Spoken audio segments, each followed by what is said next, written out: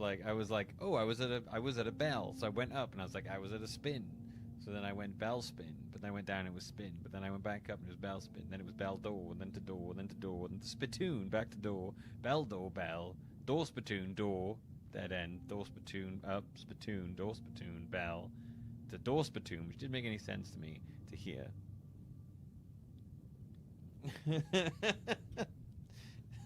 The way I described that was weird.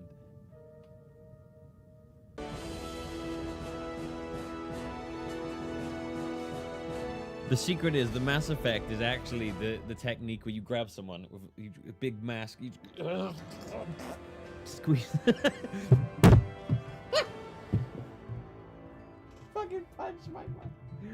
fucking punched my microphone. I'm so sorry. You squeeze them and all the poop comes out of them. Don't know why I'm fucking talking about my poop squeezing. Hiya! Oh! What? What? That was insane!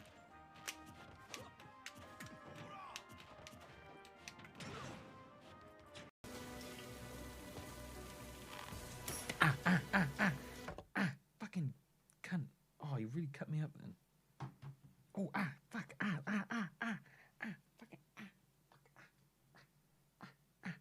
He's fucking fight, he's in fight mode. He's in fight mode. Stop. Oh, that really hurt. Fucking cut that shit out.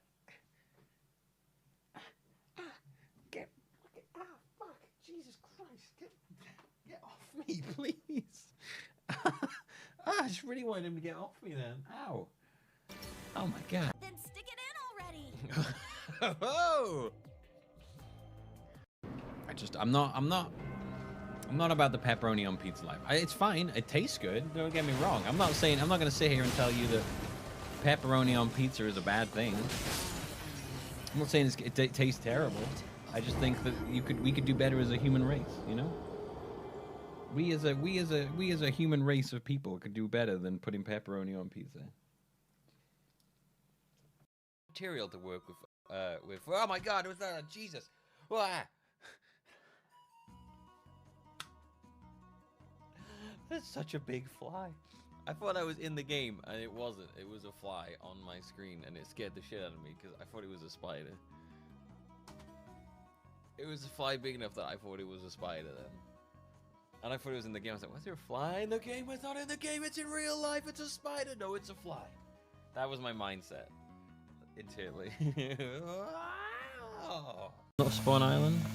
Yeah. If you don't get it quick, you gotta bail. Oh, Jesus Christ. Oh my God. What's happening to you? Shit. Oh, I don't know.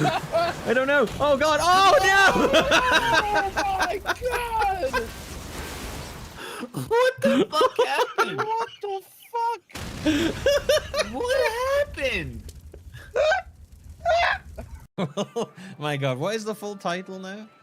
Near replicant version 122 saying 358/2 days 0.2 prologue duodecium 1.5 HD remix definitive edition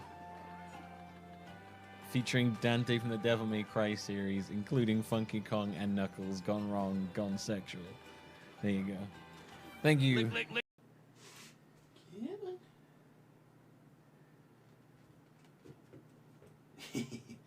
Ooh.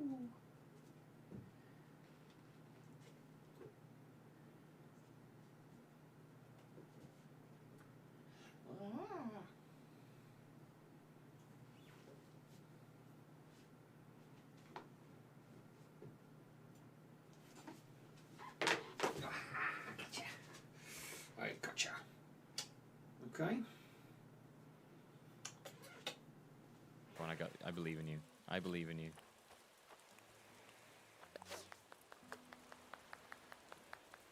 He's got this. He's got this. I'm cheering him on. Oh, he's got it. Oh. Fucking sea bass. So it's always sea bass.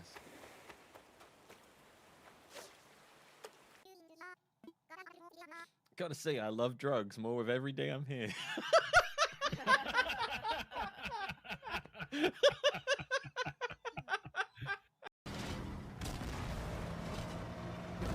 I don't know. Just never really been like, yeah, I want to play those games. Oh. That was a fart. I think I need to go for a poo. Everyone is in the gym. You need to evacuate. Make a gesture to say, no, we're going to try to leave. Nod. Make a gesture as if to say, okay. Shout, okay. It's such a strange...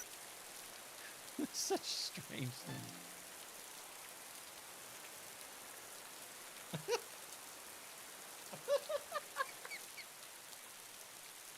What?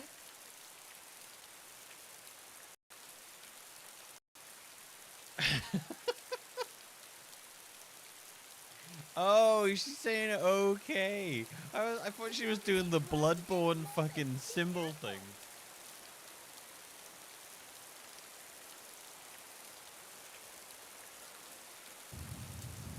Honestly, look, she was doing like some YMCA. This is not the time to be singing YMCA. This music just—it sounds like it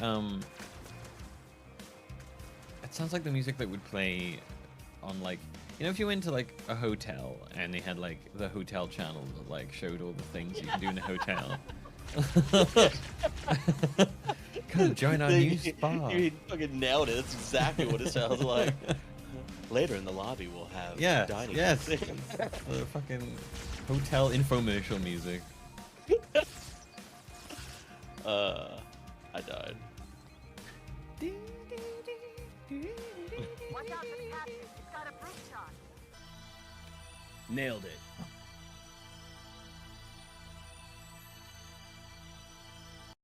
Oh, look, it's a redhead girl. Oh, it's my mum. Shit. Oh,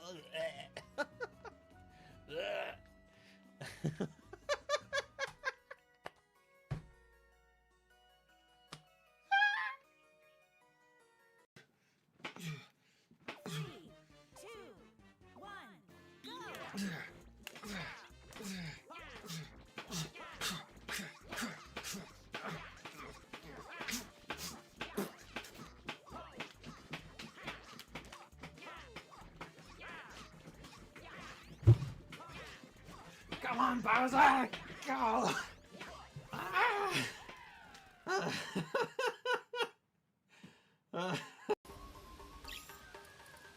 Oh, look at that butterfly. You got a little pot. You got a little mushroom. Oh, you so cute. You little woody bird. You little butterfly. Little ladybug on his head. A little feather. Oh, you a little feather. Oh, look at the acorn. It's such a big bowl. Oh, you look at the mushrooms. Oh, and the clover and the bowl. Oh, you look at the bowl. And the squash. Oh, look at the deer. Oh, look at the little tamarind. Oh, he's such a cutie. Oh, look at the creepy mask. Oh, I hate it. Oh, he's such a cutie, though. Yes, you are. Oh, yes, you are.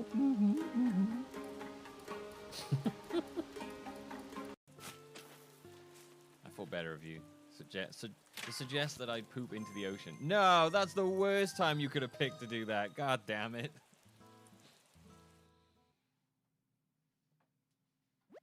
Fuck, well, that was a waste of that rock.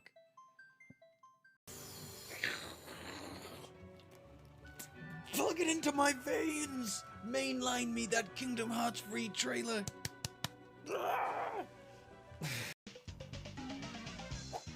It's like everyone's just like, hello there! Oh, welcome, Link. Let me tell you all about all of the mysteries of this game. Link, you must destroy the dragon, Link. If you don't, then you won't understand what to do. Whoa, look out! That's just, you know, everyone's a nightmare. Oh.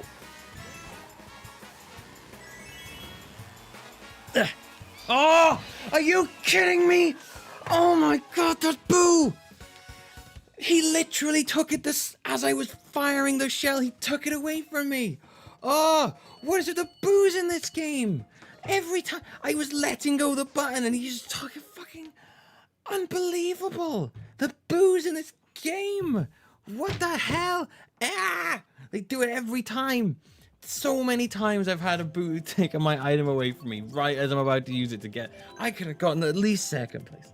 I can't believe that just happened. It doesn't. I could have gotten second though. Casey Frog was the first CD you ever bought.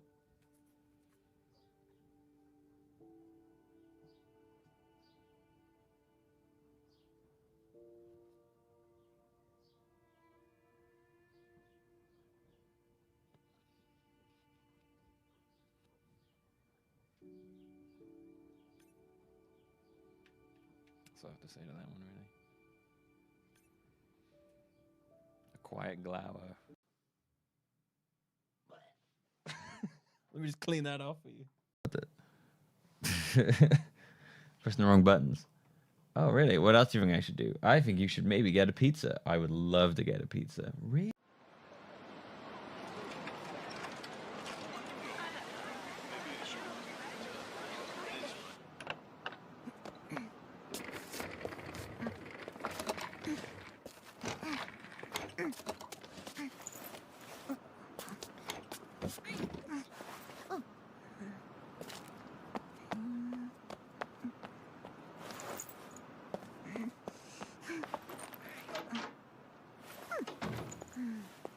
Oh, there.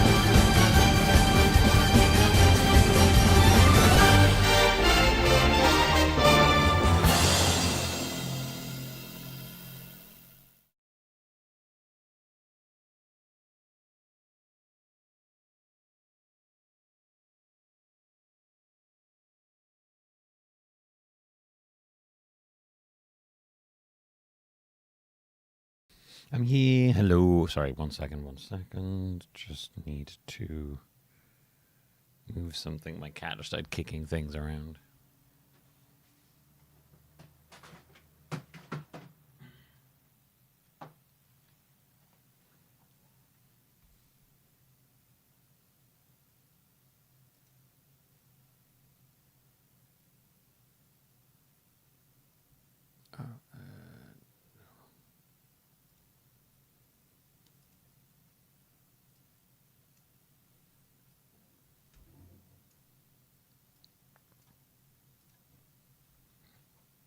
Oh dear, my phone's being a prick. Right, hang on.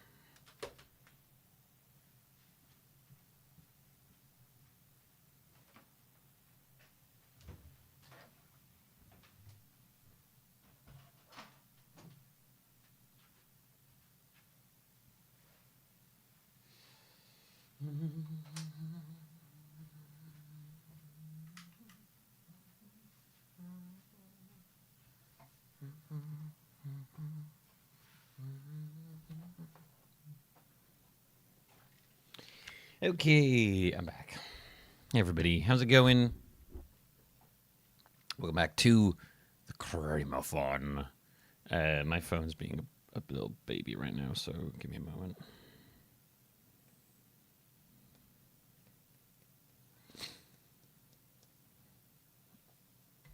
I made the mistake of not actually testing this stuff out beforehand, so...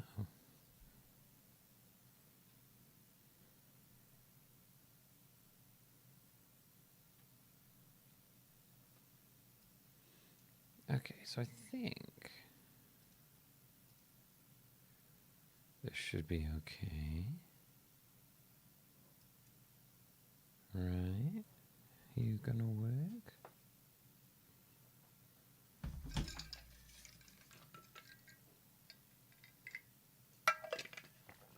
The JoJo approach me? Which one's that?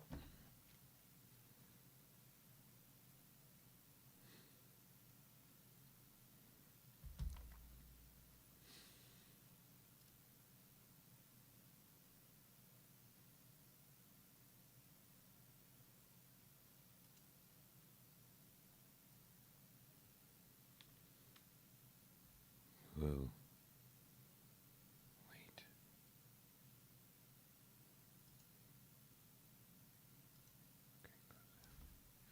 Okay, so now we open this up.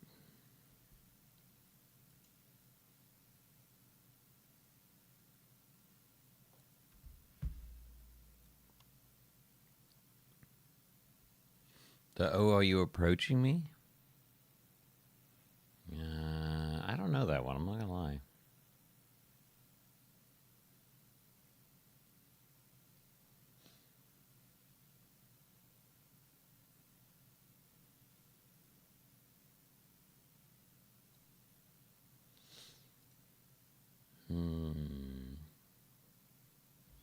Why are you being like this, huh? Why are you being like this? Ah.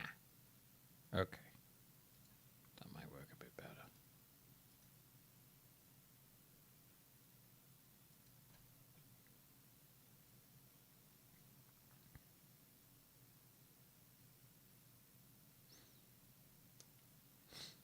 Okay, that might work better. Let's see.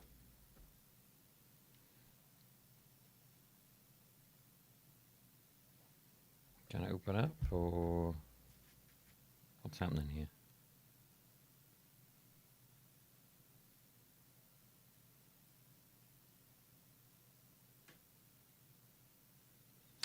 What is going on here?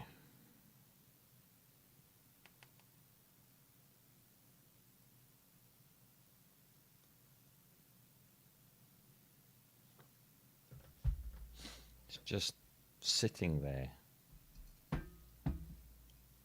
Like that. I don't know why it's just doing that.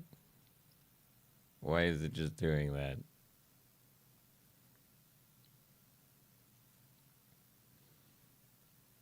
Okay. Do you wanna open up? Okay, let's try.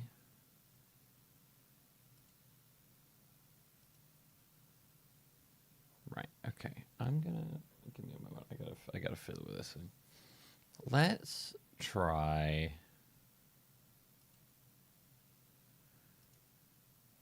Okay. Right, let's just close you. Okay. Now try, right, okay, good. Okay, so now you're open. Now, what happens when I do this?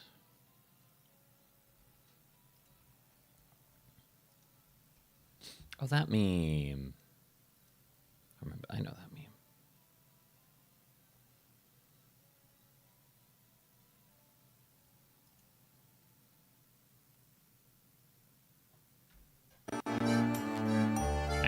There we go.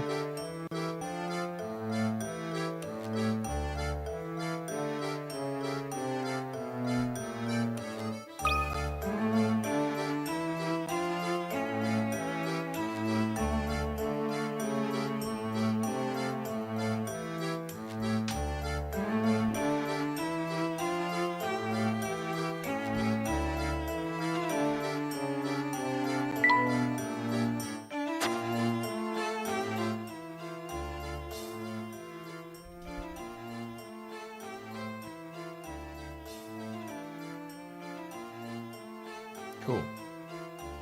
All right.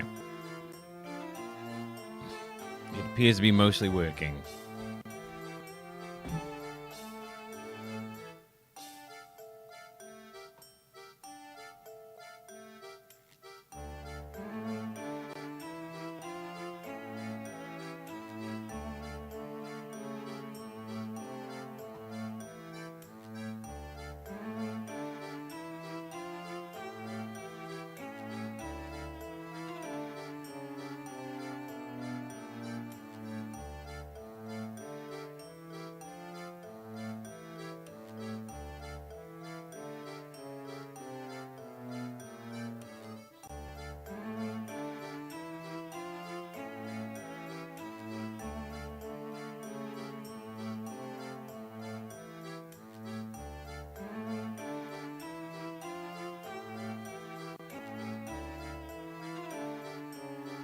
Sweet. All right.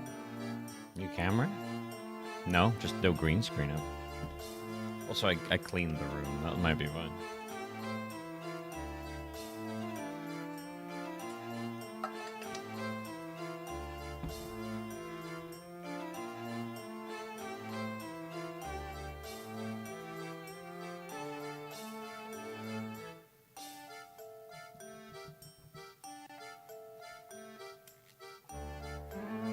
Might be just because I cleaned the room. Honestly, that may literally be it.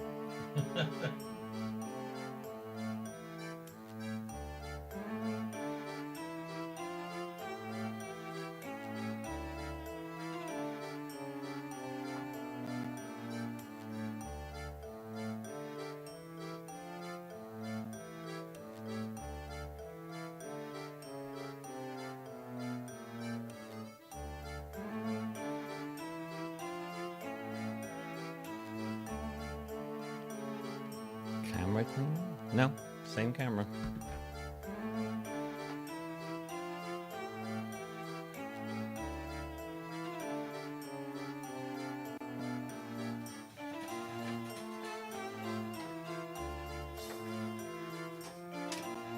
Nothing's changed.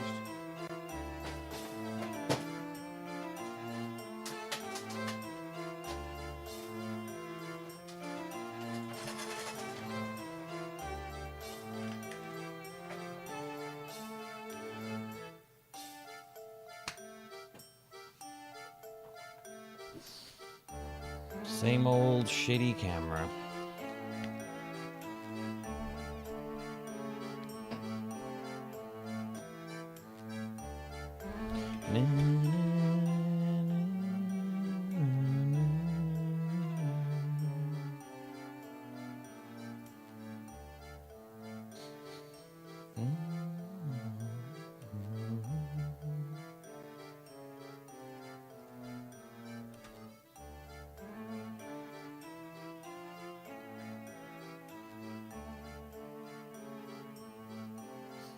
$120? No, $220. $210, buddy. What are you talking about?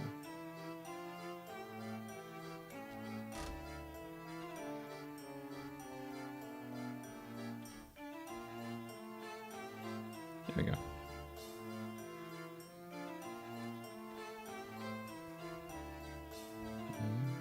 I could just not have the green screen up, but meh. It's what I do, I guess, you know? It's what I do.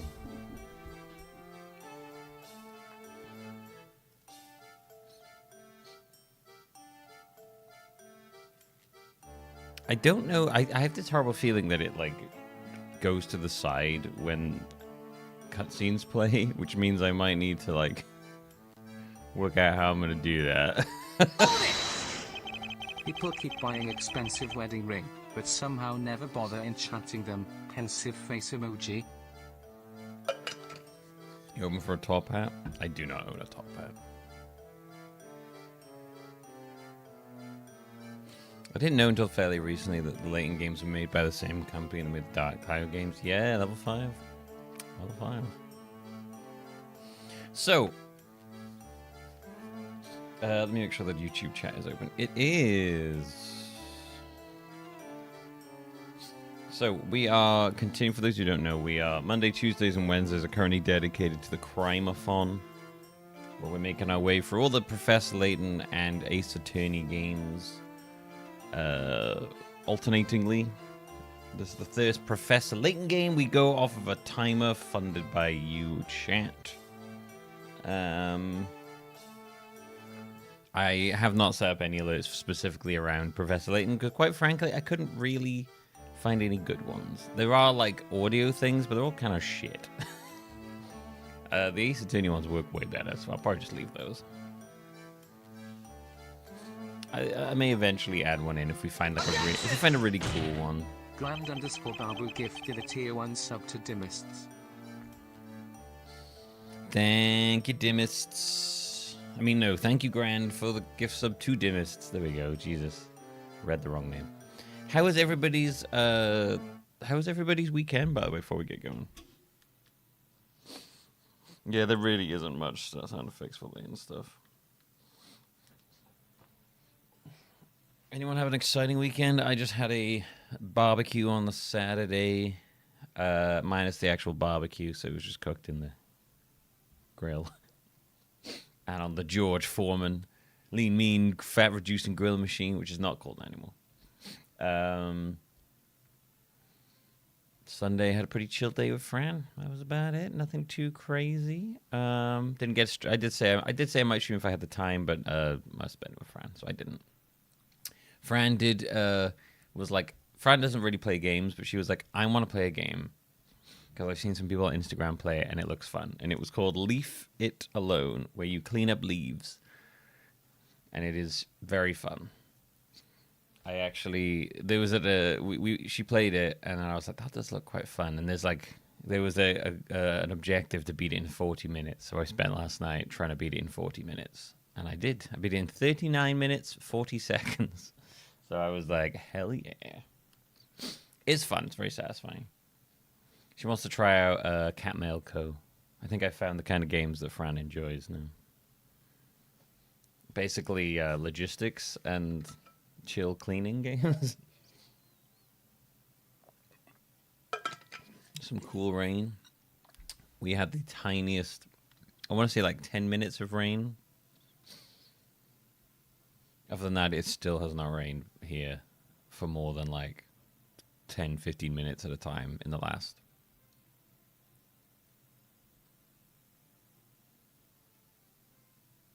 Jesus. How long's it been now? 3 weeks? Nearly a month? Which is... If you're from the UK, it not raining in nearly a month is pretty fucking strange. That is very weird.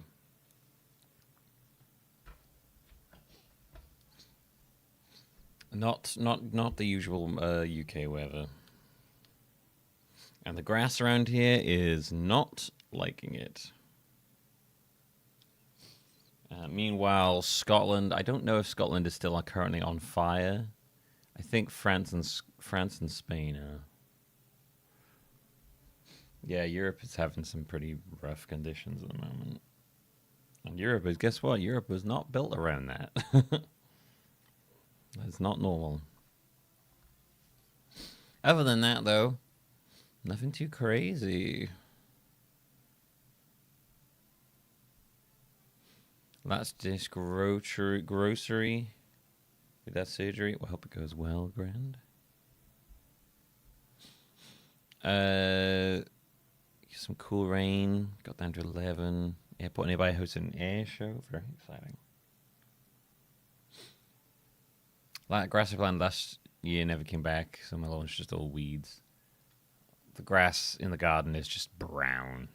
It's all just like dead and burnt. You walk around the UK. You walk around in the UK at the moment. It's just like all the grass is just dead. It's gross. It looks like pre-apocalyptic. Like everything's dying before everything goes. You know, it's very weird. Yeah, a lot of that. My dad's very sad. He loved his lawn, and he's like, spent so long. It's interesting seeing what's thriving in this weather, though. Like there's a couple of things that are like plants. You're like, oh, okay, you're doing pretty well in this, huh? It's almost all the plants that you don't want in your garden that are like, I'm loving this shit. So, we'll see how this goes on mobile. If it's a disaster, I will just make it. Hey-oh, you feeling all right? If it's a disaster, we'll just like pull up a DS emulator and play it on that. I got like a free month of Google Play Pass thing, so and it's on here, so I was like, well, I might as well. If it's a disaster, we'll do something else. We'll work around it. Let's, before we start any timers, let's check that. Let's check that the cutscenes work okay.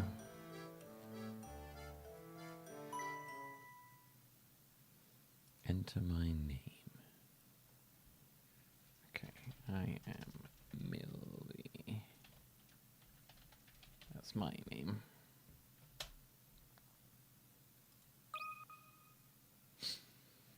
That one.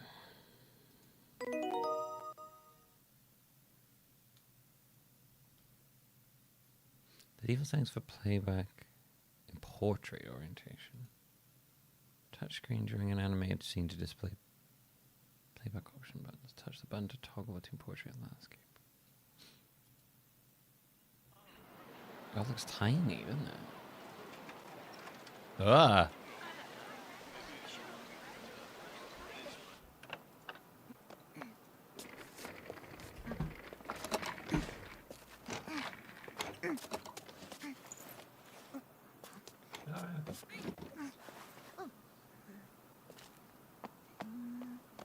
Hang on a minute, let's...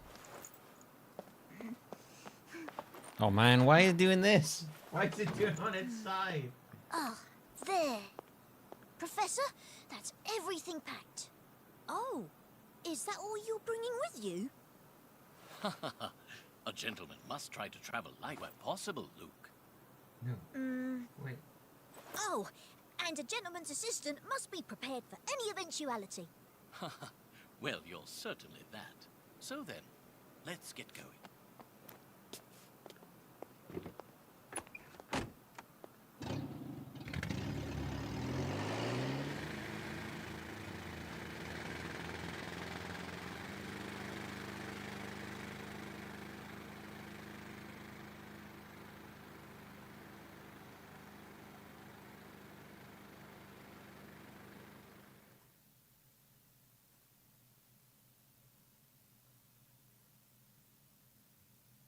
The things we saw that day in the village became a secret we would have to Guys, keep I'm from struggling to get it to everyone flip the for right rest way. of our lives. Because, you see, Oh, I'm struggling.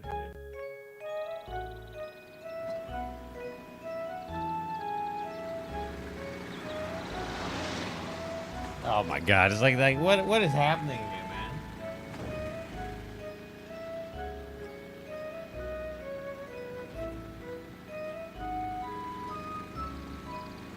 huh? Oh my god, it's upside down now. Jesus Christ. I don't understand, Professor. Why are we going to help solve an inheritance dispute?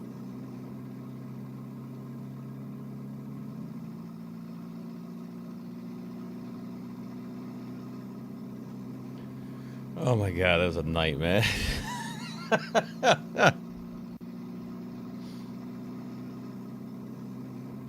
don't know, this is literally just like the phone link for Windows. This is...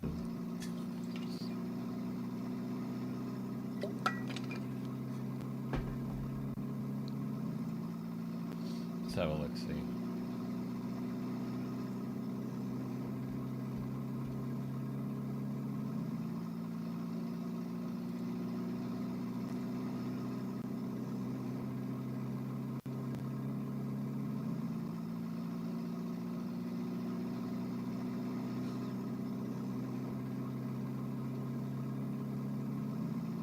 Oh, I have an idea. I know what to do. Right, I know what to do. I have an idea. Okay. I've got it. Luke, my boy, do you really think I would take on such an ordinary request as that?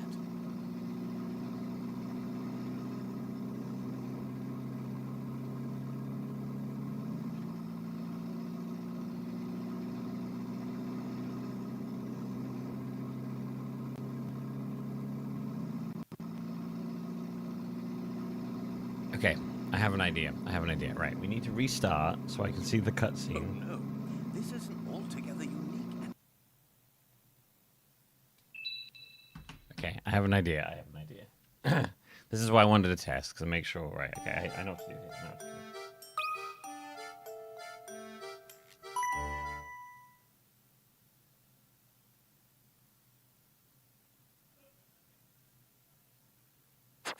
Mulby?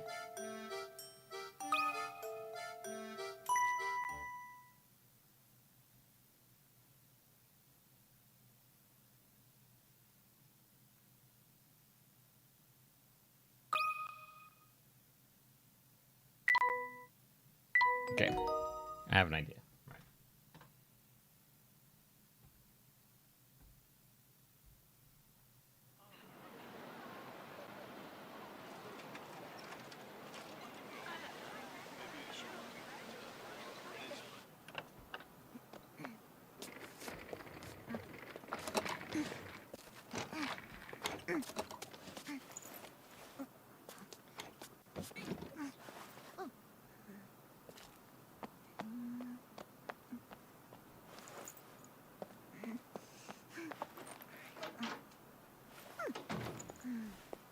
Ah, there.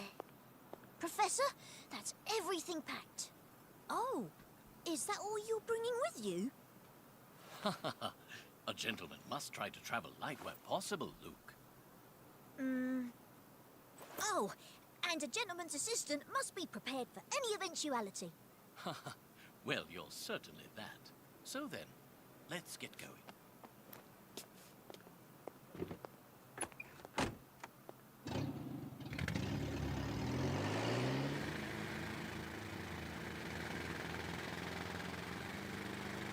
Keep expecting it to go da-da-da-da, da-da-da-da-da-da. All right. Okay, I've done it. I figured it out. I've worked it out. I know how we're doing it. I'm just gonna I'm gonna turn on the Things we filter saw that when the day in cutscene village starts. Became a secret we would have to keep from everyone for the rest of our lives. This- Because, you see,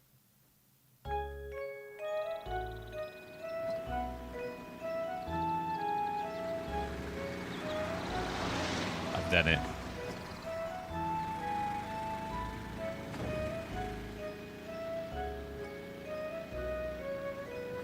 Done it. huh?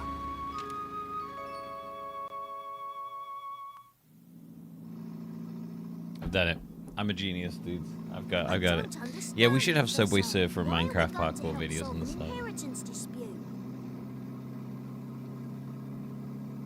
Luke, my boy, do you really think I would take on such an ordinary request as that?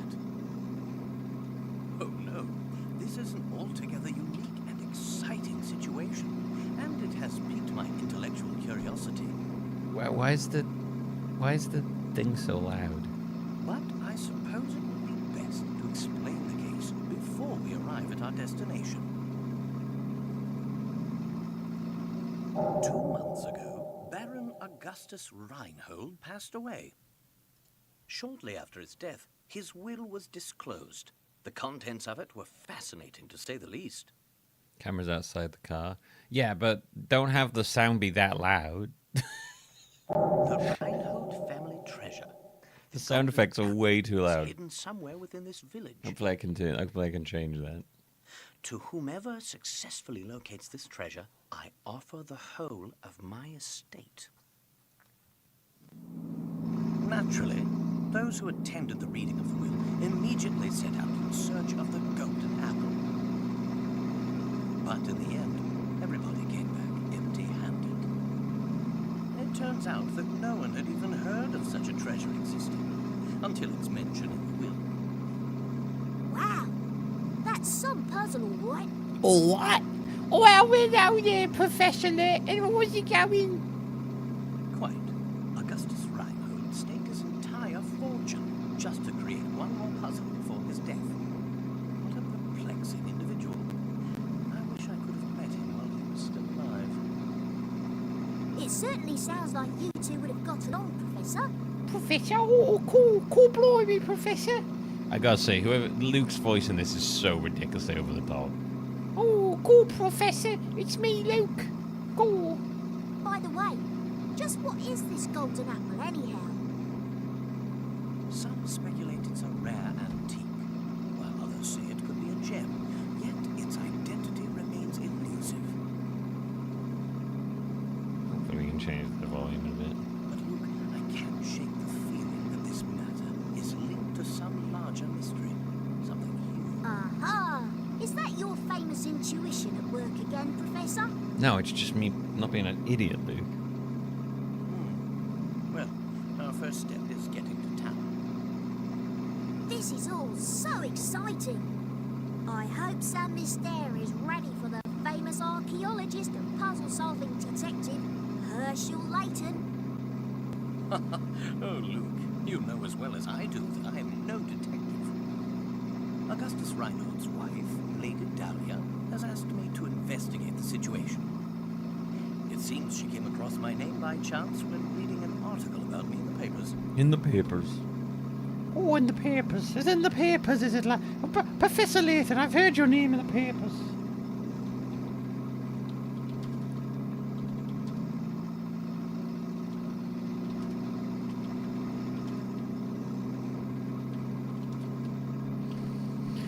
Right, let's get a good picture for the background, shall we?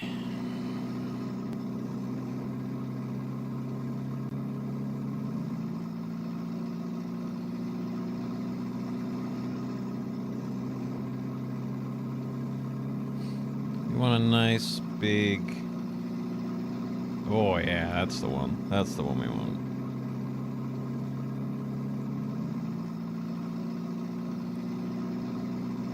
Alright, I got an idea here.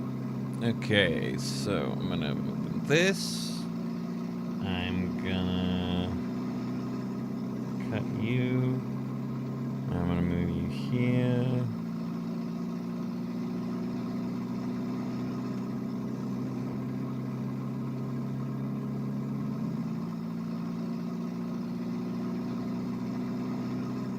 Just realized I still have this saved on the screen.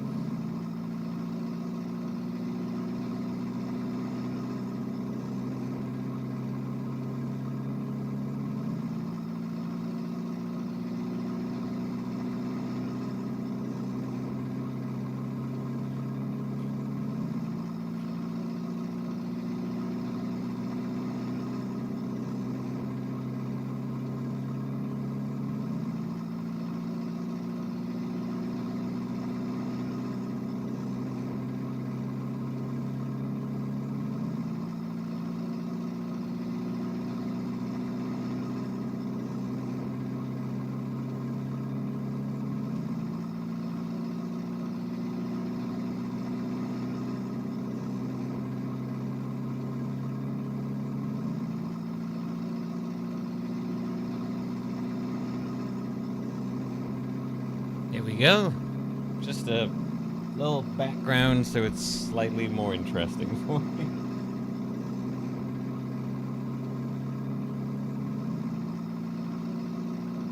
It's a background from the game. And you immediately decided to take her up on her request.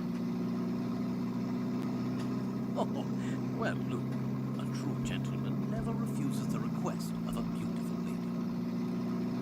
Layton's a fucking horny dog. If you say so, Professor. All right, Professor, gentleman that you are, horny bastard. We should be nearing the town. Ow, my eye. Look at the map in the envelope and help me with directions. Right you are, Professor. Right, you are, Professor. Oh, cool, blimey. What in the... What's this? Lady Dahlia seems to have given us a test. We'll need to decipher this map in order to find the village. She wants to see if we're capable of cracking the mystery surrounding the Reinhold fortune. Care to give it a go, Luke? I'll do my best. A puzzle like this should be no problem for the apprentice of the great So there's Professor two different Layton. versions of this blaring. Did you play the DS version? I think in the mobile version. So I think in one of the it's either in one of the later games. They changed the voice actor for him. For Luke. So he sounds different.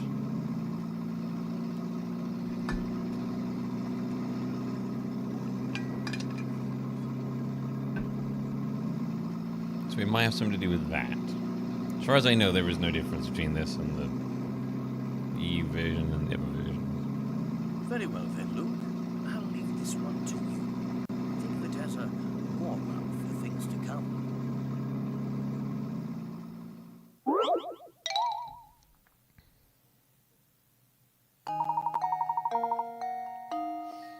My village is on a road that leads to Nova Village. I look forward to seeing you there. Draw a circle around the right village, then touch submit. The US and UK versions actually have two different Luke VAs that they stick with the whole... Really? Wow, I did not know that. Huh. Wonder why they did that.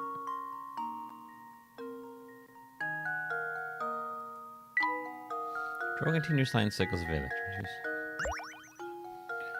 Okay. So, my village is on a road that leads to Nova Village. I look forward to seeing you there. Look on the right village. Okay, so it's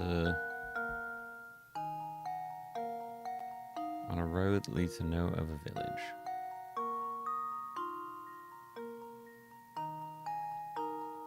So that goes there, and then that leads there, and that goes to nothing there. But it goes up around there and there.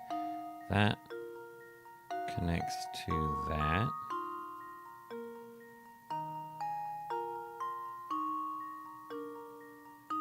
I think it's this one, because that connects to that. This one goes down there and there. That one goes there and also goes around there. Yes, this one.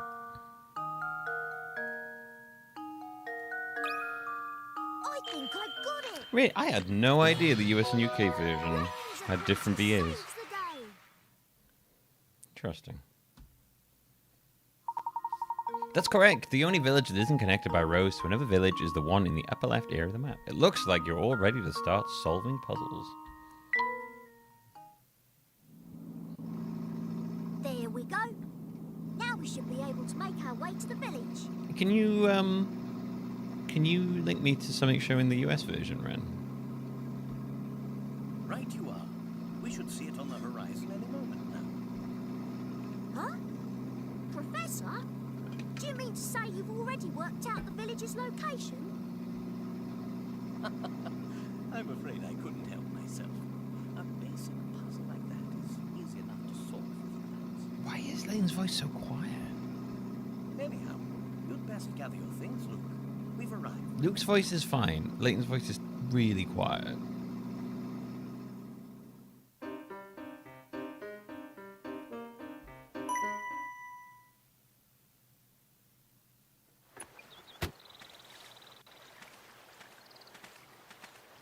There you go. Beautiful. Look at that.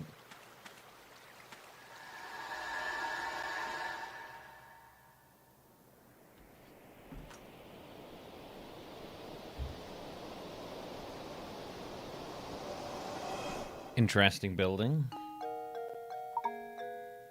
Interesting.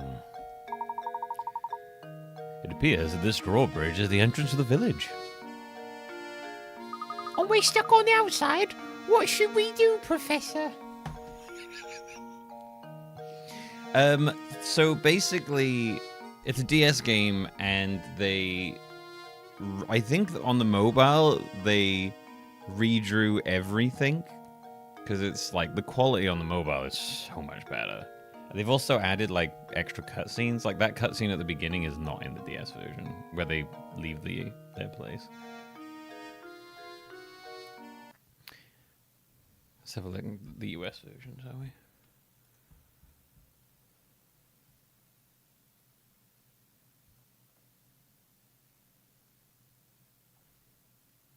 Oh, I appear to have... Oh. Luke, my boy, do you really think I would take on such an ordinary request as that? Oh, no. Why are we going to help solve an inheritance dispute? Oh, you're right. What the fuck? Luke, my boy, do you really... I don't understand, Professor. Why are we going to help solve an inheritance dispute? Interesting. Were they like, sorry, British... What, British Luke is too much for American audiences?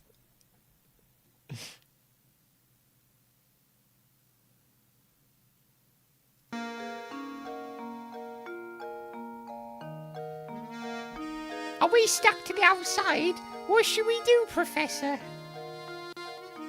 Oh, look. Oh, look over there. There's a man standing on the other side of the river. Maybe he could help us.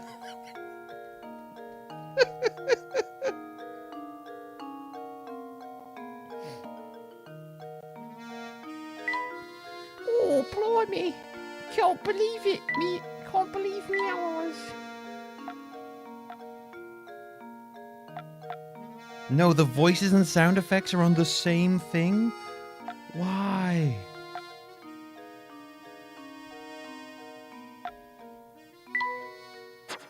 Why would they do that? That's terrible. Oh, blimey, Professor. Cool. Right, I need to go get a longer wire. 1 second. My wire's too short and I need to charge my phone while I'm playing.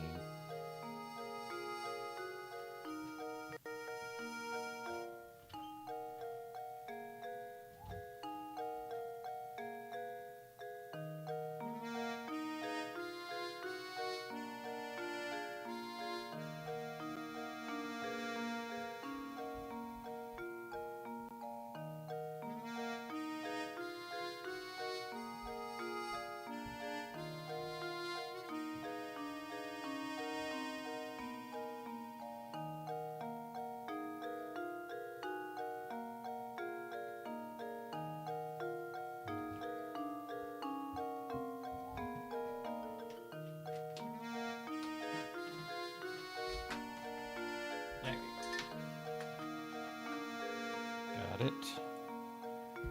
Right. Like Layton's voice, I can do easy. Layton's voice is very, very easy to do.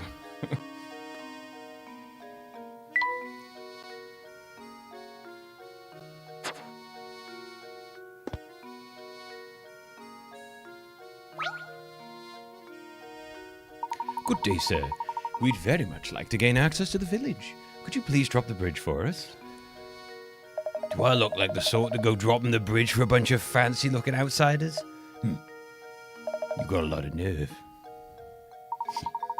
We've received a letter invitation from Lady Dahlia.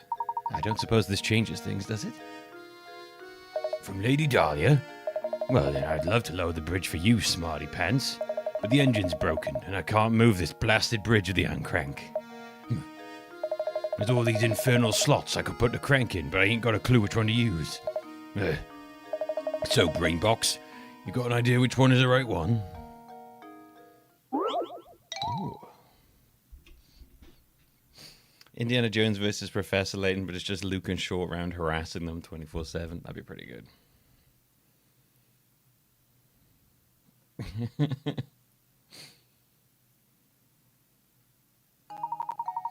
There's no way to lower the bridge and get across without inserting the crank into the correct slot.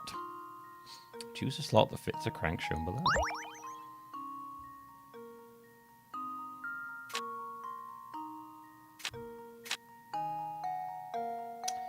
Okay.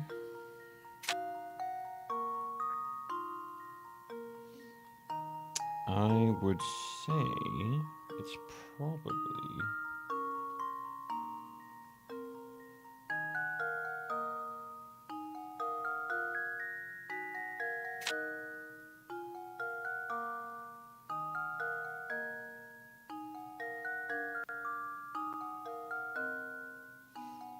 I think it's 1.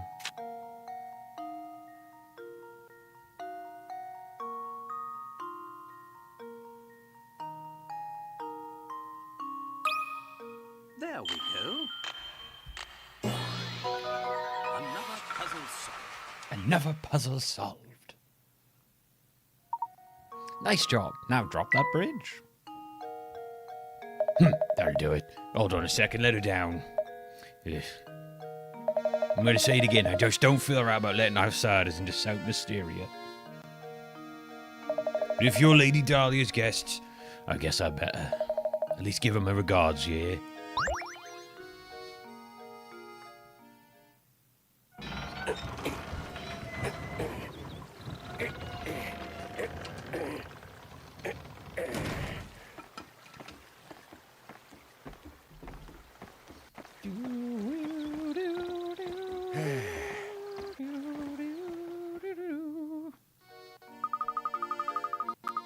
Oh, shit.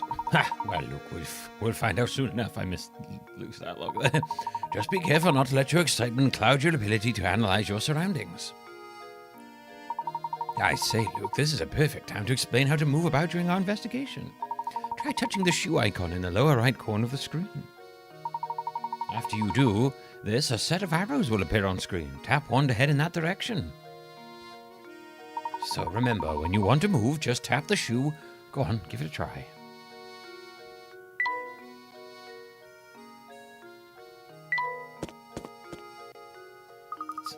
It's amazing, Professor. Oh, St. Mysteria appears to be surrounded by thick forests on all sides. Oh, cool, blimey. Indeed it does. But enough talk of trees. We should head over to meet Lady Adalia now. Hello, pleasure to meet you. Welcome to St. Mysteria, where our local export is the puzzle. Oh, before I forget, you should know that every time you solve a puzzle, you earn a set number of pickrets. The more pickrets a puzzle's worth, the tougher the puzzle will be. They say lovely things happen when you gather enough pickrets. Imagine that, a reward for solving puzzles. For practice, try this little riddle that your rat reminded me of. Think good and hard before you answer. Alright, 10 pickrets. These 4 top hats are all the same height, but the length of each brim is different. In other words, the hats are equally tall but vary in width. One of these 4 hats has a brim and height that is the same hat length. Which hat is it? These 4 hats are all the same height, but the length of each is different. Each brim is different. In other words, the hats are equally tall but vary in width. One of the 4 hats has a brim and a height that are the same length. Which hat is it?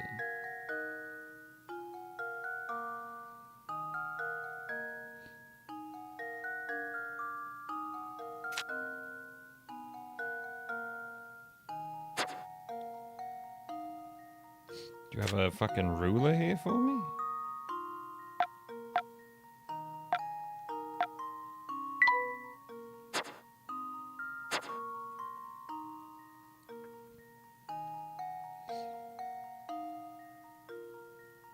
Probably like...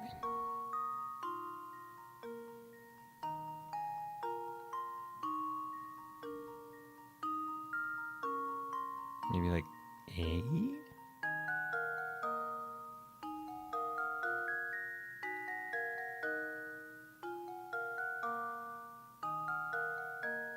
I think it's A. If I look at my hand, I'm gonna say A. Luke, here's my answer. Critical thinking is the key to success. That's right, this is a very famous optical illusion. An optical illusion is a visual phenomenon where your eyes perceive things differently than they actually are. There are dozens of known optical illusions. What's the world coming to when you can't even trust your own eyes?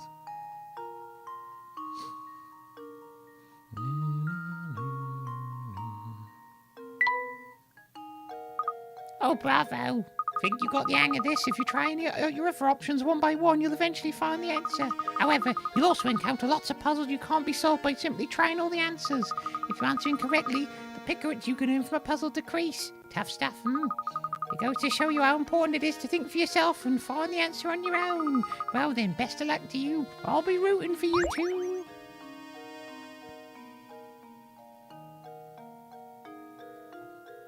Thanks. Russian man. This guy looks very Russian to me. Yeah, what a dandy set of fellows you are. Must be new to St. Mysteria. The name's Stashin Scarthen, and I've got some advice for you. Tap that barrel back there. Don't ask questions, just do it.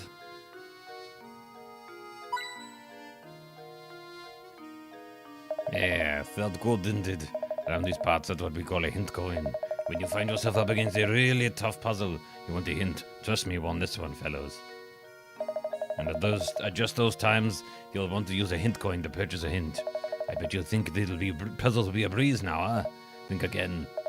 There are a limited number of hint coins in this village, so don't go wasting coins on any old riddle, because if you do, when you come across a real stumper, you'll be sorry. Real sorry. Mind you, hint coins won't always be hidden on inside barrels. Check any objects that seem suspicious. I got something special now just for you. More stash and scarf wisdom to share. Investigate the sign on the building. Over there, go on. Puzzle solving charm. I don't remember those. That's a puzzle solving charm you just found. Come on, we all know how you were expecting something. Oh my god. I wasn't expecting that. Come on, we all know you were expecting something original from this remake. I didn't know they broke the fourth wall in this.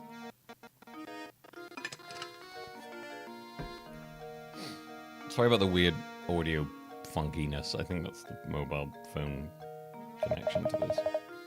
Gives you a new version of a certain charm, don't you think? Now you're probably thinking these charms sound like fun, aren't you? But have care. Care. You were expecting me to say something like that, weren't you? Don't worry, I'm just pulling your leg this time. Charms are safe.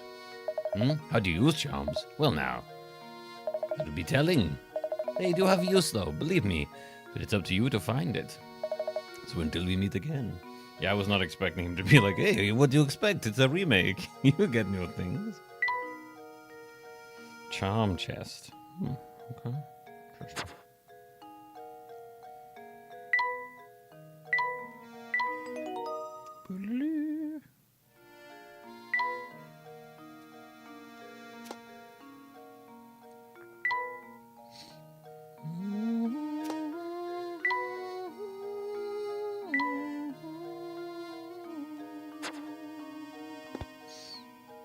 Okay. I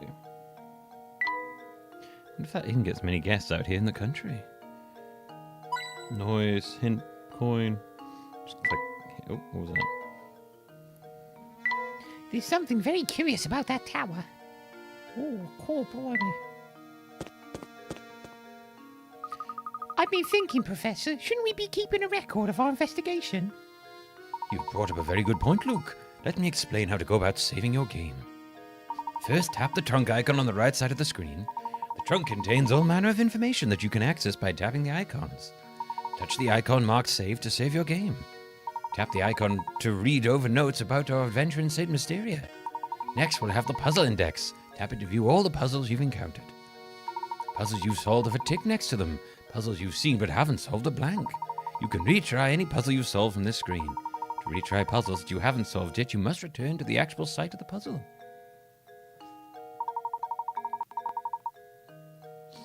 It's like a fake top screen. Don't be afraid to use the items in the trunk to help our investigation. It'll be second nature soon enough.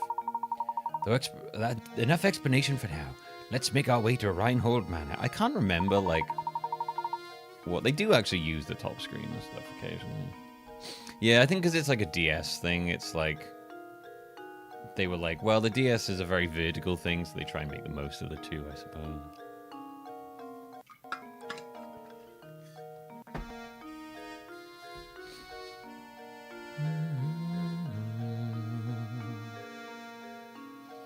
An arrow marks our path on the map, so all we need to do is head in the correct direction. Lead the way, Professor. Chapter 1, Reinhold Manor awaits. Make your way to Reinhold Manor on the east side of the village.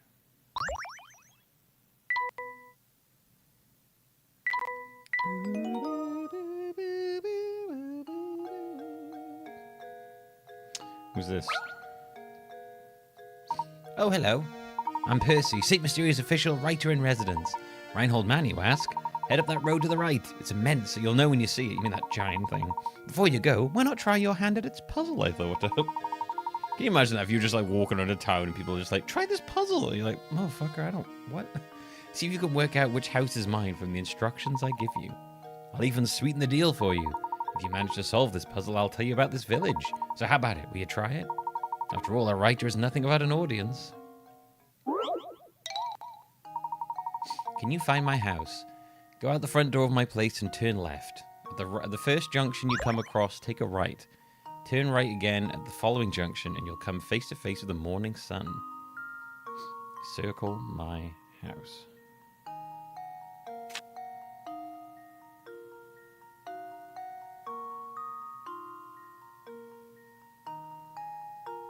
Which direction does the sun come up in? I forgot.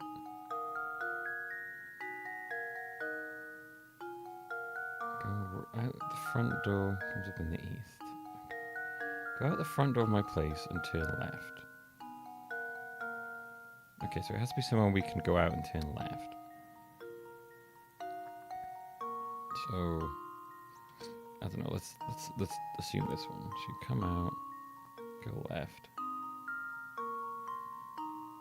The first junction you come across. Take a, well, that won't make any sense.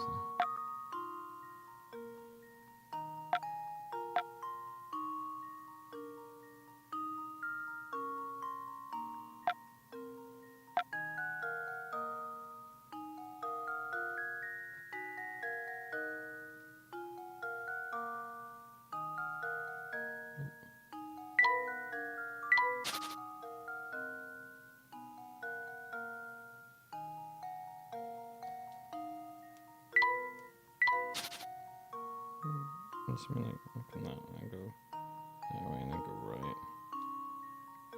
And turn right again. That doesn't make any sense. So if we came out and then went left. That doesn't make any sense.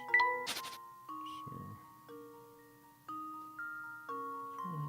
go left. Oh, okay.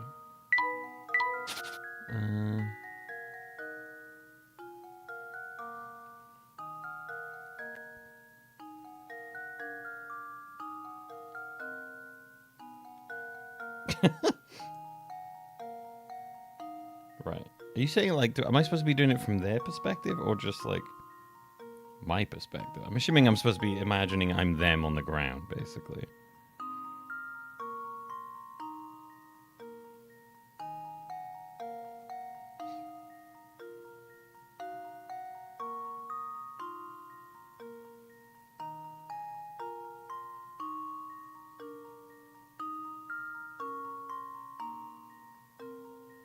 And I can't go right again.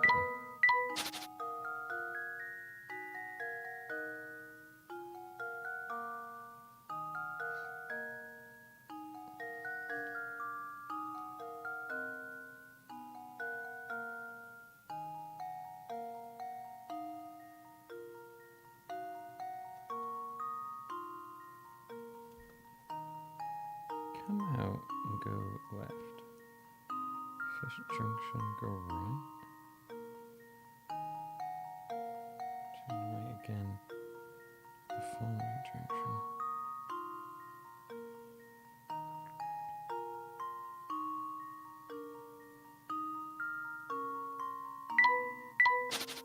I crazy?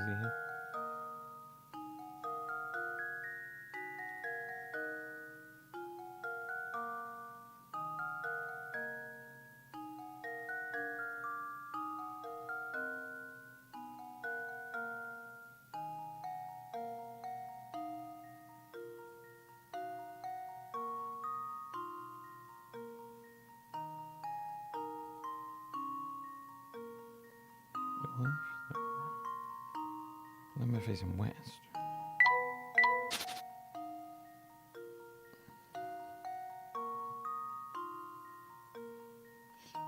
Now, by junction, do they mean the first time we can turn right? Or they just mean any turning?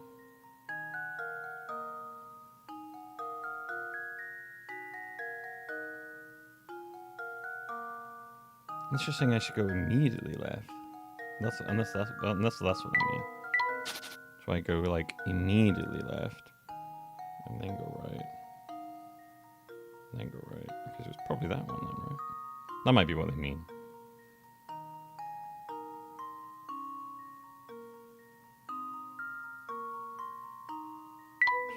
Probably that one then. Because if I came left out there, oh.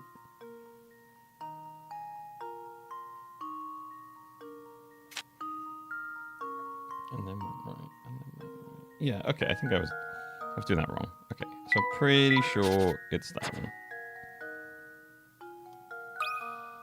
That should do it. Yeah, okay. I was like assuming you had to come out the house and then go left as opposed to just go left out the house, which was silly. I was like, oh, you're supposed to be following the roads, not the squares. Oh, that would be why. I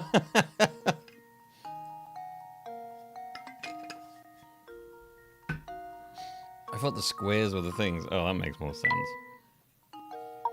Impressive. I thought I'd set out quite the puzzle, but you made short work of it. Yeah, I just misunderstood that one.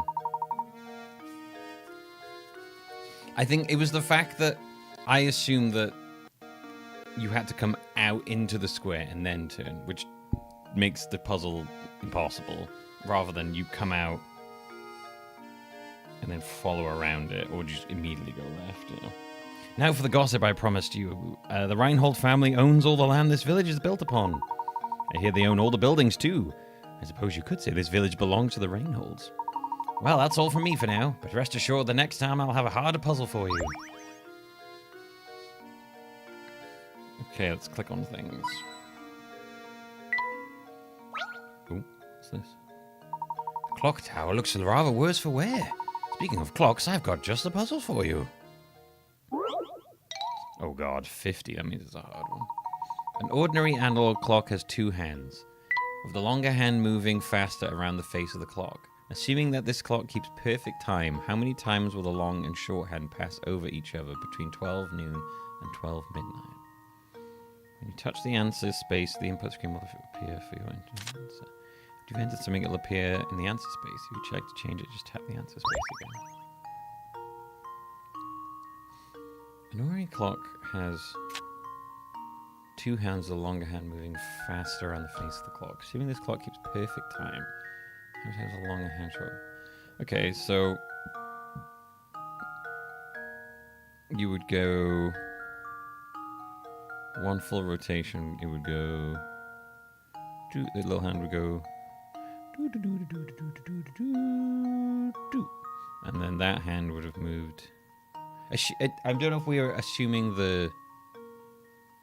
I'm going to assume this first bit is not crossing over. So you go full around once, and this will be there. And then.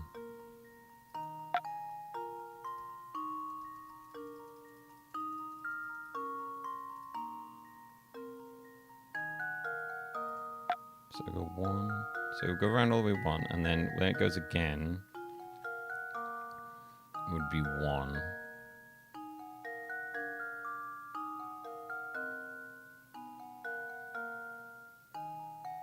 Because it would the little hand would be there. And so big hand's there. So when it goes around the second time, it crosses over at once. Then 2. So 1, 2, 3, 4.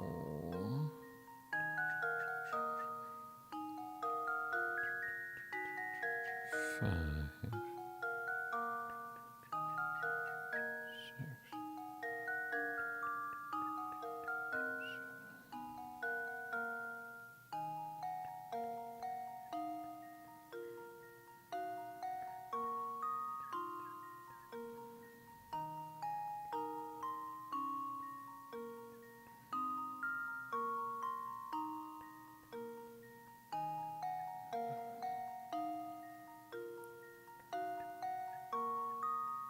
So it would be 12 then?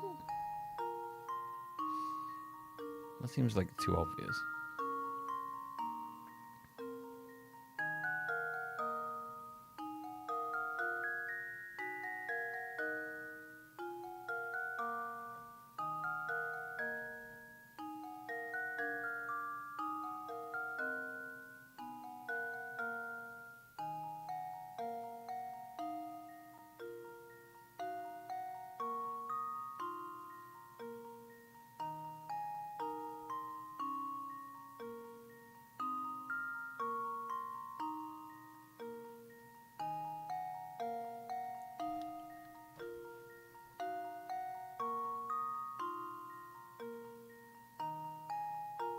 I mean, I'd say 12, but I feel like the fact it's worth 50 pickers makes me think it's not that.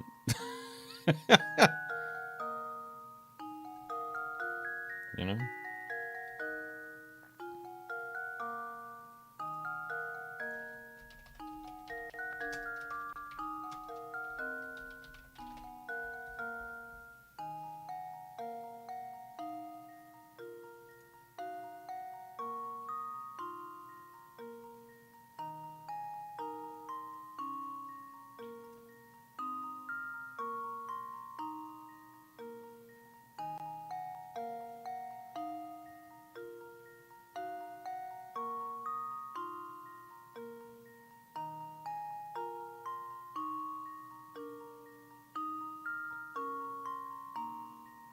Wait, no, was it 11?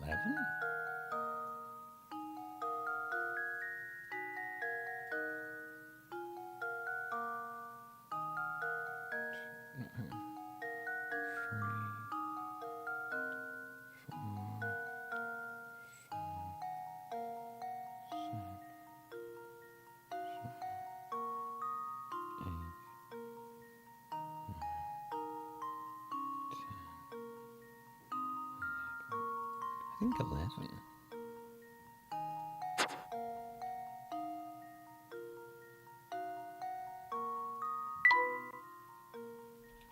I guess we'll just try 11, shall we? I think I got it. Nope. No, I was sure I had it.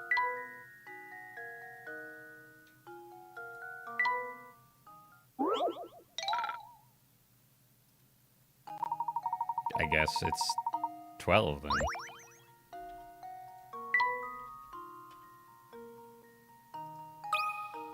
How does this sound?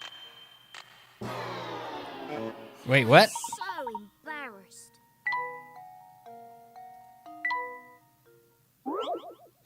The 10? No, it was a 10. How would it... So it's 13. Or because it counts the...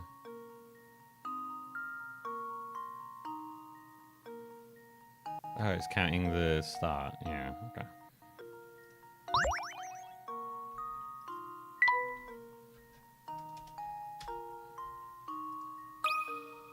I think I got it. I'm so embarrassed. What?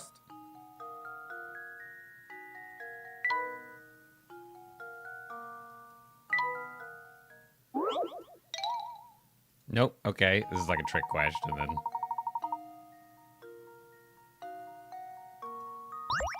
Are they counting like? Oh fuck! They're counting. Oh, okay, no, hang on. It's like twice every hour. 1, 2, 3, 4, 5, 6, 7, 8, 9, 10, 11, 12, 13, 14, 15, 17, 18, 20, 21, 22. I think it's 22.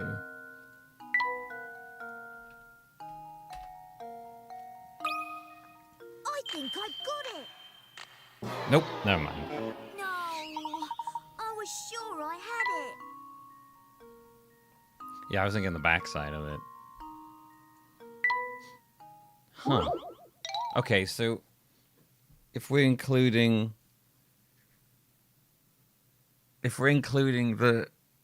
the beginning, it would be 23?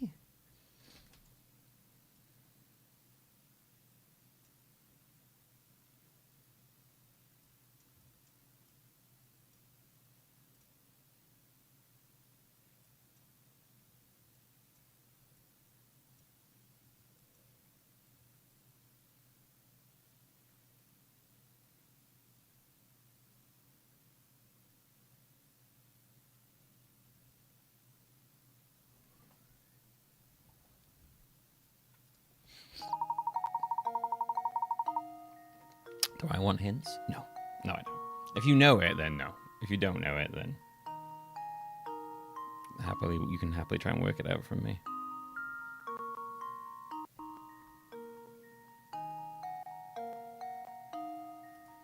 Okay, my only other thing is 23.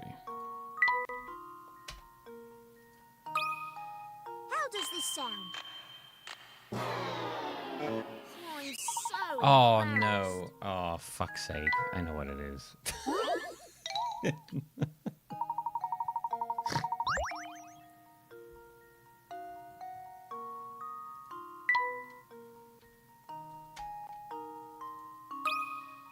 Well, here's my guess. Nope. Okay, then it's 1. Oh, I was sure I had it.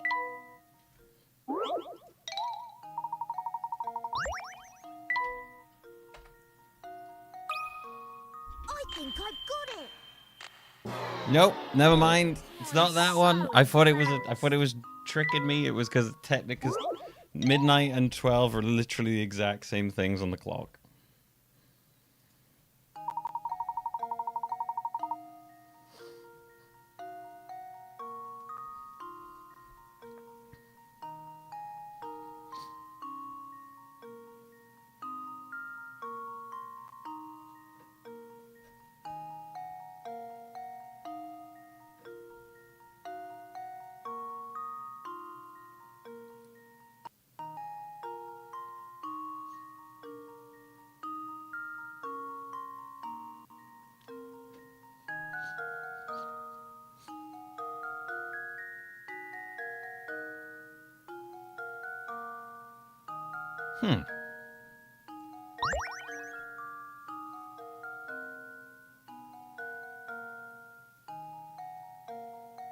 Because it doesn't...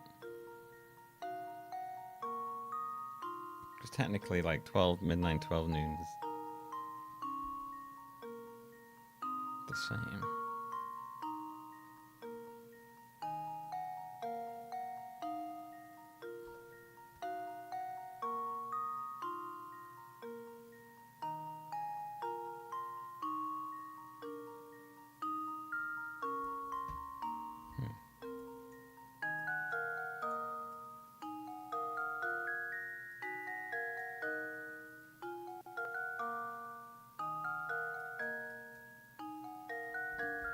I have a video of a clock turning here that I was looking at, but it's not really helping me.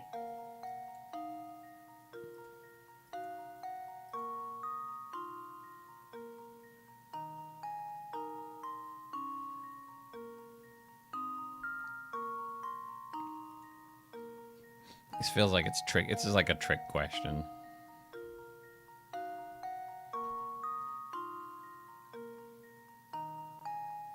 tried 11. We've tried 12. We've tried 13.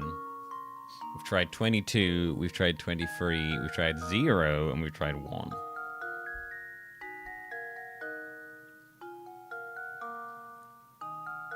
I think I need to look at this in a way that I'm not looking at it.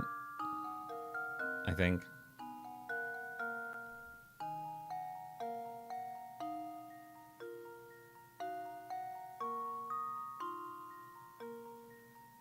Should be 10.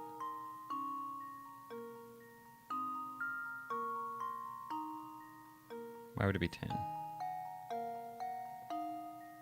Because you don't count the beginning and the end?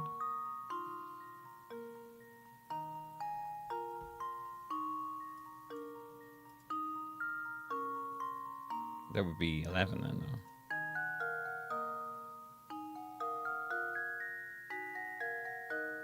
Yeah, if you don't count the beginning and the end, then it's 11, isn't it?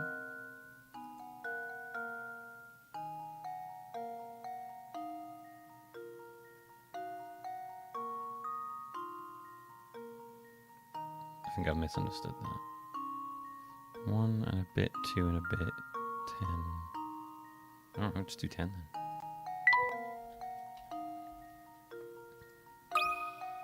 I think I've got it. Oh yeah, it is. You can tell. You know if you've got it right because the third thing he'll be like, "Huh," smiling. That's how you know you got it right. Hand passes over 10 times. If you think about it, the answer is obvious, but you might have to be tricked by the question. The hands pass over each other once an hour, but since they start and end directly on top of each other, the 2 of the 12 hours do not count as a pass. Why not try it on a real clock? I guess I just added it up then?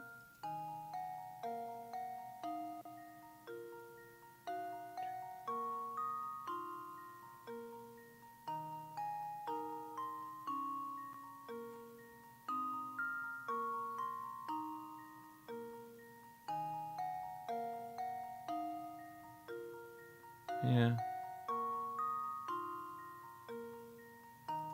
Yeah, I guess I think I was counting the final go to midnight as a crossover, I think is what I was doing.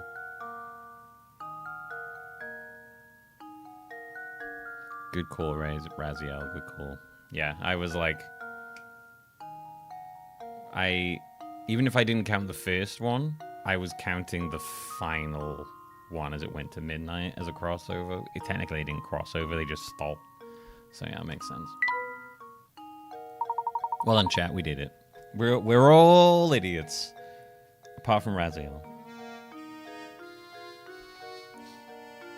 Yeah, the phrase. That question was phrased in a way where you you have to be like, oh, okay, I have to be very precise about this. Precisely the answer I was looking for, Luke. Well done, my boy. You only took 12 guesses. Professor Layton, am I stupid? Yes, Luke, but don't worry. Everyone else is too. We've always got our hint coins. Yeah, if you know the answers, it's probably best you don't say anything. I'm going off of an honor system here that you're not just telling us the answers if you know what they are. Because that would ruin everything. Professor, look at that man standing in the street. Is he an homeless? No, Luke, don't say that. He's blocking the path up to Reinhold Manor. How terribly rude.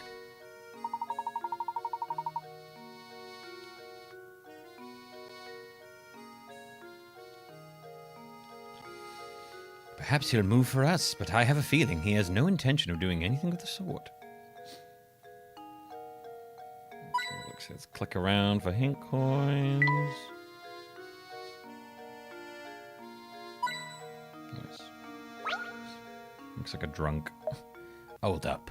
I've never seen you two here before. What's a couple of new faces like yourself doing here? We're here by invitation of Reinhold's. Now, if you excuse us, we have business through the gate. Business of the Reinholds, is it? Is that so? Something strange, eh? Yeah, you're a fishy pair. I don't trust you, that's for sure. But I'll let you pass if you can solve this riddle, see? Just to warn you, it's a tough one. Isn't going to be easy, is it? No way. Definitely not going to be easy. Okay. All right. Here we have 8 small weights that all look the same. However, one of the weights in the group is slightly lighter than the rest. Using this scale 2 times, you can find out which of these weights is lighter than the rest. So which weight is the light one? Load the weights you want to measure onto the scale by dragging them onto the position with your finger. When you finish arranging the weights, press the red button to weigh them. If both sides stay level, it means the loads on both sides of the scale are of equal weight. Once you've found the right weight, place it in the answer area and tap submit. Using the scale 2 times, you can find out which of these weights is lighter than the rest. So which weight is the light one?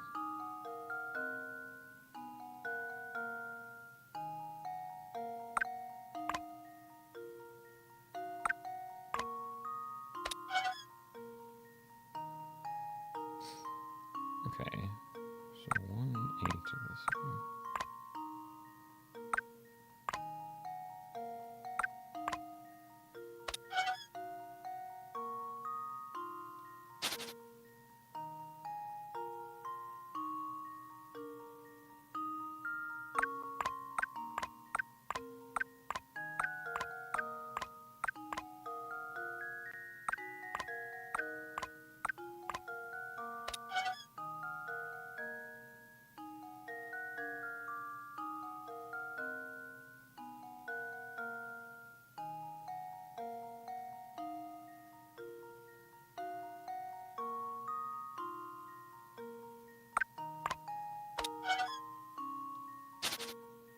I mean, I technically do it more than 2 times. Because I could just kind of... Unless it's resetting every time, which would be fucking annoying.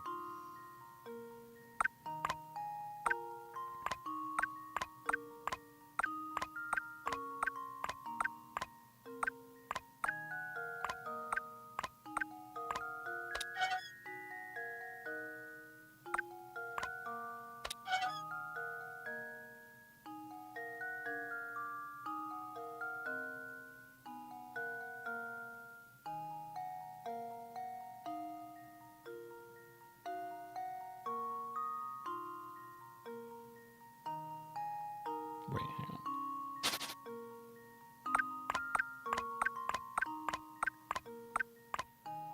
Okay, I accidentally solved it then and forgot.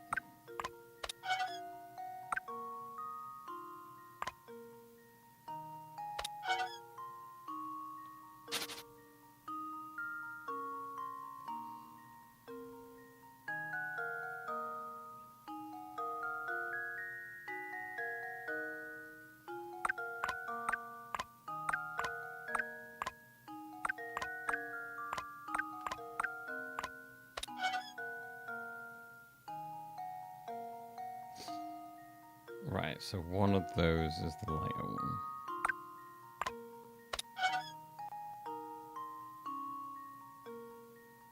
So it's 2.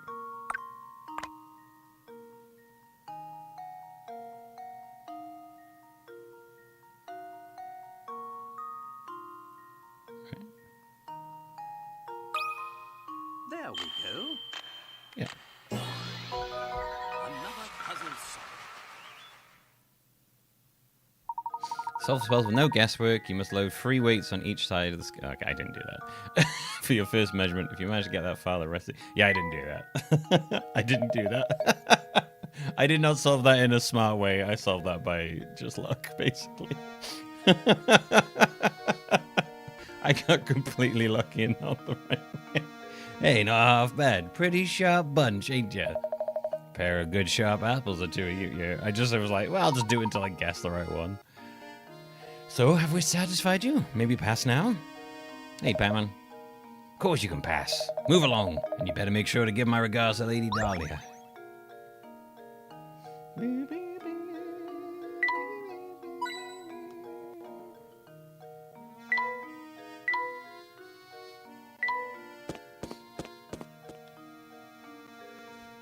who's this guy? He's like a creep. He looks like he's gonna touch me in the night. Get away from me.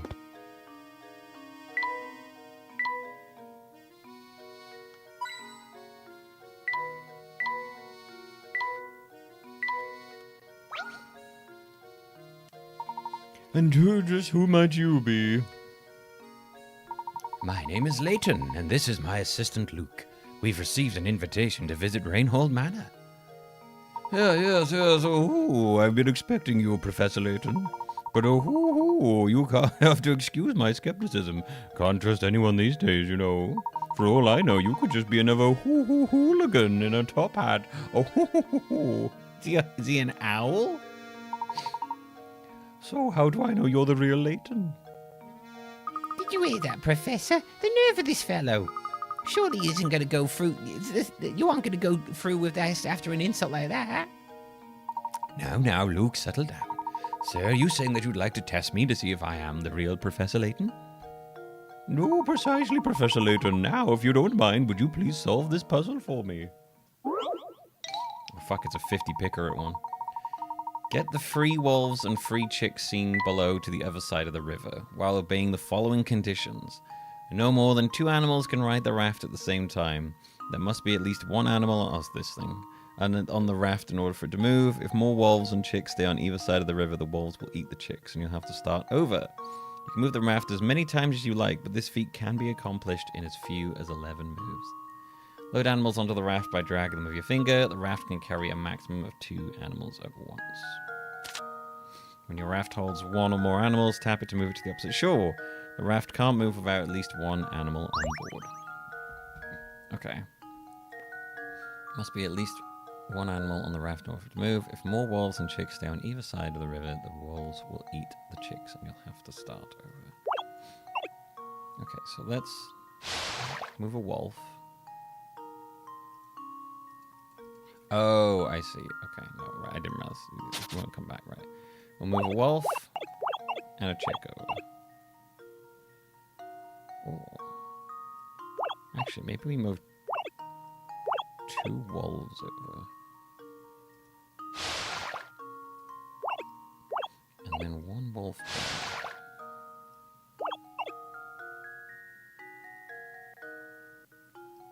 A chicken wolf? Oh no, that won't work.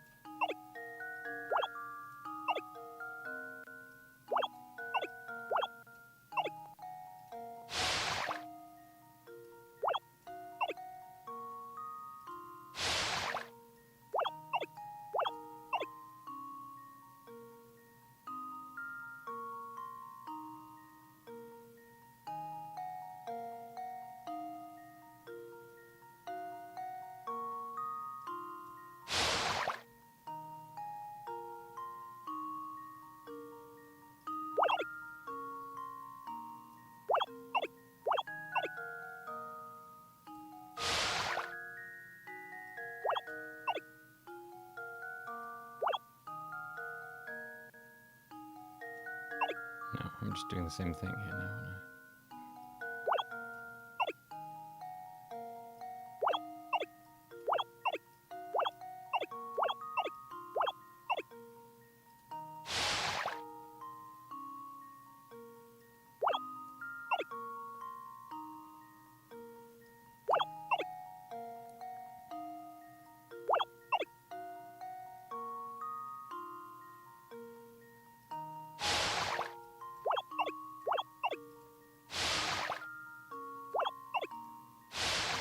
There we go. There we go. Another puzzle. This puzzle can be solved in as few as 11 trips. I did it in exactly 11 trips. Let's go. Fun fact time. There are several variations of this type of river crossing puzzle, and they've appeared in writings dating back to over 1,000 years ago. Oh, do excuse on my earlier rudeness. Let me show you the manor. Everyone's waiting for you. Pardon me. Everyone? I was under the impression that Lady Dahlia was the only person expecting me. Right this way, please.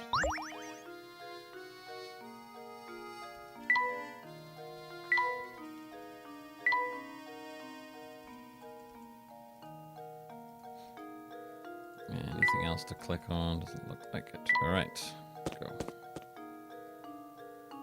Is this the manor, Professor?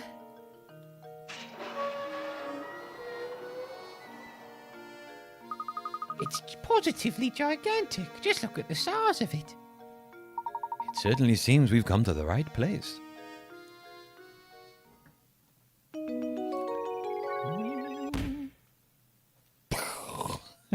I love that he has the same point as Phoenix. The Professor and Luke finally arrive at Reinhold Manor. Let's head in, shall we?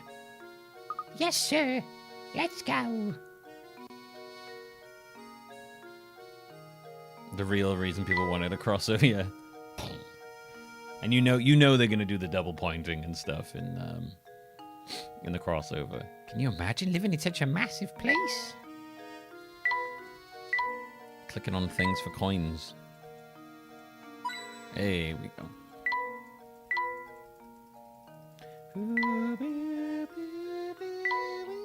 Oh. Oh no. Oh no. Oh no.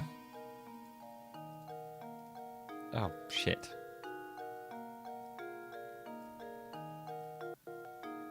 Great, now I have to...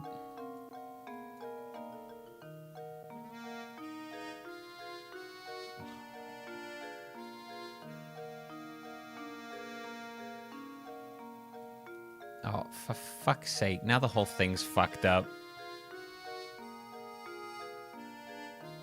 Ugh.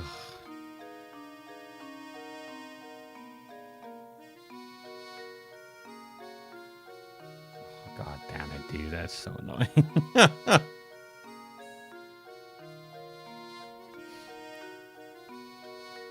my God. Why? If I maximize, it just flies to this side of the screen, which I do not want. Why did it do that? Dude, come on. I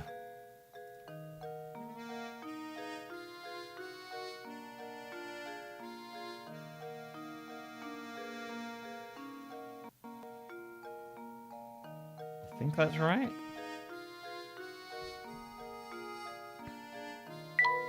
Probably best I click on the mobile. No, it's tiny bit more. It's slightly more one-sided. Sort out later. Welcome to Reinhold Manor. Thank you for coming. I am Matthew, butler and servant to the Reinhold family. Everyone's waiting upstairs for you. But before you go, I have a message from Lady Dahlia.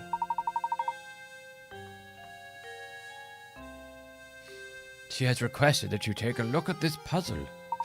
Please do not be taken aback. My lady has the strangest sense of propriety sometimes.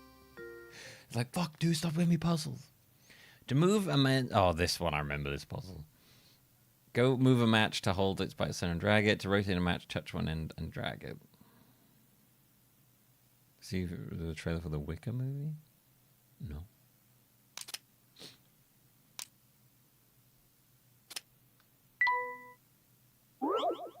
This is a really weird puzzle. The matches below are arranged in the shape of a dog.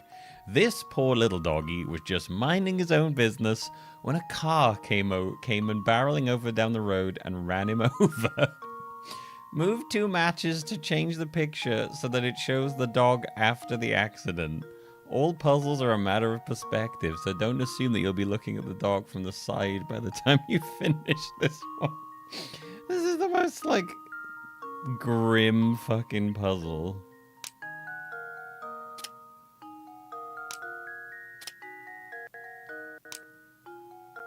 I remember it. It was that. Luke, here's my answer. I just remember that puzzle because it's so weirdly grim. What does a dog look like after it's gone run over? You just have to imagine that you're looking at it from above and it's flat, basically. Such a weird puzzle.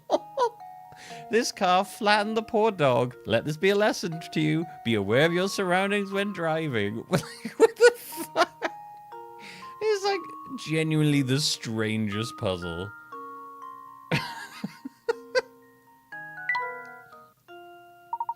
That's absolutely correct. My commendations, sir. Again, I do apologize for the strangeness of the request. Now, please walk this way. We mustn't keep Lady Dahlia and company waiting. Yeah, I only remember that because it's stuck in my brain because of how weird it is. It's such an odd one. Professor, look at these paintings on the wall here. It's a very nice portrait, isn't it? I bet that's the late Baron Reinhold pictured there.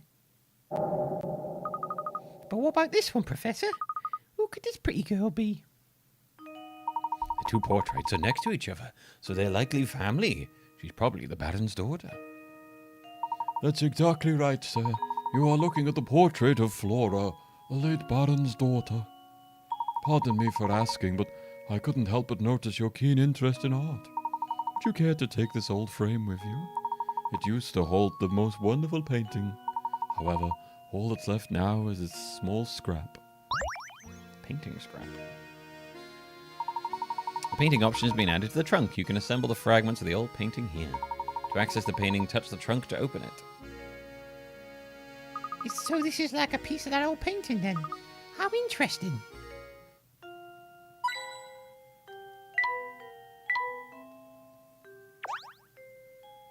Oh.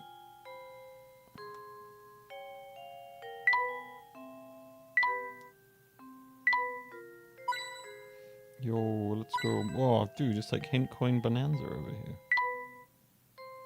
Oh my god. It's raining hint coins, literally.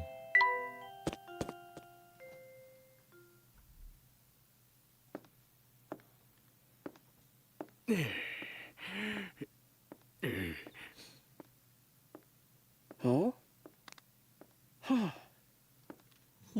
Oh, you must be Professor Layton, I presume. It's an honor to make your acquaintance. Oh no, the pleasure's all mine. No! Luke! Come back, sweetie!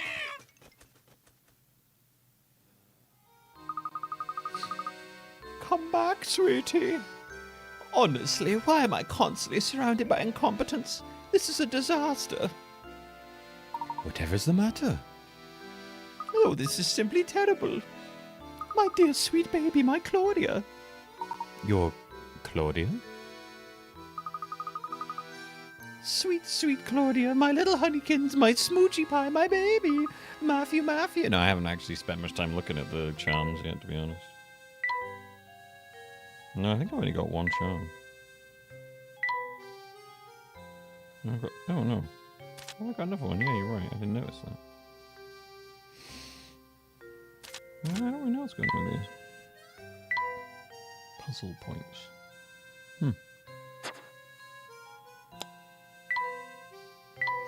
I guess we'll find out.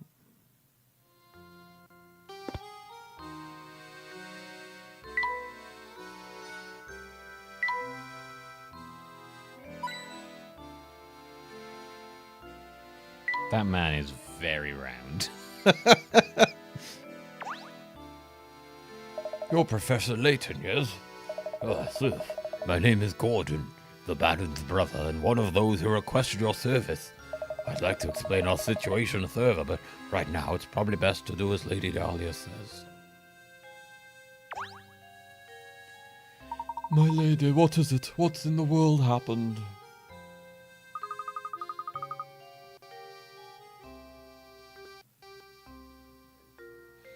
Nintendo Direct for tomorrow for Fire Emblem Fortune's Weave. Oh, cool. No, I took my life there, remember? That was a class.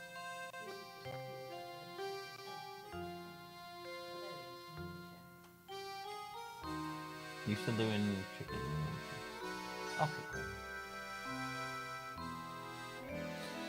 I probably won't watch the Direct tomorrow because I'm not really interested in just a Direct that focuses on a game I'm not super interested in. My little Claudia got scared and ran off. Did you see her dart out of the room? I must have missed her. I'm terribly sorry, my lady. Oh, you're just useless, aren't you? Professor, you didn't see which way my baby ran off to, did you? Your baby, madam? If you're referring to the white cat, I saw it run out that door a moment ago. Layton's confuddled by the idea of someone having a cat like a child. What? And you simply stood there and let her escape? Well, she is a cat. They are animals after all, and animals must run about from time to... You fool, she's not just a cat. She has a name, and that name is Claudia Rainhold. She is a delicate flower, and she is simply a mess when I'm not close by to comfort her. Matthew, I need you to find Claudia and bring her back immediately. About this little inheritance problem of yours, Lady Dahlia. That can wait. Can't you see that we have a more pressing concern on our hands at the moment? We could have stopped her and you didn't. So you have a responsibility to find Claudia and bring her back. Sending that professor off to find a silly cat. The nerve. Who do they think they are? Ha! Oh, it's fine, Luke. Besides, Lady Dahlia does have a point. It does seem we let Claudia run off. Madam, if you'll excuse us, we have a cat to track down. Thank you, and please hurry. My Claudia is such a delicate flower. Even the coarse outdoor air might prove too much for her. The fugitive feline. Lady Dahlia's cat has escaped. Search St. Mysteria for the runaway feline.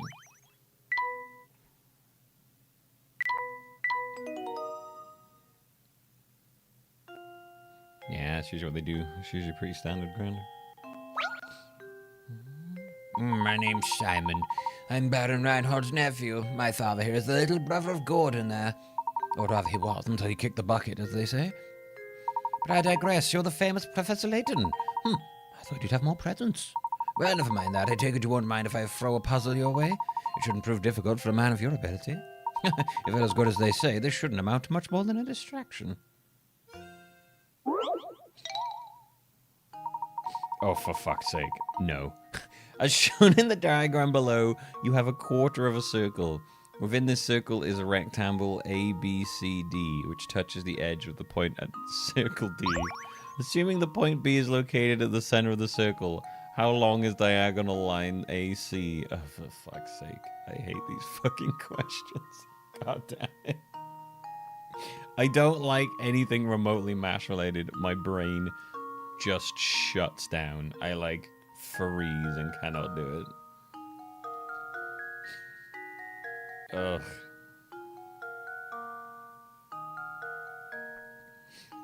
Right. Okay. Shown in there when you have a quarter of a circle, and in this circle's rectangle BC, which touches the edge of the circle at point D. Assuming the point B is located at the center of the circle, how long is the diagonal line AC? Okay. So that square, if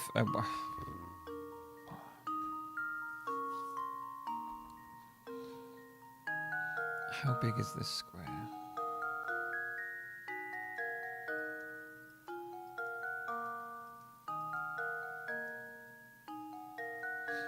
Okay, if we assume, right, that one of those squares is like a centimeter.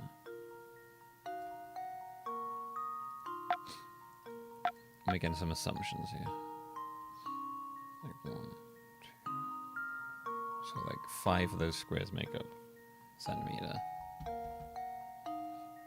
5 from there to there. I mean, we could probably just kind of guess, to be fair. It's probably like 10. No, it's probably more than 10.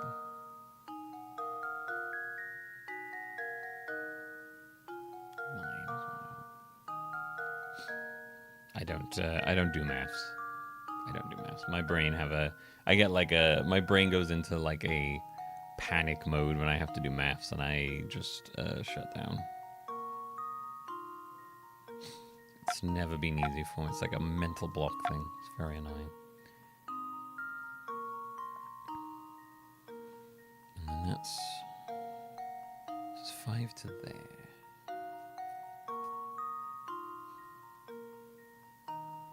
How long is that line A to C?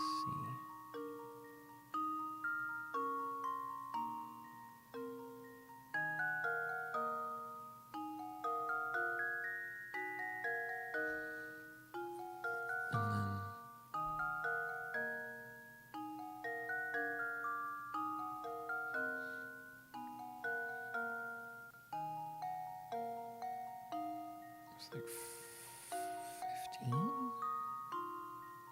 Just gonna take a guess here.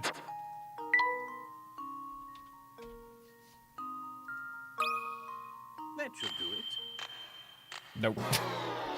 I was really hoping I could just guess that one right. Fuck. God, I hate maths. Fuck. Fucking hell, I hate maths so much.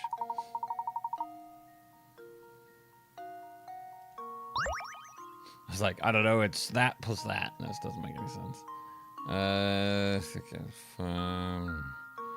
don't know. This is my problem to you guys, is I can't not, because I struggle with this shit. My brain always overdoes it. I can't look at it in any other way. I struggle immensely with, like, math stuff.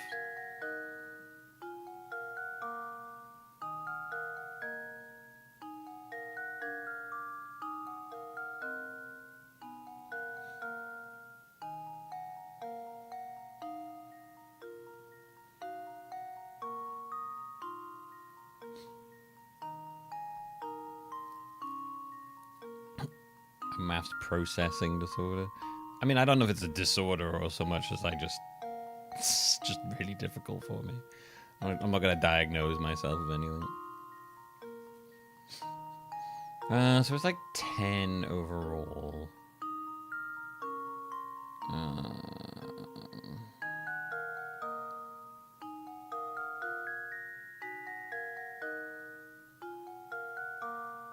It's just 5? No.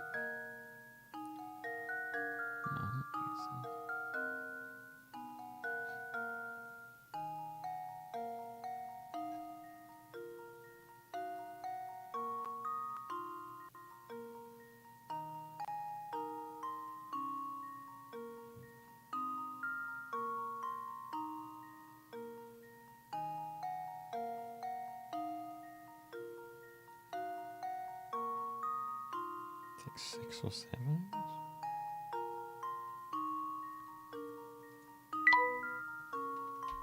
I was elected to lead, not to read. 6 or 7? I'm gonna guess 6, and I'm gonna guess 7. If it's neither of those, I give up. That should do it. Oh, how embarrassing.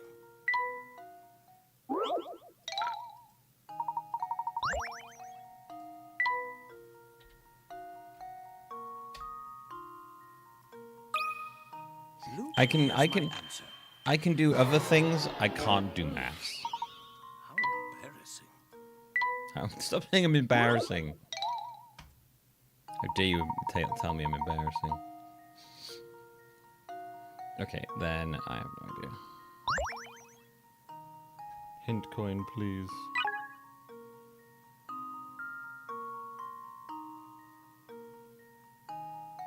Oh, I can't use a hint coin here. That's crazy.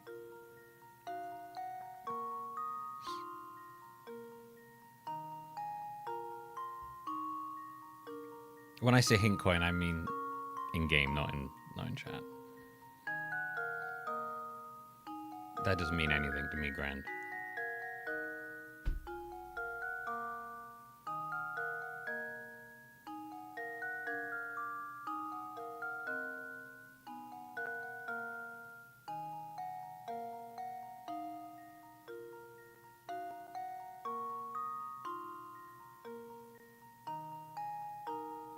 Is it just 5 again? No, let's just type 5.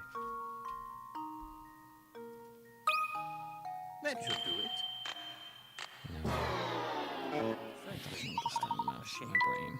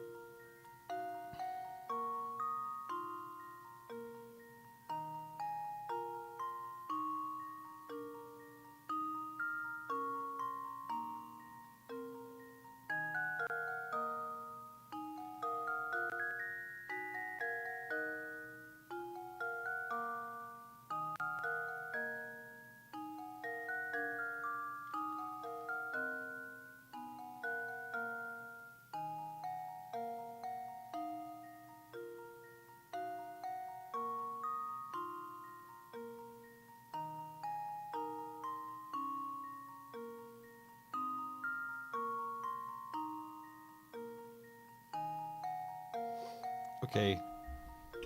I don't know what this is. What is it, chat? Tell me the answer, because my brain can't understand this stuff. I'm sorry. Some people are good at some things, some people are not. This stuff just makes my brain break. 10? I don't understand why it would be 10, but sure, let's go with 10. Didn't I write 10? That should do it. I guess I didn't write 10. What did I write? Alright, 7 or 5. Yeah, you can explain to me all you want. I don't get it.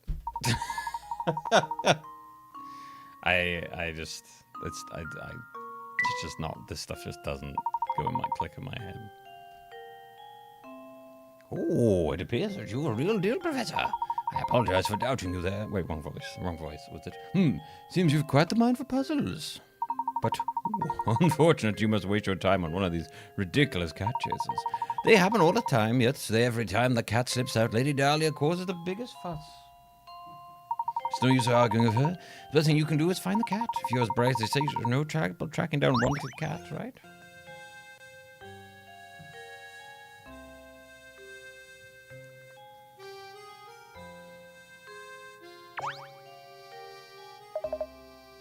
You're still here? When are we going to discuss the inheritance?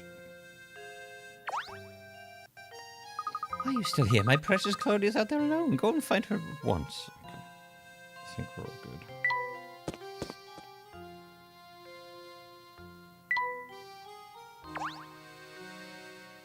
I'm terribly sorry, Professor. I will personally search the manor and the estate grounds. I feel dreadful asking, but would you mind taking a quick look out about the village to see if Claudia's there? Don't give a second thought, my good man. We're on the case. Hey, there's a cat. Professor, there she is.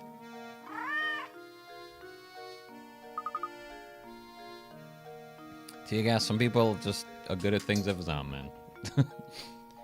Drat, she ran off. We can't stop now. Let's give chase, Luke.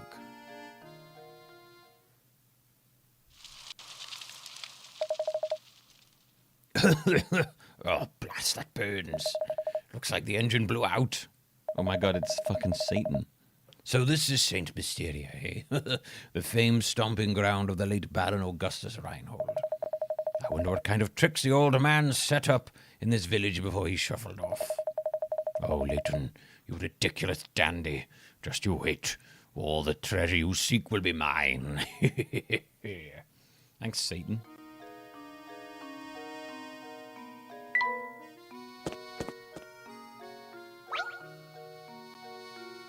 Huh? Look, there's a hole in that boat there. Oh, Professor, that reminds me. Have you ever heard the one about the sinking ship? I haven't. SOS, 15 people are trapped aboard a ship that's going to sink in exactly 20 minutes. There's only chance for survival is the 5-person raft stowed on their vessel. To make matters worse, the waters around the ship are teeming with man-eating sharks, so swimming to safety is out of the question. A round trip to the nearest island and back to the ship takes the raft 9 minutes. It takes 9 minutes on the raft. How many people will live to see dry land? Oh, great, wonderful. Excuse me while I get my calculator out so I can you can do things. Alright, we'll get over here. Alright, okay, so we got 15 people. We got 20 minutes. That's 9. If that was a round trip.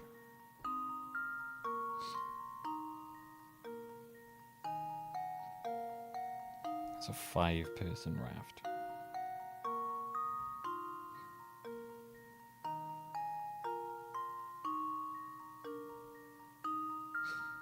Exactly. It's very, very precise timing on that. Make us worth the words around the shimmer man sharks. That's the question. Okay, so you put 5 on the raft.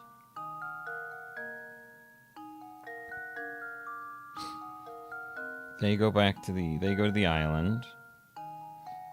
Comes back.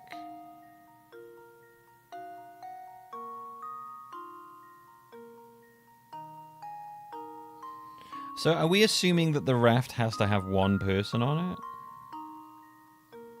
Or it's like a automatic raft? Because if it goes to the island and then comes back, it has to have one person on the raft. So there'd be like 4 people on the island and then one person on the raft.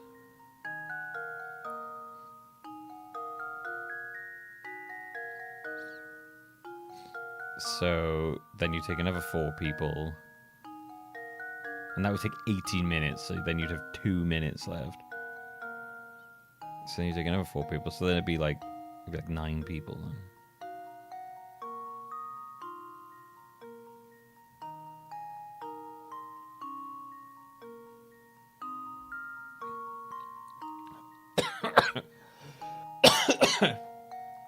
Because you'd have 4 on the island and then one has to come back. And then you could have another 4 on the boat. So, and then they'd all get off. So I guess 9 people would survive? I'll go with 9, see if that's right. If not, obviously I'm thinking at it wrong.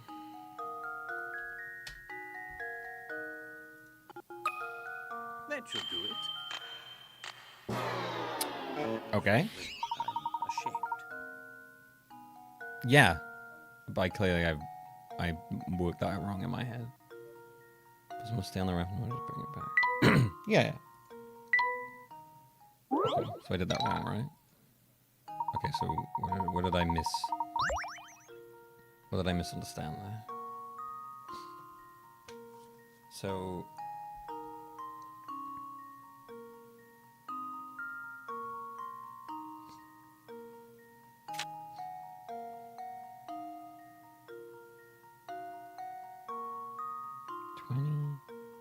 It's 9. Oh, it's 9.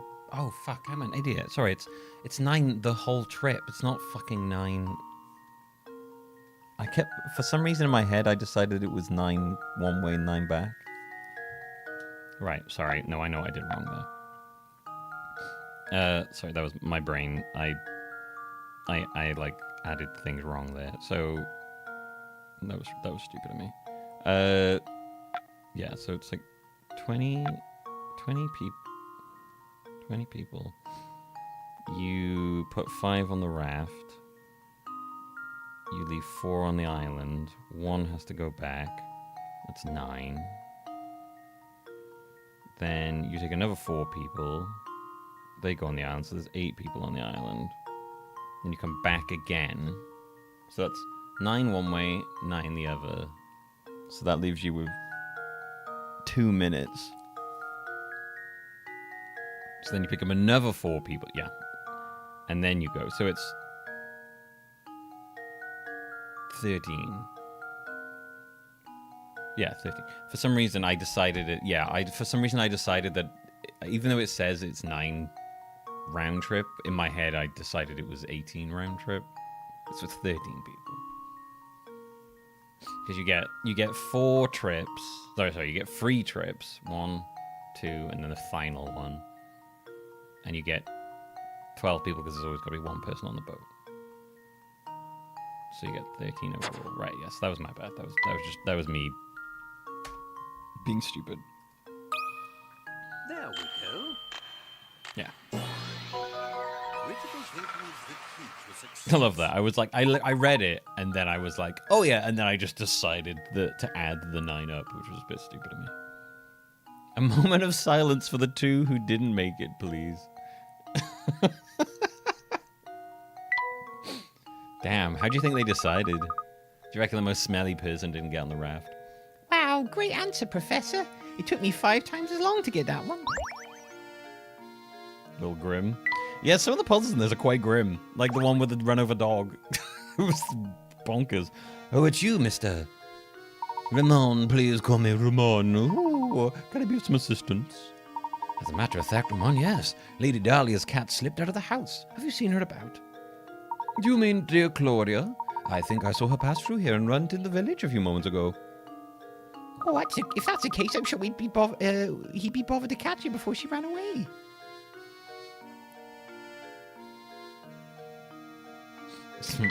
Who's the stinkiest annoying person? You need something? You do, don't you? Yep, I can see it on your face. An open book is what you are. Excuse me, but you don't happen to see Lady Dahlia's cat come through here a moment ago, did you? Ah, the fluffy white killer. Yeah, I think she ran off towards the village square. Yep, she went that way. I see. Thank you. Nothing of it. If only all questions were that easy to answer. Well then, I'll be off now. Who'd have thought he'd turn out to be such a nice chap? Shall we head to the village square then? Indeed, let's be off. Hold on, let's take a look at what's behind the blue door. Do you see it? That blue door over there appears to be ajar. Care to look inside? Okay. I guess we'll just go inside of the building. Before we find the cat, let's just go in this building. There's something I find very charming about this chair. Oh, that reminds me, Luke. Have you heard this one before? A new multi-purpose event has been built in the center of your town. Event hall, sorry. It will be used for everything from concerts to sporting events to conventions. With the hall complete, it's time to order the chairs. 5 designs labeled A to E are being considered, but all of the designs, only one chair is completely suitable for the hall. Which chair is it?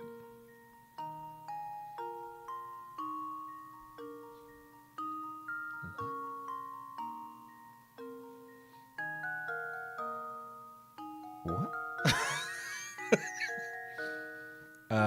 I guess E? Well, you don't want A with the arms, because that'll give you less room.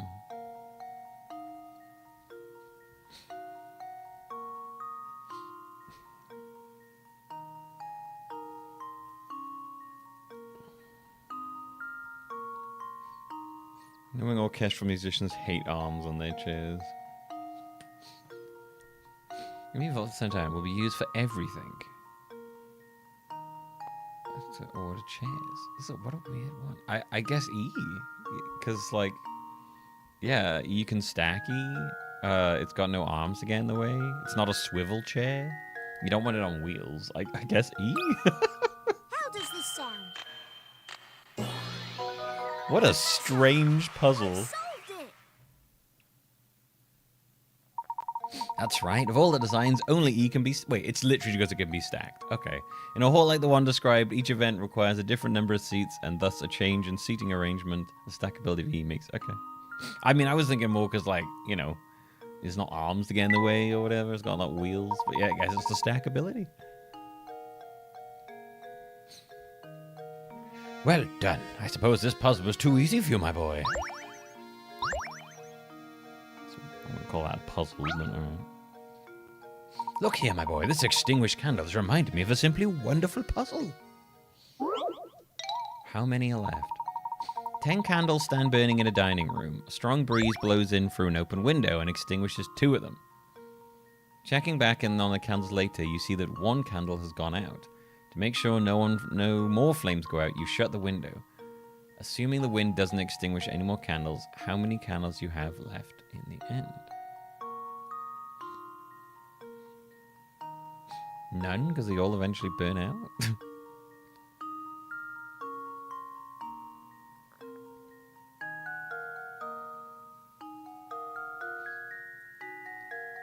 Well, it's either 10 minus 3, which seems too simple, or it's 0, because eventually you don't have any candles left, because they all burn out.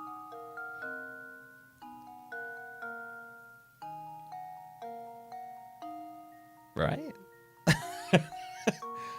Am I overthinking that? Or is it literally just 7?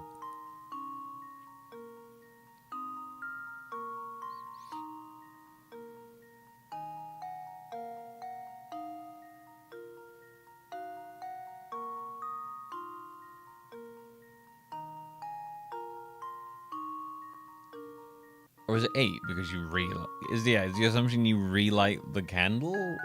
Or that hasn't got you relight them all?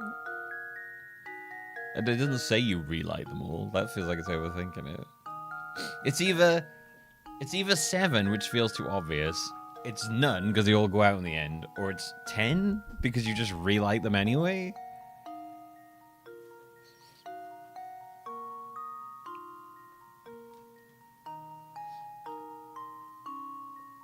Or it's free because you let the 7 burn out and then you have free at the end. Let's go with free. Why not? I feel like we may have overthought this. Oh no, it is free.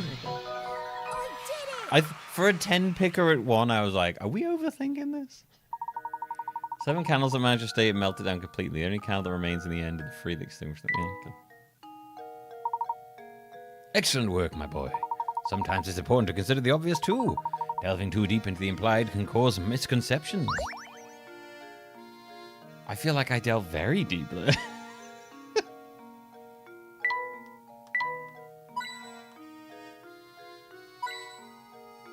A charm.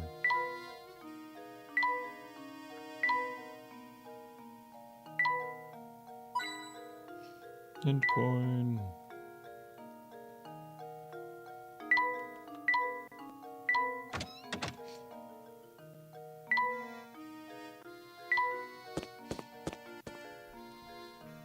Hey, you two, help me out here, would you? I'm in a real pickle. What seems to be the problem, sir? Some fool went and raised the bridge while I was on me break. And as if that wasn't bad enough, that scoundrel made off with me only bridge crank. Oh dear, you mean to say... That's right, until that thing turns up, no one's getting in or out of the village. I'm still looking for the blasted crank, but I'm too furious to get anything done. What kind of person would do something like this anyway? Oh yeah, I found this in the street while I was looking for me crank. Got any ideas what it is? A strange gizmo. The gizmos option has been added. Touch the crunk to tap and the gizmo. From here you can see the various mechanical parts you've gathered. Gizmos. Look at the gizmos. So the gizmos you've gathered around St. Mysteria are all lined up on the bottom screen. Tap one to snap it into place. Just what are you constructing, you ask? That's a secret. I would assume it's a robot dog looking at the picture.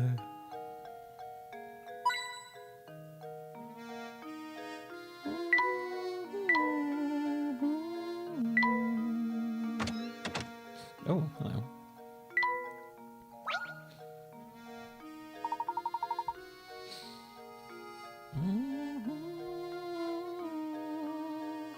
This is the village hall. What business do you have here? If you have just moved here, I strongly advise you fill out a change of address form. Oh no, we aren't here for anything like that. Regardless, all the village hall's visitors must complete the proper forms. You can start with this one. Oh, there we go, okay. There are 2 shapes, one large and one small. Each is made up of little triangles. Dipping your fountain pen into the ink one time gives you just enough ink to draw 4 little triangles, as depicted by the shape on the left. So with that in mind, how many times do you have to dip your pen in the ink in order to draw the shape on the right that's made up of 36 triangles?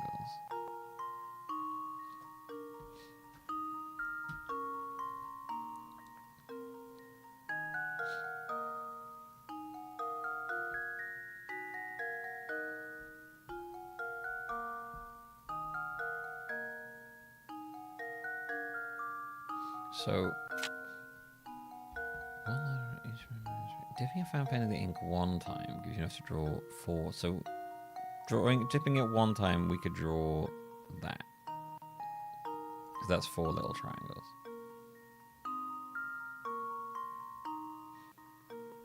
Don't you have to dip your pen in order to draw the shape on the right that's made up of 36 triangles? So 1, 2, 3,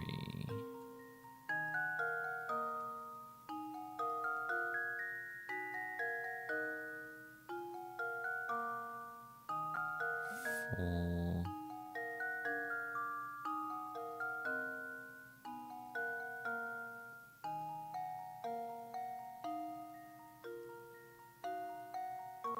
5,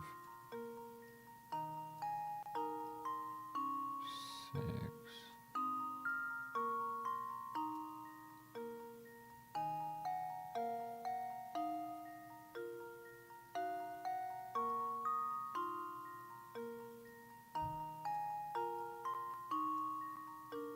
So 7?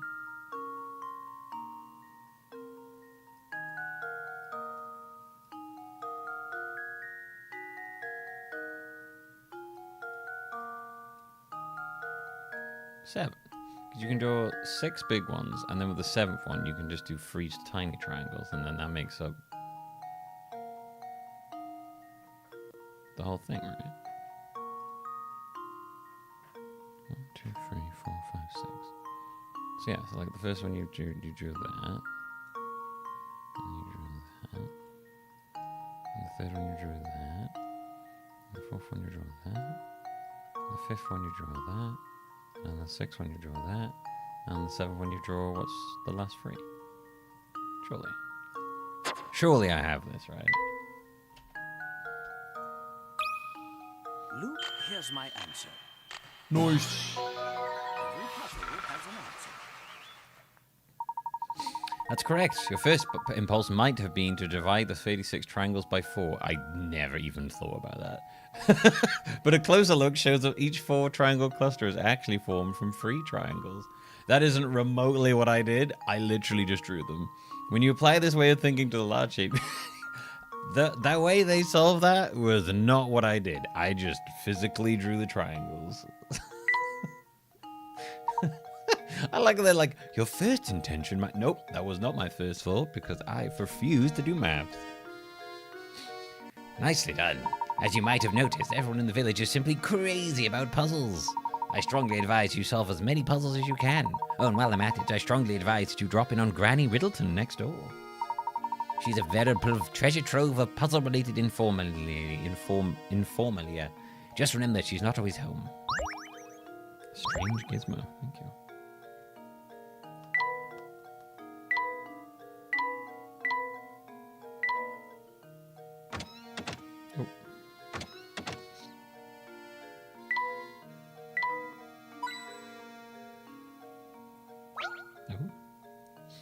There's a hidden puzzle here.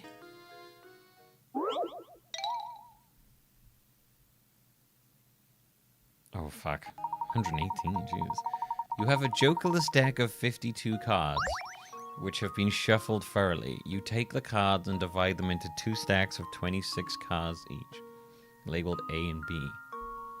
If you divide the cards as described above and check the contents of each pile 1,000 times, how many times could you expect the number of red cards in one pile to match the number of black cards in the other? What? What? Oh no. What? There's numbers my brain has immediately broken.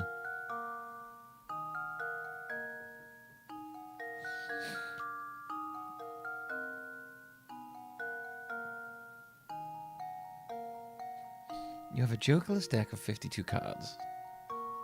You will shuffle thoroughly. You take the cards and divide them into 2 stacks of 26, labeled A and B. If you divide the cards as described above, and check the contents of each pile 1,000 times, how many times could you expect the number of red cards in one pile to match the number of black cards in the other?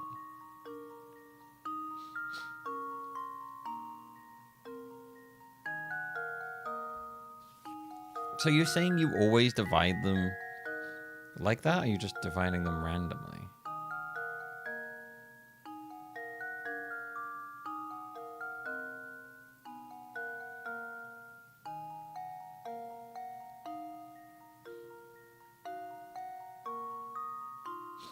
Being shuffled thoroughly. Take the cards and divide them into 2 stacks of 26 cards each, labeled A and B. You divide the cards as described above and check the contents of each pile. Isn't it 1,000 then?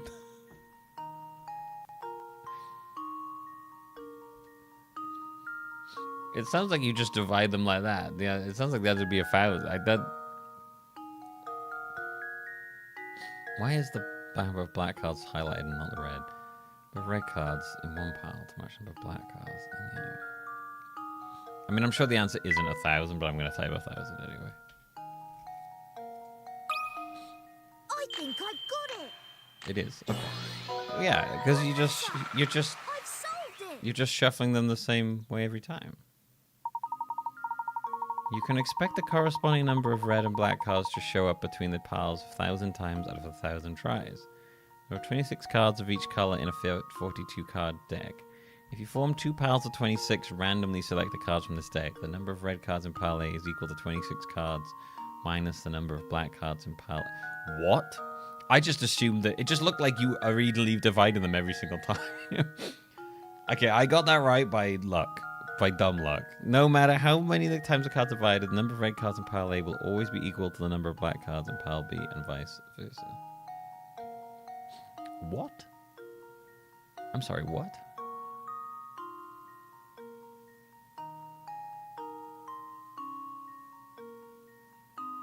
Okay. Whatever. I got that right, but I did not get that right based on whatever it describes. But I'm not entirely sure what that thing just told me then.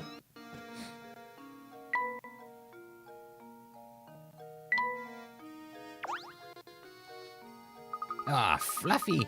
Purple bow, sullen expression. No doubt about it. That's Claudia. Well spotted, Luke. Now we've located her, the question at hand is how about to go about catching her? Leave this one to me, Professor. Ah, yes, I'd forgotten that you have a way with animals. Well, go right ahead then. Hey, Claudia, you girl. Wow. Yeah.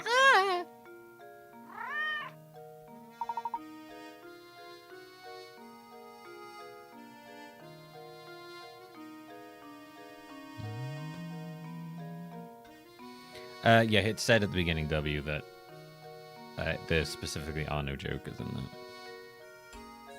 Luke, are you all right? I'm sorry, I wasn't much help, Professor. She's much faster than I imagined.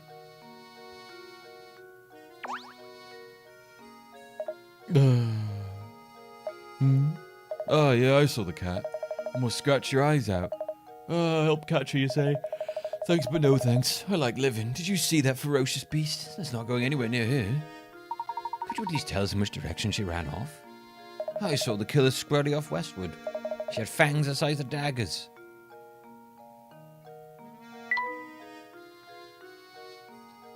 I almost forgot. We ought to visit the local inn and see if we can procure some rooms for the night. Sounds good to me, Professor. I was certain I saw an inn near the entrance to the village, just south of the square we're in. Let's head over right now and see if we can arrange some lodgings. You can make me solve a puzzle to stay in an inn? Yeah, how goes things? Learning ins and outs of St. Mysteria, are you? Yep, solving puzzles is the only way to get by here. That's what the villagers value most. So how about a puzzle right now? A little practice will keep you from embarrassing yourselves in front of others later. As a die-hard nonconformist myself, I love any puzzle where you need to find the odd one out. Die-hard nonconformist. 3 of the 4 images shown below are the exact same picture rotated in a variety of ways. Can you find the odd one out?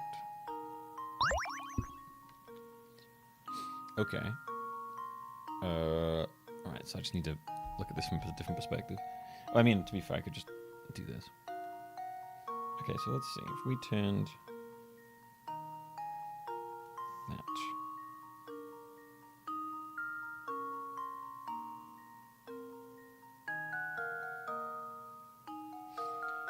So the thing should be facing away from the diamond.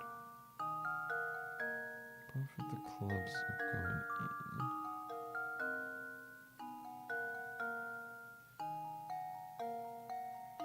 Okay, so if we took that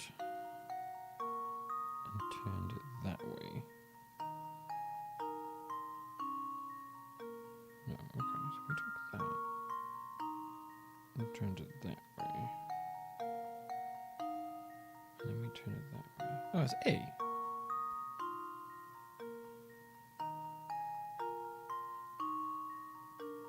I think. No, hang on.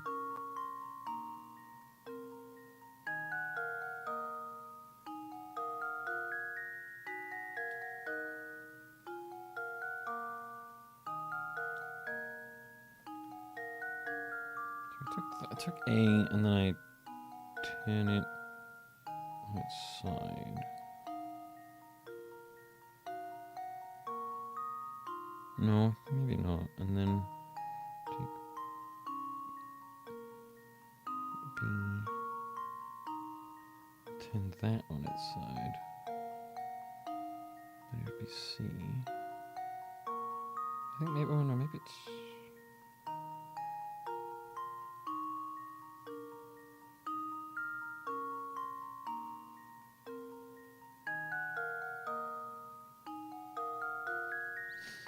Ooh,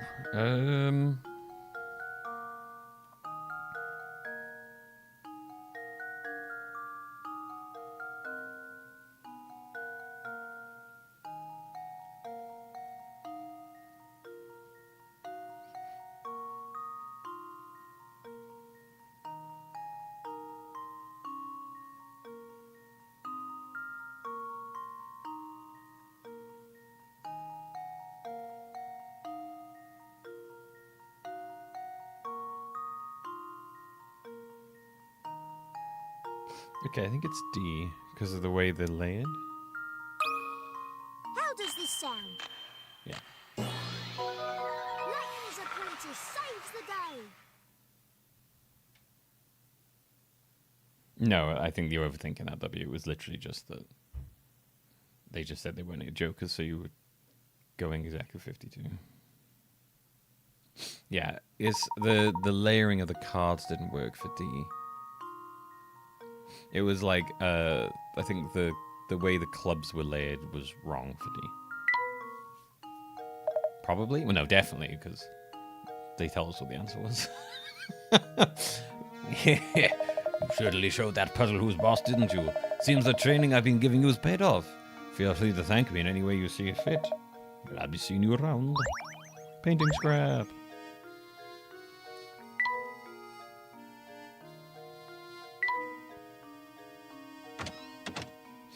Stop by the end. Ooh. Look, a hidden puzzle. Found a hidden puzzle, I did. A work from a famous artist was recently discovered. The painting is a self-portrait of the painter in his later years and is titled My Beloved. Assuming the artist wasn't a huge narcissist and referring to himself, his beloved should be appearing in the painting somewhere. Can you find his beloved? Move the different sections of the picture around by tapping and dragging. Touch the icon arrows to rotate the picture sections. When you form the answer, tap Submit.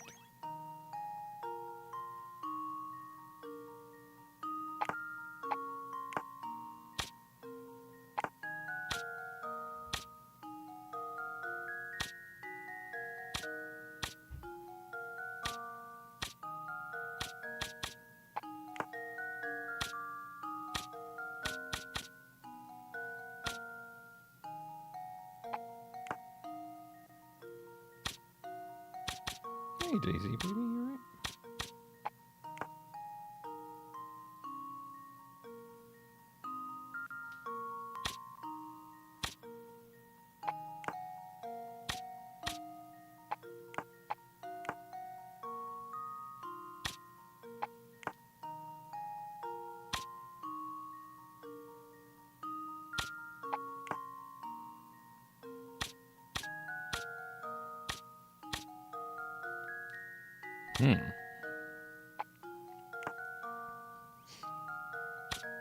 Okay, where the hell is the hidden picture in this?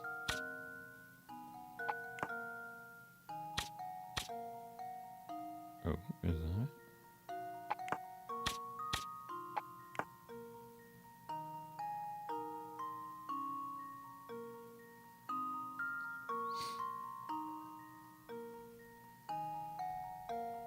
Yeah, I'm the non-conformist.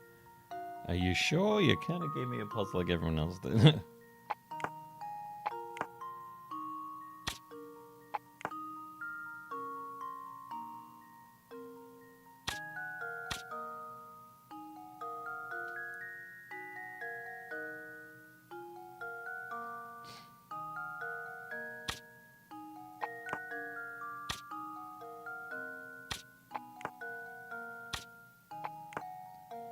Is it a bird I'm looking at?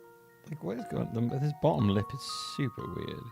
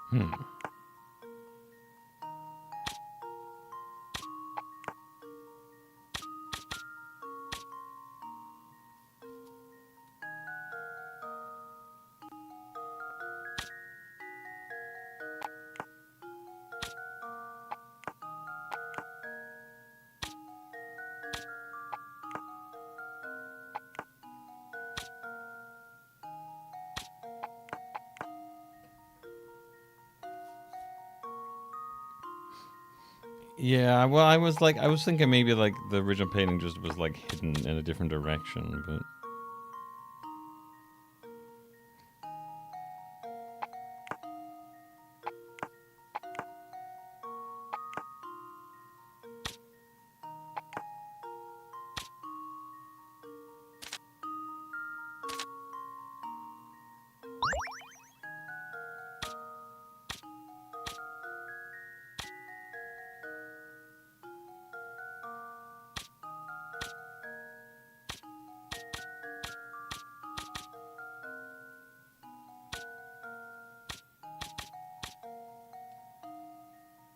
is that anything? That's not anything, right?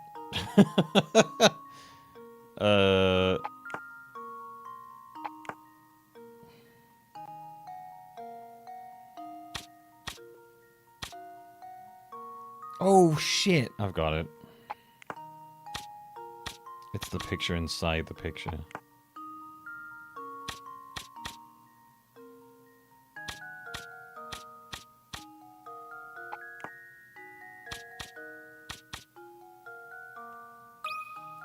I think I got it!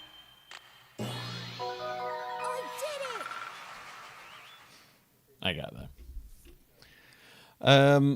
Am I going next card event? I don't know. Maybe. Haven't decided, to be honest. Maybe his beloved was actually... Yeah, I was focusing too much on the actual picture, not the other thing. Yeah, don't... if you don't know the answer... So, right. It depends. Like, I don't want to feel like I'm having to race chat for the answer, because that kind of spoils it for me. But simultaneously, I don't mind us working out some stuff together. Like, if you know... If you've done it before and you know the answer, I'm just going to, like, go on an honesty system that you're not just going to be pretending you don't know the answer whilst telling me the answers, because that would make you really lame. And weirdly egotistical to prove how smart you are.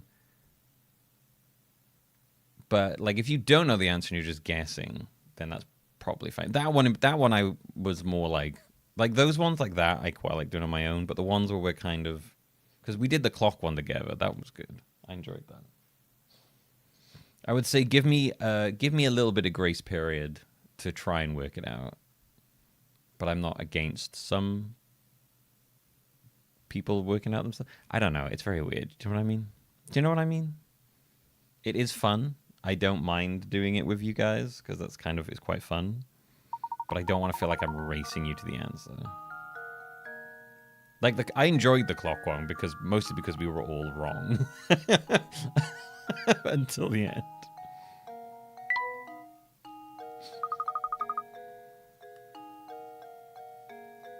I think the answer is it depends. It's kind of fine, but not like just, use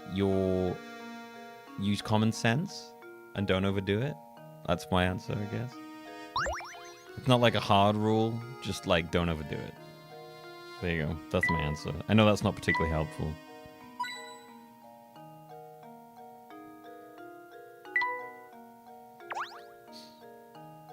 Hello there. Welcome to the Inn at St. Mysteria. We're the only inn in the village, you know. You see visitors, our little village are quite rich. She has gigantic boobs. Good day, madam. We seek lodgings for the night. Do you have any vacant rooms we could rent? Oh, my stars, what terrible timing. We've currently been modelling all our guest rooms. The only rooms left are in the attic. But if you don't mind that, I'll make you sure you are very comfortable. What does that mean? I do hope you'll stay with us, fine gentlemen, just as yourself stayed with us. The rooms are not very big, but I'll make sure they sparkle. Can you come back in a bit? And I'll do my best to get 2 normal rooms ready for you as soon as possible. Oh, thank you, but you needn't trouble yourself on my behalf. As long as I have a bed to sleep in, I'm satisfied. Ah, yes, about that. Oh, what terrible luck. You see, all of the beds are being refinished. What is this inn? But don't worry, Mama Beatrice will take good care of you two. I'll even drop the nightly rate. An inn option has been added to the trunk. The inn is a puzzle in which you arrange items in Luke's and the professor's rooms. To access, touch the trunk and then touch the icon. When you obtain a new item for Luke and the professor, you'll be asked where to want to put it.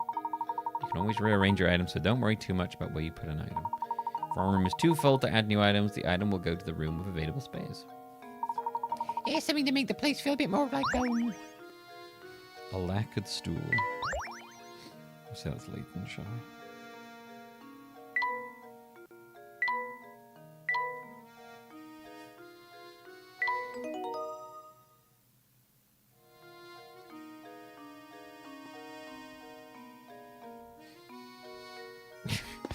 She really doesn't want to miss out on business. We better get back to searching for Claudia, Professor. Oh, Professor. Give us a smooch, Professor. What is this man screaming into the sky for? It's a large Ferris wheel, and quite a large one at that.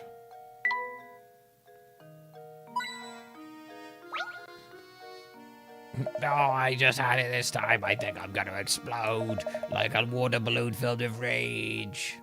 What's that? Why am I angry, you ask? Why am I angry? Let me in here, will you? There are 3 idiots in the village and we just can't stand each other. So it's so bad that none of us want to see each other's ugly faces. But St. Mysteria isn't a big place. Sometimes we cross paths on the way to work and just like that, bam, time for a screaming match. Is he saying he's one of the idiots? I really wish we could find a way to stop bumping into each other in the mornings. Hang on, you look like you got a good head on your shoulders. Do me a favor and help me out.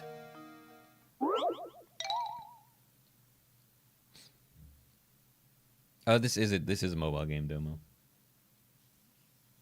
But it's a DS game that they ported to mobile and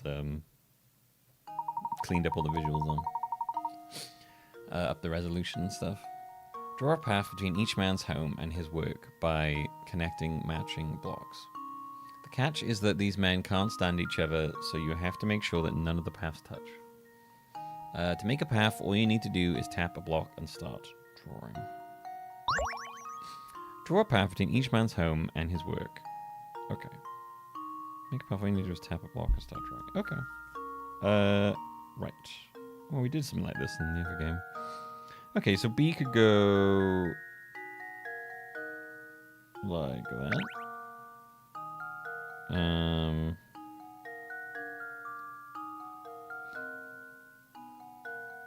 No, wait, hang on. If I did that, then I don't know how C gets there. Oh, well, no, hang on. B could just do... What am I doing? B could do that, but that feels like it's too obvious. Okay, let's say C does that. Oh, the sound went away. Oh, and it's back. Okay, and then let's say that D...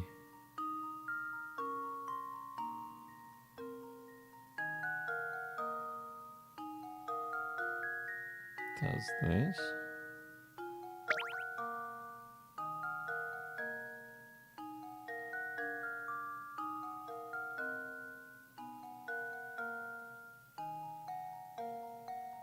But then B can't go anywhere. We literally did this like the other day. What if A was to go around like that?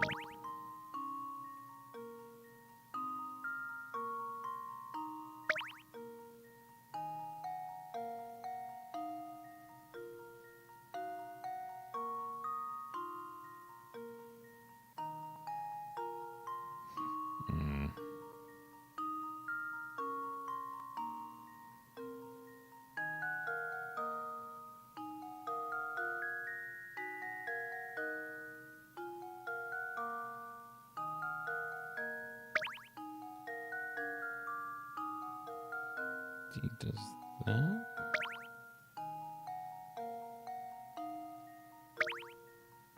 Did it. We got it. Critical the key to success. Not too bad.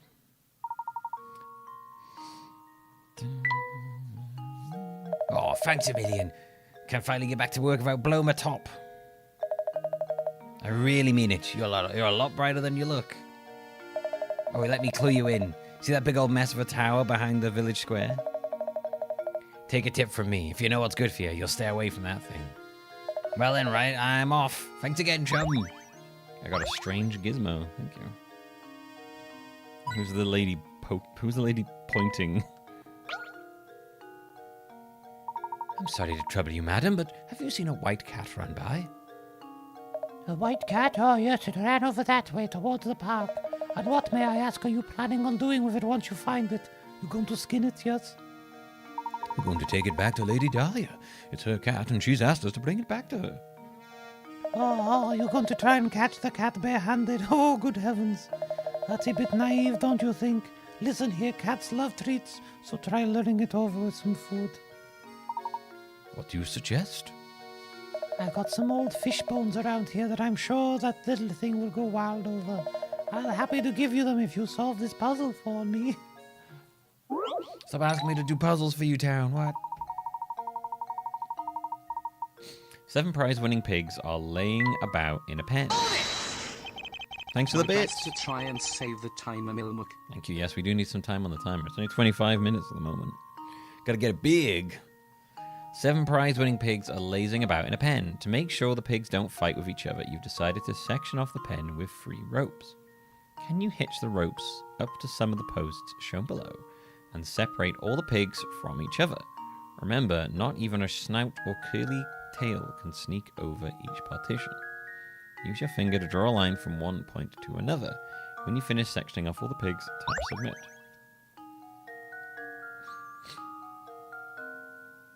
Can you hitch the ropes up to some of the posts shown below and separate all the pigs from each other?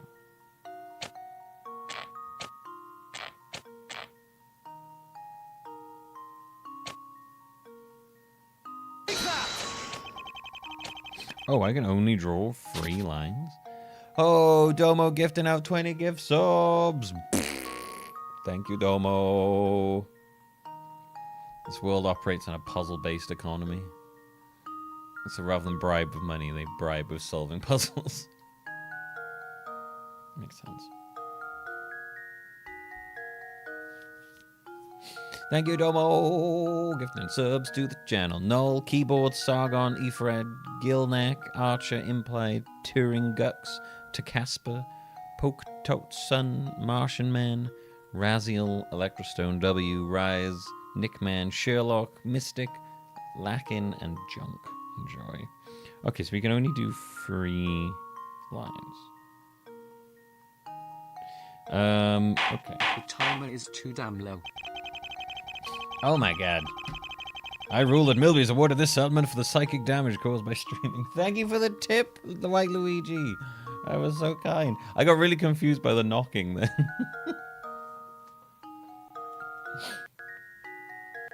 Thank you, White Luigi. That was incredibly kind of you. Thank you so much.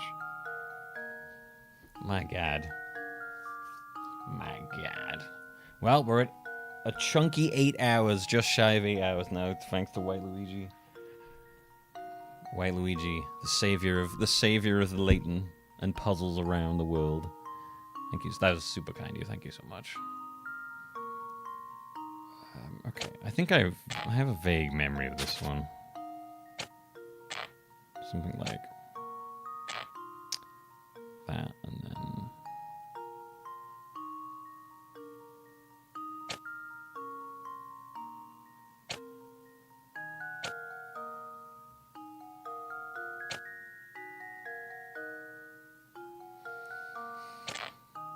something like that, and then it goes like.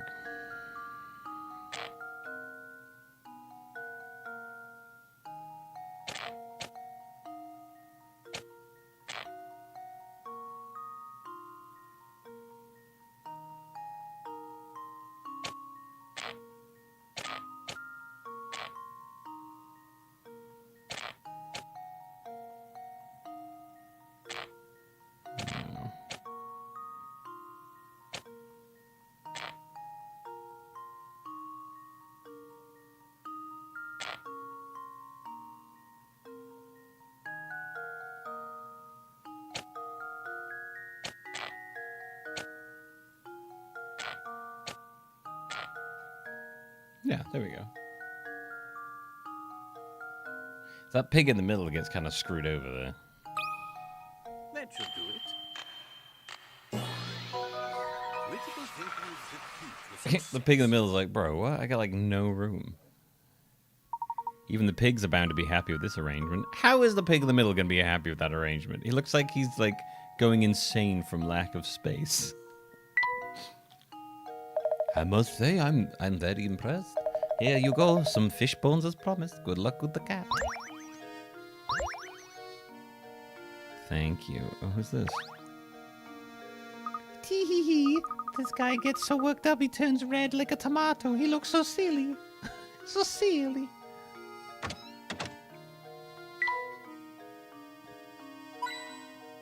He looks so silly. So sad and silly.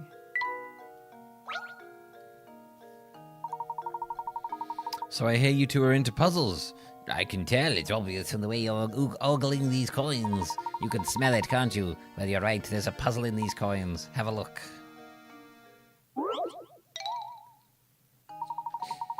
In the drawing below, 10 coins are arranged to form an equilateral triangle. The triangle is pointing up right now, but can you get to the point down? To get it to point down by moving free of the coins. Can we get it to point down by moving free of the coins?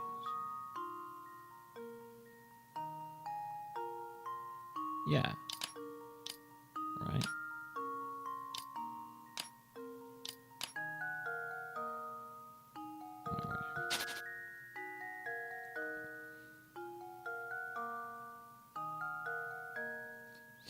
What did you roll on into? What do you mean? Oh, the fuck that little piggy. Don't worry about it.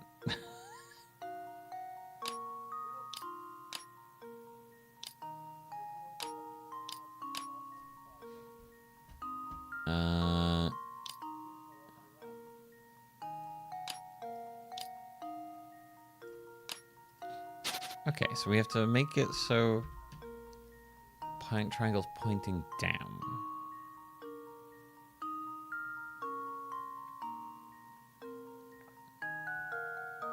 We have to move free coins.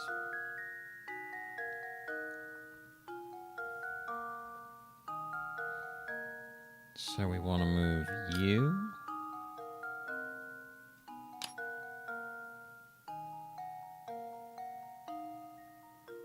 No, that won't work.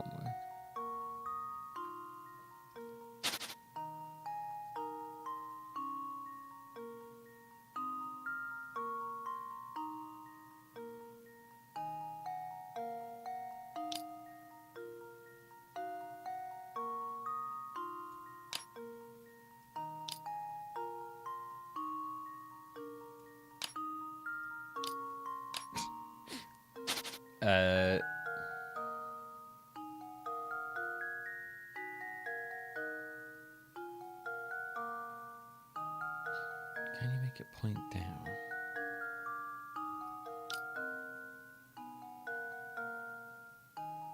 I mean, yeah, I'd have done that. But doesn't make a triangle at all, does it?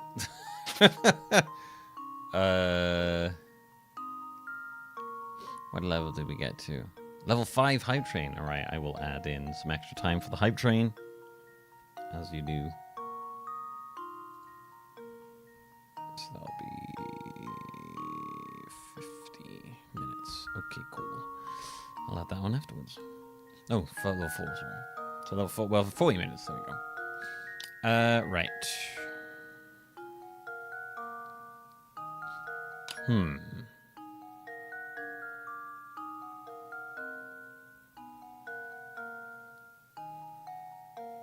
Probably, I think I'm overthinking this one. How do you move 3 coins and make it a triangle that points down?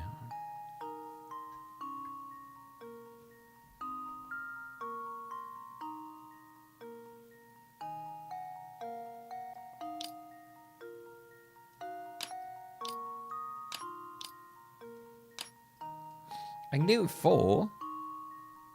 Easy. But 3?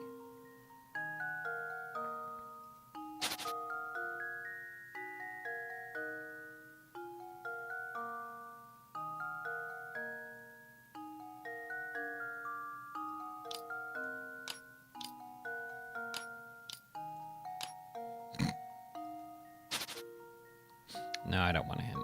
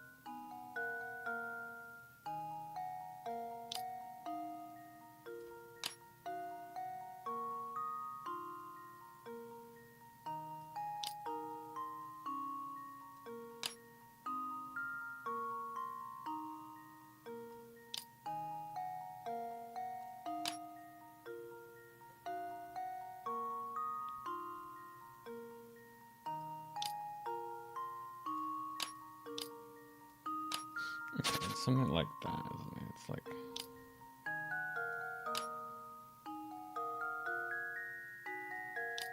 No, okay. It's like, I want to... I'm not trying to make a triangle. I'm trying to make it just point down. So I want to be like...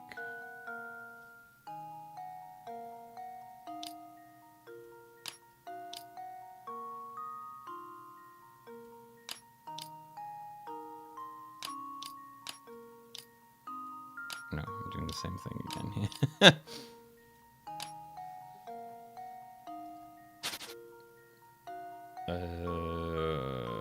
Can I make like an arrow?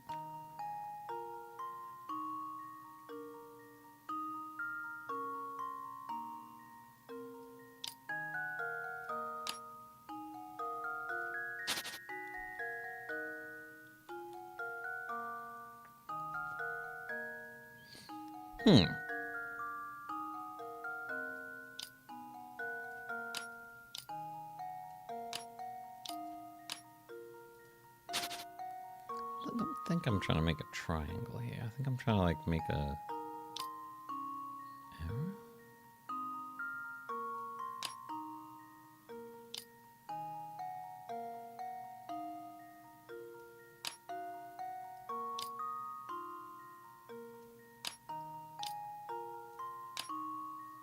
It's pointing down. I don't think that counts. That should do it. Hey, look, it was pointing down, all right?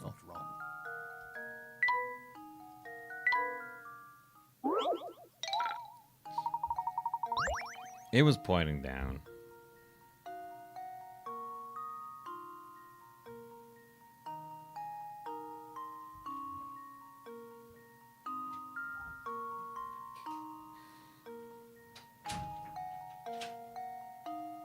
I said no hints, remember?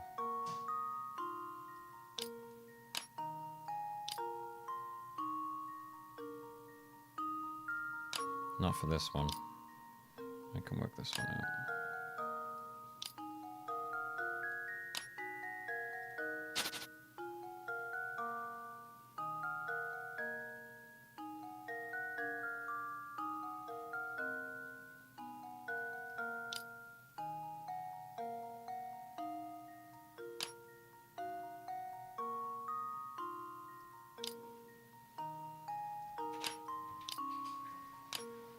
I mean, it's playing down.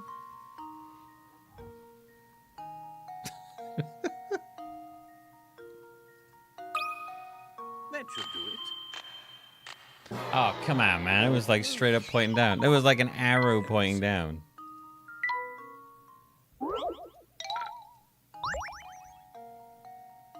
There was like literally an arrow pointing down. You know? Oh, I got it. I got it. God, that was hard to see. Oof. That should do it. Every puzzle has an answer.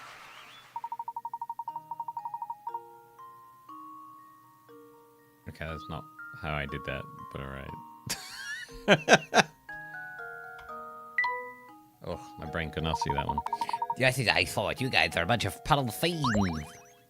I'm a puzzle fiend, am I? Okay, right.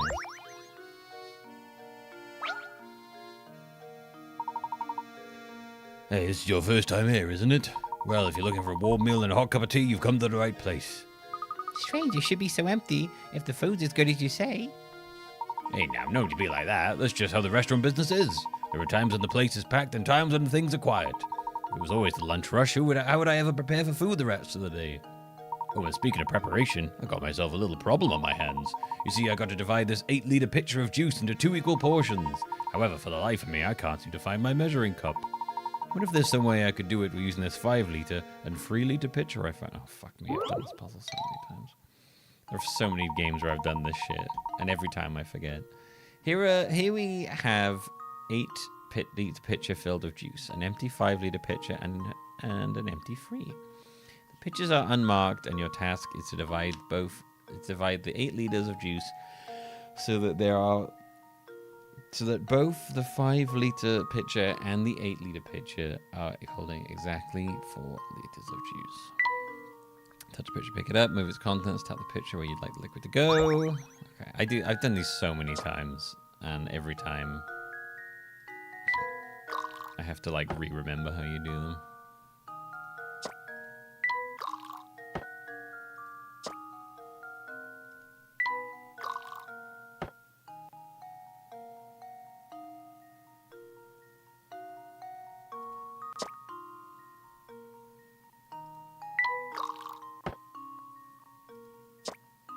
Oh, wait. Yeah, hang on.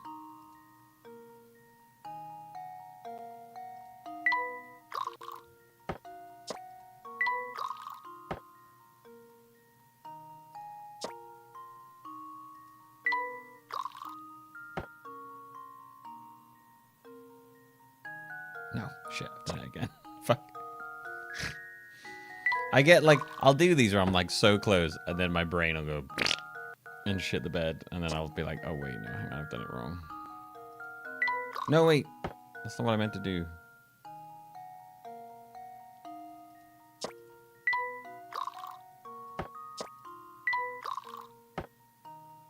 I just keep doing the same thing over and over again.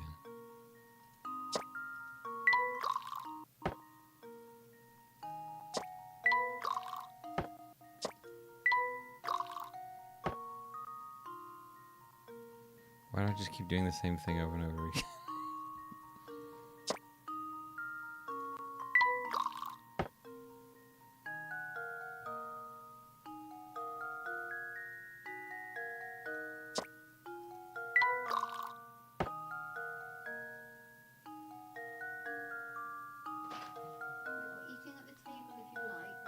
And I'm working at the moment. Yeah, I'll sort that now.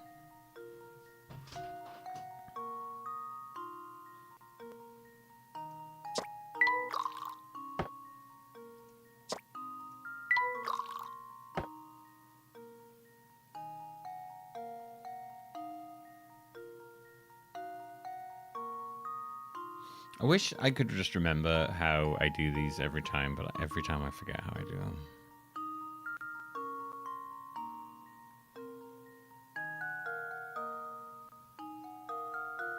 Right, so I want it to be 3, and then I want it to be 2, and then I want it to be 2. I want it to be 4 in there, so if I put that in there. That in there.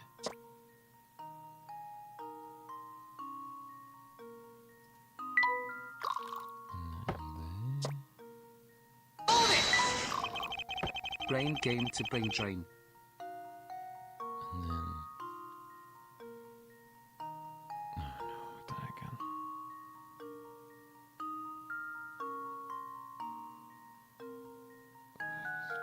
So I put that in there. I did this like a second ago, didn't I?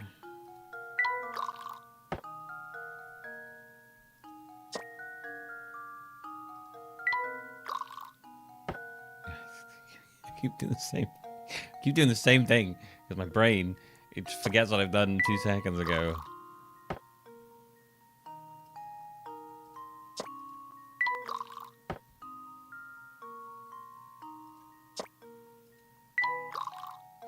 God damn it, dude. God fucking damn it.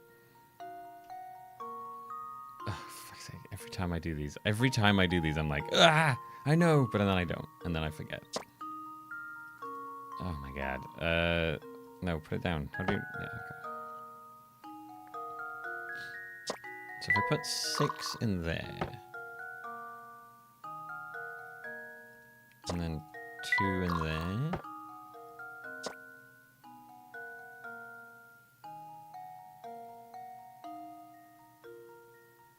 And 1 in there. Oh no, was that wrong? I think I did that wrong. Oh, for fuck's sake.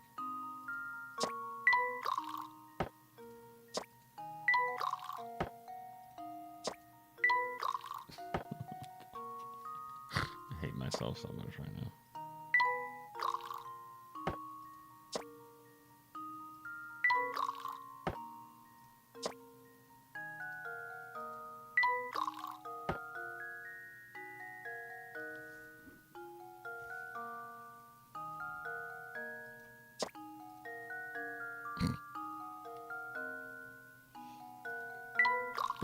I hate this so much. It's so annoying. I get like, I just fucking, oh my god. Right, okay.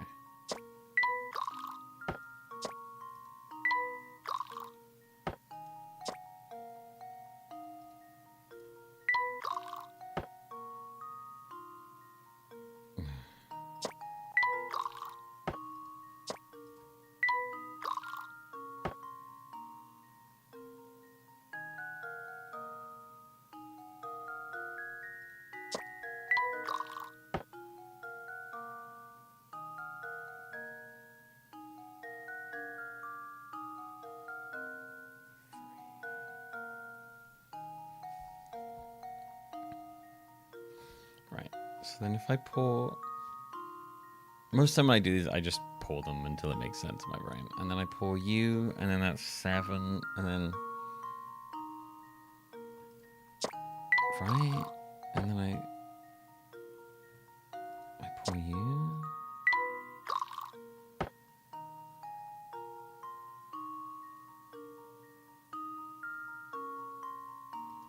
Well, that doesn't make any sense. No, back here again. What am I doing? What am I doing?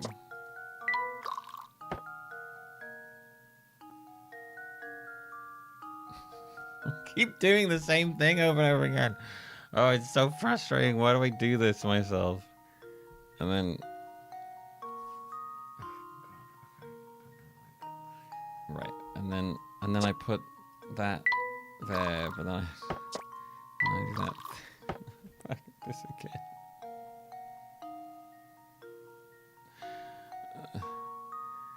And then I go that there, and then I do this here.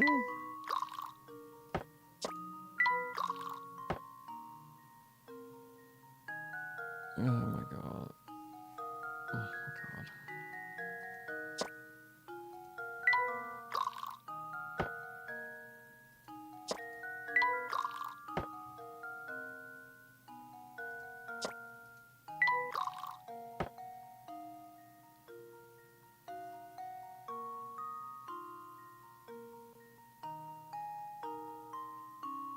Got it.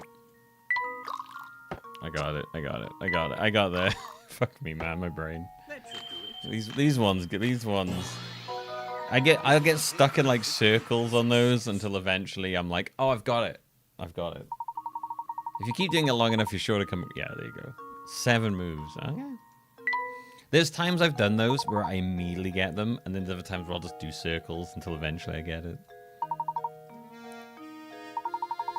If I ever have troubles like this again, would you mind if I call on you for help? Not at all, my man. Not at all. Although, that said, please don't ever call on me again. That said, please never ever call on me again.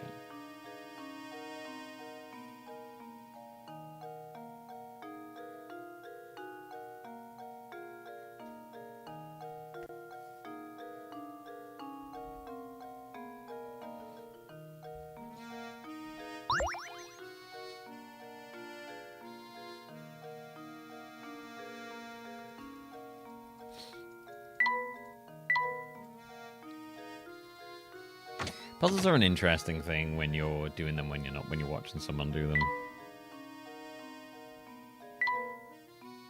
All right, everyone. I'm gonna take a quick break because there's some food going, and I will be right back, everybody.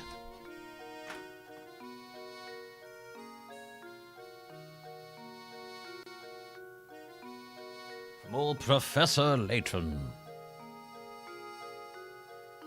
Luke. It's a puzzle, Luke. Oh, isn't that exciting?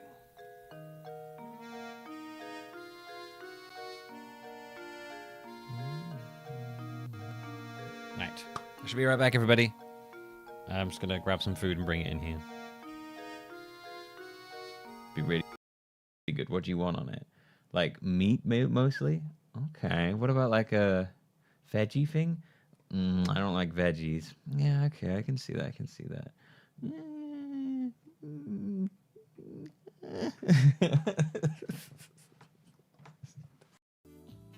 Both doors are open.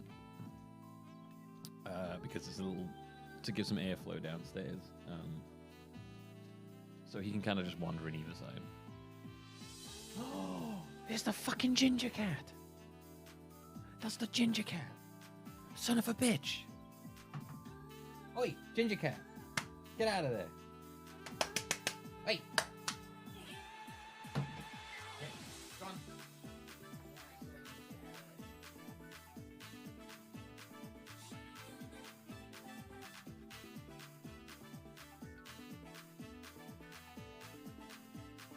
Whenever I get diarrhea, my bum always gets really spicy. I don't mind it.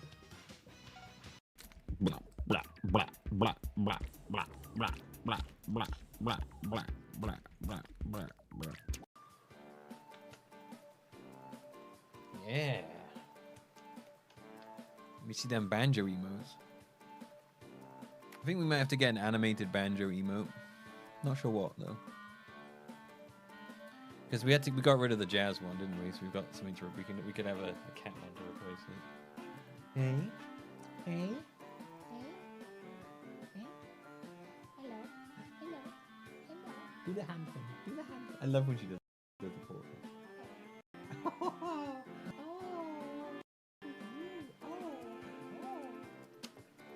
Don't know why he does that. If I hold him, he starts doing this. I don't know what it's about. What makes you think I'm gonna let this picture into my house and watch TV with me? You don't have a chance. You don't have a choice, Moop.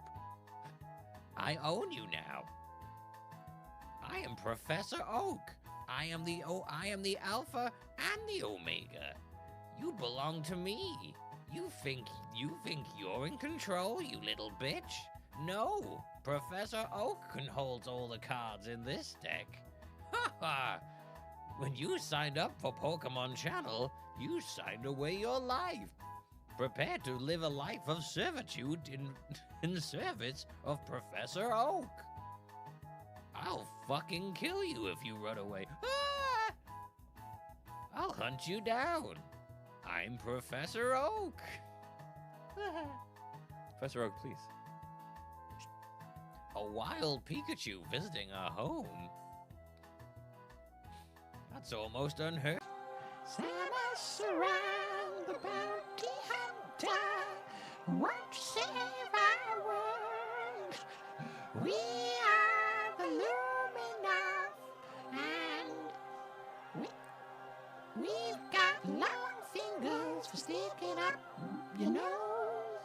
If you got a loose booger that's being real stubborn, let me get my little didgedoos up there, and I can scratch out the boogers, and then I'll yum yum, delicious. The boogers give me power. I love it.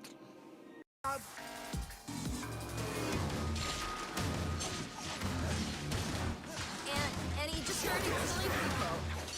He looked me straight in the eye, and at one point, it was just terrifying. He definitely had pedophile eyes. I forgot. He definitely had pedophile eyes. I saw one girl. Yes, you made choice for your first Pokemon. It's all over.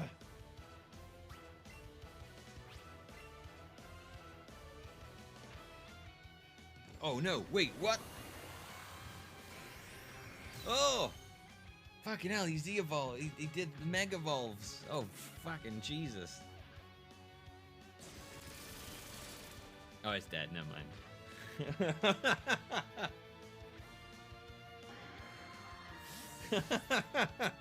Oh my god! It evolved! Oh, okay. It was exciting for a moment. Oh my god! Oh my god! Jesus Christ! Oh! What the fuck was that? Oh my god!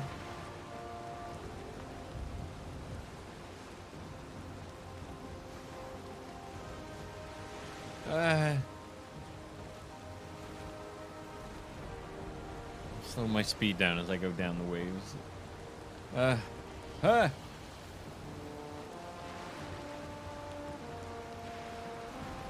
Okay, we got it.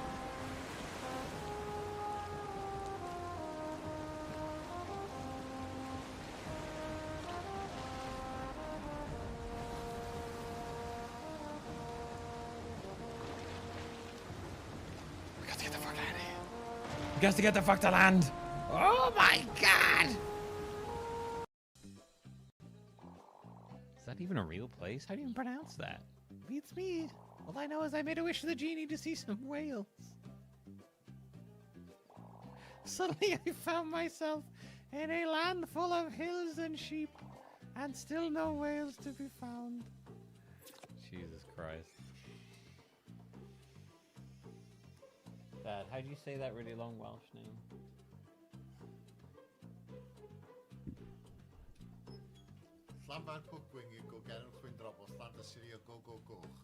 Thank you. That one.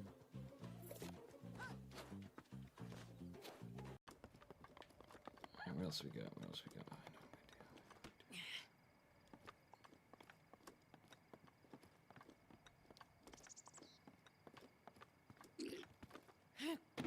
Oh no!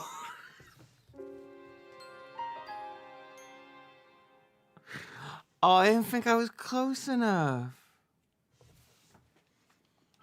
Oh, I didn't realize the explosion was that big. Oh.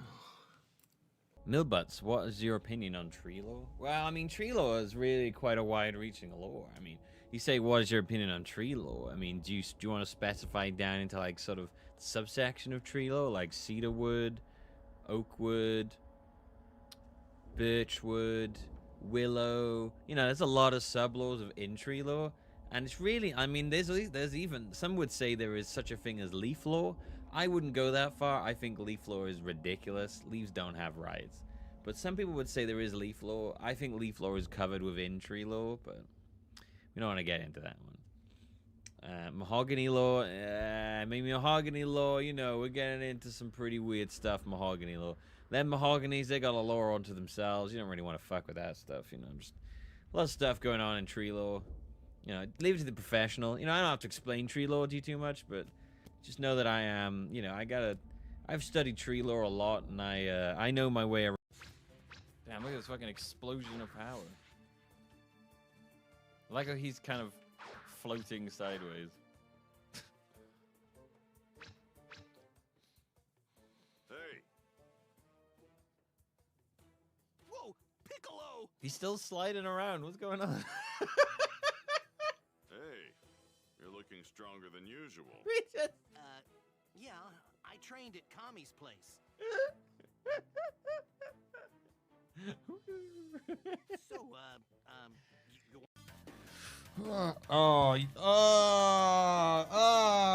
Jesus Christ, Banjo. Oh my fucking god.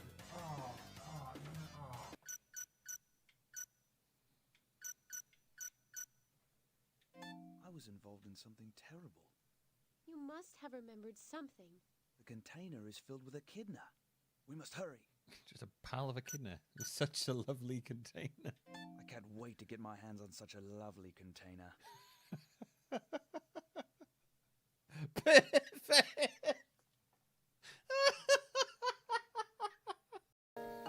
All right. Yo. Apparently, it's a whole fucking roast dinner ass meal going on.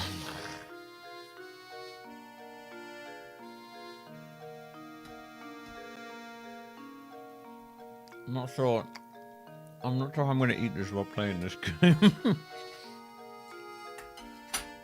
On a Monday? You don't need to have roast dinners on any particular day. My question, yeah, mine was more in this heat than on the Monday.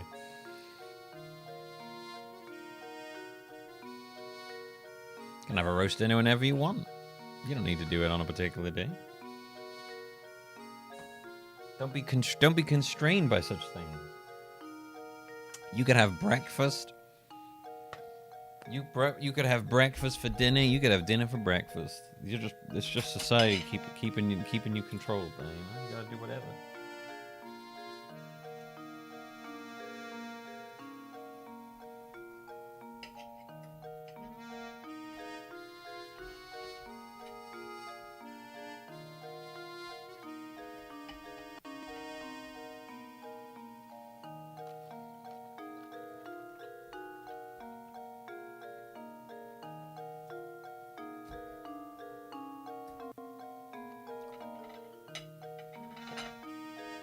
You can have anything, anytime. Right. I guess I'll just eat it as I go. I can eat and play, it's fine.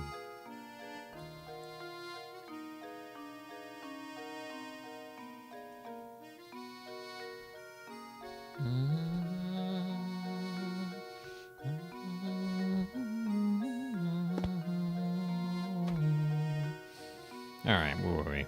Oh yeah, she was giggling at him. Alright, I guess we are going this way.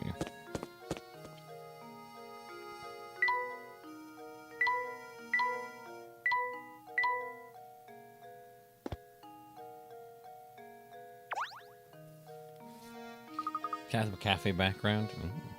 Professor, there she is. Quickly then, use the fish bones. Here, Claudia, come here, girl. Meow. Meow.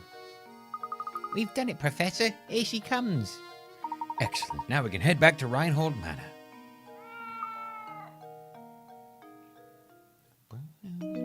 The fugitive feline has been caught.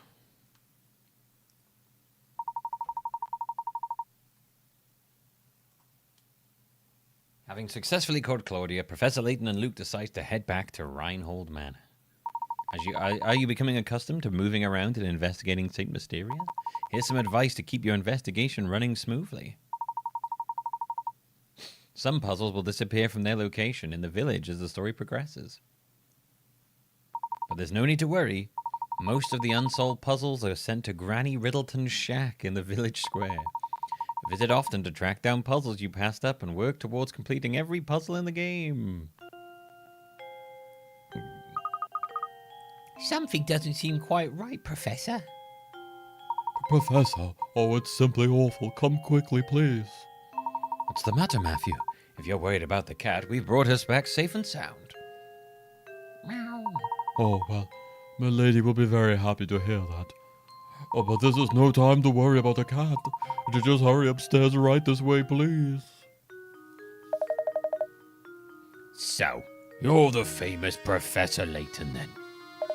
The name's Chelmy, Inspector Chelmy. I'm the inspector on this case. Well, I'd hardly call it a case if this is about Claudia. We brought her back safe and sound. Oh, Claudia, my baby, Mama missed you so much. Wow. What's this cat doing here? Why on earth would you bring an animal to a crime scene? Have some sense. We were out when this crime took place. I don't know what's going on. Could you please fill us in? There's been a murder, Professor. A man was killed here. What? A murder? Who was murdered? The victim was a resident of this address, one Simon Reinhold. Simon was... Approximately 2 hours ago, I received a report that a man had collapsed at Reinhold Manor. Upon arrival at the scene, it was apparent to me that Simon was already dead. Hi, Siberian. I see. And the cause of death? I'm currently conducting an investigation to look into it. I'll let you know right now, Mr. Layton. I'm looking at you as a potential suspect as well.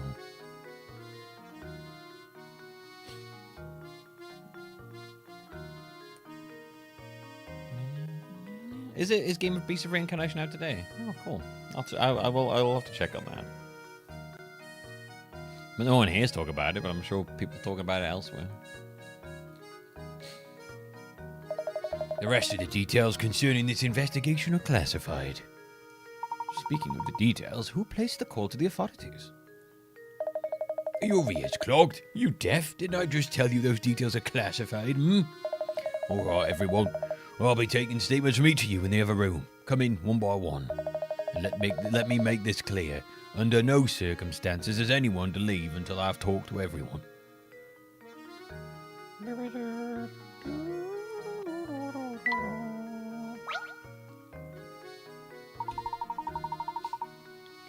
Matthew, did you notice any strange characters around the manor at the time of the incident? Not a soul, I'm afraid. I didn't even know about Master Simon until Inspector Chelmy showed up. And where is Simon's body now? I didn't see, but I was told that the inspector carried the body out shortly after arriving. I see. Well, it looks like the moment we're about to lead on this case. Oh, but you know, I found this in the room where Master Simon's body was discovered. What is this? I'm sorry to say I have no idea, but I thought it might be a clue, so I made sure to hold on to it. Amazing. It's a cog so small that one could search the room and miss it. Looks like it has an engraving. A small cog? Now that you mention it, I know a puzzle about an object that almost fits that description. What, are you joking? A puzzle at a time like this? These people have no concept of anything. It's just puzzles. They're mad for puzzles, bro.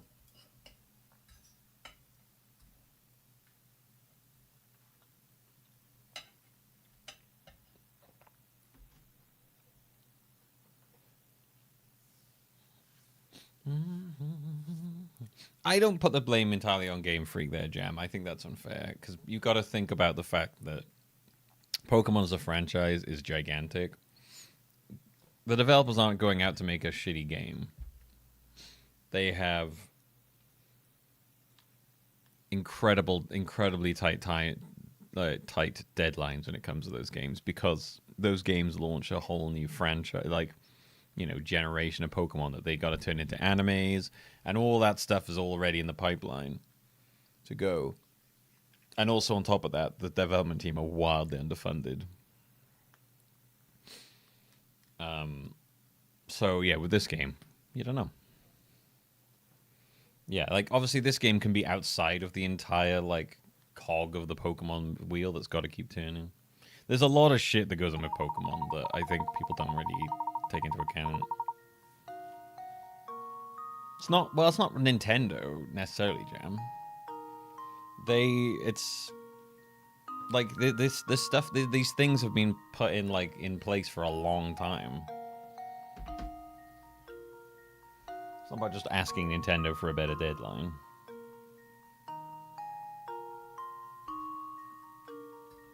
Put it this way. If the games are selling well, why do they care if they're not great? If people still buy them regardless, then what's their incentive not to give it more funding, you know? I like Little Town Hero, but overall, no, it was not very well received. I think I'm in a minority in that one. A big part of Little Town Hero for me was I just liked Toby Fox's soundtrack. I don't think it was an amazing game overall, but I liked it.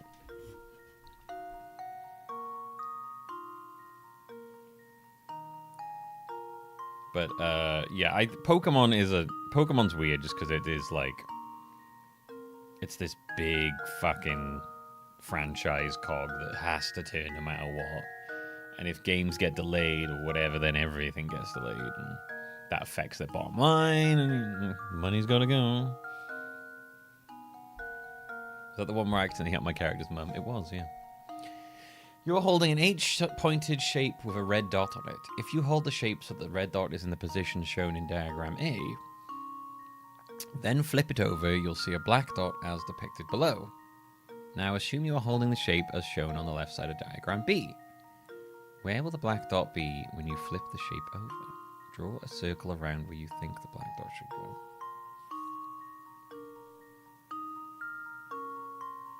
It's amazing they put out anything on those tiny fucking, those tiny budgets, yeah. Now assume you're holding the shape as shown in the left of diagram. Okay. Draw a circle around where you think the black dot should go.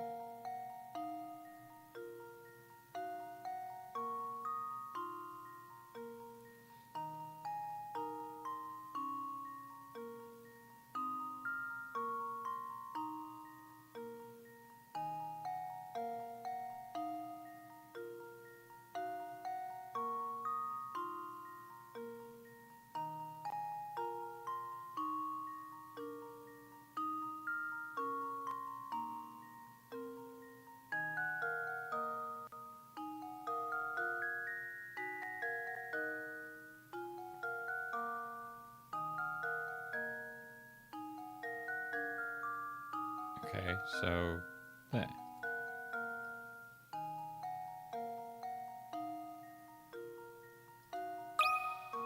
That should do it. Oh. How embarrassing. I thought there was a pattern to that. There wasn't. Right, I can't eat this and do this at the same time. I'm going to have to pause one of them.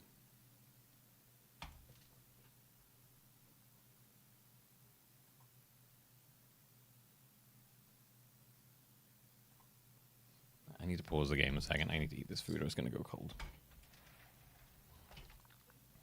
There's way too much food on this plate and I cannot eat this while doing that. I like Little Town Hero. I thought it was genuinely really fun.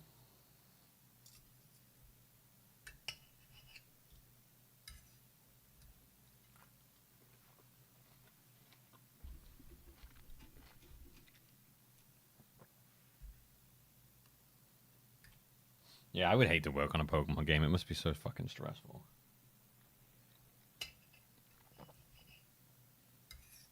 Because, like, the games are like a very small part of the money they make on that.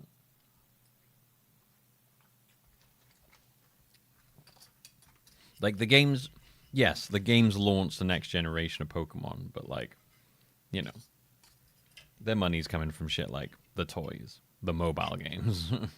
The mobile games, definitely. I think Pokemon trading card game Pocket makes like stupid amounts of money.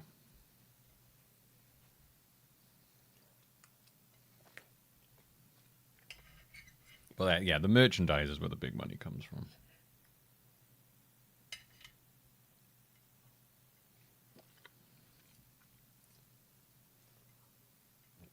Well, the cards is more like secondary market stuff, Jam.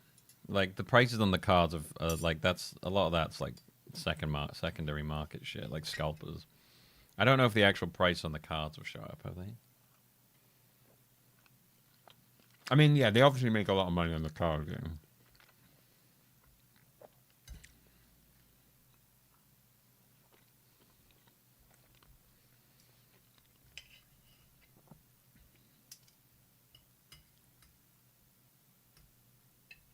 Yeah, I guess it makes money regardless, doesn't it?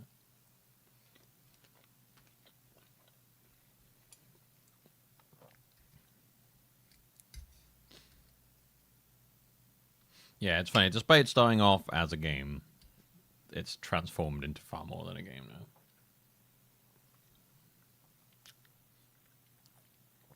now. I think, unfortunately, like, because it's all about fucking, you know, in the world where everything is focused around profits. Whatever makes them the most is going to get the most attention.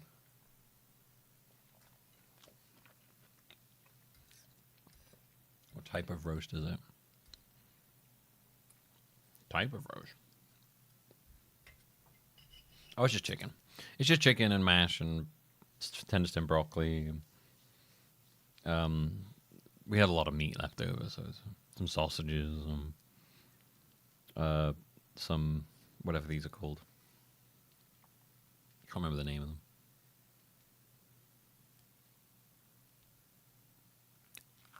What are they called?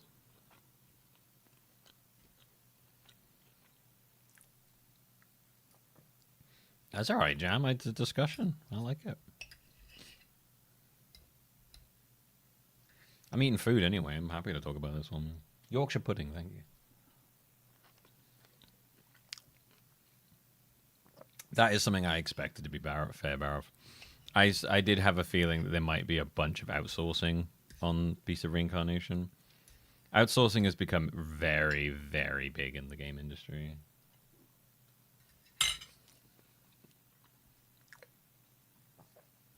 You have like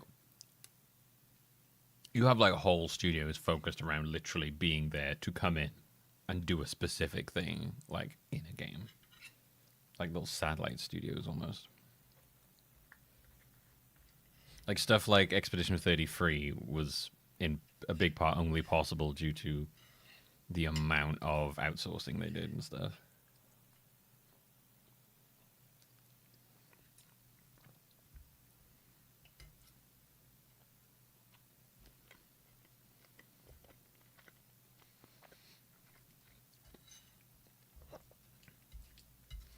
The only games that probably do a small amount of outsourcing is probably like first party Nintendo stuff, because I think they're like too proud. 'Cause they're weird.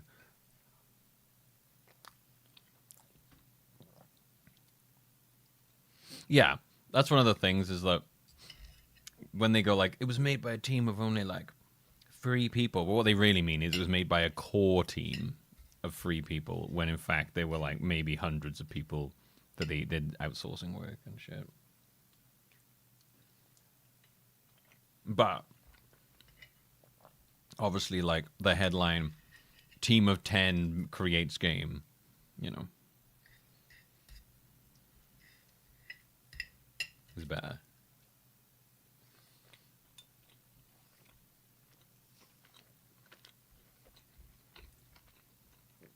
Like I believe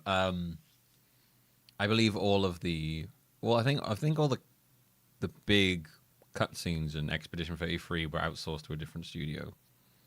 Like obviously, yeah, the core team puts it all together, but like being like, oh yeah, that team made all the cutscenes, you'd be like, well, no, that's not true.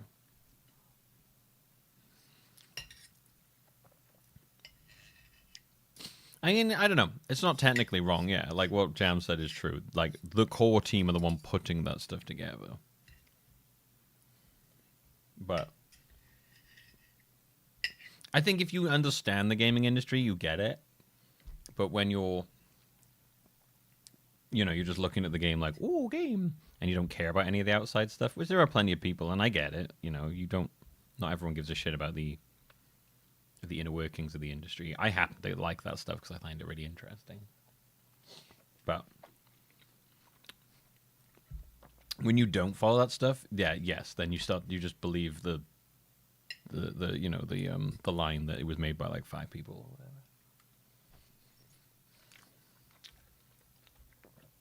I think it's important not to disregard the core team, but also acknowledge that they could not have done what they did on their own. And to make sure that people get credit for them. But then also crediting every fucking studio. I mean, that's what the credits are for, you know. You gotta be realistic and stuff. Like, when you announce, when they're like, oh, this team was made by a team of 5, you're not gonna go, this is made by a team of 5 from an outsourced to 12 different, that's not gonna flow. Every time you describe the game, describing it as a team of 5 with outsourcing to 5 different studios, and you're like, obviously you're not gonna say that.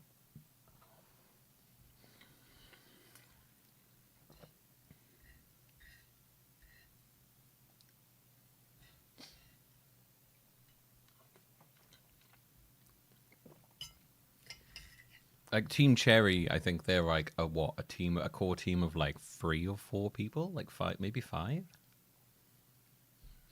And then they outsource for some music.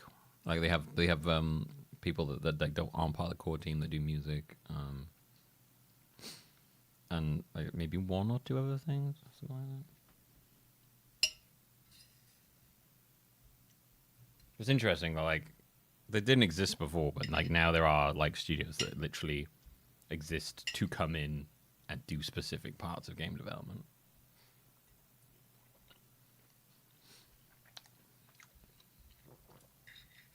I think from a perspective of being like, oh, this game is made by those people, you got to be like, okay, it's made by those people, but like, is it including all the people who did the other work and stuff?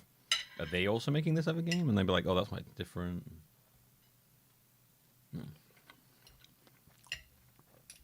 It's all fascinating to me.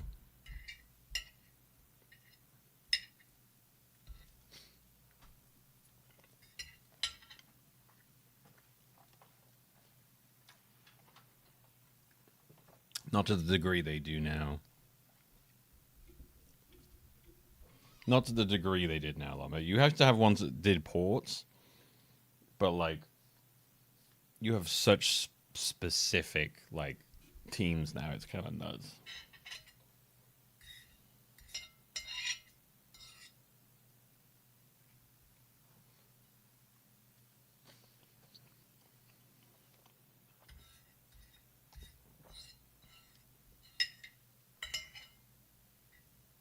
There's always been studios that focused on stuff, but a lot of that was like ports. Porting shit. Yeah, I think a lot of those little small studios that focus on very specific things in a game now are like, were probably born out of game companies that focus on ports and they got really good at a specific task.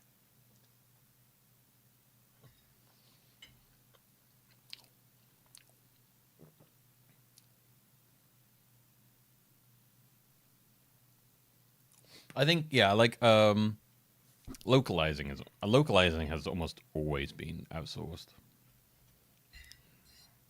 That's always like I think it's I don't think it's very often you get a studio with like an in-house localization team.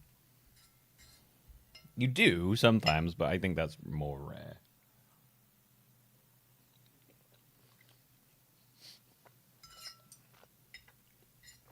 Translating and localizing is such a like specific, unique skill set.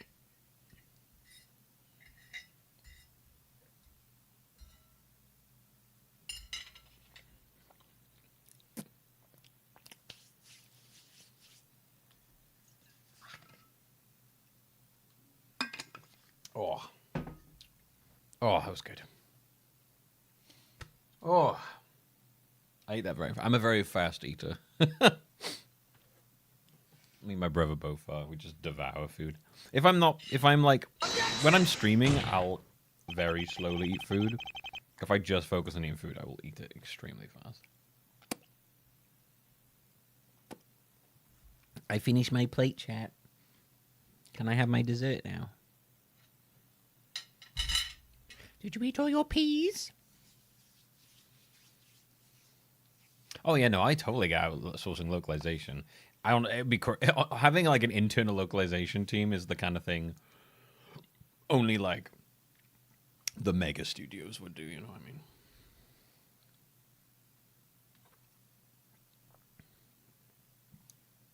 Horrible acid reflux. I should probably take my time.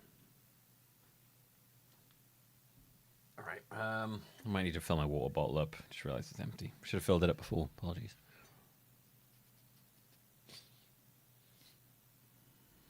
And I get that when I'm out, like, eating food. And I'll eat the meal really fast. I'm like, all right, I'm done now. Oh, no, let's go. Yeah, and then you get the issue where, like, yes, now you get companies, instead of outsourcing to these localization studios, they think, oh, I can do it myself. I can just get it translated by AI. Or, I mean, in the past, it's not like this is new. People have been doing that with Google Translate for a very long time. And like you could tell, you could tell when a game was made with Google Translate.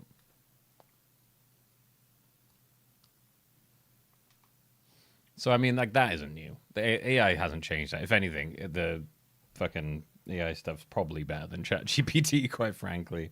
The issue there is more when you.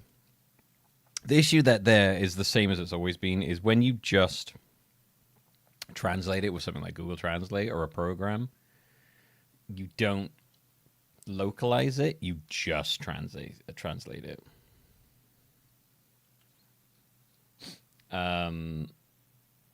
I think that's the big difference between like localizing a game and translating it. It's like, yeah, you could run it through this program that translates it directly, and it might be, I don't know, like 90% okay, but like there'll be a lot of stuff where you're like, this just doesn't make sense in English, and without a localizer to go over it and be like, oh yeah, this is not going to play in another country, like they're not going to understand this reference, this isn't going to make any sense, this is actually offensive in this country, like what you've done there.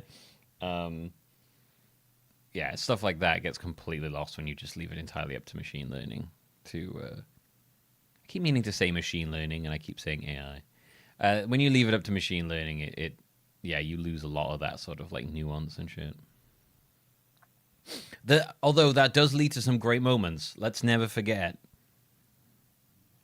Otaku Adventure, a game that was 100% definitely just thrown into Google Translate.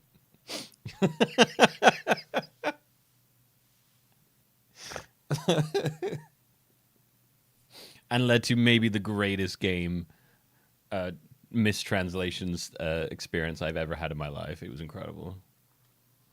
The greatest moment in life was when the poo was about to pop and you pull on your urine and take care of your own disrespect. What was it? What was it?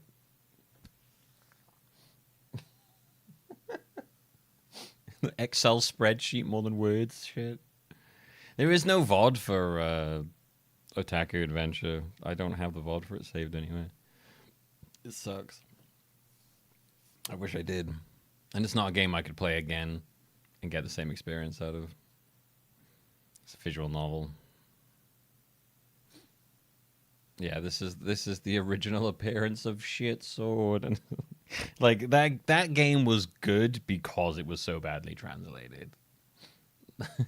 And it was like a tiny studio as well. So like it wasn't like it's very different as well, I think, when a tiny studio of like one person uses that stuff to help them than when a big studio does. I think that's like one of those big things I think people need to learn when it comes to criticizing the use of machine learning and stuff. Like going after the individuals, the tiny individuals doing it is useless. It's petty at best. It's the big egregious uses of like by big companies that can't afford to do better, and the people that you need to like go after, not the individual case uses. That shit's a waste of time. You're gonna get nowhere there. You're just gonna end up looking really like petty and useless. Right, I need to take this to the kitchen. I shall be right back. Would the game have been as popular / fun without the bad translation? No. There's actually a version on mobile of Otaku Adventure that has fixed a lot of the translation issues, and I had a look at it. It sucks. It's boring. It's the reason that was good is because of the translation issues. That's why it was so funny. Outside of that, I'm petty, but I understand that, Domo, but I think it undermines the argument when you just put it down to pettiness like that. I think you need to have a more big picture, nuanced look, or I think your arguments against it become worthless. Honestly, you just end up looking like a reactionary doofus, just going. Rah! You need to like. I think you need to be like more focused when it comes to stuff like that. Okay, right. I'll be right back. I'm just gonna fill my water bottle up.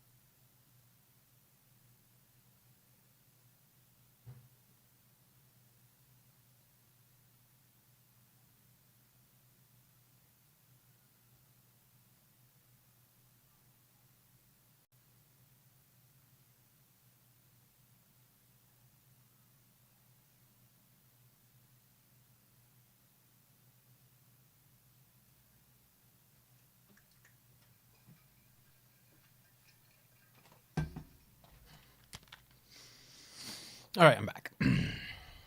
Yeah, as I was saying before, I've been on my own journey with how I react to the usage of generative AI and stuff. Before, mine was a very reactionary, just gut thing, and I don't want to be like that. I criticize people for being reactionary to things, and I don't want to be that. I can criticize it without just like jumping down people's throats all the time. And like I said, I don't think going after the individual who makes a generative AI image is anywhere near as useful as criticizing the people behind that stuff, you know.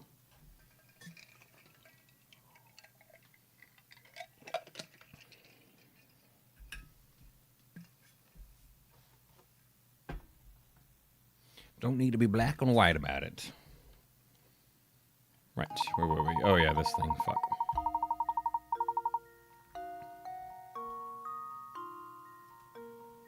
What was it? Harm, what was I talking about before? Harm prevention, that's it. Harm minimization? I can't remember that too.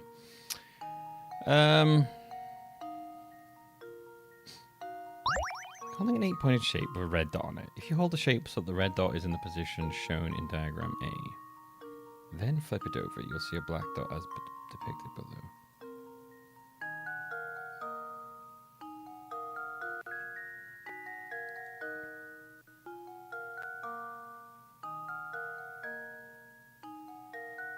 Oh, it's being flipped that way.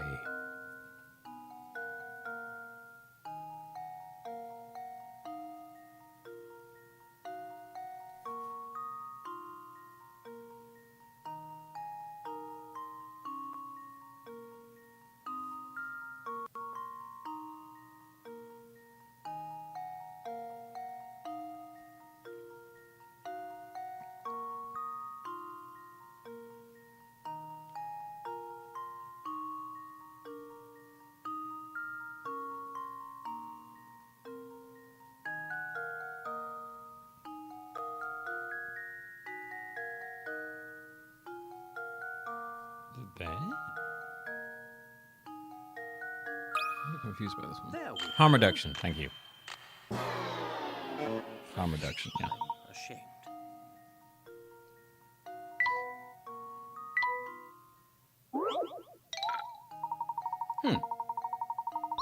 So in my head, it was if this dot's here, and then if this goes from if that goes from there to there, then it would be da-da, and then flipped over. So then it would go da-da, and then flipped over would be there, right? No shit, wait. Da-da. Oh shit, wait, is it there? Oops.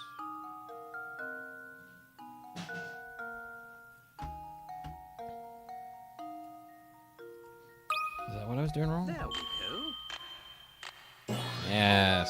I hadn't taken into account the fact that... Yeah, okay. I get what I did. I get what I did wrong there, yeah.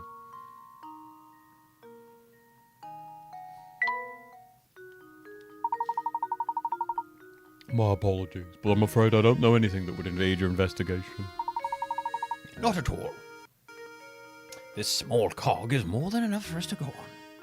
But I do wonder why you're giving this to us. I believe you're a good man, Professor. I'm confident you'll piece together this puzzle. I appreciate the vote of confidence, Matthew. A strange gizmo.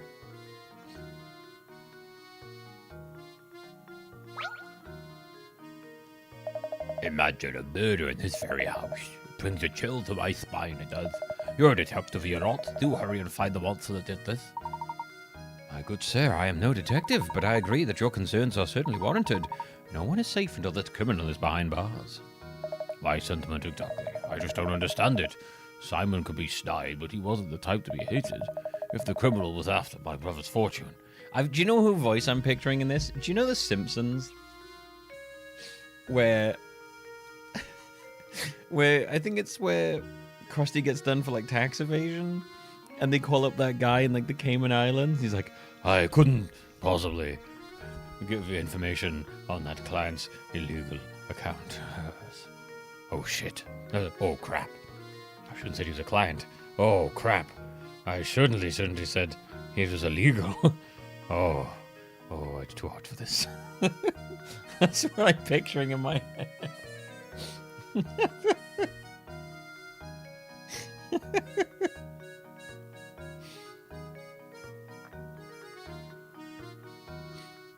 I like how someone gets murdered and instead of adding that, the mystery screen adds a little cog. What? He's like, someone died. But what could this cog be for? Oh, crap. Very well. I'll be my friend's next target. You have a point. If we narrow down the motive to stealing the Reinhold fortune, there are very few potential suspects. Good gracious. You don't think I do something like this now, do you? Simon and I get along very well, I'll have you know. He wasn't very close to Augustus, though. You know, all these tasks talk of familiars has me contemplating a puzzle I once heard. Really? Now? Do you reckon court cases are done in the form of a puzzle? 6 brothers have gathered around a table to eat dinner. Let's call them brothers 1 to 6. Who killed him? Who cares? Cog. With 1 being the eldest and 6 the youngest. Each of the brothers is prone to fighting with the siblings directly above and are below him in the age and can't be seated next to either of them. Also, brothers 3 and 5 got into an argument the other day and refused to sit next to each other. Brother 1 has already sat down. Can you find a seating arrangement for the others that will keep everyone from bickering? Look, I think the murder victim was a wind-up toy. That would explain the tiny little cog that was lodged inside of him.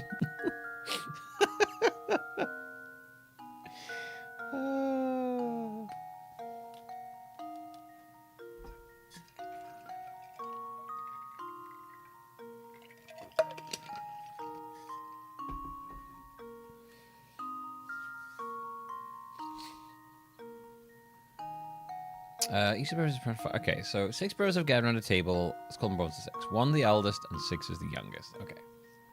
Each of the brothers is prone to fighting with the siblings directly above and below him in age. Okay. So they fight with the ones above and below.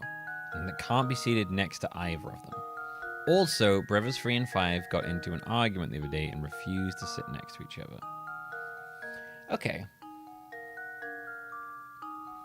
So we can't put 2 or 3 next to 1. We can't put 3 and 4. So let's just say let's put 4 and 5 here, just to start off with.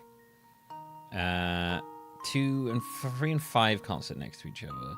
So let's say 6 there, 2 there, and then 3 there.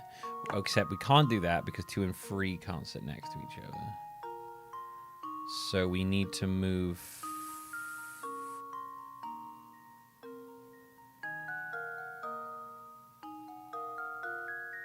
Okay, so let's move 6 here. And then 3 there, and then 2 there. No, I can't do that because 6, 3 and 5 can't be next to her, and I can't put that there because... Oh, no, oh, shit, I'm an idiot. 3 and 1 can go next to each other. Fuck me, sorry, I'm being an idiot. For some reason in my head, I decided that 1 was between 2 and 3. I don't know why I did that. My brain did a weird thing there. Ignore me. Okay, so... Ignore me. So 3 can go there. So if we...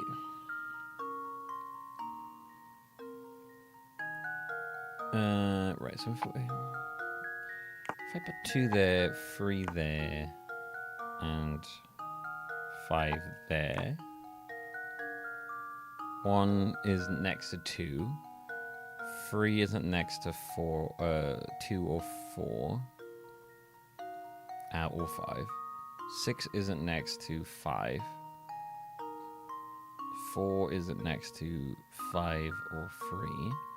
2 isn't next to 1 or 3. And then 5 isn't next to 6 or 4. There you go.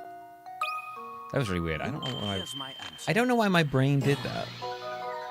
I have that habit sometimes of my brain will decide on a specific thing, and even if it's not stated in the thing and it's entirely wrong, I'll work around that thing, and then I'll be like, oh shit, I had a complete. My brain like added in a stipulation that didn't need to be there, and made the whole thing harder.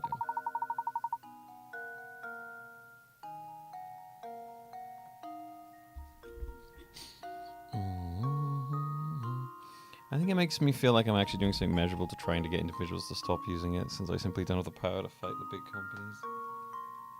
I get that. But I think it's also important about the way you do it. Like, if you just shame people out of doing it, they won't stop doing it. They'll just not tell you they're doing it.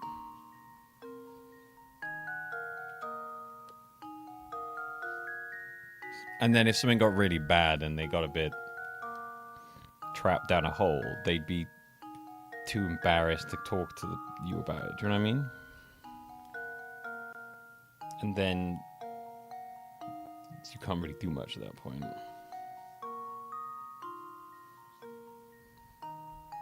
Like, say someone ended up falling into a bit of a psychosis with one of them.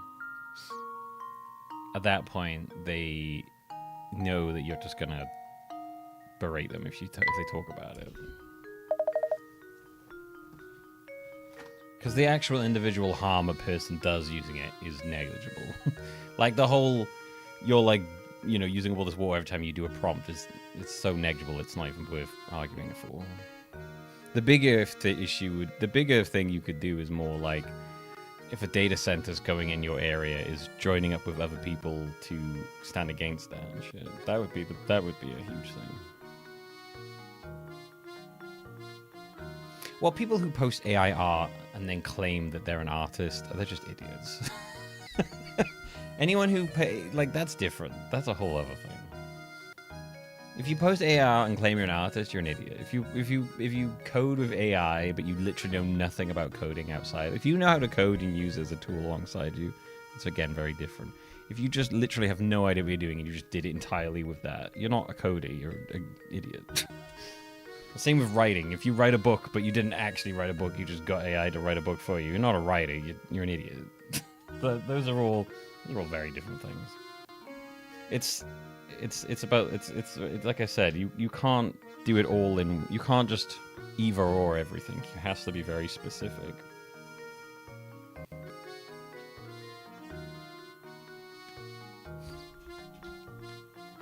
I think a big part is how you respond to people. Like, responding to people with shame and anger just doesn't work. It really doesn't work. And if anything, think about how you'd respond if someone said something that you didn't see any issue with, and then in that way, you just be like, well, fuck you, I'm gonna do it anyway. You know, it's difficult, but you have to fight that reactionary aspect, because otherwise you're no better than. Yeah, like you said, like the satanic panic parents who were like, oh my god, D&D is going to make my child a Satan worshipper, and you know, it falls into that then.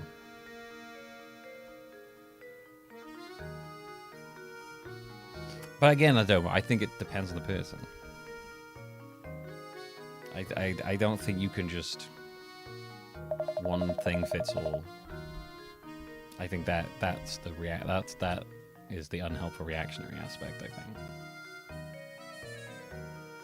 You have to find ways to talk to people about it that don't immediately involve you trying to come down on them like that.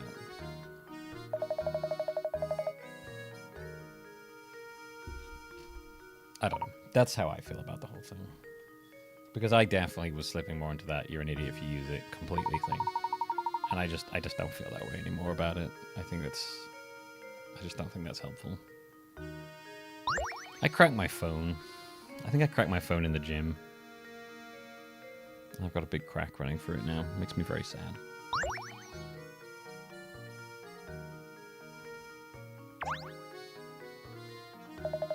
Is this everyone who was present at the scene of the crime?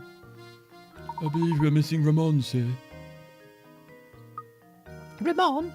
Where is he, and what on earth is he doing? Matthew, fetch that Ramon at once. To be honest, milady, thinking about it, I've not seen Ramon for a few hours. What? Don't tell me he was murdered as well. No, hold on a moment. He's a suspect too. Perhaps he fled the scene of the crime. Where could he be at a time like this? What if the murderer got Ramon too?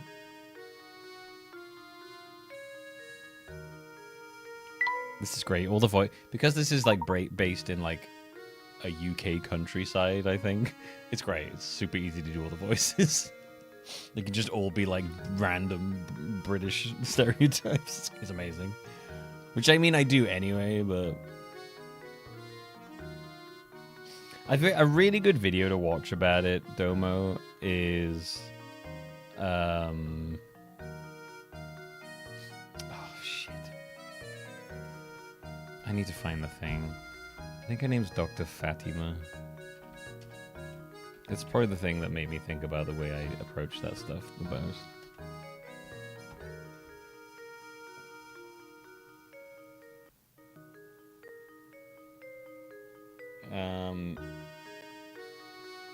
Yeah, this one. I don't agree with everything she says in it, but it definitely made me. It's this one where she talks about it and her own uses and the way people helped her with stuff. I think that was the one that made me like. I was listening to it one night and it just made me like stop and think about the way that I'd reacted to people using it, and I was like, "Fuck, yeah, that's me." Okay, I have to reflect. I have to stop and reflect on shit for a moment. And it got me to sort of approach it differently. But I'd highly recommend it. It's really good. She's a very smart person, and she got pulled down by... Like, the basics was that she was going to get evicted, and she used, I think, ChatGPT or one of the models to help go over her eviction... The rules of her tenancy or something like that. And in the end, like, to give, like, an overview, and in the end, she did actually manage to fight it because of the stuff she was able to do with ChatGPT and shit like that. But like what happened with her is she started using ChatGPT as a emotional crutch to like tell her things were going to be all right and like convince her that things were going to be fine, and it kept escalating basically to the point where like she was using it like regularly as like a sort of emotional reassurance thing. And then she talks about how like a friend of hers sent her this stupid meme. It was like a cat that was like, you don't need AI to make up, was it like to give you like stupid answers or make up stuff? You've got me instead, or something like that. And she was like, that meme like saved her basically. She was like, that made her realize that what she was doing, and it made her like sort of be like, oh, okay. And she said it was difficult, but she kind of over time kind of weaned herself off of that kind of stuff. But she's fascinating. A lot of people criticized her for that, but I thought her video on that was really, really fascinating. It's really good though. I'd highly recommend it. It's basically just like how to anti-AI better, essentially. Yes, Professor? There's something I'd like to discuss with Lady Dahlia. It shouldn't take very long at all.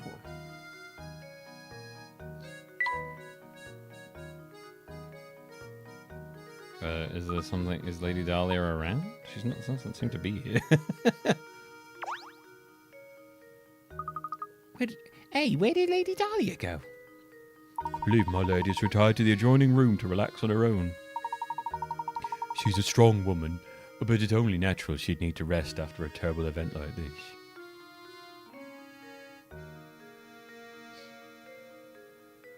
Very well. Would you please let her know that I have something I'd like to talk to her about? But of course, Professor. Please wait here. Lady Dahlia might act like an ice queen, but I guess even she is shaken by today's events. Look, if you wish to ever become a true gentleman, you need to start showing a little more sensitivity. I just love how Layton's whole thing is be a gentleman.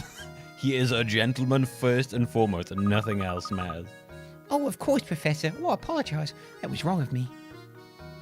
My lady will see you now. Just head back through the door on the left.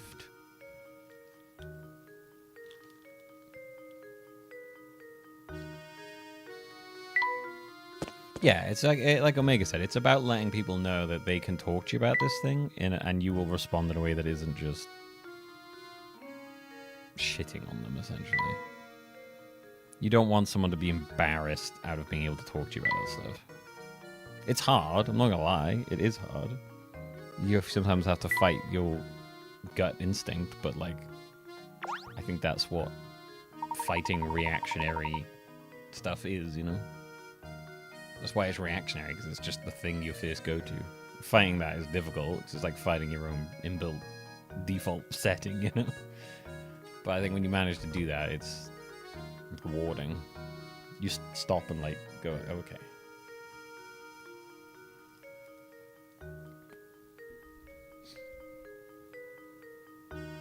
Did you get to watch it? The Odyssey Rock. I know you said you were going to. I want to know if your ears popped out of the head.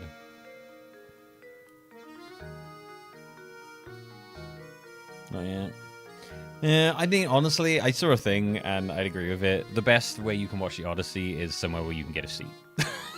Like, I think if you over-try and get it specific at those, you're going to end up just not seeing it. In the end, I think the best way to watch it is somewhere where you can actually just get a seat for it. Even if it isn't, like, the perfect way to watch it. Like, I don't think watching it the way I did took away from it. Like, I don't think I was that fussed I had to watch it now. It'd be nice, but yeah, I would, I was like, I'd rather watch it rather than worry about seeing it in the 70mm cinema. Especially because in the UK, there's like fucking none of them around. So. Lady Dahlia, I have a deep suspicion this murder is connected to the mystery of the Golden Apple. What? It's too early to say for sure, but I think it's highly probable the two matters are linked. And you think that Ramon is somehow involved in this? Potentially, yes. However, as of yet, we don't have enough information to draw any solid conclusions. I see. If that's the case, I have a request for you, Professor. Find Ramon and bring him back here. It sickens me that I'm being considered a suspect in this brutal crime. I must prove my innocence at once. As you wish, Lady Dahlia. We will ask around the village to see what we can find. I appreciate your help, Professor. Well then, I'll be waiting the good news in the parlor. Meow. I feel like she should have a meow. God, that guy's so creepy, dude. Comb St. Mysteria for clues about Ramon's disappearance.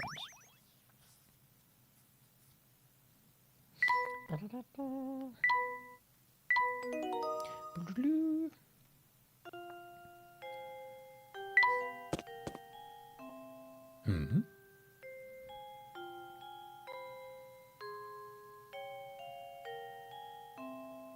Look at this picture. What is it, Professor? Oh, isn't that Lady Dahlia? She's holding a baby. That baby must be Baron Reinhold's daughter, then. Flora was her name, wasn't it? Gosh, what a cute baby. Lady Dahlia hasn't changed much, has she?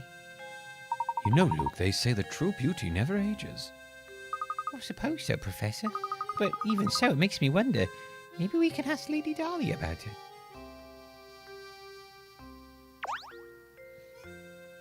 Pardon me, but we happened upon an adorable picture of you and your daughter Flora a moment ago.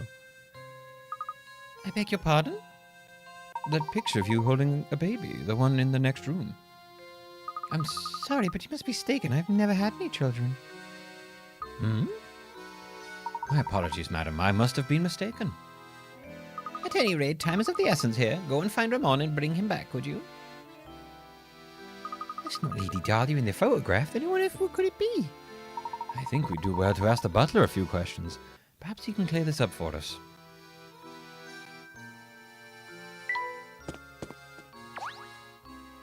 What am I playing this on? Mobile.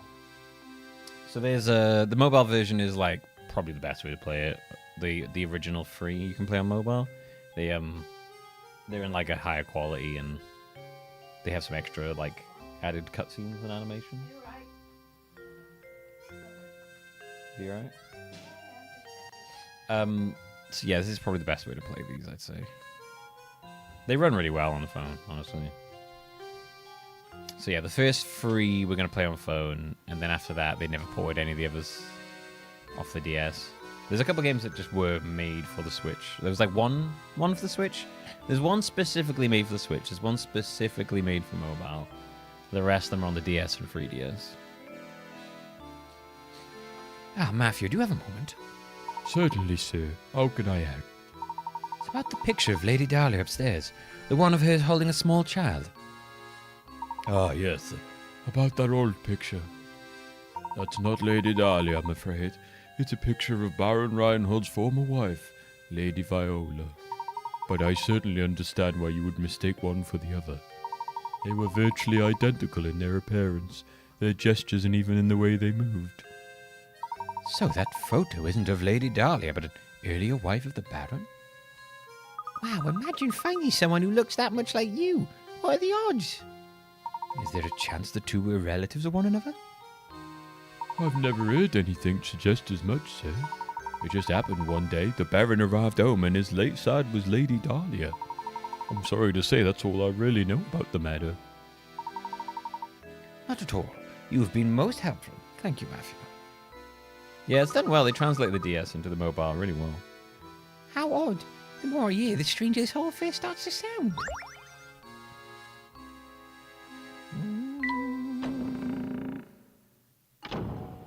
Hey, cat.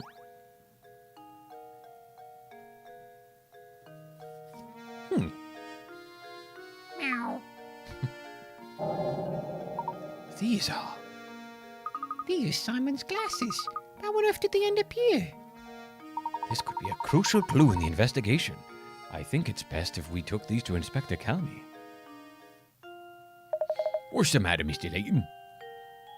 Inspector, take a look at these. These glasses belong to Simon. We found them in the garden. What the? I imagine they simply fell off the body when it was being carried out of the village. Besides, if you have enough time to manage the village lost and found, shouldn't you be searching for the Reinhold inheritance, or whatever it is you're supposed to be doing? Of course, if you continue to interrupt the investigation, I have some ideas about what you can do. My sincerest apologies, Inspector. I don't like that Kelmy one bit. He reeks of smoke and he's so full of himself, and the way he treats you, Professor, is just too much. Look, my boy, pay it no heed. Right now we have other priorities. Let's go around and find Master Ramon. Find Ramon, even. He's just like, I must train Luke into being the perfect gentleman. Look at you, fretting away there. Whatever's the matter? Sorry to trouble you, but have you seen Ramon around here today? He was here until just a while ago. No, I can't say I've seen him today, which is strange, considering how he often sneaks off the job. But enough of that. I hear you're quite an ace with puzzles. Would you mind helping me out? Right now, we're sort of in the middle of something, but if you insist. Really? Puzzle in this moment, sir, madam? No? Okay. Have you heard of one-line puzzles? The idea is to place your pen and paper and draw a shape without lifting your pen from the paper, or retracing any part of the line. You can, however, cross lines. Now that you're familiar with the concept, look at the 4 pictures below. One of them cannot be drawn with one line. Which one is it? Okay. One of them can't be drawn with one line.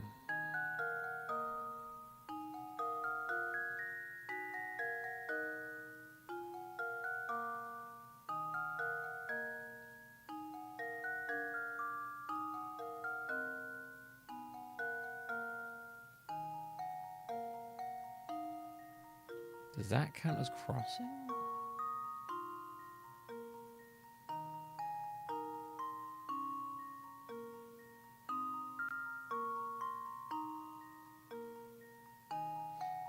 I don't know if that counts as retracing or not.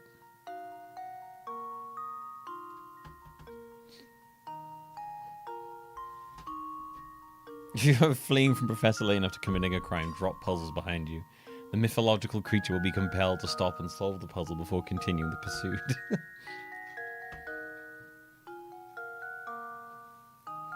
I imagine this one can, right? You just do like that, and then that, and then that, and then that, and then that, and then that, and then that. Oh, wait. Oh, is it that one?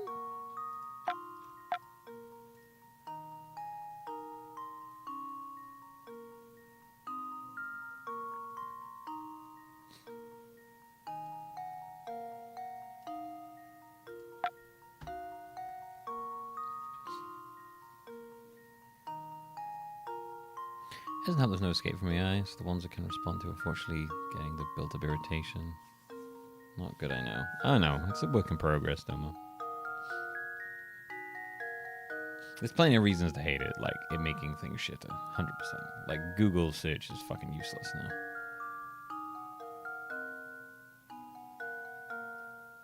It might be that one in the top right.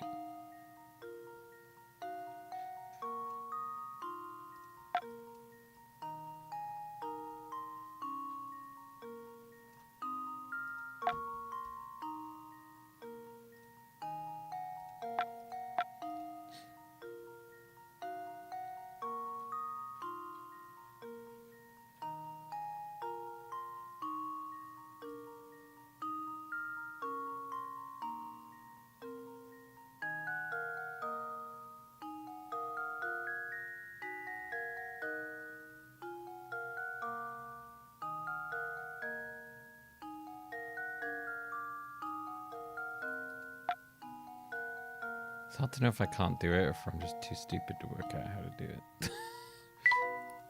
So we know this one is possible. As far as I can tell, this one is possible.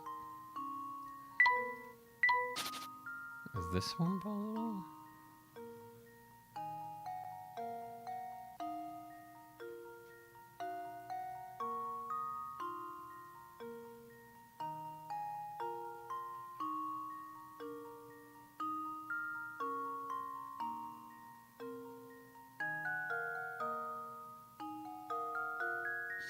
Yeah, that one seems to be possible. I'm not sure if this one is.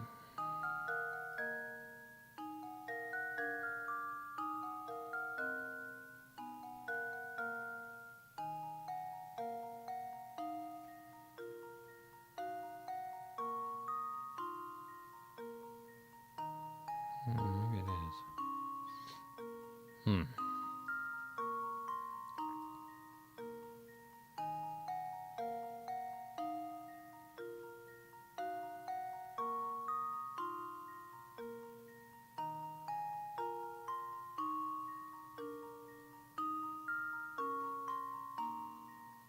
I think it might be the house.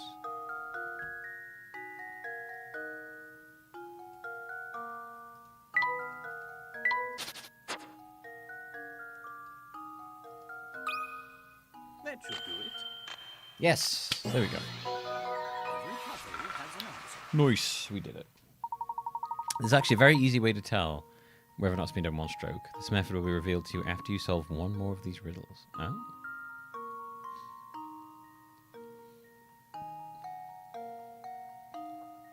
Oh wow, the way they did it was so much less complicated than the way I did it.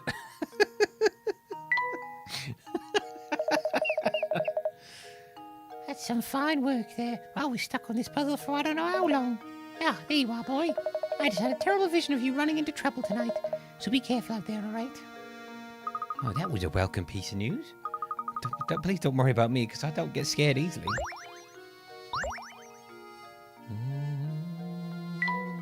Like the way they worked it out, and I'm like, oh, bro, man, was so much more complicated than that. Hey, what are you two up to? Let me in on the secret. I got it. Don't tell me. I told you I got it. I was searching for somebody, huh? Looking for info, yeah? But sorry, I haven't seen you, man. You sure you didn't see or hear anything that might help us? No, I got nothing to you. Stop asking me about it. I see. Well, in any case, thank you for your time. Oh, yeah, and good luck with your silly search. Two silly men on a silly search, right?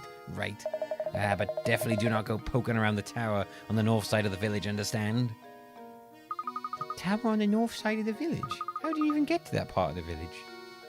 Do you remember the clock tower in the square? I believe we must pass through it to get to the north side of the village. Let's go and check it out. Oddly specific, yeah. That's the clock tower you were talking about, right, Professor? Yes, quite right. Someone's standing in front of the entrance. Hey there, you've been pretty busy solving puzzles, yeah? If you want to pass through here, you need to have solved at least 12 puzzles first. Looks like you've already done that. Well, I guess I just lied to you then. If you really want to pass through here, you're going to have to solve one more puzzle.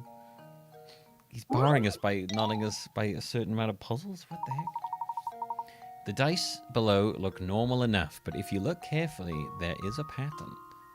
You know the following. A equals 0, B equals 9, and C equals 6.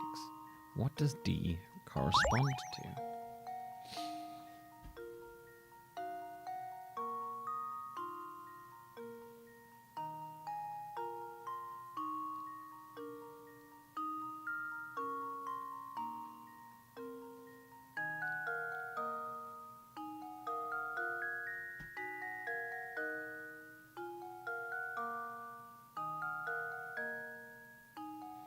What do the two sides of a die add up to normally? It's like 6. No, not 6. It's 9? 7? 9? 3? 7. It's 7. Because yeah, it has to be 7. 6, 7. Yeah, because it's 6 and 1. 5 and 2, and then 4 and 3. 7. Yeah, okay. Okay.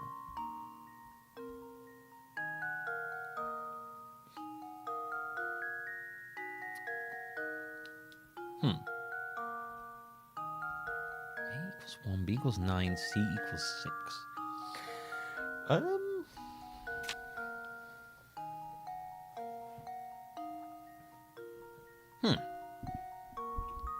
Yeah, normally a 7.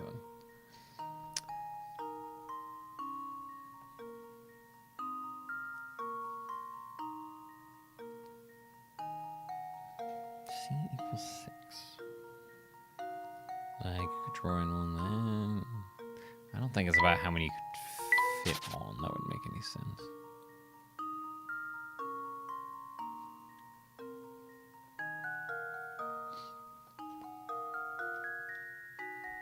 Not to do with like drawing the number on there, is it?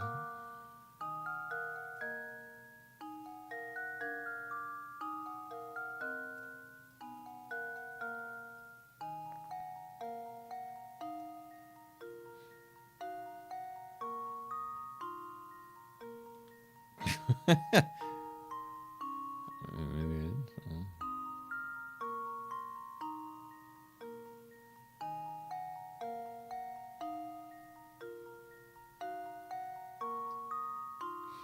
You couldn't work out what Crimeathon meant. Oh, Frosty. I was wondering what Crimea in the Ukraine had to do with this game, or maybe it's to receive donations. Then it dawned on me, Crimeathon. Yeah, maybe I need to like add a... Maybe I need to add some dashes between them. Crimeathon.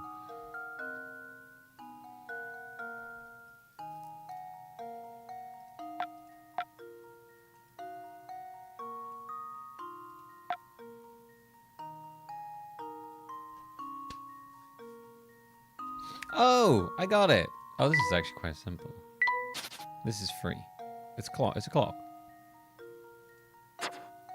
0, which is like 12, 9, 6, free.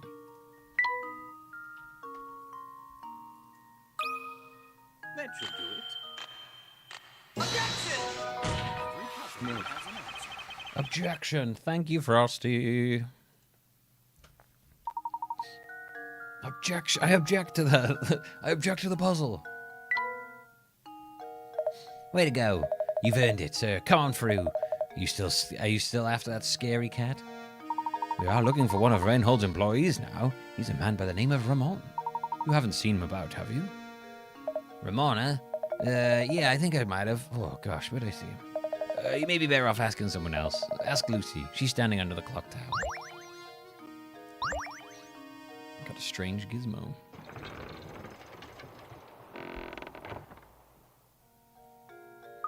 We can finally pass through the clock tower to the north side of the village. How exciting. I can't wait to see what's in store for us there. It's a cat. Look at the cat, Professor. It's not Claudia, is it? No, of course not. It's a different cat. Yes, it's an alley cat. And judging by the way he's bullying that poor mouse, a rather mean one at that. Ah, yes, speaking of mice, have you heard this one before? Their tenuous ability to link these to puzzles is amazing.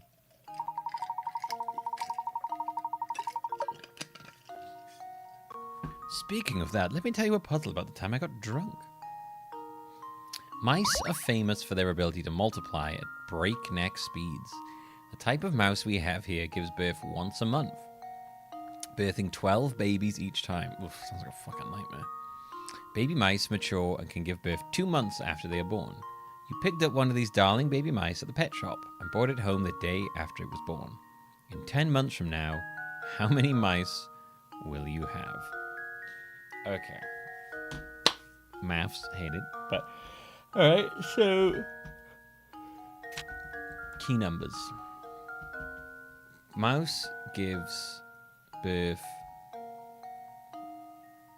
once a month. And it births 12 babies every month. Every time it gives birth, it gives 12. Baby mice mature and can give birth 2 months after they're born. You picked up one of these darling baby mice at the pet shop and brought it home the day after it was born. In 10 months from now, how many mice will you have? Okay, so we bought one mouse. Baby mice at the pet shop. The day after it was born. Okay, so we bought it the day after it was born. So there are...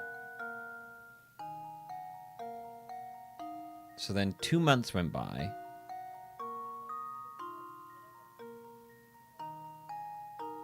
And then it would give birth to 12 babies after 2 months. And then every month after that, it gives birth to 12 babies. So on the 3rd month, it gives birth to 12 babies. On the 4th month, it gives birth to 12 babies. But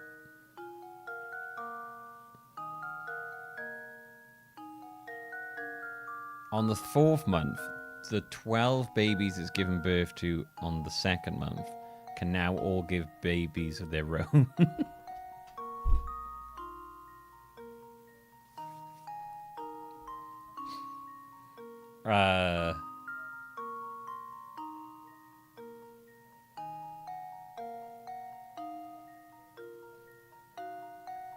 Unless, although, I mean, if we... Alternatively, we didn't buy 2 mouse. We bought 1 mouse. And unless this mouse can just spontaneously give birth, like some kind of Mary Bible thing, technically we would have no mice because there's nothing for it to give birth with. If that's, it could be a trick question there. So I'm gonna go with 0 because, well, we'd have 1. Sorry, we'd have 1 because we only bought 1 mouse. So we had nothing to give birth with. I was about to go down a math route there, which would be insane because I'd have to. It would be if I went down the math route, it would be every 2 months. It gives a baby to a birth every month, 12 babies. Then 2 months from then, those 12 babies also give birth to 12 babies of their own. It would be insane amount of maths. It has to be 1, right? Here's my guess. Yeah, it's 1. Professor, I've solved it. Otherwise, the numbers you'd be getting into would be insane. Because then every 2 months, those 12 babies from the previous 2 months would be giving birth to 12 babies of their own. So, and then you'd be like, well, that's right. Your mouse can't birth any babies by itself. It's a fucking... There's questions in this. They're just really cheeky.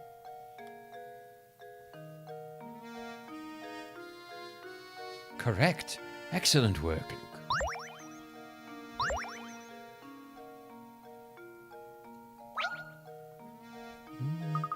What you doing? I can tell you when you ask me something. Would you mind solving a puzzle first? My little brother and I came up with this one together. I think 10-year-olds would struggle immensely with this game, Rock. I definitely... I don't know if this is spelled for 10-year-olds. I think there are some puzzles in these games that would make 10-year-olds cry. A boy and his sister are sitting around the table chatting. You know, sis, if I took away 2 years from my age and gave them to you, you'd be twice my age, huh? I mean, the main puzzles might be more simple. Boy and his sister are right. You know, sis, if I took away 2 years from my age and gave them to you, you'd be twice my age. Huh. Well, why don't you just give me one more on top of that? Then I'll be 3 times your age. How old is each sibling? Sorry, say that? You know, it says, if I took away 2 years from my age and then gave them to you, you'd be twice my age.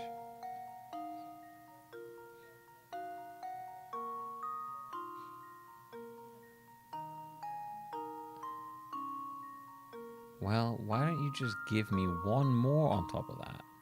And then I'll be 3 times your age. How old is each sibling?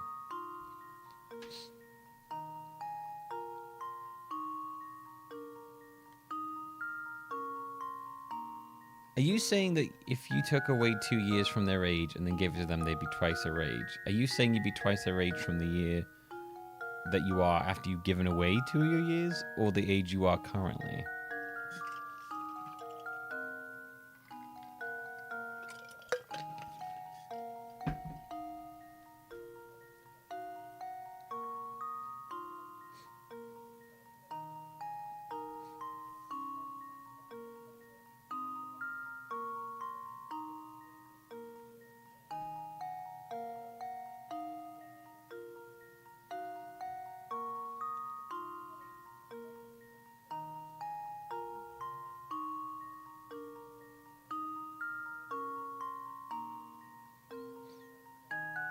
How old is each sibling?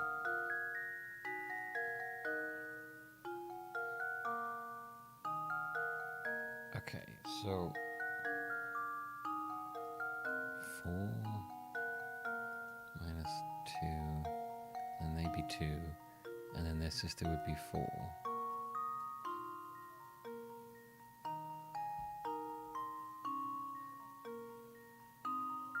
And then give me one more? As in, like, give you another number, give you another one so that they become 1, and then they become 5? Is that what I'm I don't know if I'm understanding the question properly here.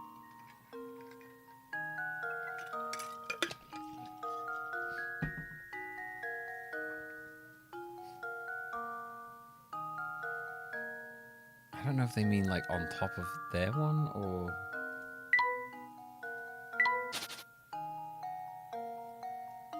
Four minus 2. If we're going off their original age, take away 2 and then add it to them, they'd be 8, which would be double 4.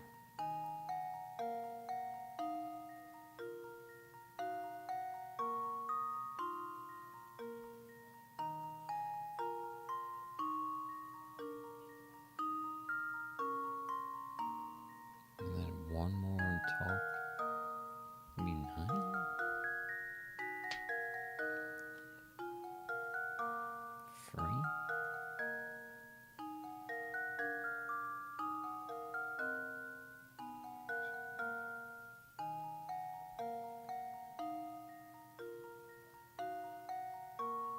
Ugh.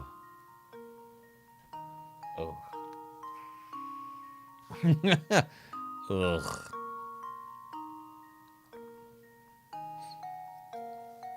It's a mix. Sometimes it's logic, sometimes it's not.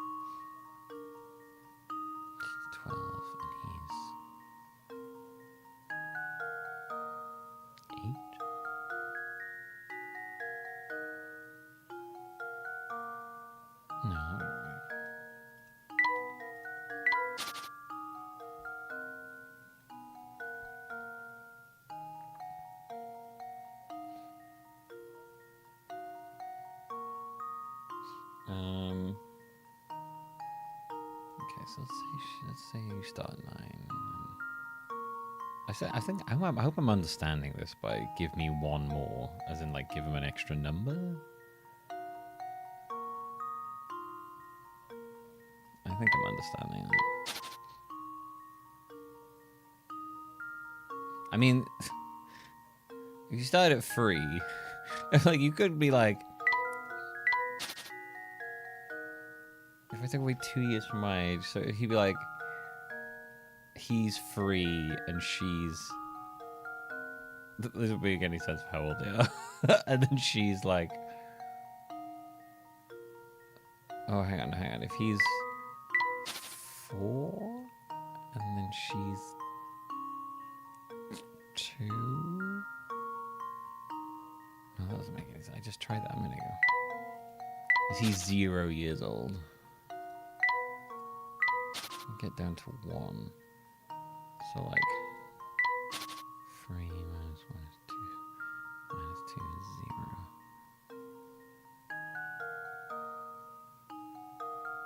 If he starts at 3 minus 2 is 1.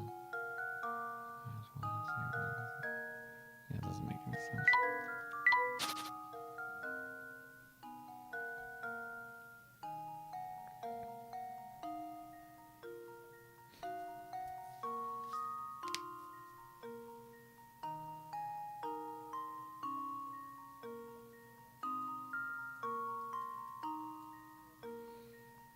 Minus 2 to 1 would be 8.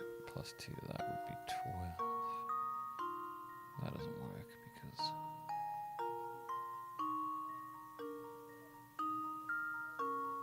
Ooh. What? That's awesome, Mari. Love that one.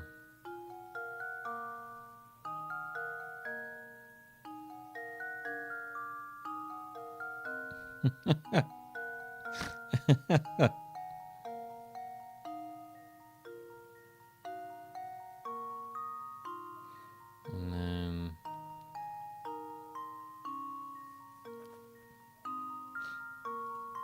okay, let's say they were 5 and 5, 2 and 3, 7. That doesn't work. So it could be twice as old.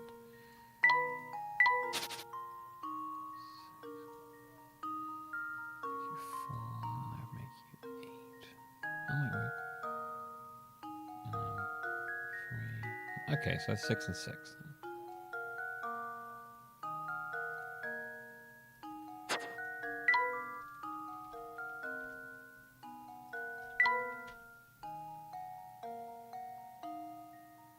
Yeah. That should do it. Every puzzle has an answer. Nice. Any work if both of the brothers are actually 6 years old? The 2 siblings are actually twins. Was that too easy for you? Oh well. Hey, you know that guy from the mansion, Ramon? He may look sedate, but my does he like the nightlife. His friends with that party animal Jarvis. Jarvis? I don't believe I know the man. Where might we find him? Well, you see, Jarvis isn't the type to place much value in being gainfully employed. At this time of day, he's probably lazing around those steps to the north.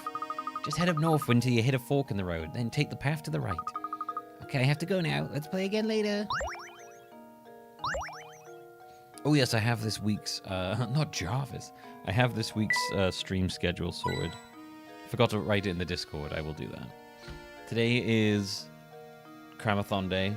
Tomorrow is Desktop Explorer to start, but not on YouTube because I can't put that on YouTube. Then when we're done with that, I will bring the YouTube stream up and we're going to revisit Hand of Fate 1 and 2. That'll be cool. Wednesday's more Crimeathon, probably a bit more of this. Thursday is the wheel, and then Friday is the Crimeathon, either this or the next Ace Attorney. Need one of those wooden calculators. Oh, you mean the abacus is the original? I used to have an abacus.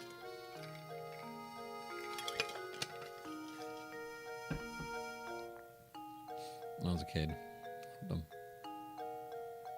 Didn't realize they were maths back then. Didn't realize I was getting tricked into doing maths.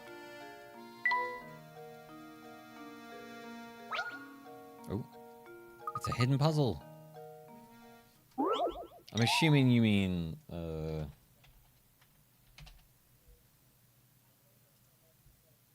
one of these things, right?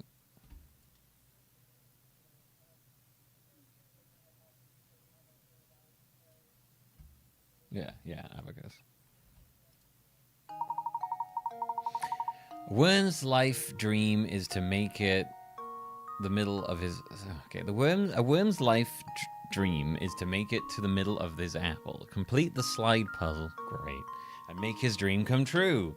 With only 8 tiles, this task might look easy, but it's probably harder than you think. I hate slide puzzles so much.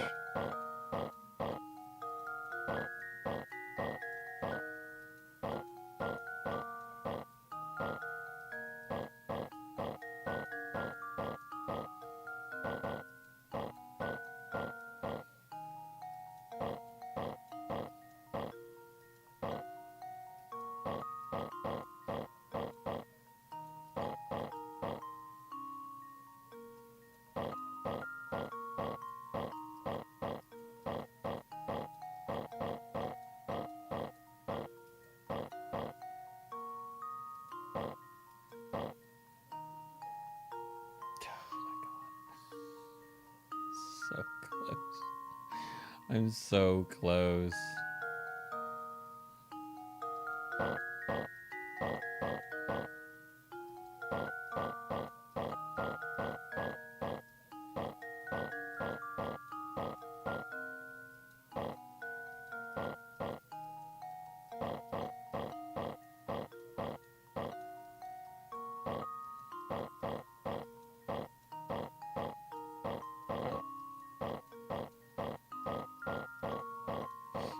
I don't know what to do when I get into situations where I'm this close, because I'm scared of like fucking it all up. I just don't know what to do. Slide puzzles, just I hate them, man. They don't click with me. They make me feel dumb. I might be like that close, but I'll be like I can't see the full. I'm like I can't see how to get that piece. See, I've completely fucked it all up now, and I hate myself.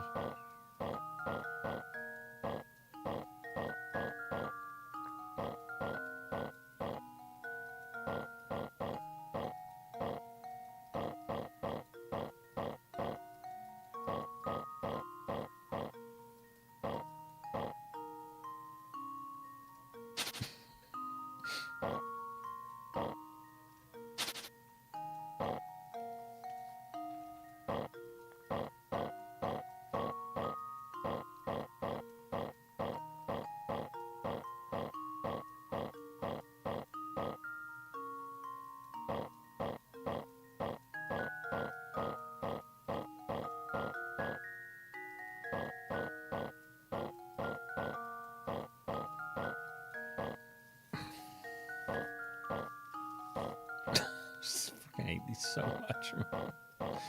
I hate slide puzzles.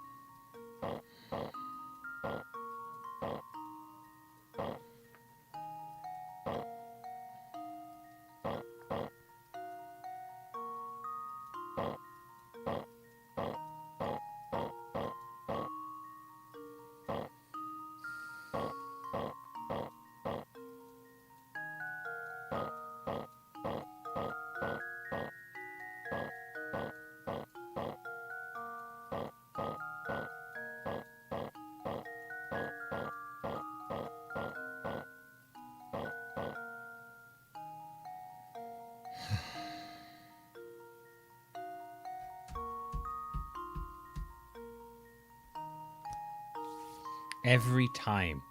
Every single fucking time. I hate them. I hate them so much. I feel like I'm just doing things until it eventually falls into place. It never, ever, ever gets any easier for me. It's always just me doing things until it all falls into place. I can't stand it. It drives me fucking insane.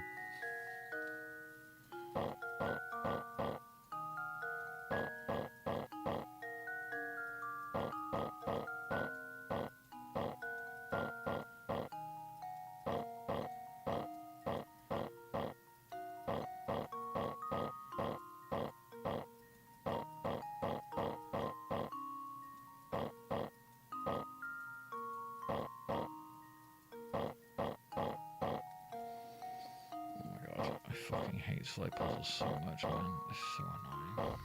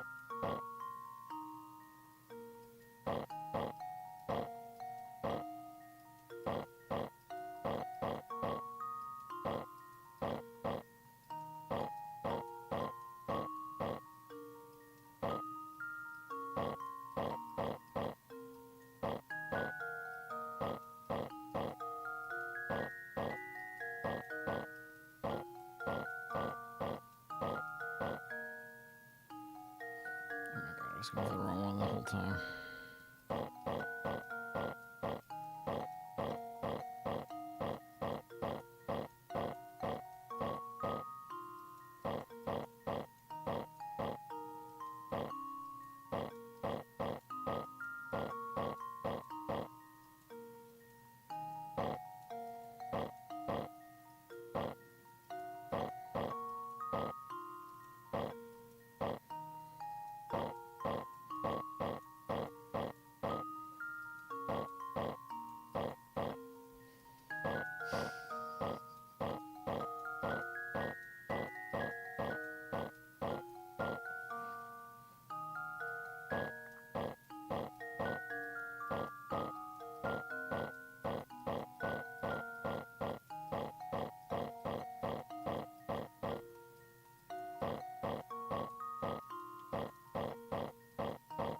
I can't do it. It's just like impossible.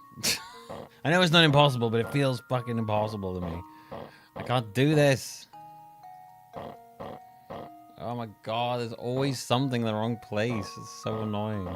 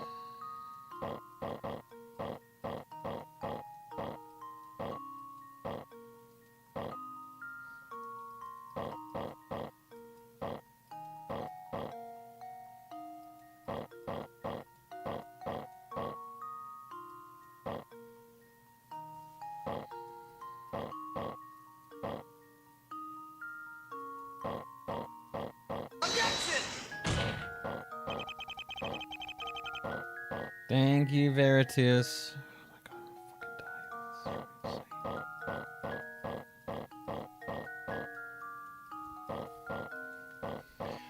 Holy shit, dude. Why is this so hard? This is crazy. I can't... What? What? This is so difficult.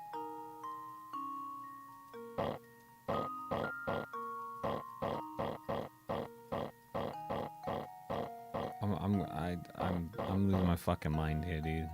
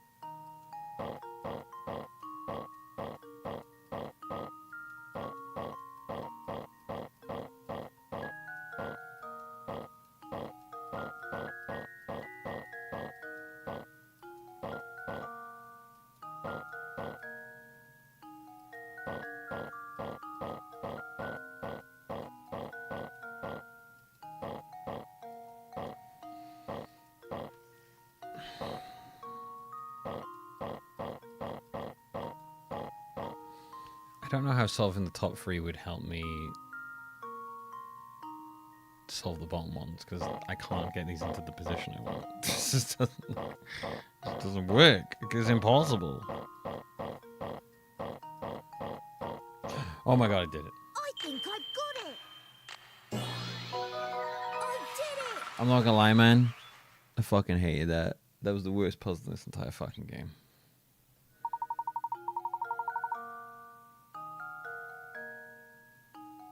You know, it's almost identical looking tiles at the position switched. I did notice that, yeah. Dude. Absolute fucking nightmare. I hope everyone involved in that one is now buried in the ground.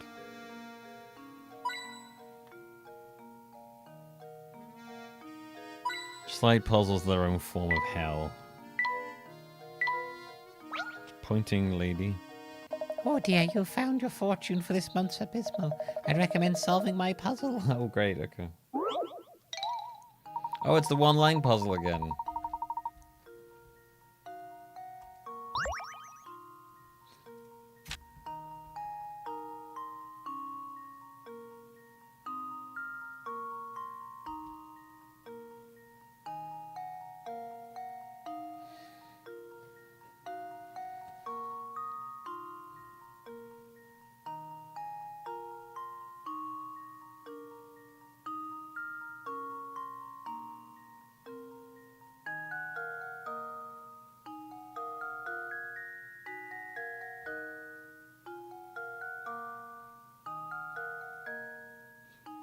Is it the house?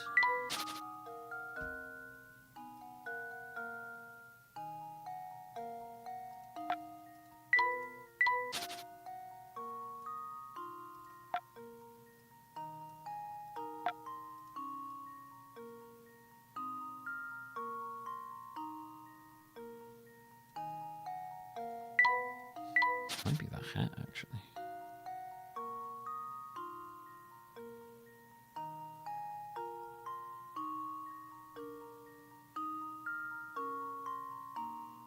Oh, maybe it's the hat.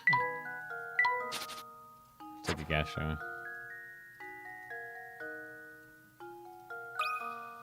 Well, here's my guess. Nice. Layton's apprentice saved It was less of a guess and more just it doesn't look like it was possible to do that. When examining a picture like this, the key to spotting a fake is looking at the areas where multiple lines intersect. When looking at these areas, take note of whether the number of lines running through a given point are odd or even. If all intersections contain an even number of lines, or if there are two intersections that contain an odd number of lines, you should be able to draw the picture in one line. Oh, okay. Interesting. Good to know.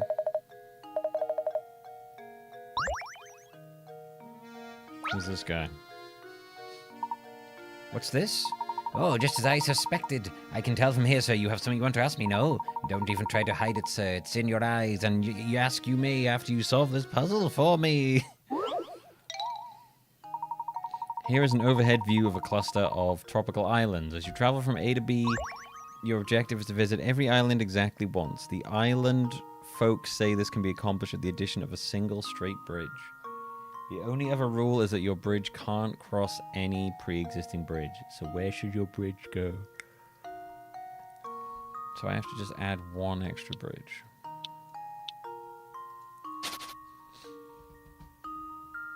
A to B if it's every island exactly once.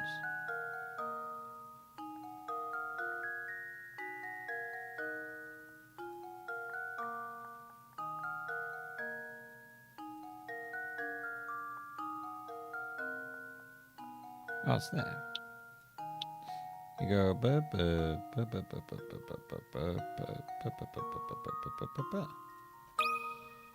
we go.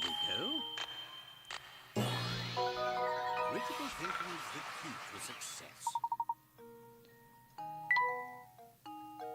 Just as I expected, a fellow detective. Your skills at puzzle solving formidable, sir. Dare I say they approach my own. With the eyes I say they never lie, and when they do, I know.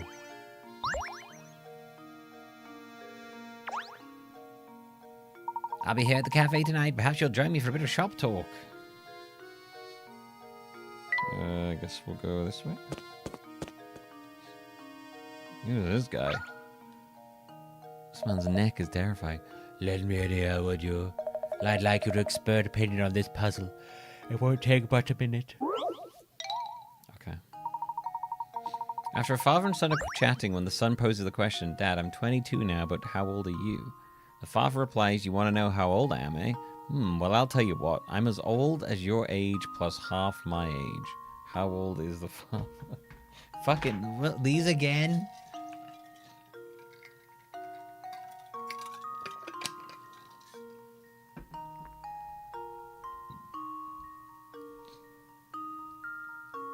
Why don't you just tell me your age, Dad?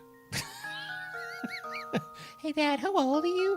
Well, I'm half as old. So is it? I'll tell you what. I'm as old as your age plus half of my age. Cool, thanks, Dad. Yeah, I'll ask Mum. I'll just ask Mum. I don't want to deal with this. So he's 22.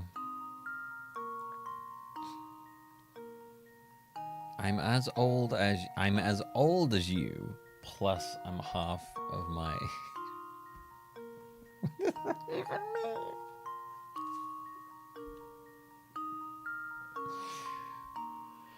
What does it even mean?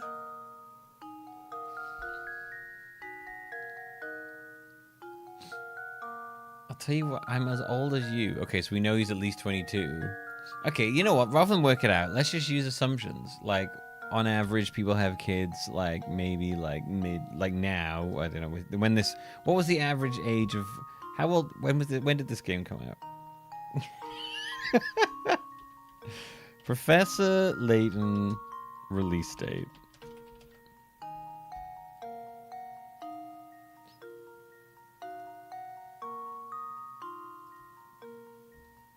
I fuck the maths. I'm doing averages. Right. The original came out in 2007, 2008 international. So obviously they changed it international.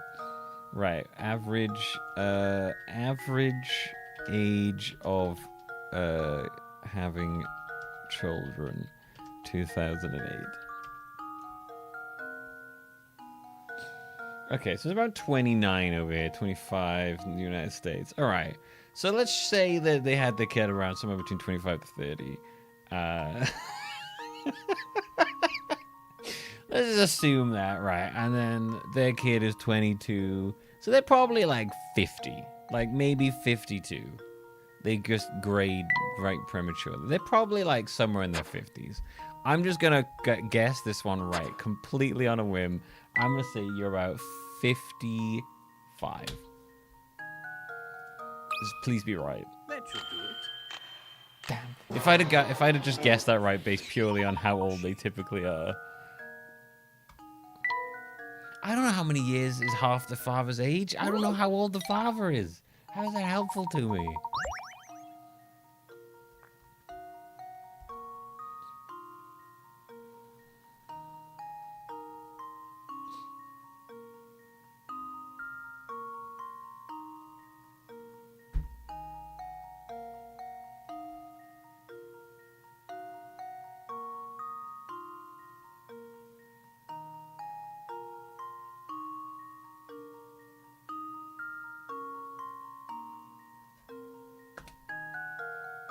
I don't understand this question because I don't know how old he is.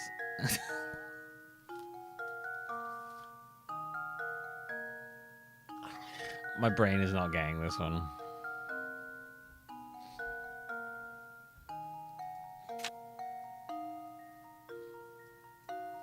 No, 22. I don't know. Was he like 44? I don't know why would he be 44? I don't know, because the only number I have here is 22. He's 44. I'm going with 44. If he's 44, he looks terrible for 44. Luke, here's my answer. Why is he 44? Why is it 44? I don't understand. Other than the fact the only number they gave me was 22, why is it 44? Half the age, father's age plus the son's age should give you the answer. But I don't have fucking all these. Which means that half the father's age must be equal to the son's age. Why? Why must that be? Half of the father's age plus the son's age. But like, how are we supposed to... I'm sorry, I don't understand that. How are we supposed to know that he's the dad's 44? He didn't say half of his age was 22. He said that my age is your age plus half of my age. He didn't say, yeah, I'm half of my age is 22.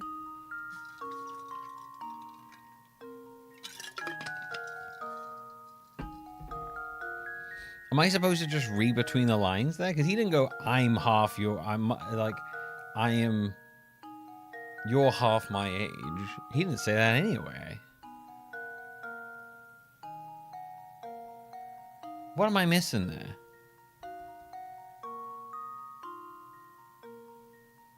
He didn't say plus half. He said, your age... My age is your age plus half of my age. He didn't say plus half of your age. I don't understand that one. I hate it. I'm angry about that one. I'm sure it makes sense to someone, but that don't make no sense to me.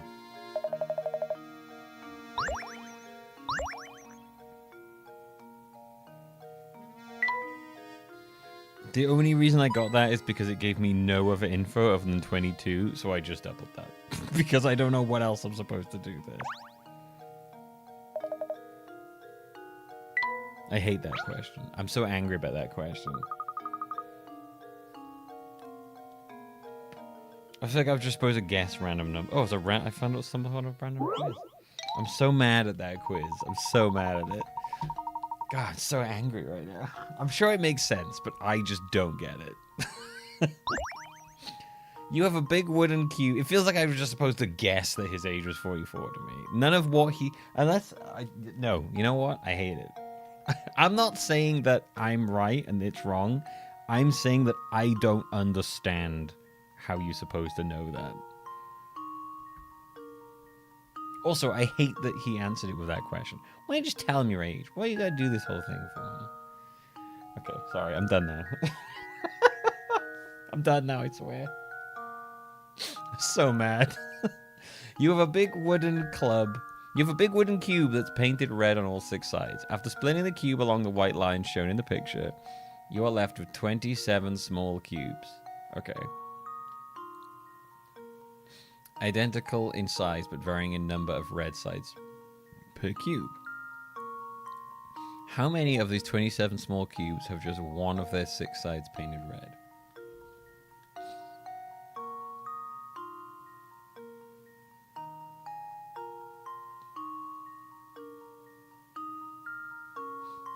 Right, okay. This shouldn't be too hard. Right, okay, so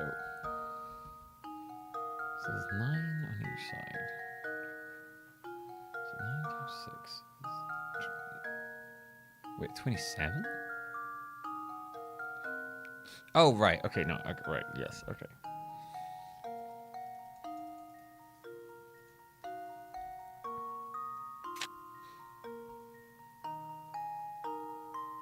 One, two, three, 4, 5, 6, 7, 8, 9, 10, 12, 13, 14, 16, 17, 18, 20, 21, 22, 23, yeah, okay.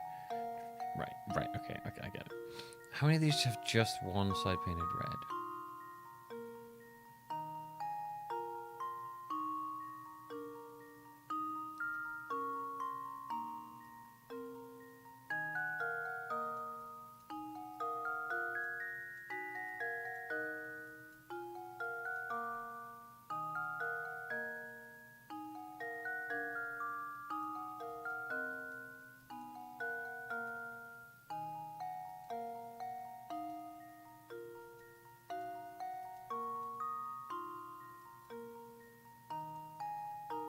That's not a very good cube.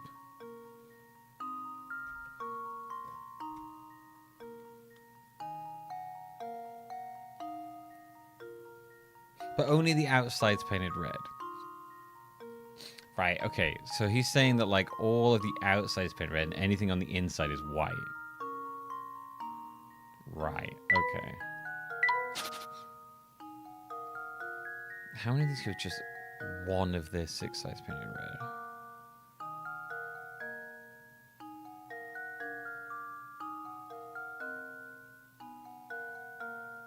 Well, that only has one side painted red, because all the other sides would be not painted. So, like, that one there couldn't have any other side painted red. Neither could that one, or the one on the other side, or the one on that side, or that one, or that one. So there'd be at least 6.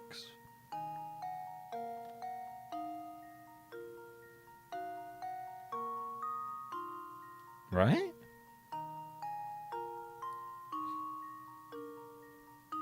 It'd be 6. Because there's, yeah, I mean, there's like one cube in the middle here. I think, 1, 2, 3, 4, 5, 6, 7, 8, 9, 10, 11, 12, 13, 14, 15.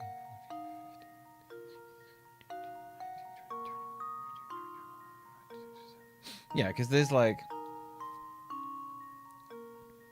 a cube in the middle that has no sides painted.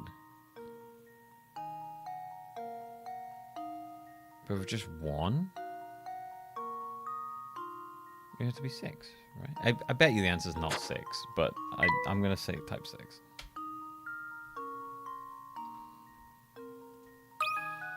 How does this sound? Oh, I was right. Honestly, when I get those right straight away, I expect myself to be wrong. That's how little faith I have in myself. I legitimately am like, oh no, I must be wrong. It can't be that easy. I have to be stupid. I have to be stupid. I have no faith in myself when it comes to these puzzles. Well, where am I right now, bro? Okay. Dude, this town is full of proper weirdos. Let me tell you, Le Saint Mysteria has become a dangerous place. It's Jarvis. Case in point, I haven't seen Ramon since yesterday. Is that rascal missing or something? I don't know why people are disappearing, but recently they just vanished. You can't walk the streets alone. Really? Could you please elaborate a bit on what you know of these mysterious disappearances?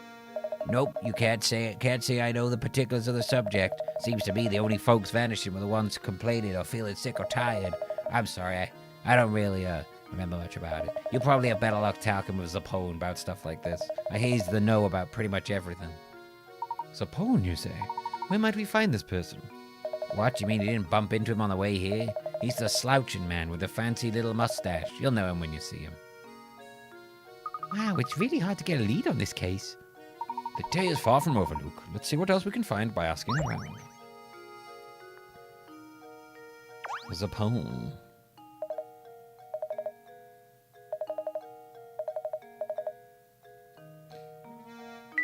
I got Zaponed.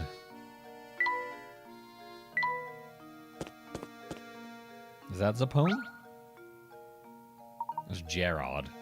Oh, hello there. Say, laddie, you haven't seen me. See, I always seem to be losing things nowadays, and replacing them gets mighty expensive. I've become quite a penny pincher. I don't suppose you'd mind advising me on a tiny money matter, would you? I would not recommend me doing this, but alright. After the dad's age puzzle, I'm betting for checking you, man. A rope and coins are arranged as shown below. As you pull the ends of the rope out to the left and right, the rope will draw taut and push the coins to either side. Assuming you only get to keep the coins that end up on the top half of the rope, how many coins will you have?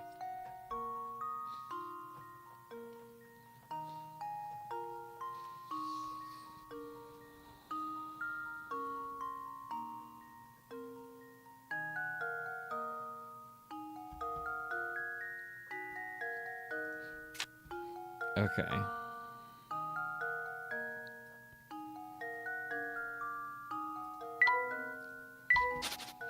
So we'd get that one. Just we get at least one. Actually, maybe I should cross at the ones I won't get. No, I'll cross at the ones I will get. That's one. No, I'll cross the ones I won't get, because that'll get confusing. Right, will I get you? Yeah, so there's only, like... What is it, like... 1, 2... Okay, so we'll get you. And we'll get you. This one goes... So there's nothing there. This one goes there. That one goes there. That one. So we'll get that one. That one.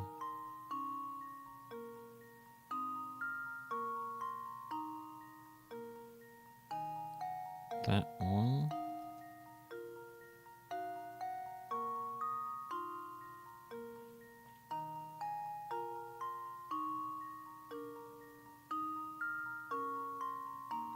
That one.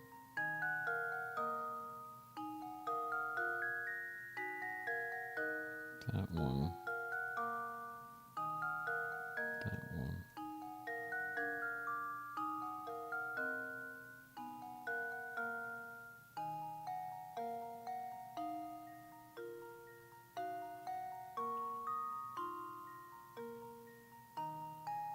That one.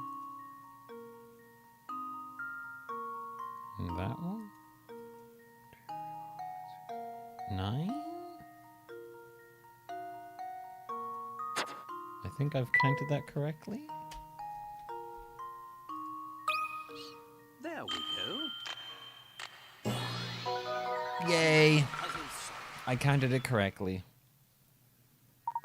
Someone's claiming to have archived the formerly lost Dirge of Cerberus lost episode that was exclusive to Japanese cell phones. Oh. Oh, did you hear that apparently... Do you remember that Pokemon fishing game that we had to play like a fan recreation of? Apparently, a DS with that game's cart, or a cart of that game somehow, is gone up for sale for quite a lot of money. But no one's sure if it's like real or not.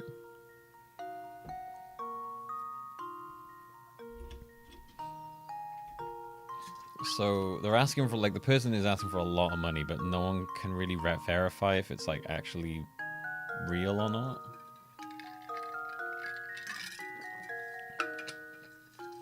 Yeah, which if it is, that might be the only existing version of that game. Proudly say I finally recovered the full copy to Cerberus. It's been... Wow, that's pretty cool though.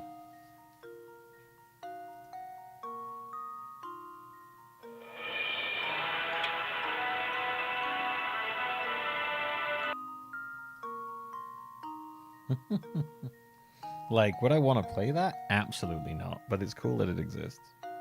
Would I want to play that game? No, I don't even want to play the original Dirge of Cerberus.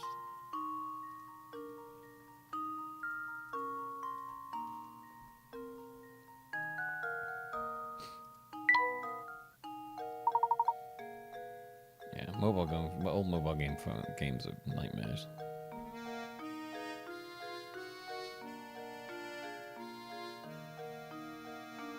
Was that a DS or a 3DS game? It was a Japanese only download.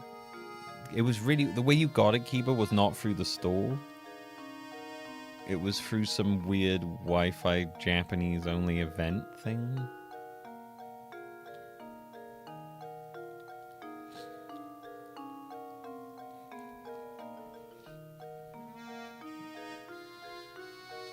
So I don't know. I'm not really sure. What a sharp fella you are. You have to. I can't remember the exact way they gave it out. You'd have to look it up. It was like a Pokemon fishing. It was like Poke Park fishing rally or something like that.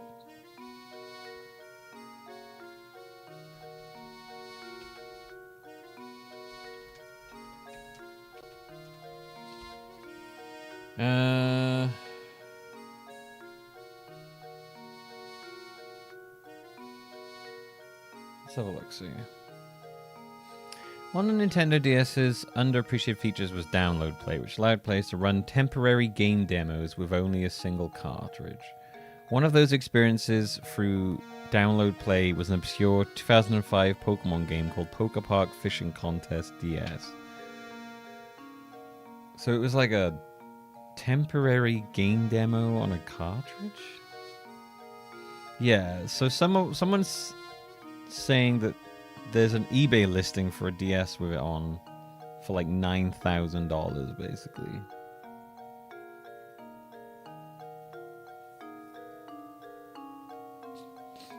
It's programmed to... at first the fishing game was only playable at a Japanese theme park that ran for 6 months.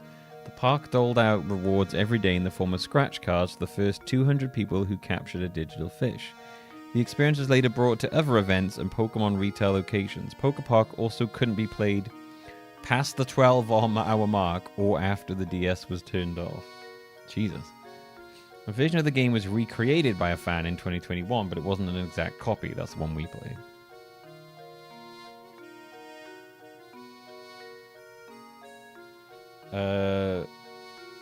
People evidently have ROMs of the original game, but the files themselves aren't archived publicly. So people have ROMs of the original, but they haven't archived them publicly anywhere.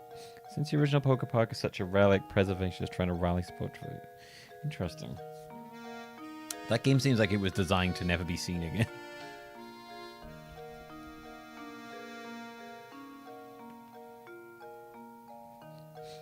My, what a sharp fellow you are. Now, do an old man a favor and help me search that coin, eh?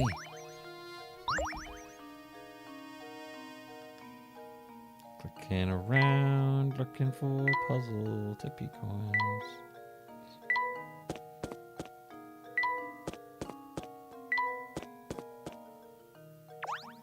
Isn't this a poem? Yeah. Looking into the mysterious disappearance of the village, are you? Well, let me give you my take on the situation. Well, Is something the matter? Ah, yes, now I remember. If it's rumored you're after, take a tip from a fellow detective and go ask Croton. He owns the village restaurant.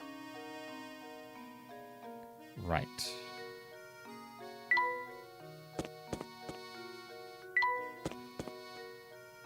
Looking for the restaurant now. It's not far, just head a little to the west of here. Before you run off again, I got a tip for you. If you want to experience all that Mysterious has to offer, you can't just run from point A to point B.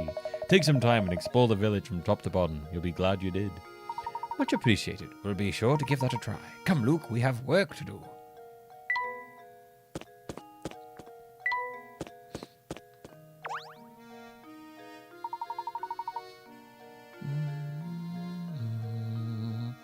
Is it true that we're saying about the murder at Reinhold Manor? A murder in our little village. The very thought gives me the shivers and a great idea for a novel. Oh, excuse my insensitivity. I'm just always on the lookout for new ideas. How can I help you? Looking for Ramon. Have you seen him around? No, I can't say I have seen him today. But if your search has turned up nothing, he's probably at the park or in the tower. You know, somewhere the villagers don't normally go? The tower, huh? Oh, you should stay as far away from that tower as possible. There are all sorts of bad rumors about it. It does seem that way. We keep running into people who say that. Just what are the rumors? Just, you know, bad stuff. Something really scary about that tower.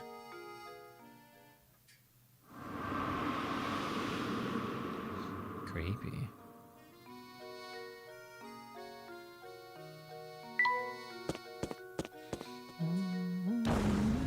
Oh, what the heck was that sound?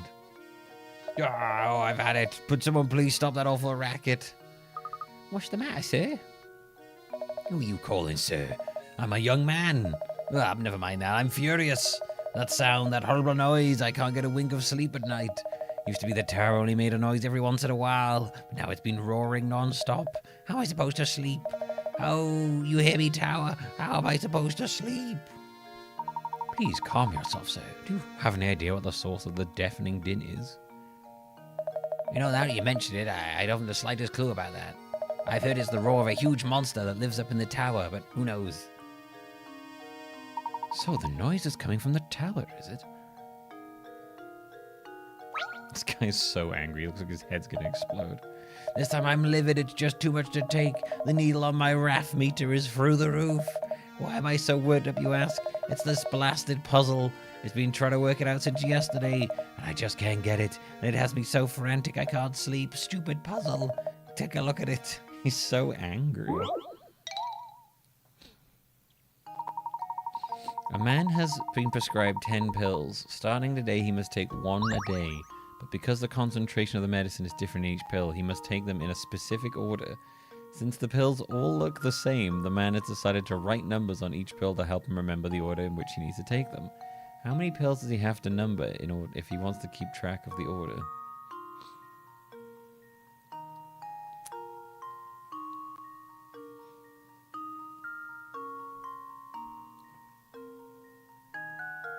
Nine?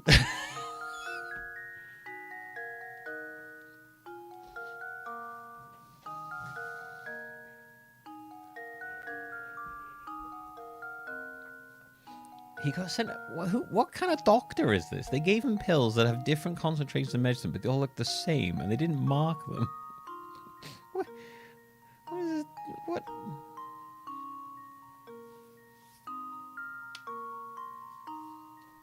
So you do like 1, 2, 3, 4, 5, 6, 7, 8, 9, and then you just don't mark 1, and then you know that that's the one you don't mark, right?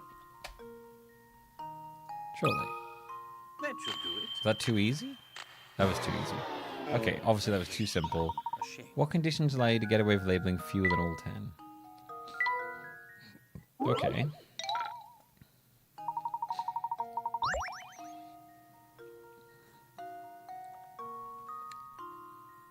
Okay, you take 1 and then label 1, 2, 3, 4, 5, 6, 7, 8.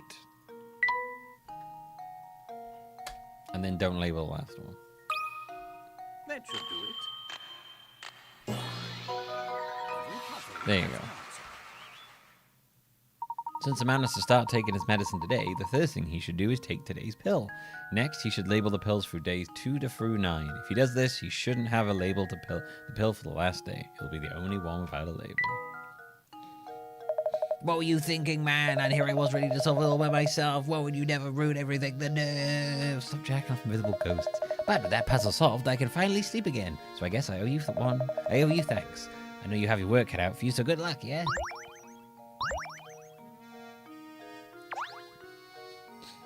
Tee-hee-hee. The guy gets so worked up he turns red like a tomato. He's so silly. Okay, so this is the guy who owns the restaurant. Ramon, he hasn't been around it lately. Oh, looks like we've hit another dead end. Too bad you couldn't find him. He usually sneaks out of work to come here to gossip and drink coffee. And you know, speaking of gossip, I've heard some weird rumors from customers lately.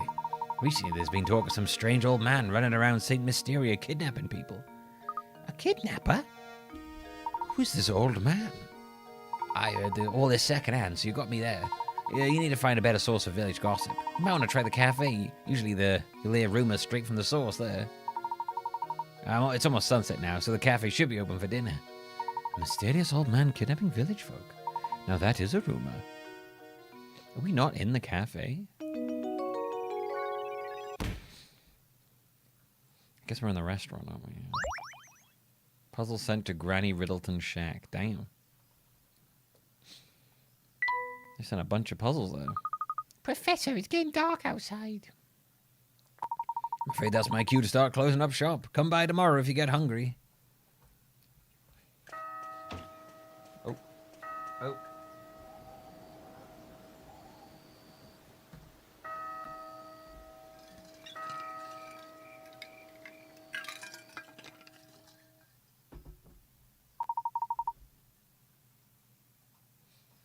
Look, let's take a moment to sum up our findings. We have a strange roaring tower, disappearing villagers, and an old elderly kidnapper. It's all so bizarre. I can't make any sense of it at all, Professor. I think we finally got some clues on our hands, my boy. Observing the nightlife in this village might tell us more of what we need to know. Great idea, Professor. It's turned dark and Ramon still hasn't returned. Continue the investigation to find clues. Let's find some clues.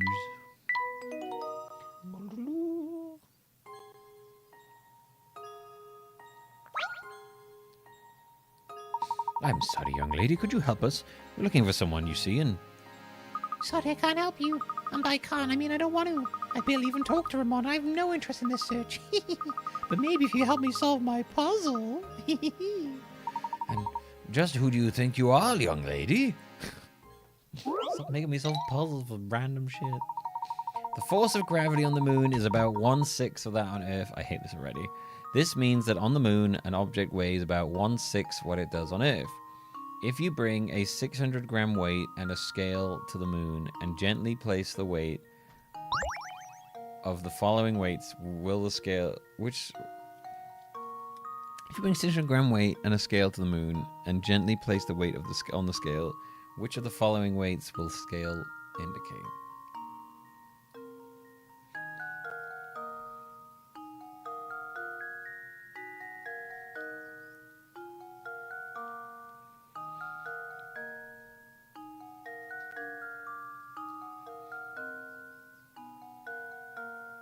This feels like a trick question.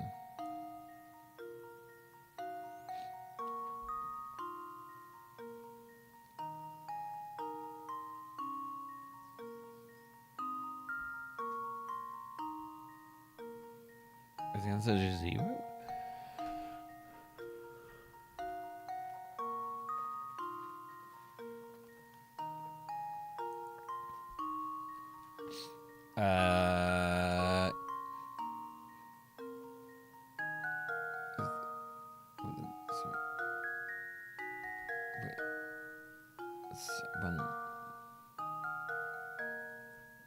It's either B or A.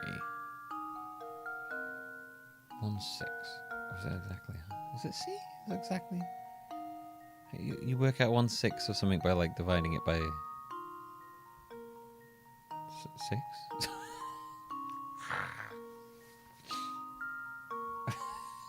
I fucking hate maths so much, man. Oh my god. Yeah, so if that's the case, it would be 100. But then, is there some like tricksy moon stuff here? Like, I'm gonna pick C, and then when we're wrong, I'm just gonna go okay. Yeah, okay. I figured it was gonna be wrong, but How embarrassing. think about what part the scales is made up of. Wait, say that again.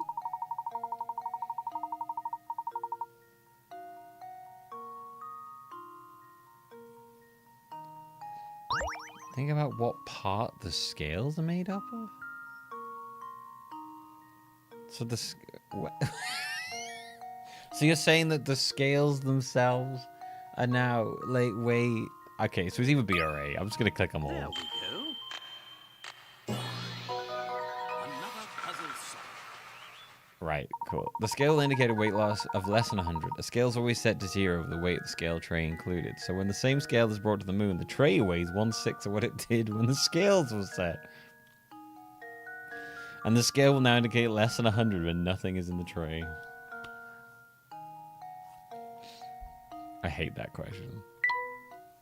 Get out of my face. Tee-hee-hee. You know, I've heard if you aren't careful walking around St. Mysteria at night, you can run into trouble. I bet Ramon wasn't being careful. What exactly do you mean? I fucking hate that question. That question's shit. This question sucks, dude.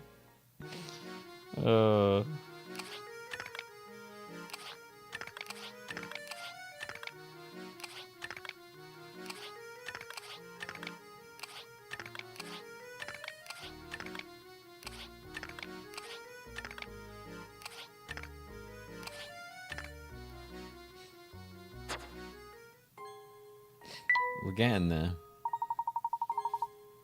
Some literal moon logic, yeah.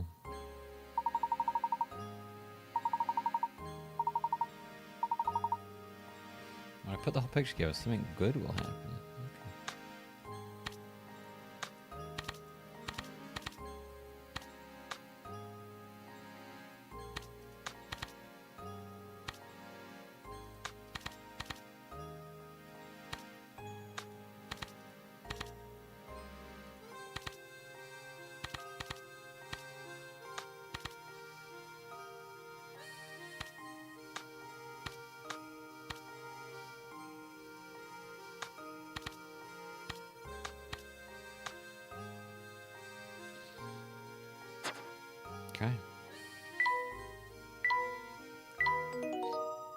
Some more them preverts, it is. Alright. It's clicking around on the screen. See if we can get any cool puzzles. Alright, let's go. Wait. What's down here? Excuse me, sorry to bother you again. Have you seen Ramon since we last spoke? Come, Luke, let's go. This man clearly isn't going to help us. That filthy jar reminds me of a puzzle I once heard. That filthy, dirty jar. Reminds me of a puzzle.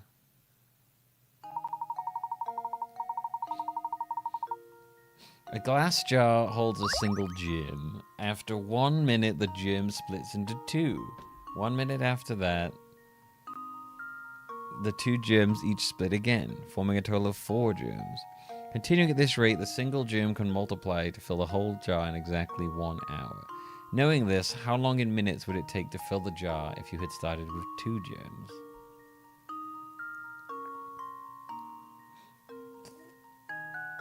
$30 minutes, right?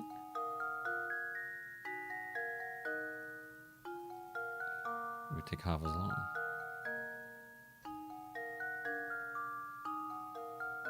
No? Or would it take 50? No, it wouldn't take half as long. It would take 1 minute less?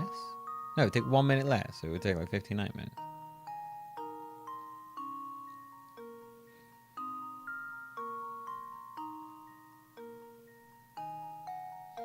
So rather, yeah, no, it wouldn't take half as much. It would take like 59 minutes. Right. Surely, because it takes, you just minus the 1 minute where you have 2 instead of 1. It still takes the amount of time. It's still every minute after that it has to split. And right. I'm just going to type 59. Are you correct? Please be correct.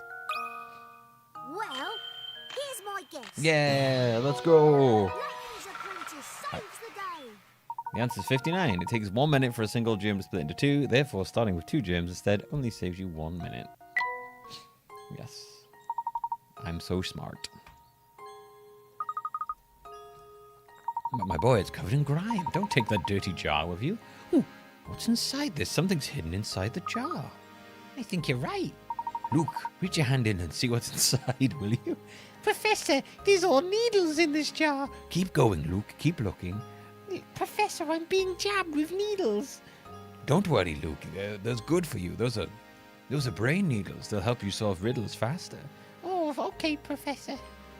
A gentleman never sticks his hand in filthy jars. What about me, Professor? You're not a gentleman, Luke. You're a tiny boy. You're my child boy assistant. Nobody knows why we spend so much time together. In fact, some people think it's kind of weird. Go and stick your hand in that jar of needles, tiny boy assistant.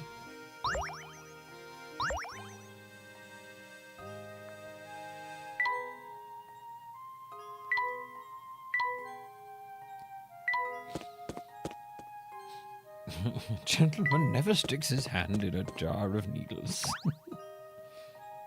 Oh, goodness, whatever shall I do? What seems to be the trouble, sir?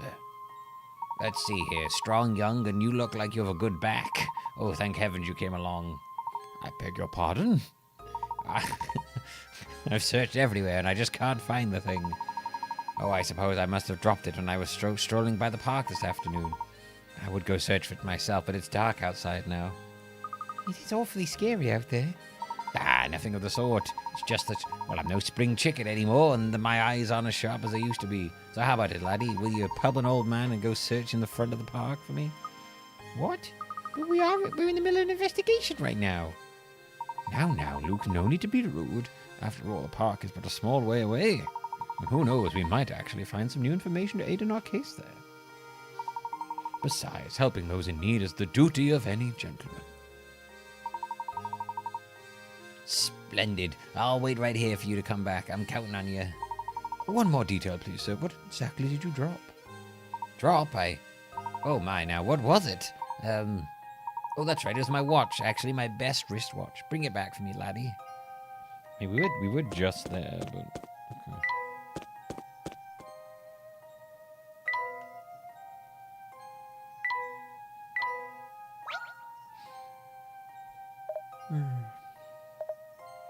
Gerald lost something again.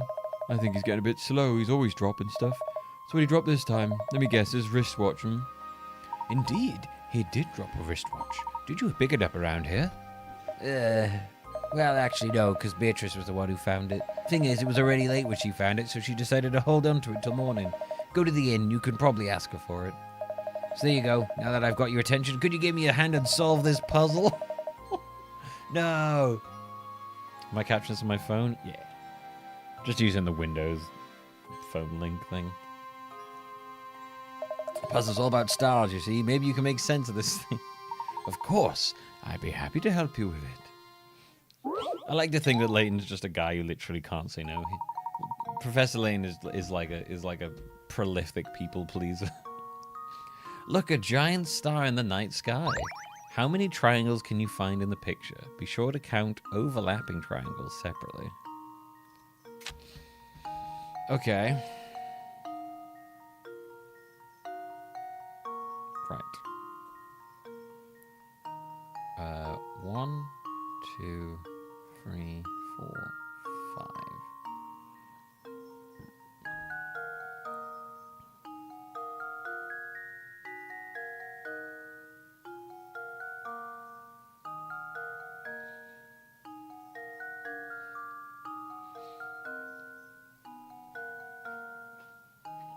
Six, 7.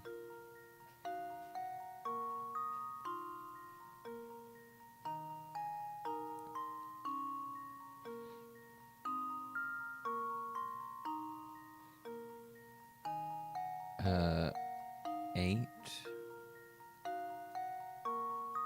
9, 10.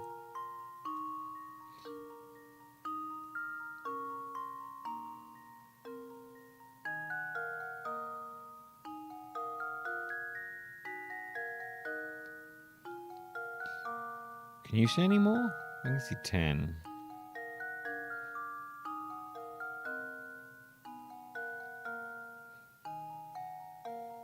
Is there any more hidden in that star?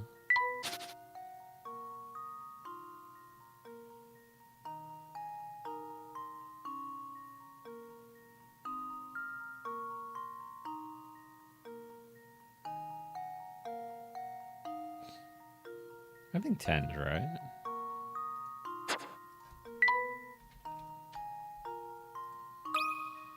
That should do it. No. Oh, clearly I miscounted there. I suppose I thought wrong. Alright, I guess I missed some. There's probably more hidden in that.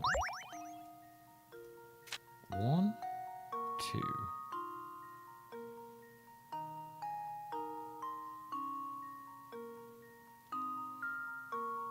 And you've got 3, 4, 5, 6, 7. You've got 8, 9, 10.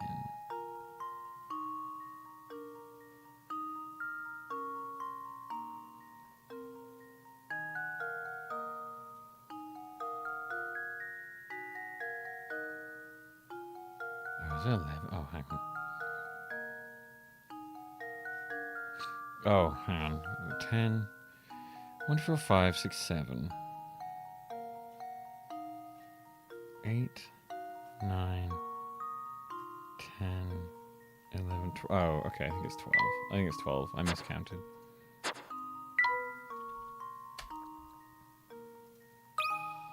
There we go. I miscounted the amount of triangles inside of the big star then. Yeah. I counted 3 of those instead of 5. Hey, thanks so much. I can finally go home and get some sleep. I remember Beatrice from the inn was one who found to find Garrett's watch. Don't forget to ask her about it, okay? See you tomorrow. Come, Luke, let's go. Ooh, a stuffed bear. That seems like more like a Luke thing. It could be a Professor Layton thing. He does. Maybe he loves his stuffed bears. Right, where was the inn? I think it was here, right? That was the village hall.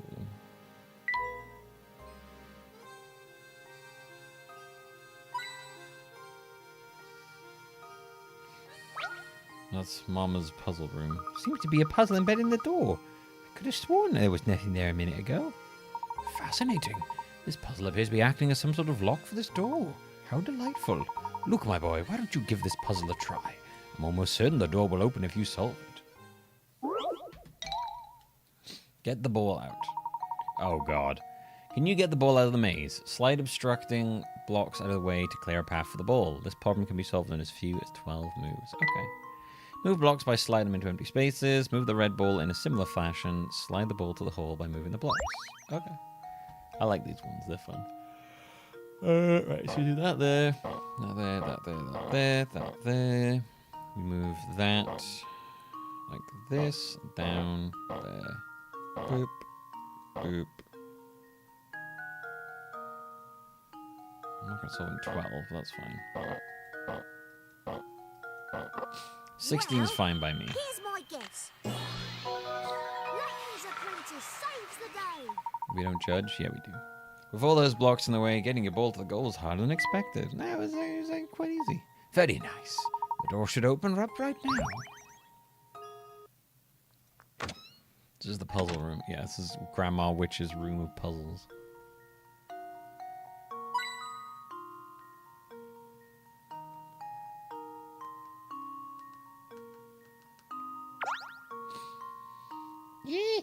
Why, hello there. Do you often find yourself hopelessly, achingly, painfully stuck on puzzles?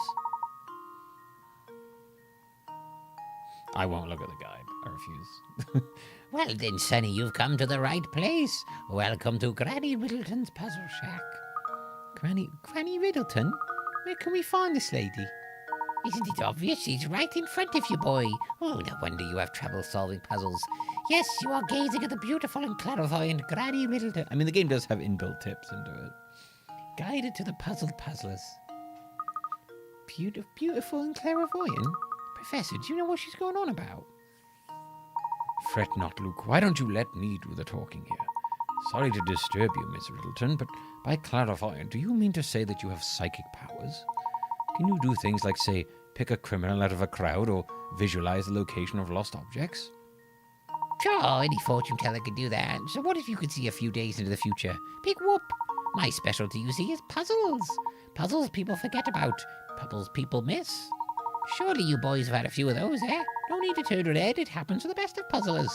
What I do, you see, is take those poor little puzzles and invite them to come stay with me. Wow, so the puzzles that we've forgotten about, these puzzles are here now? Not quite, boy. I'm here to welcome puzzles that have no other place to stay in this village. Looks like you've finally worked out what makes me so amazing, boy. Now I'll go ahead and give a knock on that door of that little shack behind me. Inside you'll find rows of cute little jars, each one of them with a forgotten puzzle stuffed inside. I bet you can find those forgotten puzzles of yours somewhere in the midst of all my little pretties. Touch the puzzle on the list that you like to solve. There you go. These puzzles, are they in the room with us now? Of dust and dustpan, milk pitchers, 5 suspects, racetrack riddle, the camera and the case, free umbrellas, and stamp stumper. Okay, we'll come back to that. Right, so we're trying to get to the inn, which is here. Hello there, boys. Tuning in for the night already? Good evening, Beatrice. I heard that you'd found a wristwatch out by the entrance to the park. Oh, that old thing. Does it belong to you, Professor? Oh, no, it's Gerard's. He dropped it today while wandering about and asked me to help him find it. Why am I not surprised? That man sheds more stuff than a cat sitting by a fireplace. All right, then, here's the watch. You know, it makes sense that it belongs to Jared. I was just thinking to myself, the Professor's far too fashionable to wear this old thing. Thank you very much. I do love Layton's coat with the big collars. Oh, yes, and just out of curiosity, you haven't seen Ramon about, have you, lately? Ramon? That skinny man with the big purple lips? No, he hasn't come by today. But you know, for all his fancy clothing, I hear he's actually quite the layabout. He's probably off idling at the cafe. Why not go check on him there? I do have a jacket that would kind of be like Layton's with a big collar. I see. If that's the case, I'd like you to go to the cafe right away. Do you mind keeping the front door open a bit longer? Oh, don't you worry, Professor. Another guest has arrived to stay the night, and I'm setting up his room. Besides, my door's always open for a dashing gentleman such as yourself. Yeah, sometimes the music vanishes. Oh, so you found my watch, did you? But of course, a gentleman always helps those in distress. Yeah, I don't really own a top hat.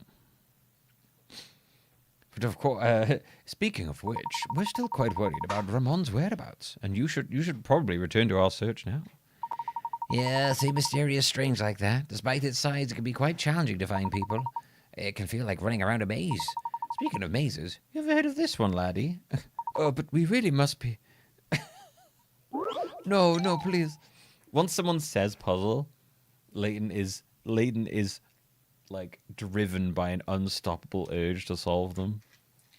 Like he's just like, no, please don't mention puzzles because I literally can't not solve. Oh god. A mysterious bandit is on the run and trying to escape the police who are hot on his trail. His entrance into this part is marked with an arrow. This particular bandit follows a peculiar creed and has vowed never to go backwards or turn around. Also, whenever he comes to a junction, he must always turn left or right. Now, as you can see from the map, this part of town has multiple exits, which are labeled A to G. Of all the exits here, which one will the bandit never be able to pass through? Okay. Interesting. All right. So he's got his weird creed where he can never go backwards or turn around. Also, whenever he comes to our junction, he will always turn left or right. Okay, so he goes here, and he will go right. And let's say he goes right. And he goes right again. And right again. So he can go to A. So say here he goes left. And then he goes right. And then he goes left, so he could go to G. And then from here, he could go left instead. Then he could go right. And then he could go left. Then he could go right. Then he'd have to go either left or right.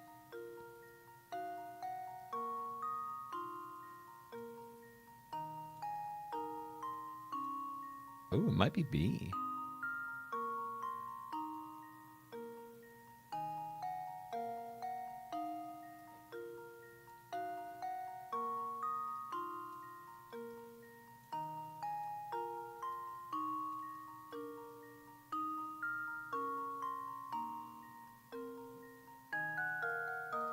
I think it's B. Yeah, I don't think you can reach B. That should do it. Another puzzle solved. That's right, as you can see from the diagram, the bandit must turn every time he approaches a junction. The way in which he can move through the towns is set. As a result, no matter how he approaches exit B, he'll never be able to leave through it. I think he might have to drop his weird rules. You're a sharp one, laddie. Now you know if you're looking for someone, you should ask around at the inn or the cafe. As you know, the inn is right by the entrance to the village. The cafe is right at the fork in the road, just north of here. We've already searched the inn, but checking the cafe sounds like a good idea. We'll be sure to stop by. All right then, thanks again. You really helped me out. Think nothing of it, sir. A cream rug. Ooh, that's got to be Layton, right? A cream rug sounds very Layton-y.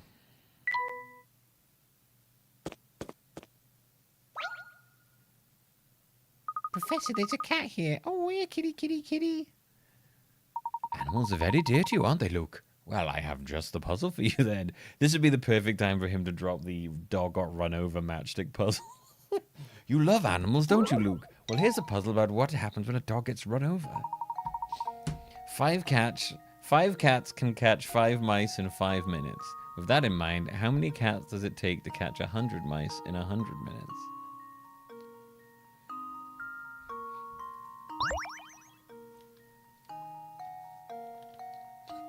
Right, 100 feels like too obvious, right? Surely.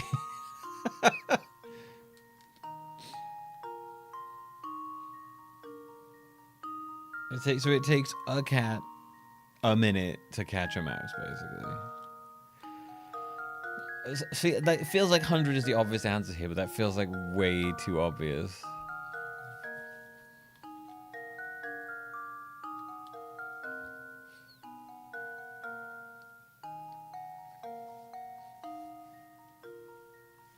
You like animals, don't you, Luke?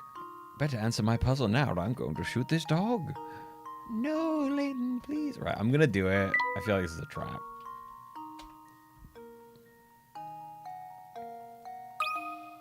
Well, here's my guess. I've let you down, Did you think that if five cats catch 5 mice in 5 minutes, then 100 mice would be caught by 100 cats? Is that really the right answer? No, I just wanted to try.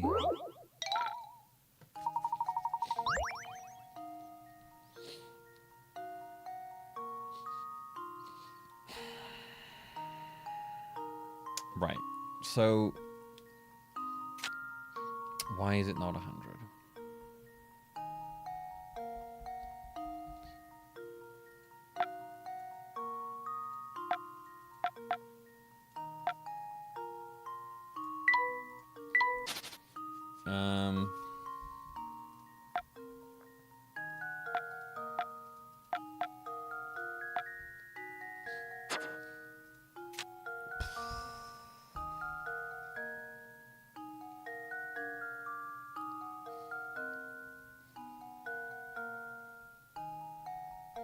So, okay, hang on. Every time a cat catches a mouse, it becomes free to catch another mouse. So let's think about it that way. So catch.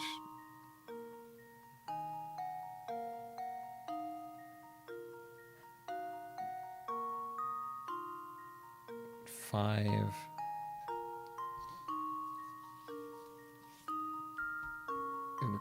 So 5, the mice, the cat catches the mouse, and then every 5 minutes, 5 cats catch 5 mice. 5, 10, 15, 20. Would it just be 5 cats again?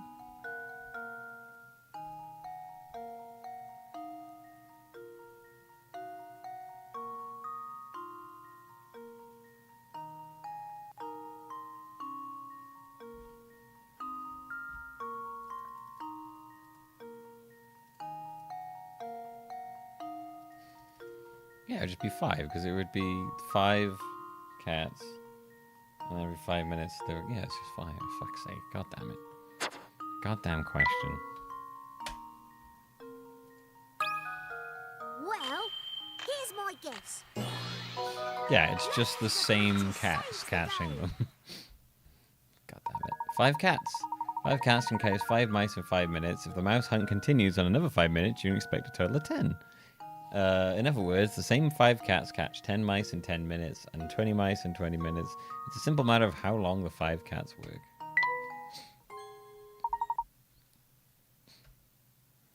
Wonderful job there, Luke.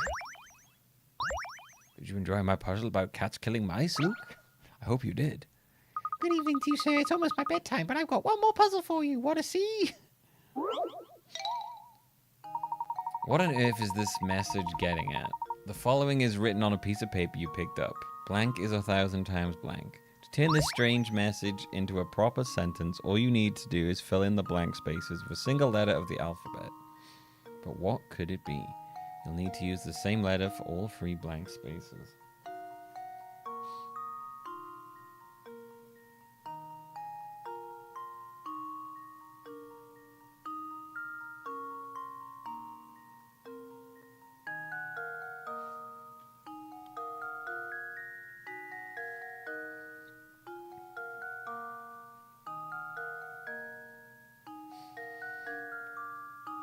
A is 1,000 times AA. I is 1,000 times II.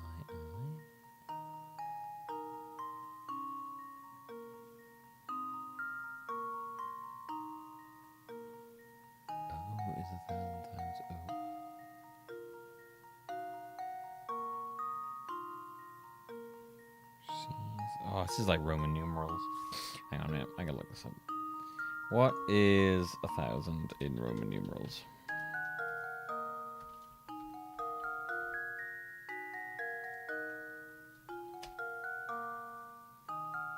M.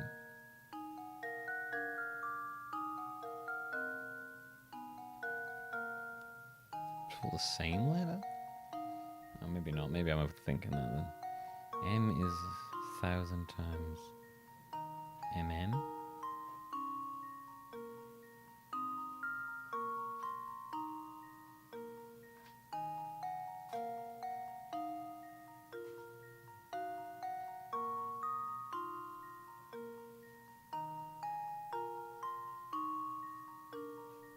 Oh, I think it's D. D is 1,000 times DD. Because DD would... No, that wouldn't make sense. Maybe?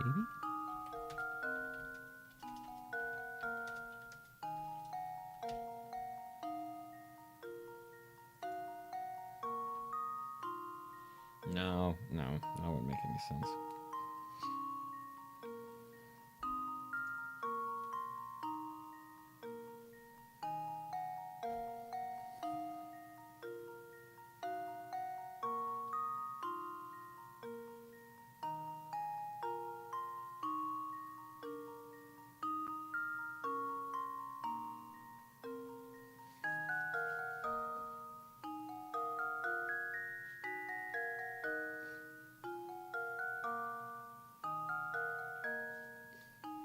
X is 1,000 times X times...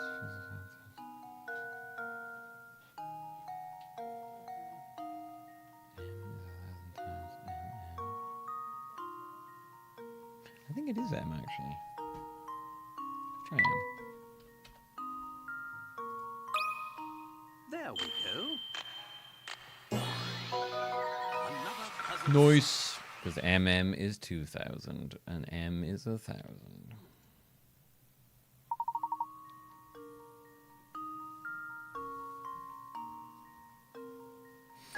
It is. Oh, it's not Roman numerals. That's hilarious because I worked that out with Roman numerals and it isn't Roman numerals.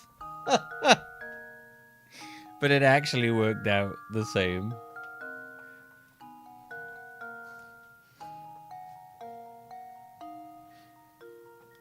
A meter, 1 meter is equal to 1,000 millimeters. Right, I guess that makes sense. That's funny because MM is 2,000.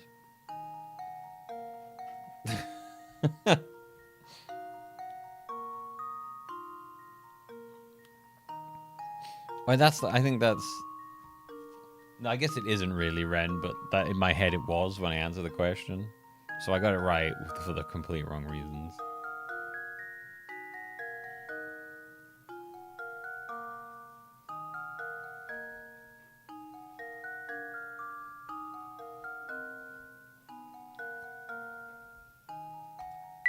I got it right. I don't give a fuck. How'd you like my puzzle? Good fun, right? I got there completely the wrong way. I'm not seeing anything. There's actually monster inside, but the place is dangerous. Be careful in there, mister. A bookcase? Feels like a Layton thing.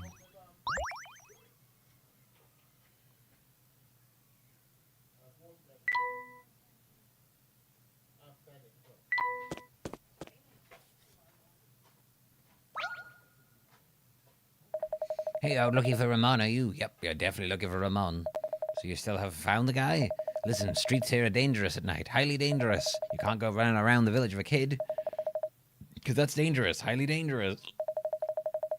I'm afraid I'm going to have to punish your poor judgment with a puzzle. But you'll solve it, yeah? Of course. You were... Come on, man. You'd celebrate my good thoughts with a puzzle. You don't have to pretend it's a punishment. This is the number maze for size. Try this number maze for size. Start from the center square and continue until you reach one of the goals squares A to D. Here are the rules. You can move The number of squares written on the square you are currently on. You can move horizontally or vertically, but only in one direction per move. You must land exactly on a goal square to finish.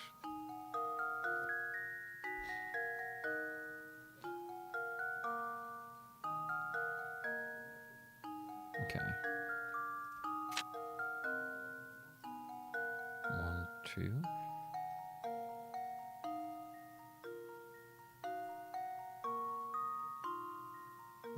2. 1, 2, 3. 1, 2, 3, 4. 1, 2.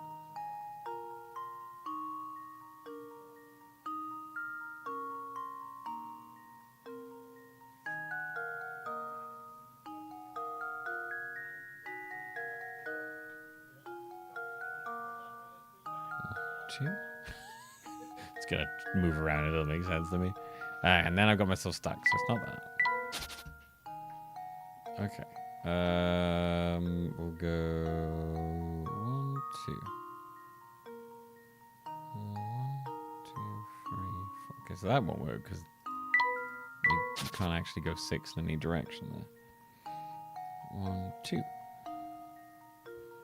1, 2.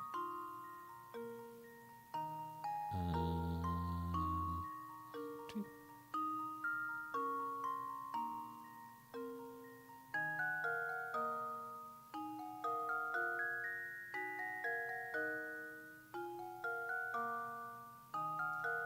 Ah. We landed there. That would be ideal. 1, 2.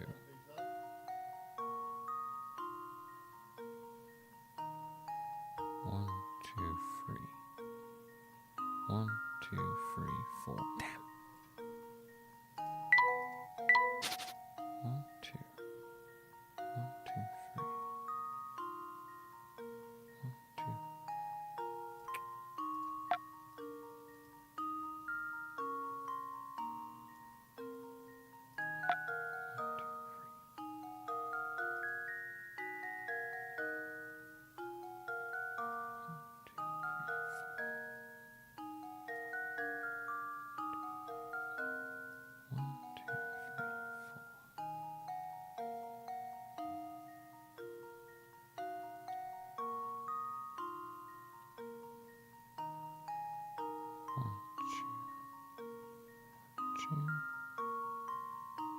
No, okay. Let's see. 1, 2. Oh, wait. Horizontally. Jesus Christ. Did that thing again where I added an extra rule in. I do that so often. 2. 1, 2, 3, 4. 1, 2. 1, 1, 2, 3. 1, 2, 3.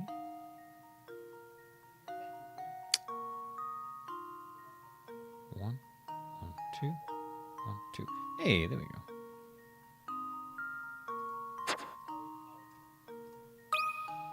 There we go.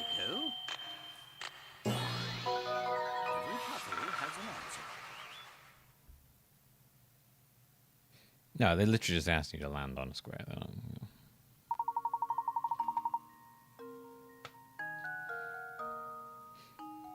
Answer is B.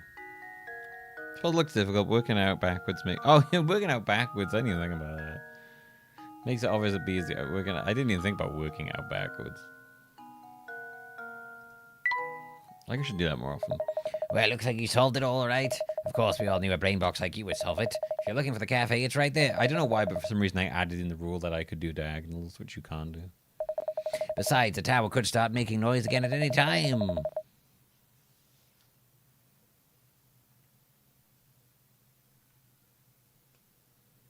Trust me on this one, Professor. Get back to the inn, yeah? Yeah, get back to the inn. Teak Bureau. Layton? I don't know. I'm not really sure. I don't really know these characters' personalities well enough to know what kind of furniture they like.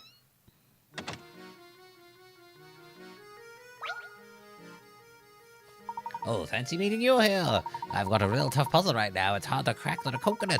And who knows, it might even have something to do with the case you're investigating. What you say? Help a fellow detective out, will you, brother? That's all very interesting, but I do believe there's been a mistake here. I'm no detective, you see. Say no more, uncover all, and then, yes, well, very well, but I know a fellow sleuth when I see one. Us being in the same trade and all, I suppose it couldn't hurt if I let you have a look at this puzzle. I don't want to look at your puzzle, dude. Go away. Oh my god, these two are terrifying. A certain town has only 2 barbers in it.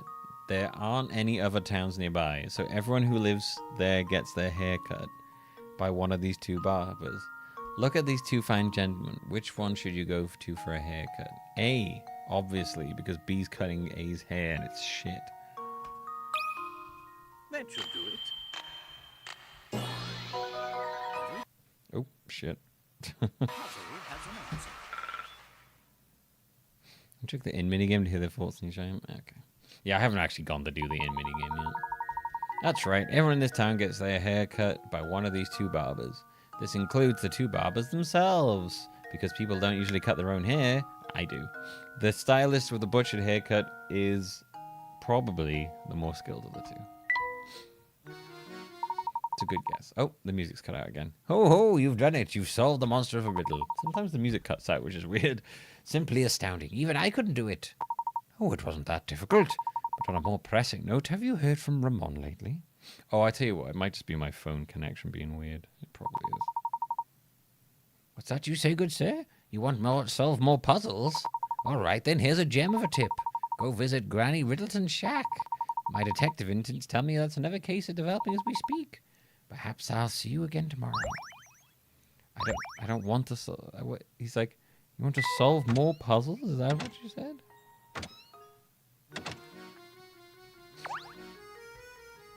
Oh, there. I've seen that face somewhere before. What'll it be, pal? I've never seen, sorry. Oh, I'm not ordering anything. I'll actually just came by to inquire about a certain matter. Not here for a special then, huh? Well, what do you want to know? No one has seen or heard from Ramon the servant at Rainhold Manor since this afternoon. We've looked around everywhere to no avail. It's like he just vanished from St. Mysteria. While talking with Crouton earlier, he mentioned a strange old man who is said to lurk around the village. Do you perchance know anything about such an individual? An old man? Oh, right, that old rumor. So have you heard of him before? If you have any information, anything at all, please share it with us. You're not from around here, are you? Gotta solve a puzzle.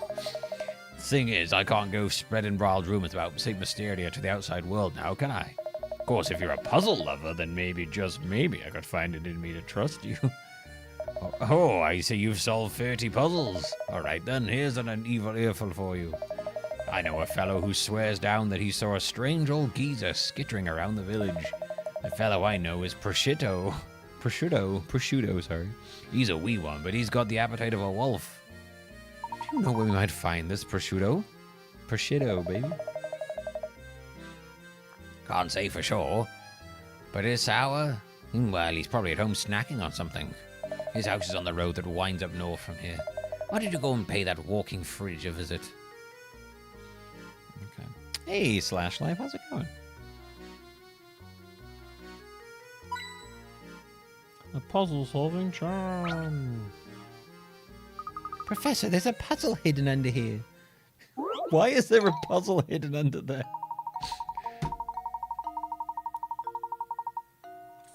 Where can we find this prosciutto?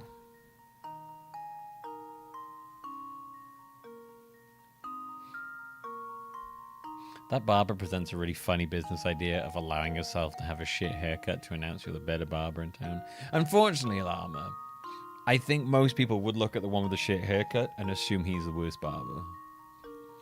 I don't think a lot of people would go, oh, he has good hair because the other guy cut his hair and he's shit. No, what it would look at, because people just go off of what they see, they'd assume immediately that the person with the shit hair is a bad barber. On the top row of the picture shown below, you have 3 glasses of juice followed by 3 empty glasses.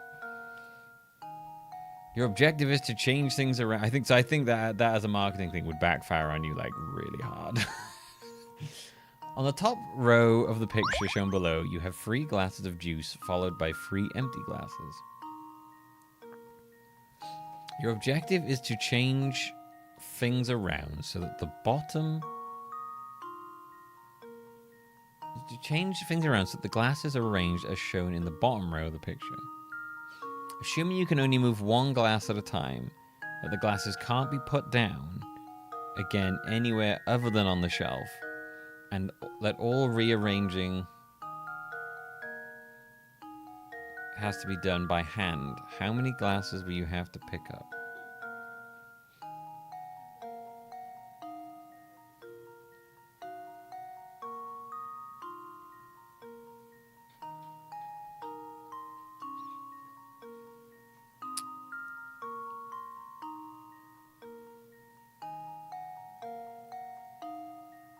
One.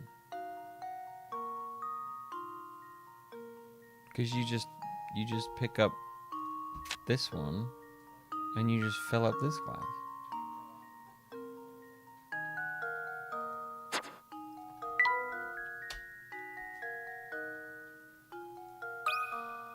I think I've got it! Professor! I've solved it! I did it.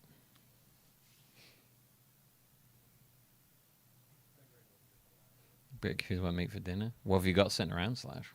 That's the question. That's right. Pour the contents of the second glass into the fourth glass and then return it to its original position as shown. This way, the puzzle can be completed in one move. Easy. Let's go fight. I did it again, man. Cut out my music. Stop cutting out my music, bro. Okay, so I guess we'll go up here. Oh, there's prosciuttos. Oh, what a surprise. Prosciutto's eating meat. It's a hidden puzzle. Let's go. Tetrahedron trial. The image below is of a tetrahedron that has been disassembled so that each of its 4 faces lie flat. Which of the triangles should you insert in place of the question mark? So that when the tetrahedron is put together, both the red and blue lines continue unbroken from one face to the next.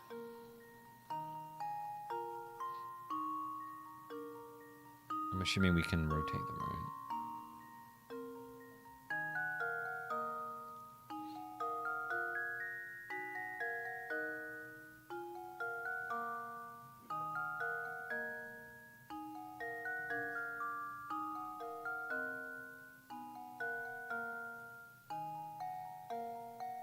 B?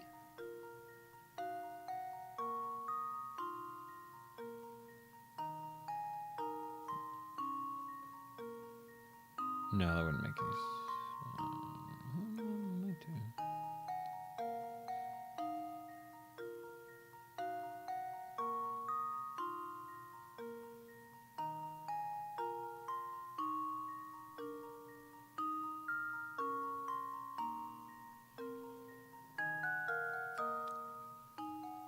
I think it's B.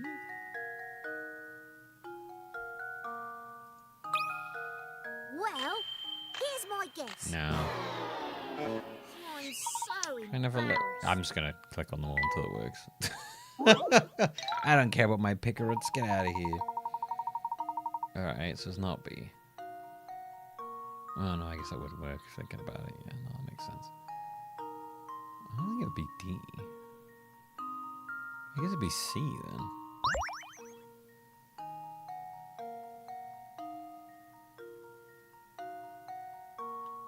Maybe? Well, here's my guess. Professor, I've solved it. Yeah, there we go. Three-dimensional visualization is crucial. Yeah, I got a bit confused with B. I thought it worked, but it didn't.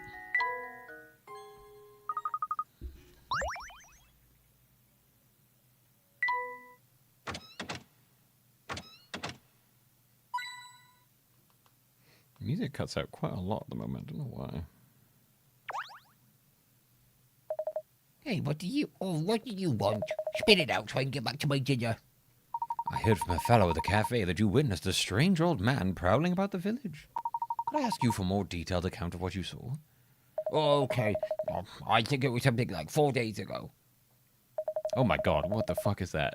I was on my way home from the market when I saw this creepy guy sneaking around. So I took a closer look, right? I wanted to make sure he didn't clean out the butcher before I got there. Up close, it was a pretty spooky old guy with a huge gobble snarf sack. I yelled at him, but the geezer just bolted off, ran off just like that. I think that weirdo is the one who be kidnapping people. I think the weirdo with the sack the size of a person is kidnapping people. It's got to be out at night. Be careful, right? Interesting. Oh, very weird. Okay. What a strange thing. Oh gosh, sorry, Professor. It's not that the investigation is boring, mate. I'm just a little sleepy. It's late now. Let's report our findings to everyone at the manor and call it a day. Professor, look over there. Oh my gosh, is that Ramon? Oh! Luke! Huh? Sir! What? Hold it there! Right behind you!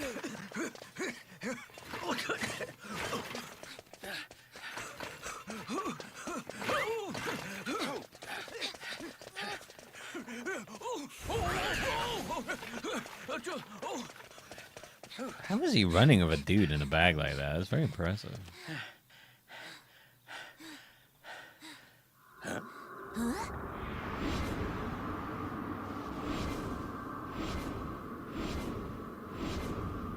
My word. My word. Oh no, we've lost him. Luke, you saw that too, didn't you? No doubt about it, that was Ramon. Does that mean the kidnapper killed Ramon too? Ah! Stay steady there, Luke. I think we do well to return to the site of Ramon's disappearance. The kidnapper may have left a clue behind, you see. Right, lead on, Professor. To the site of the kidnapping. Blimey, that sure is spooky, ain't it? We need to check the site of Ramon's kidnapping for clues. You're absolutely right, Professor. Professor, look at this. It's another cog. This appears to be identical to the item recovered from the crime scene at Reinhold Manor. Do you think that they might help us find who's responsible for both crimes? Perhaps. At any rate, our first priority is to report our findings to Lady Dahlia. Come, Luke, back to the manor.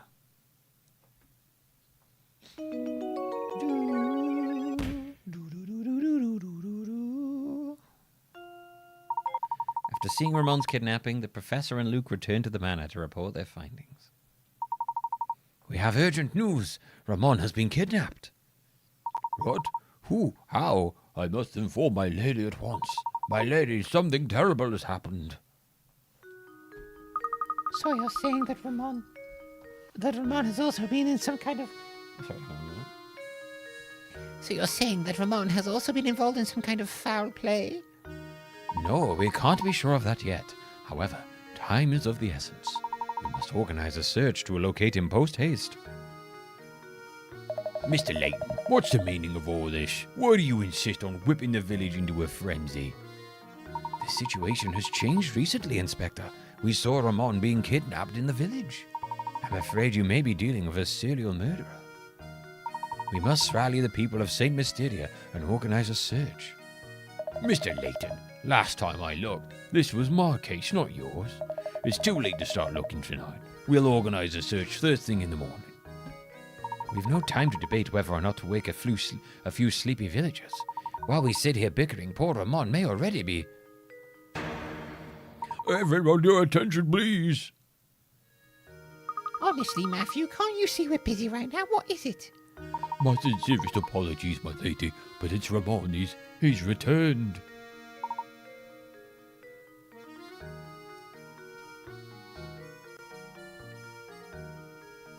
Mysterion? Yeah, Mysterion. You haven't been to Mysterion?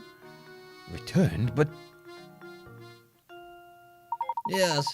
Well, so after the professor hounded us with a visit, I went shopping at the market. Why do you ask? Just what is going on here?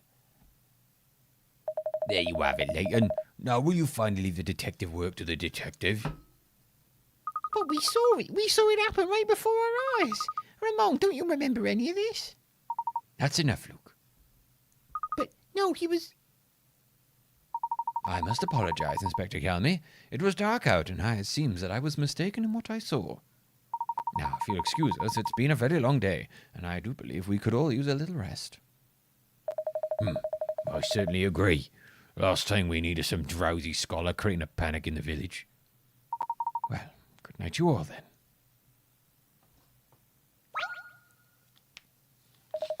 Whipping him up. No matter how I try, I can't seem to find that special someone. Tell me, Professor, what does an eligible bachelor like myself have to do to find a girl? Well, I don't want to be mean, but I don't know. Maybe stop wearing such incredibly ugly hats. It's the hat. It's the hat. I think I had an epiphany the other day. I think the reason I'm alone is because I can't solve this puzzle. Oh, now I've tried to solve it. But no matter how many nights I spend pondering it, the answer eludes me. Help me, Professor. I don't want to spend the rest of my life talking to my stuffed animals.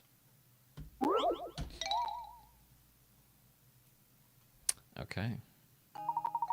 In order to cut the piece of paper shown in the diagram 1 into 2 pieces and reassemble them to form a rectangle, all you have to do is cut the paper as shown in diagram 2. However... Right, okay, I see what you mean. However, in order to assemble the pieces as shown in diagram 2, you need to flip one of the pieces over before putting them together. Where should you cut the paper if you want to turn the paper in diagram 1 into a rectangle without flipping either of your 2 pieces?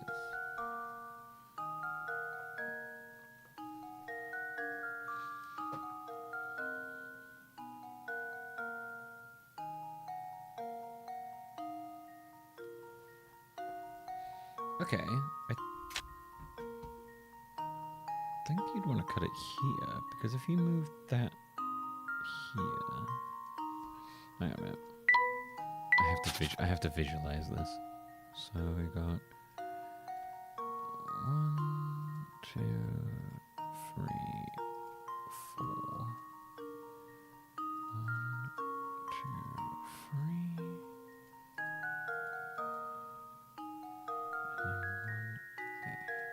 So if we moved that there, it would go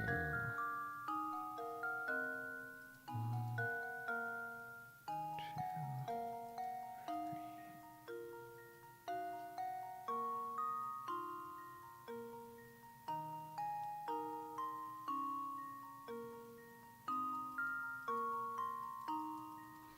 3. Okay.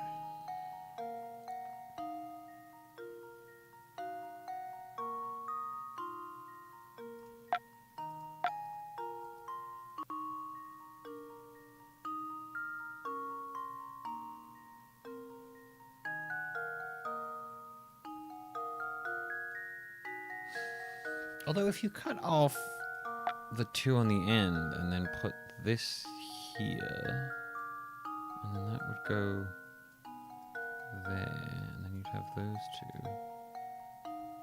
2. Oh, about flipping. Well, no, you wouldn't have to flip it. You just have to turn it. Because if you cut off those 2, you could move them there. You wouldn't flip them. You just take them and put them there. That's not flipping, right? Because you wouldn't flip it around. There.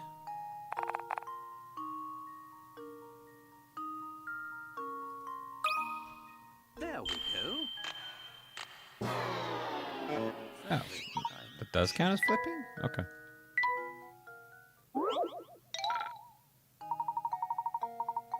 Okay. I didn't think that counted as flipping, because you cut that off and you... Oh, fuck, I'm an idiot. Ignore me. For some reason, right, my brain... So this is what I mean where I add rules. My brain was like, oh, this is already cut, so you move that and then you cut that. That's what my brain did. Right. So okay. Now that I'm actually paying attention, you would cut.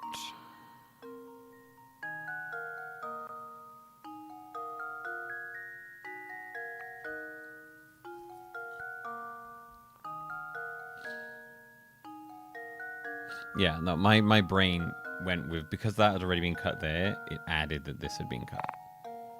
It's a wonderful thing my brain does sometimes. Have I played the Paper Mario series? Yeah, I played 1 and 2. Played 1 and 2. I played 3, but I didn't like Super Paper Mario very much, because I think it was not a very good game, and then I didn't play any of the others after that.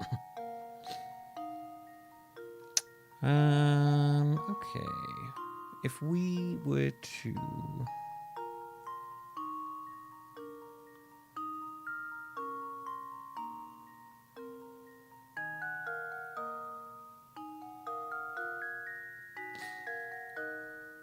I think I've got it. I think we cut there. Because then you take that and plonk it there. Right? You go cut that off, and then you go boop, and put it on the side. Luke, here's my answer. Every puzzle has an answer. I'm quite good at 3D visualization. Maths, no, but I can do that. There goes the music. Every time I solve a puzzle, the music cuts out. Oh, joy, I'm positively tingling with excitement. With that puzzle solved, I'm sure I'll find a bride in no time. Yep, that was the only thing holding you back, buddy. Now that you've done that, I think you'll get a bride in no time. On the table below are 4 cubes made up of matches. Can you change 4 cubes to 3 by moving a single match? Ooh.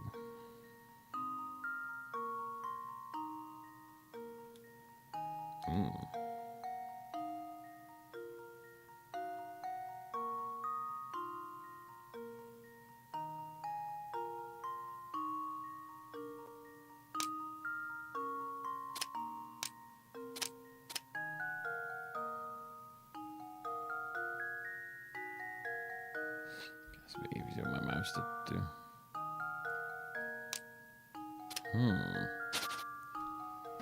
That's a nasty one. Change it from 4 to 3. Oh, yeah. I think if you take that out, right? Because then that makes it... yeah. There we go.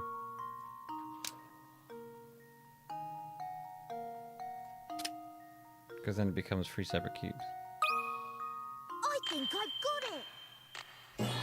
I did it! Well, you're easily able to visualize the matchstick cubes. Yeah, see, you make me do maths. My brain like shuts down. That I can do. I can visualize 3D shapes in a space and move them around in my head. Like that's my jam. Piece of cake. Now let's go find more puzzles.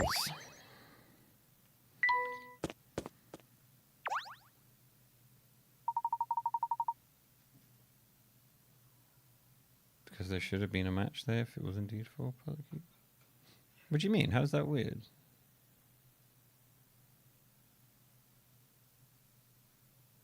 You went from looking at them as a top-down thing. Oh, the sliding puzzle's a whole different thing. The sliding puzzle I can't visualize. That's too much for me. Because that involves... That's a different thing to me. I don't consider that like visualizing a picture in a 3D space. Like I can take a thing and move it around in my head. The picture thing is like I'm restricted in like the thing. Because you're looking at the 4 blocks top-down as like and like that. With that. And you take that away and it becomes 3.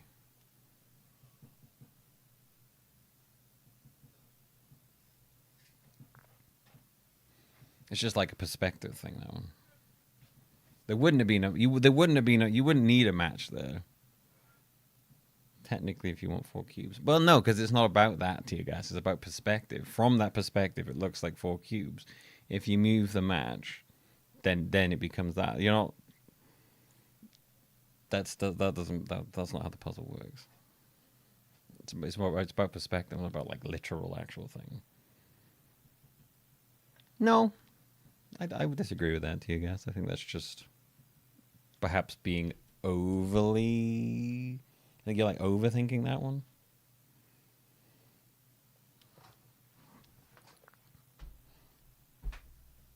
In the same way you didn't really understand why people had issues with the other ones, I don't see why you'd have an issue with that one.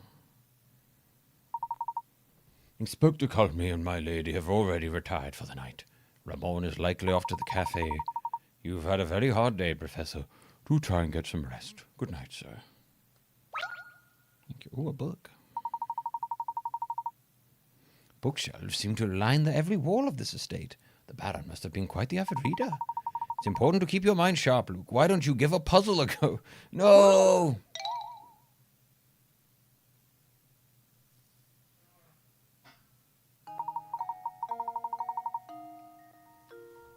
A, B, C, and D are single-digit numbers. Again, you guys, I don't... That's the way the puzzle worked. It made perfect sense to me, so I don't know what to tell you, man. A, B, C, and D are single-digit numbers. The following equations can all be made with these numbers.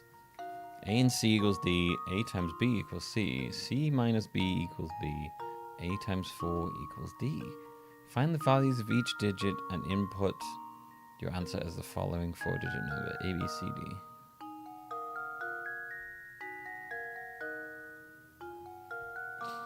Okay. That was weird. Okay, so A times 4 equals D.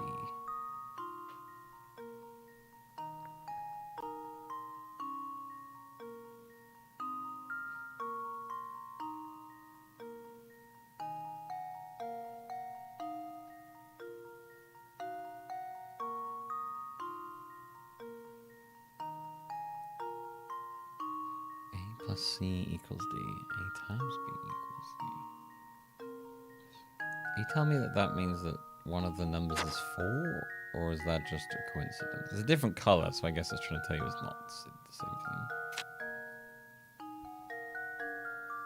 Mono equals 1, and rail equals rail.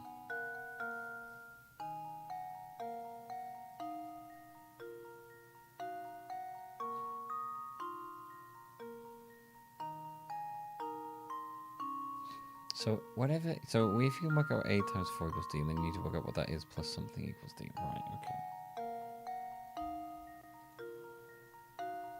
Okay, so let's just go with a number and go from there then. So let's say it's 2 times 4, which is 8. Okay, so let's just say A is 4 for the sake of this. No, 2, sorry.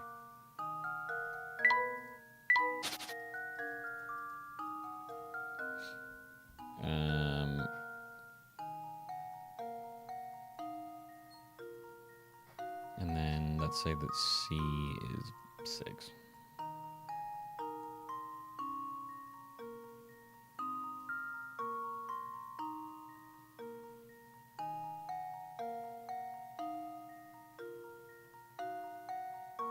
So then 2 times 3. So then let's say B is 3.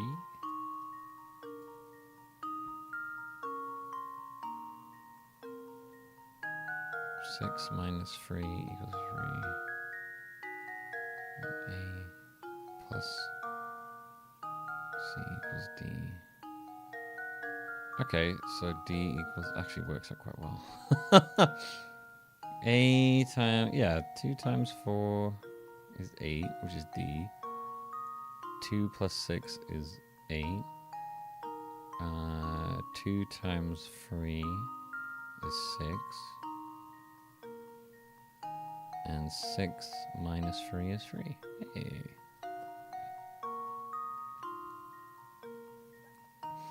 So you got to put in A, B, C, D. So 2, 3, 6, 8.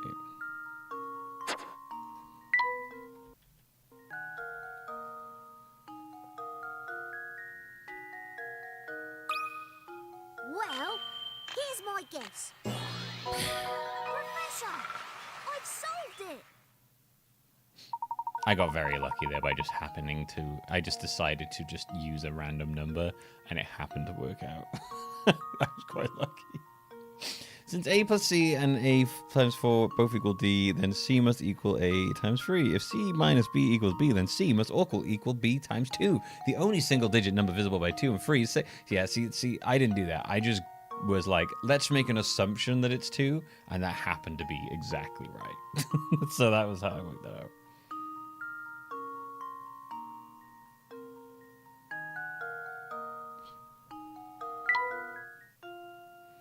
How did you like that? Why do we keep losing the audio every time that happens? That's so weird. How did you like that puzzle? The puzzle, Luke? I hope it was prepared you for tackling more difficult puzzles. I don't know why the audio keeps cutting out though. Maybe I need to recycle the capture thing.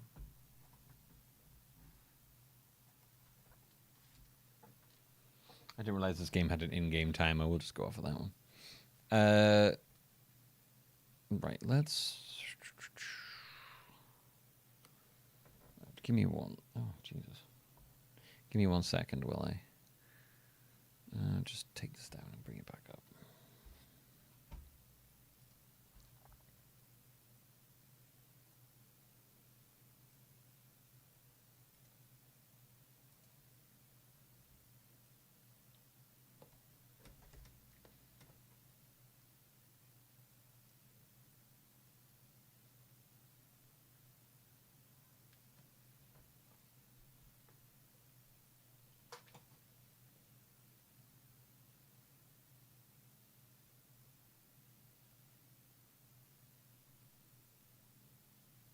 Okay, why are you... Close up.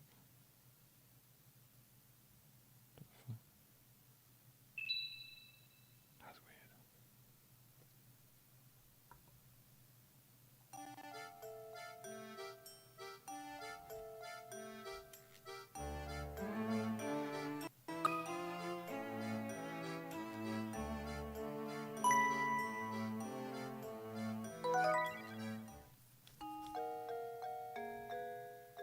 Isn't the sound still having no issue? Yeah, that's odd. In the course of their afternoon, long investigation through Mysteria, Luke and Layton hear a rumor about some mysterious kidnappings. The professor has a hunch that Ramon's appearance and these kidnappings must be connected. In a quest for further details, the intrepid pair continue their search of St. Mysteria into the night. I wonder if we really did just mistake what we saw in the street. He was just taking him into bed. No, I'm certain that was Ramon. When we saw him, there wasn't the slightest hint of life in him. He may have lost consciousness, but how odd that he should return healthy as can be an hour later. Stranger still is the fact that he seems to have no memory of what we saw happen to him. It's so peculiar. Plus, Ramon wasn't even in the first. Lots of people seem to have had the same experience. Wrong voice. Oh, what? Wrong experience. Any other village would be in panic over something like this. But St. Mysteria, well, it's peculiar, that's all. There's something very peculiar about this whole village. Yes, in most places, no one would stand for this. But we've seen that St. Mysteria... Mystera? Is it Mystera? I'm going to call it St. Mysterion. We've seen that St. Mysterion is anything but normal. Is that a DBZ Powerpuff shirt? It is, yeah.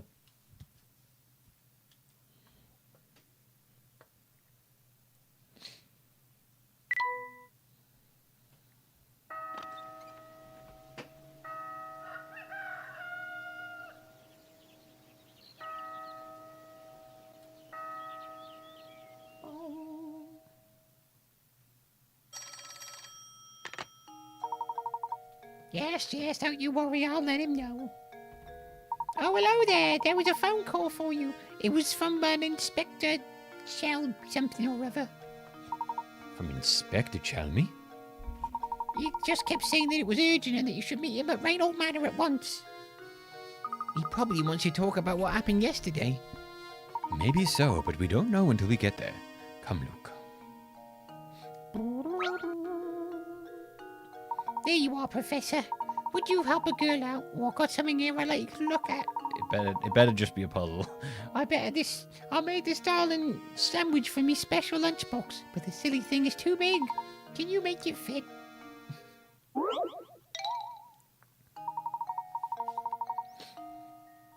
Puzzle music makes me crazy. I can see that. Using leftovers from your breakfast, you've managed to cobble together a rather oddly shaped sandwich. How many times... That's a weird sandwich. How many times must you cut the sandwich in order to make it fit neatly in the container? You can't just fit that in the container?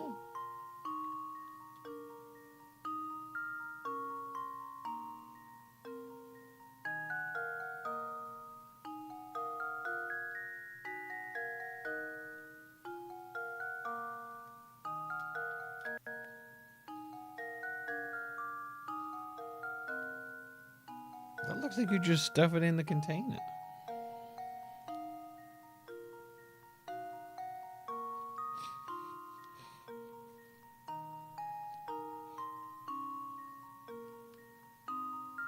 I don't know how big the container is.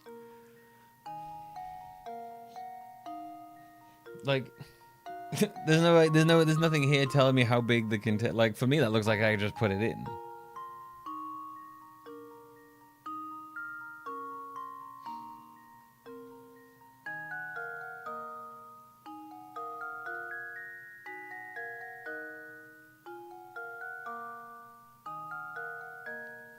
Am I crazy?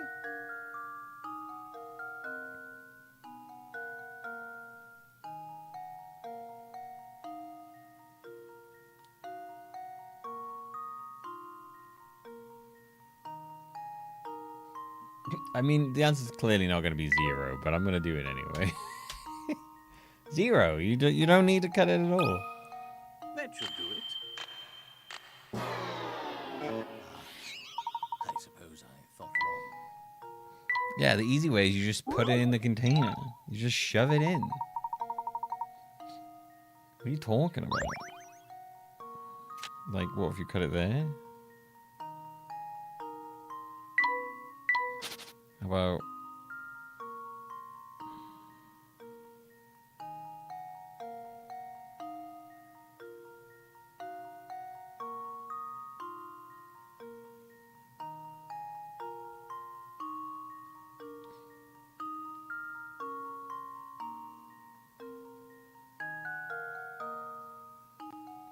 Cut it there? What does that achieve? This to me is confusing because I don't know how big this thing is.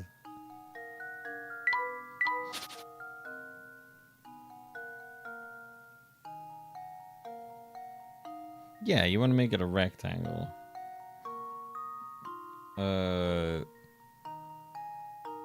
So you would cut...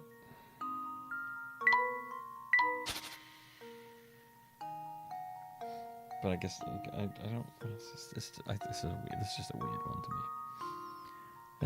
me. Yeah, I guess you could just cut it like, I don't know. Let's say, like if you cut that, it wouldn't help because it'd still be the same length. You just have like a thing, so it wouldn't be any use to me. You could cut.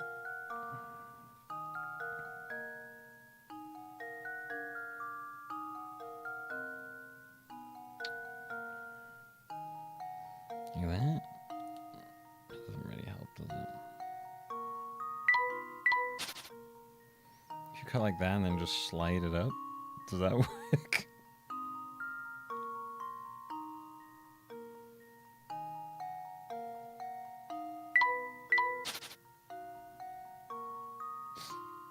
How many times you cut it?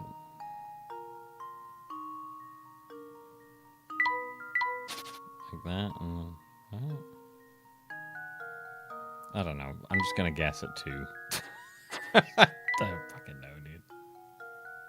This is a dumb question. This is a dumb one. There we go.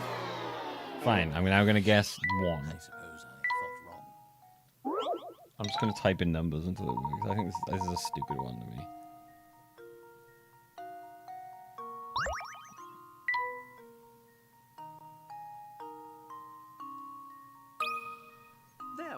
I need to know how big the thing is.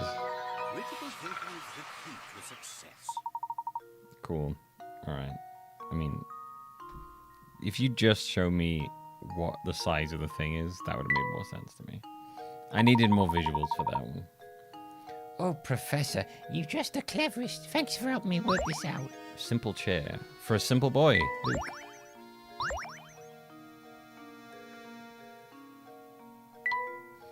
I needed more visual knowledge for that one for me. For me personally, I needed more.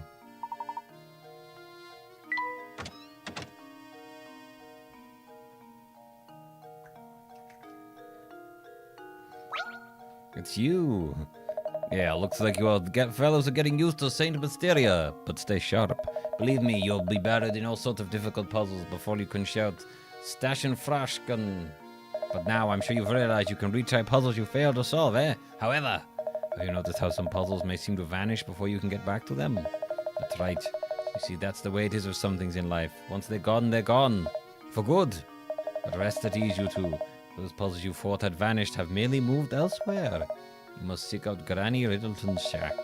It's a strange old building. Yeah. Don't get sloppy just because you know how to retry puzzles now. There's no order in laziness. Now that you've got the lowdown on the village puzzles, let me throw you one way to keep you sharp. We don't fail, we get lucky. Yep. The local museum has an exhibit that spans 9 rooms, as shown in the diagram below. The entrance to the complex is marked A and the exit is B. The security guard on duty is a bit lazy and wants to walk each room of the exhibit while turning as few times as possible. What is the fewest number of turns you can make while still visiting every room? As an example, the diagram below shows a course that involves 6 turns.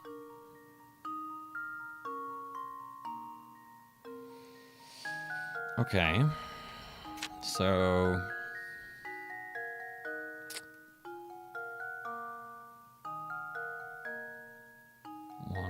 One, 2, 3, 4, 5, 6. Okay, so it's the same, just like backwards.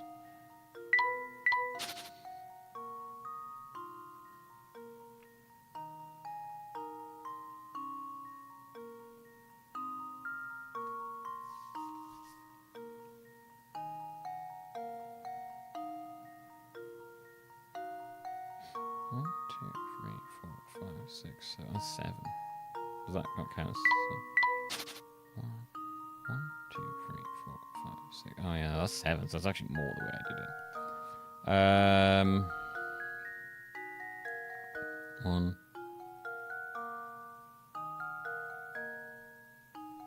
No, it's 1. Sorry, that's not 1. Oh my god, hang on. I keep counting just moving forward as 1. I don't know why I'm doing that. 1, 2, 3, 4, 5, 6. No, it's the same. I, for some reason, was counting moving forwards as 1. I don't know why I was doing that.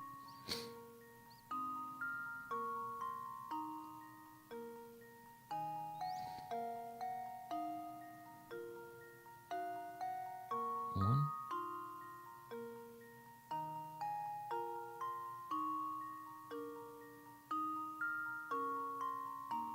2. How the what are you doing in less than 6? What the fuck?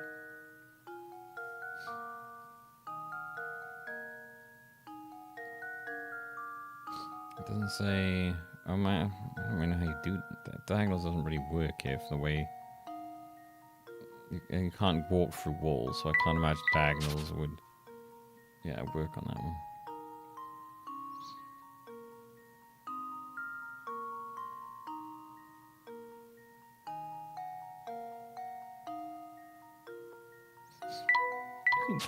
Can you actually do this in less than 6?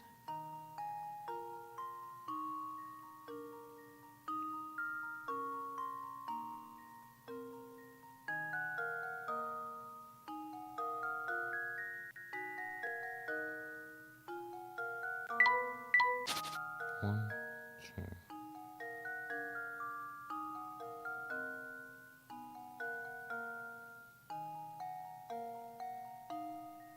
Oh, it doesn't say you can't go back on yourself.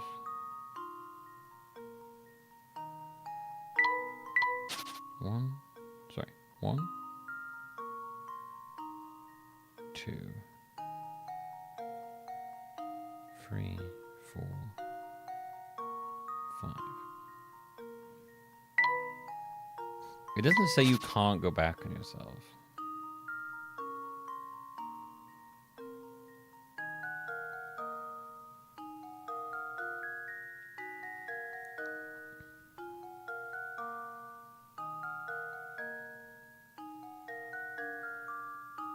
One, 2, 3, 4, 5. 5?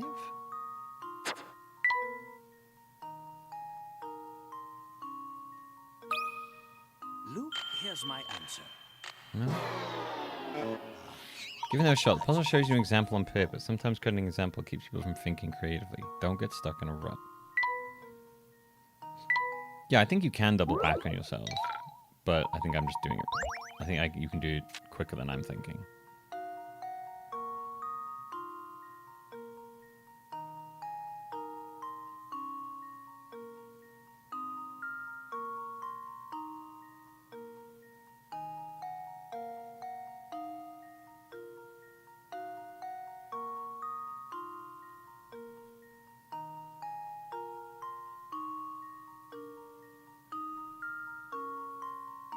Does double back count as a turn?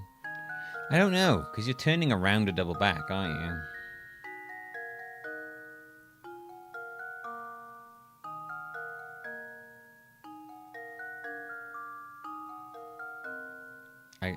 I don't know if doubling back counts as a turn or not. Maybe 4. We'll just work our way down, fuck it. Yeah, I don't know if it's counting doubling back on yourself as a turn.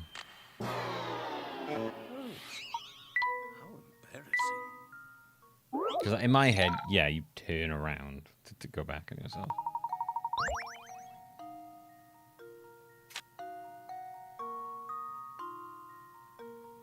One, 2, 3. 3? Is that it? Because you can do that. Work our way down. Luke, here's my answer. How embarrassing. Wait, hang on. Wait, can you do, like...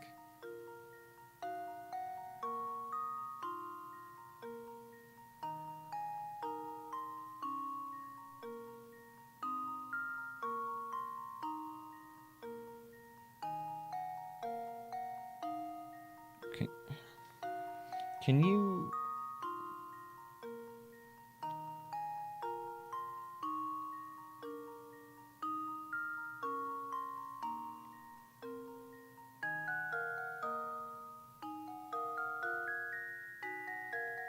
If he just does circles, does that count as turning?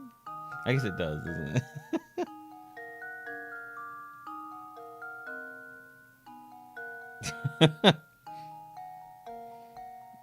If he never stops and turns, if he's just constantly circling, I guess that's all like one big turn.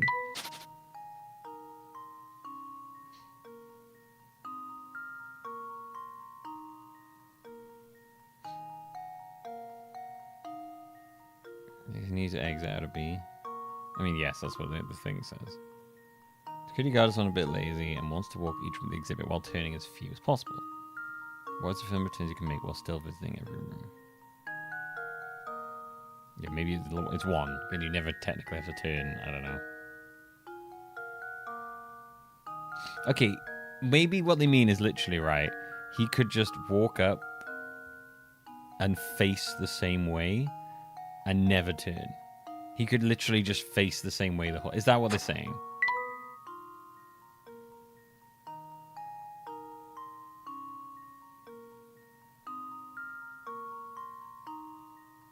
Are they saying that he could literally, like, walk backwards?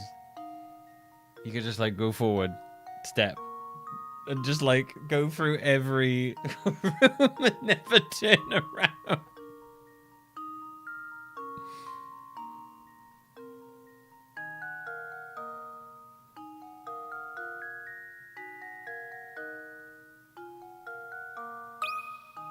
Luke, here's my answer.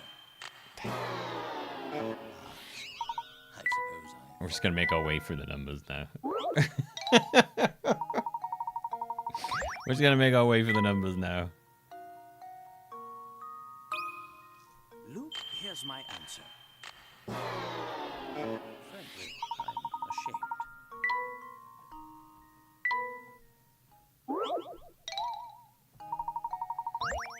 Okay, what? I after this, then it has to. It's so we've tried 0, we've tried 1, we've tried That should do it. 4, 5, and it's 2. Why is it? Okay, here we go. Why is it 2? To success. Oh, you can do diagonally. Okay. Wonderful. I'm back in my natural habitat. God, I love being back home, Milmegaloo. I mean, okay. Objection! Thank you, Madness. Yeah, you just have to find the really tight angle. Okay. I don't love that one, but alright. I guess, yeah, fair. Okay, whatever. Now that now that I like to see, seems the trading I've been giving you has paid off. No, need to thank me. Anywho, I be seeing you around. A desk? What's Layton?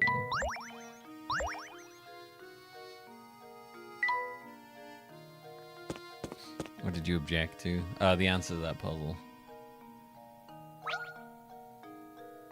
Hey, Professor, looking busy as usual, I see. Oh, I got this puzzle I just can't work out on my own here. Can you lend me your thinking cap? Give me your cap, Professor.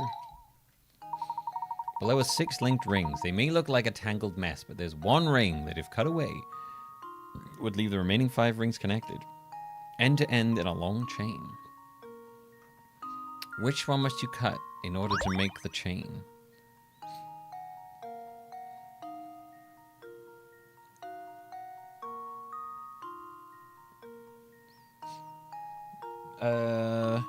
E, right?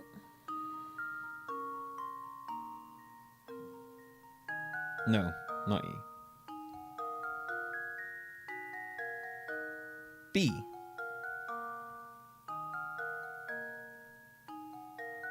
It's B. You cut out B, A goes to D to E to C to F, right? No, wait, hang on.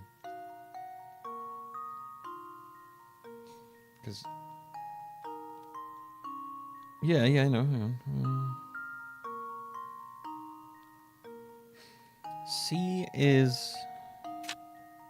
C's wrapped around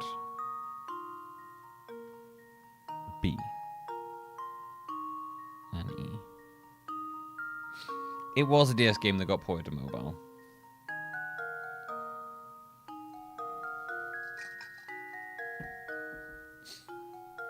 So it's originally a DS game.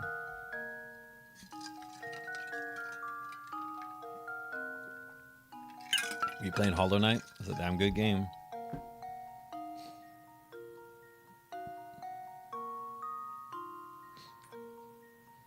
So if we cut B,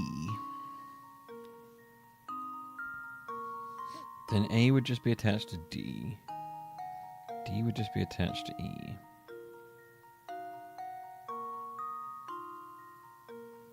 And you wouldn't end up a long line, though.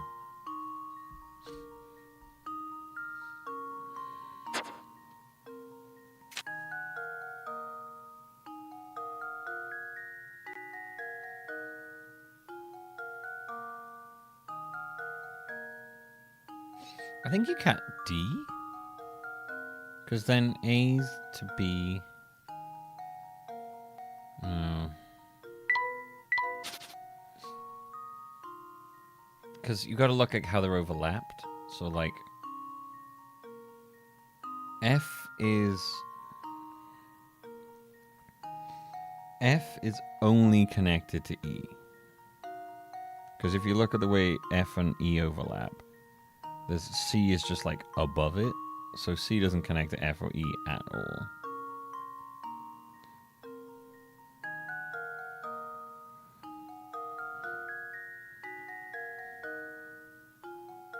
And then E is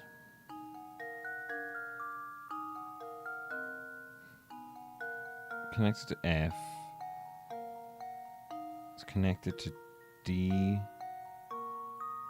And it's connected to C.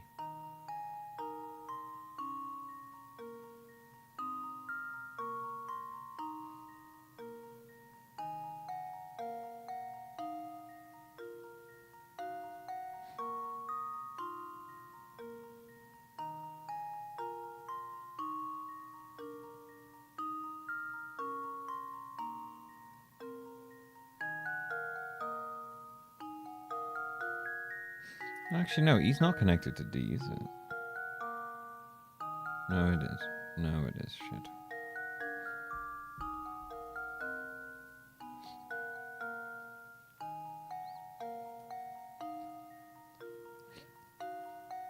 F is definitely only connected to E, and A is...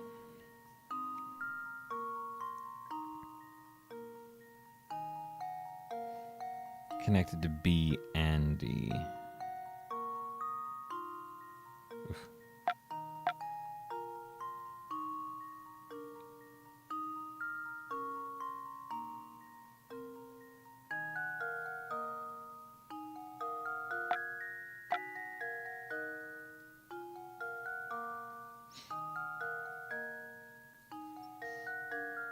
So it's got a...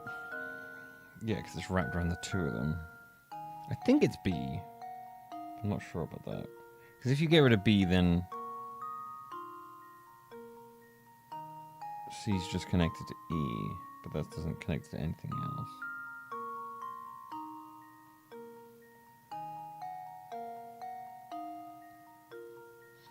Do you just disconnect F? Because then you've got...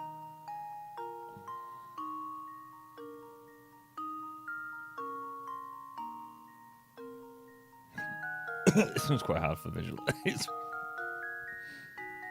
I don't know. I mean, I think it's...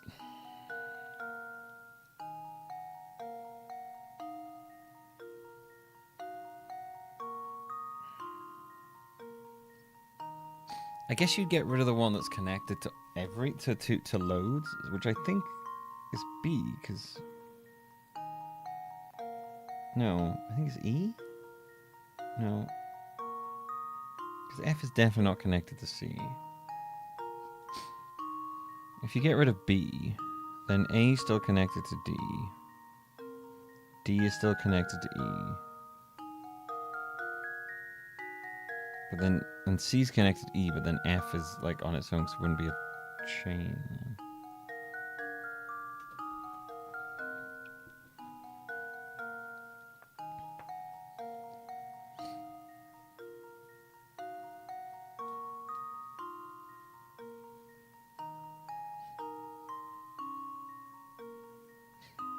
Get rid of D? Because then A is connected to B.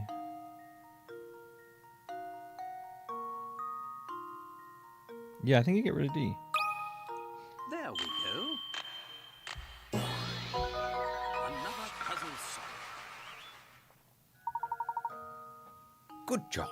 If you examine the connections for each ring, the answer is surprisingly easy. A little bit. They all get so tangled up, it's quite hard to... it's a little hard to work out, but yeah. Ah, so that's how you do it, yeah? I can finally rest at night. This thing was annoying me for days. Pick a red use for something? I actually can't remember. I don't know if it's just your score or... a big sack coming out of the tower up the north. I bet you anything like these, like that, he's the one behind all these disappearances. I wonder what he goes up to up there. Wait, no, I don't even want to think about it. It's just too scary.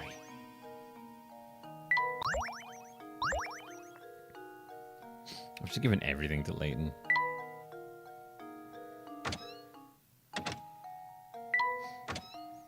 Go away, strange old lady. Just don't know luck finding the villain? What an odd world we live in. Well, you know what they say, truth is stranger than fiction. Speaking of fiction, I just thought of this little gem. Please give me your honest feedback on it. Several rectangular sheets. I wonder if you give Layton everything. Nothing. Just have to rearrange them later on. Several rectangular sheets of transparent film are arranged at the top of each other as shown.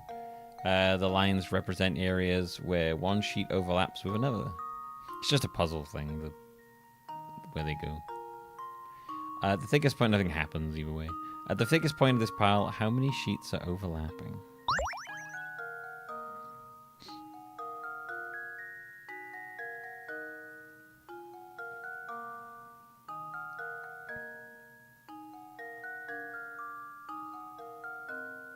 Oof.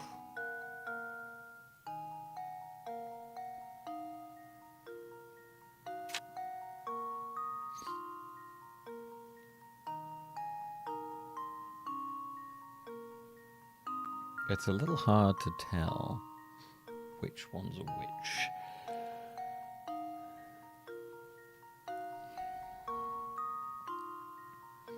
So I think that's one. That's one.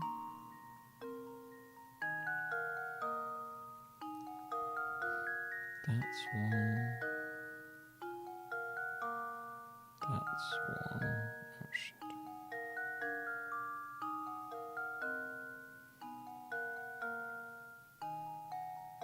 That's one. Okay, I need to do this with my mouse. That's one. That is one.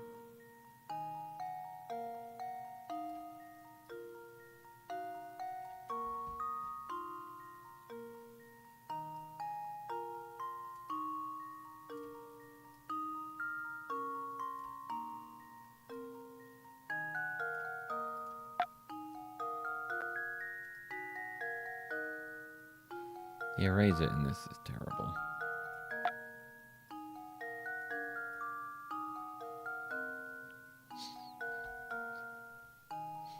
Can you make it different colors?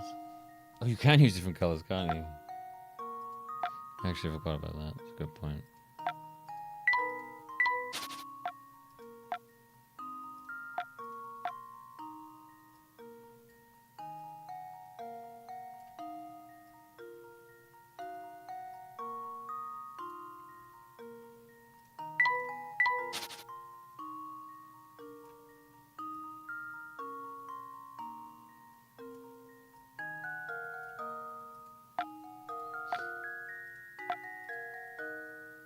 Okay, like I kind of completely forgot that you can use different colors.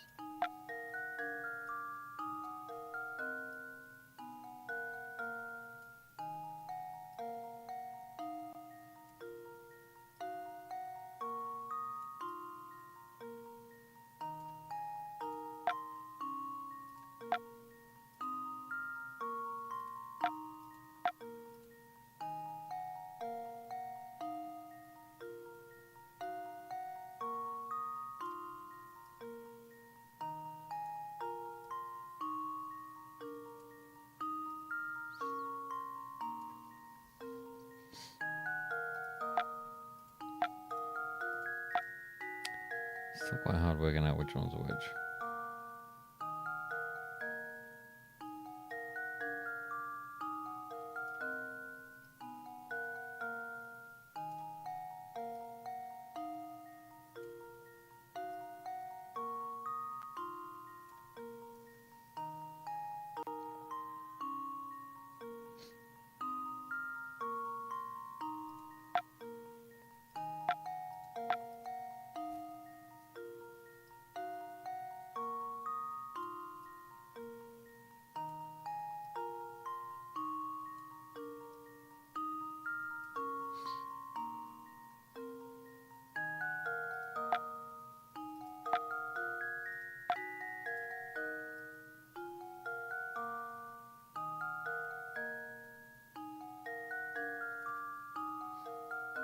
It's not a great color to pick, but oh well.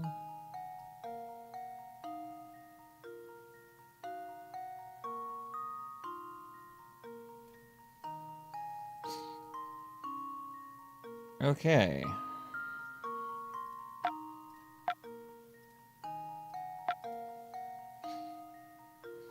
So It does help, yeah. Thickest part would be like here, I guess. You'd have like 1, 2, 3, 4.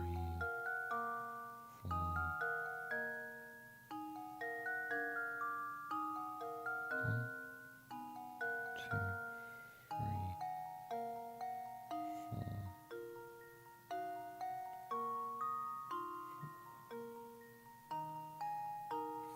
4. 5?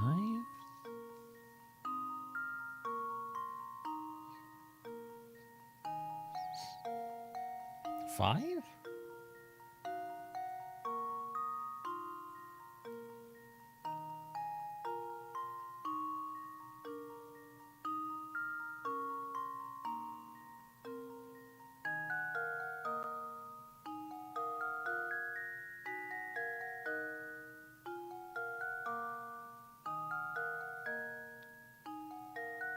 I guess. We know there's 1, 2, 3, 1, 2, 3, 4, 5, 6, 7. There's 7 pieces of paper. I don't think all 7 overlap at the same time. Just like 5 or 6, I think. We'll say 5 is wrong, we'll say 6.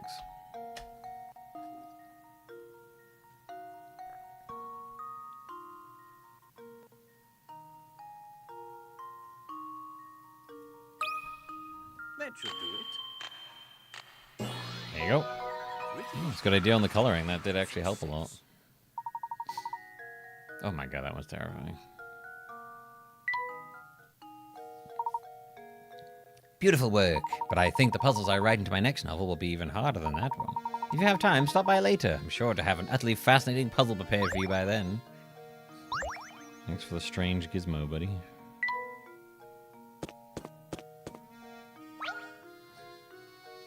Hey there, Professor. I bet you're here to solve my puzzle. I'm right, aren't I? Yeah, of course I'm right. Thanks. Good. Wonderful.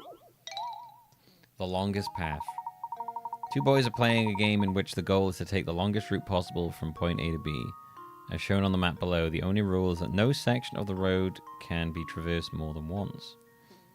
What course should they take in order to cover the longest distance possible between point A and B?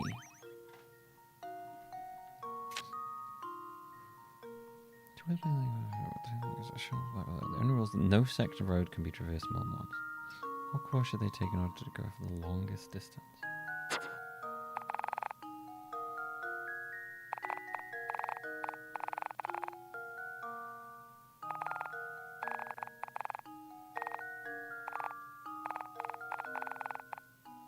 Surely that, right?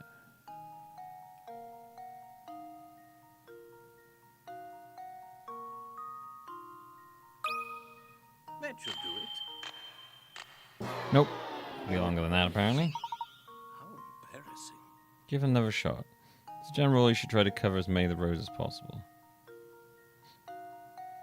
In the example, it appears that the boy who walked the green path covered quite a bit of distance. However, as shown by the dotted lines, the road this boy passed up on his way to point B add up to quite a... Right, that's what you mean, yeah.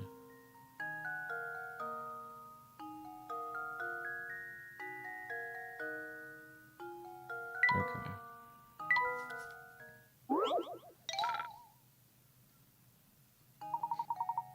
Okay, so...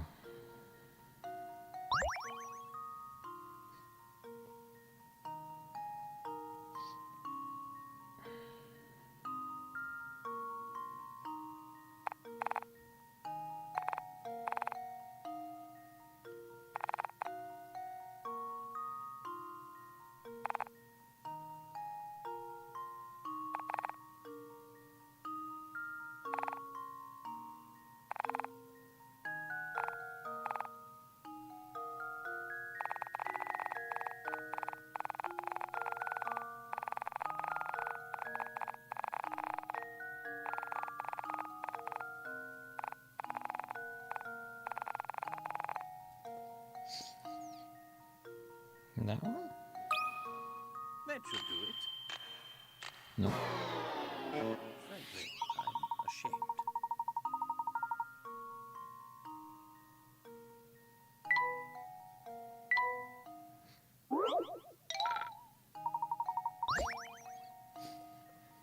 Can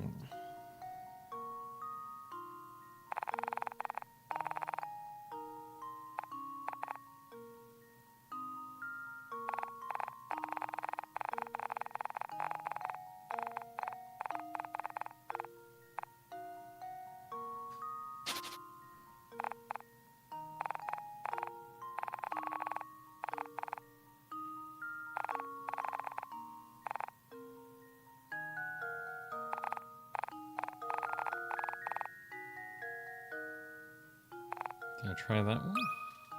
That should do it. How embarrassing. Okay.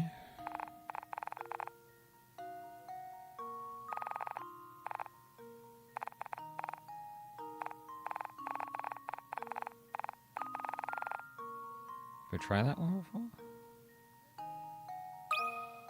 There we go. Hey, there we go. Critical thinking is the key to success. Speaking of lovely strolls, have you been outside today? It's sunny. Why not go for a walk? If it's sunny. I have been outside today now. I stood in the garden. Great job there, Professor. Even that puzzle didn't phase you, huh? Of course not. You're a pro. Yep, you're a real piece of work, Prof. You know that? Of course you do. You're a scholar after all. Thanks, buddy. Thanks, man. What's that? What's that on the ground? It looks like a scrap of notepaper. What does it say, Luke? Well, let's see here. It's just terrible. Lady Viola has an awful case of the flu and hasn't left her bed for days. I'm no doctor, but I can't think of any way to help her. Oh, what to do? Lady Viola? Oh, this entry must be talking about Baron Reinhold's first wife. My heart is heavy as I write these words. The loss of his wife has completely crushed the boss. If only there was something I could do to help. He walks around looking like he's had the wind knocked out of him. And that's the end. Gosh, whoever wrote this must have cared an awful lot for the Baron and his family.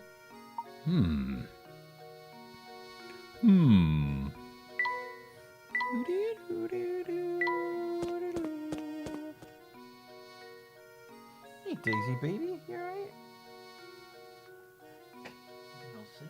Yeah.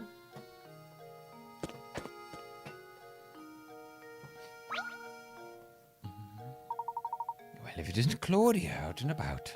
And that reminds me of a puzzle. Give it a try, my boy. Look at this photograph. It reminds me of a puzzle. There are 3 different colors of toy cat, each color having different weight. Examples 1 and 2 show their relative weights. You have 3 red cats and 4 black cats on one side of the scale, 4 white cats and 1 black cat on the other. Given this setup, what will the scale do? Right. Okay, A is tip left, B is stay level, or C is tip right. So there are 4 white cats are equal to 5 black cats. 1 white and 2 black are equal to 3 red. Okay. I never had crawfish.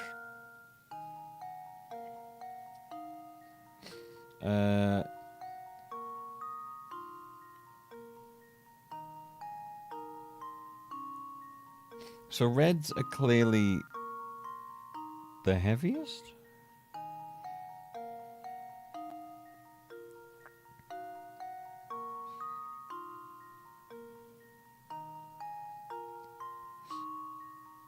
No, reds are the lightest? No, reds are the heaviest.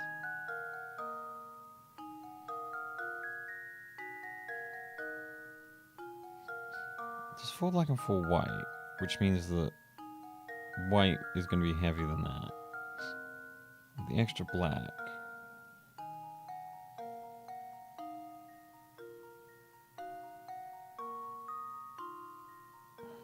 I actually don't know. I think they would...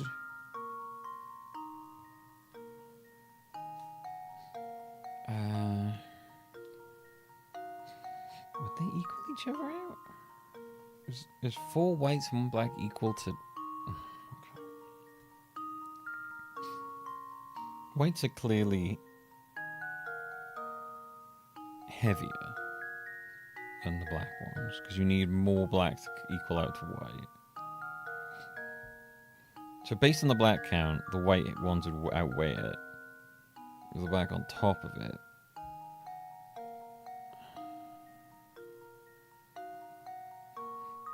Like white's the heaviest. And then red's lighter or heavier than blacks? I think... No, so red's are the lightest? I think it would go C, right? I think I've got it. Nope. God damn it. I was sure I had it. Oh, shut up, Luke. I'm just gonna keep guessing now. Well, this can only be one of two.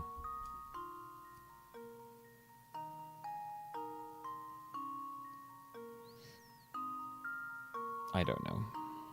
I'm just gonna guess them all until we get it right. It's B. How does this sound? Oh. Well, I had a 1 in 2 chance. I was sure I had it. Oh, I was sure I had it. How does this sound? I did it! No, I did it. Excellent. If you replace the red cats on the left with the equivalent weight of black and white cats, and the white cats on the right with the equivalent weight of black cats, this puzzle becomes much simpler.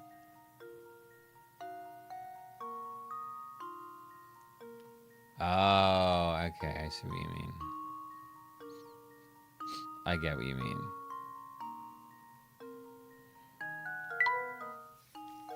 I get you. Once you realize how you need to look at things, it's not a terribly difficult problem now, is it?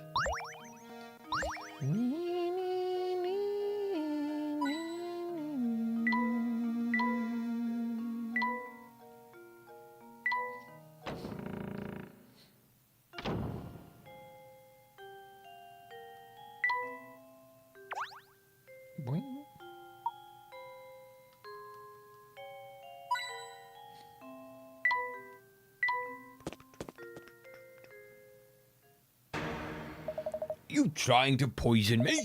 What are these vile things? You oaf some butler, you are.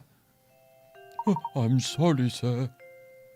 Oh, I detest cakes. The very sight of them turns me stomach. Get that plate out of here at once. Oh, yes, but of course. I don't like Kelmy. He's a dick. Outside of the fact that he's a police officer, he's also a dick. Ah, Layton, there you are. You requested our presence, Inspector Kelmy? My sources tell me you've been out snooping about and interfering in my case. What are you up to? It certainly wasn't my intention to interfere in your case. However, a few things don't make sense. Leave the investigating to the police and go chase after that golden apple or whatever it is. Don't you worry your pretty little head about it. I'll find Simon's killer, of that you can be sure. Now, unless you have something else to say, I've got work to do here. Understood. Good day, sir. That inspector had some nerve dismissing us like that. Like I said before, I don't like him one bit. What do you say we ask Ramon about yesterday?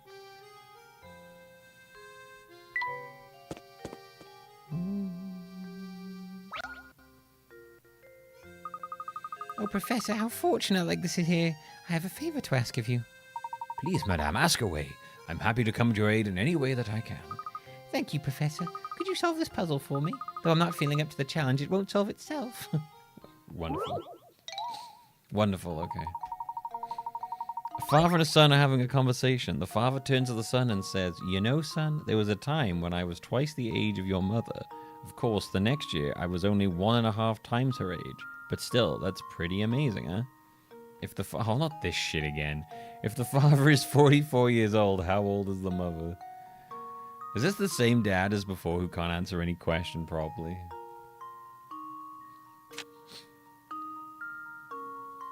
He's 44. It must be the same fucking dude. This dad sucks, man. There's a time when I was twice the age of your mother.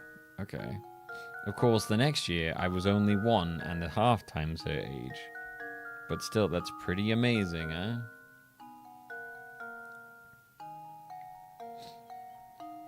Cradle robber. Yeah, it's when you were 22 and she was 11. You fucking weirdo. Right.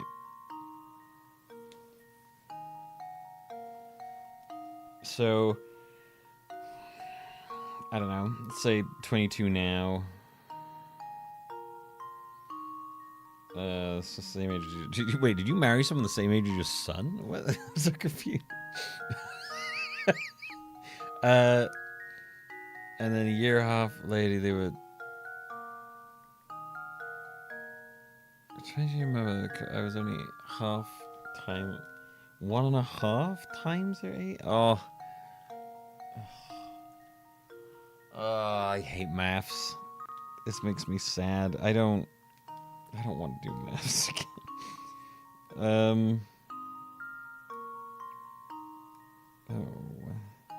1.5 times. Help me. Help me. You just need to find the difference between the father's and the mother's age. What age difference allows the father's age to change from twice the mother's age in 1 year to 1.5 times her age the next year? 1. Okay, yeah, if he was 2. That actually makes sense, yeah. If he was 2. And then she was 1. The next year, the next year I was only 1.5 times her age. So next year he turns 3, and then it's 1.5. What? And then.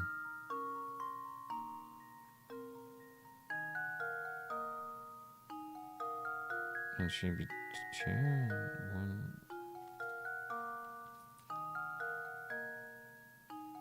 Whatever. Tiberian just told me the answer, it's fine. Yeah.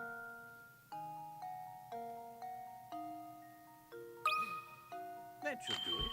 Fucking maths. Maths can shit themselves.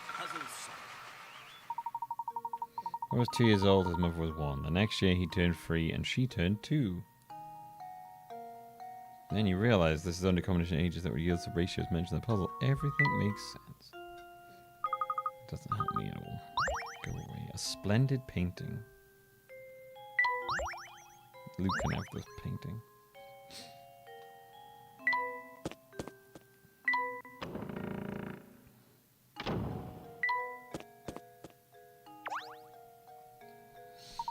Good day, Ramon. How are you feeling today? Fit as a fiddle now, Professor. Perhaps even as vivacious as a violin. Oh, the awful fatigue from last week seems to have never happened.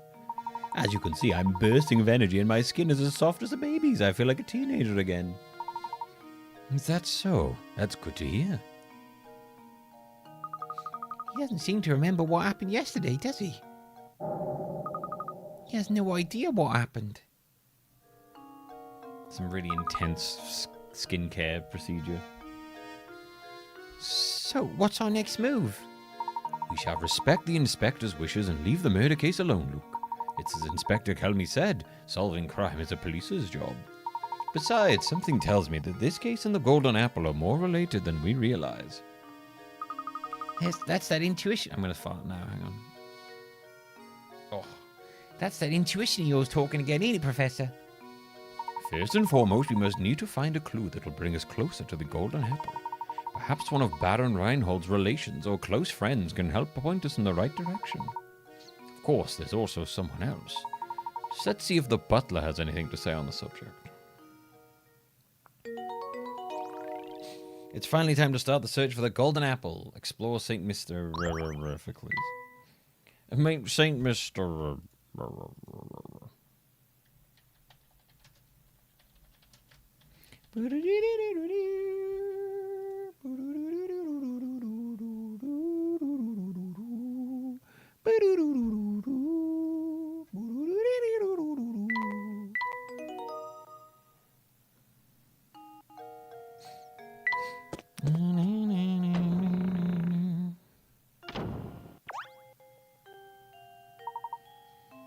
Back so soon, Professor? Matthew, I was wondering if you knew anything that could point us in the direction of the Golden Apple. Anything you know would be a great help. For example, did the Baron say anything before he passed away? Oh, Daisy. Daisy, baby? Daisy! Where you at? Hey, baby. What are you meowing about, huh?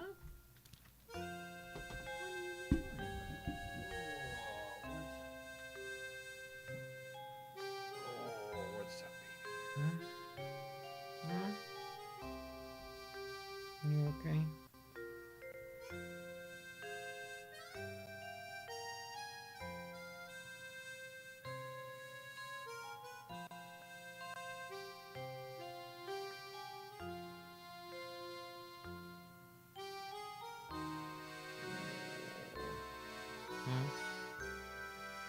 Beautiful.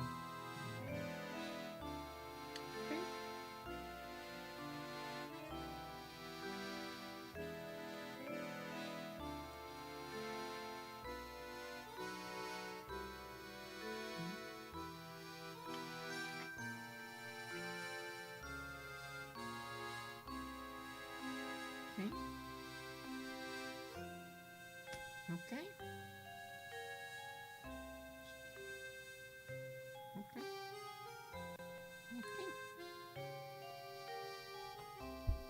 I'm sorry to disappoint you, Professor, but the Master never said anything of the sort to me.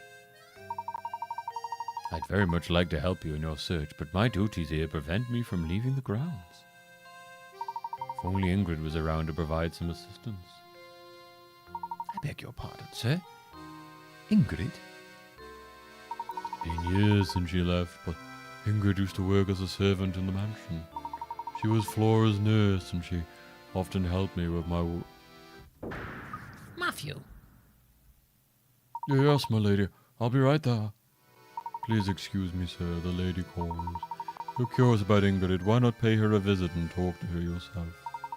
Let's see. At this time of day, I'd imagine she's out walking around by the village shop. Please do her a favor and tell her that I send my regards. Certainly. I'll be sure to pass on the message. Thank you for all your help, Matthew.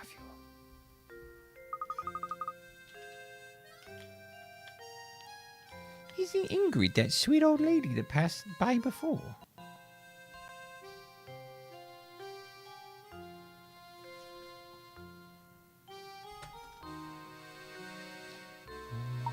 Indeed. We also saw her in that picture of young Flora. Come, Luke. Let's go and find the old girl. Off we go then. The village shop is just outside the manor, right? We'll be there in no time.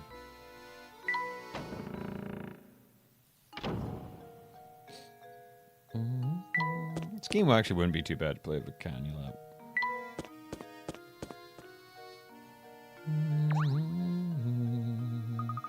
Oh, goodness me. If it isn't Mr. Layabout, was it? The name's Layton, madam. A gentleman is always called Mr. Layabout. That's right, Mr. Layton. What can I do for you, sir? Earlier we were talking with the butler at Reinhold Manor, and he mentioned you used to work there. We would very much like to hear anything you might know about the Baron. Heavens, you want to hear about the Baron? I'm afraid the only stories I have are from when I worked at the manor, and that was ages ago.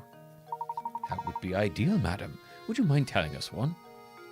All right, well, I suppose I could tell you a bit about the Baron and his former wife. The way Mr. Reinhold and his wife would carry on, they almost seemed like to be children. You never seen a man so in love as Master Reinhold was. When she passed away, Flora was all the Baron had to remember her by. So he raised that little girl with all the love a child could want. The things he'd bring home for her, toys from all over the world and teddy bears as big as yourself.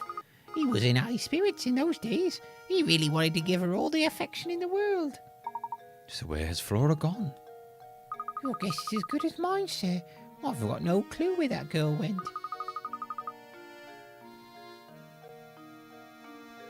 They just like they're both just staring away, facing different directions. She's also floating. She left the mansion well after I stopped working for the Reinholds. Some say Lady Dahlia put Flora on the street to keep the family riches to herself, but that's nonsense. After all, the Baron cared about Flora so much, I can't imagine that he'd allow something like that. You know, you just reminded me. The grave of the Baron's former wife is located in the manor garden. I wonder who takes care of it now. She's filled with helium, floating above the floor. The Baron's former wife is buried in the garden. Thank you, madam. You've been extremely helpful. Luke, let's head back to the manor. I have a feeling that the grave might hold the clue we've been looking for.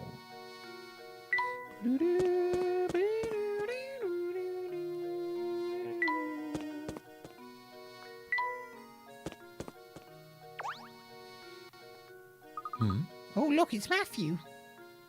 Good day, Professor. Were you able to track down Ingrid? Yes, in fact, we were just speaking of her. I mean no disrespect, but she said the grave of the Baron's former wife lies on these grounds. Do you have any knowledge of this? Lady Viola's grave, sir. I was just about to visit it myself. Would you mind if we came along to take a look? Not in the slightest. Right this way. It's like a crypt. Here's the entrance, sirs. Please watch your step on the way in. Well, that is quite the grave. This is Lady Viola's grave. Gosh, this place is really nice. It's not creepy at all. The late Baron, rest his soul, told me to keep this place in proper order, and I've tried to do so. Was that sarcasm? It's not creepy at all anyway. Here sleeps Viola, my one true love. This statue looks so much like Lady Dahlia, it's hard to believe it's someone else. Back when Flora was just a tiny little thing, Lady Viola used to take her to the park. Some of the flowers in the garden grew from the ones Flora planted here for our mother. Oh, I forgot to tell you about the Baron's diary. It should still be on my desk in my lady's room. It's possible it might contain some information that could aid your search for the golden apple. My thanks, Matthew. I'll be sure to give it a once-over later. Now then, Luke, we'd best head back to Reinhold Manor.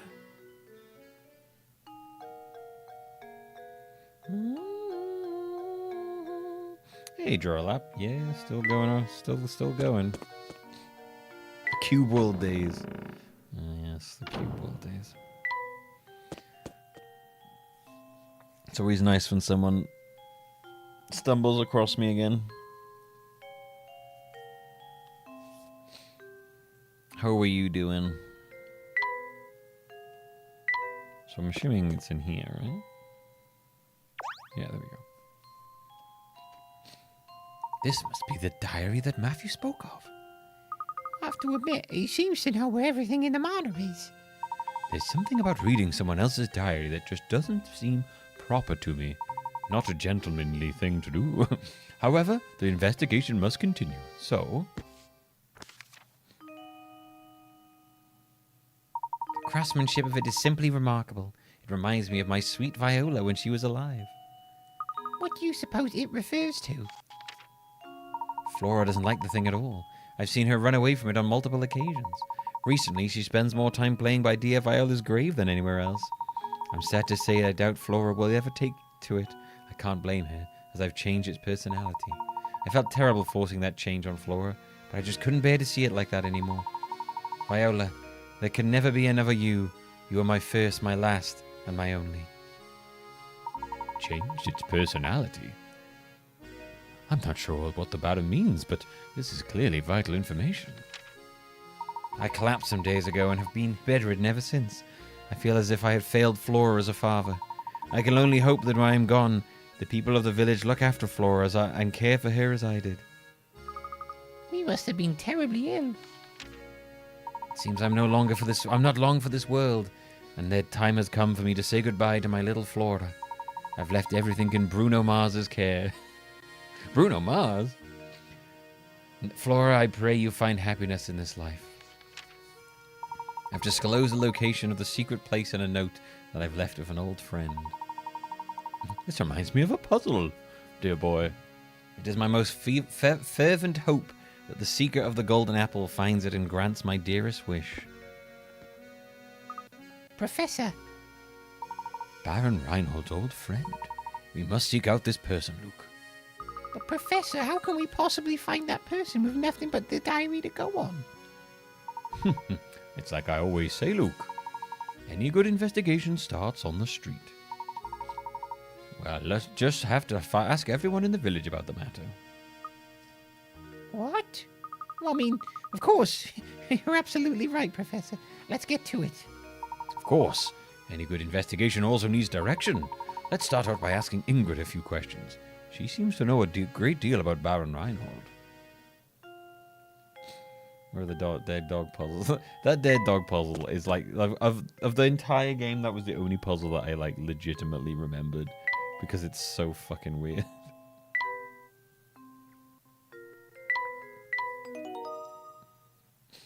It's just such an odd puzzle. You can place furnishings you've collected in either Luke or Professor's room. Tap and drag to move an item. Remove an item. It appears in the room which you placed on the top of the screen. The actual location of an item within the room is decided for you. Both Luke and Professor Layton will comment on how the furnishings of their room is coming along. Your goal is to arrange the ideal living space for both of them. You can check how they feel about their rooms by tapping their names. Each time you obtain a new item, you'll be asked in which room to put it in. You can always go back and change the layout of items, so don't think too hard about their locations. To get a new item when one of your rooms is full, you'll be sent to the room with remaining space. When both Luke and the Professor are completely satisfied with their living quarters, something good will happen. Well, it's much better, but there's still to be done. Needs work, what a dump.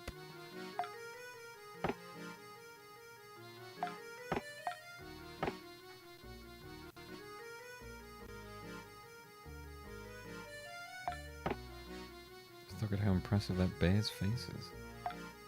Oh, hello there, Mr. Bear. Nice, a bit angular, but not bad. Oh, I rather like this chair. What brushwork. No room's complete with a little art. Do I know? Okay, so he likes the art. It's a bit square for my tastes. Great, somewhere to put my things. Okay.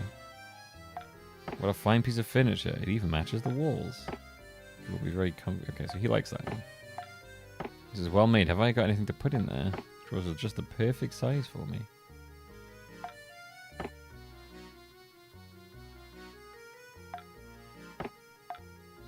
It's a bit smaller than the one I have at home. Well, it's a good thing I have this bookshelf. What's the use of a book or any bookshelves?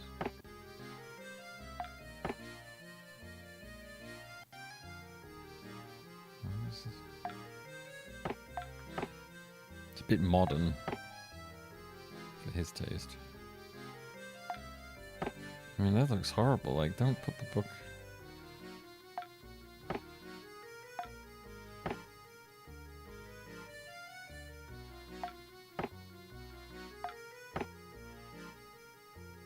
Okay, I think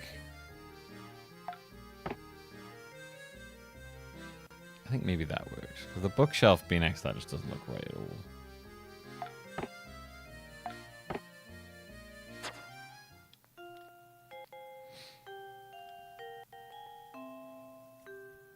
You can go and ask him about someone named Bruno. Bruno Mars, is that you?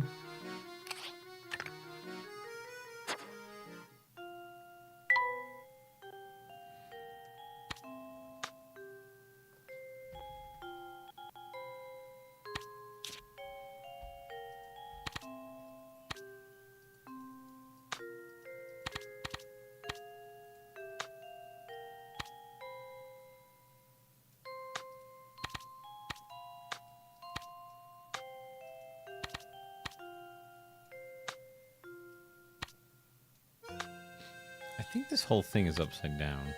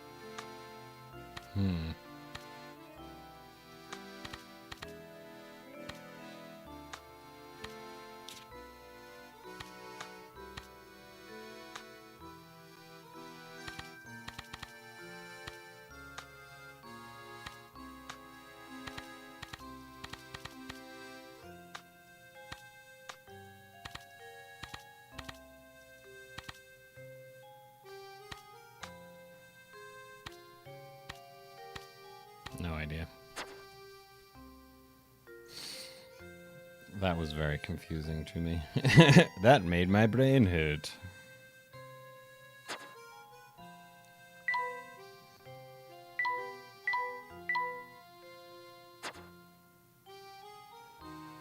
Still have no idea what that's about.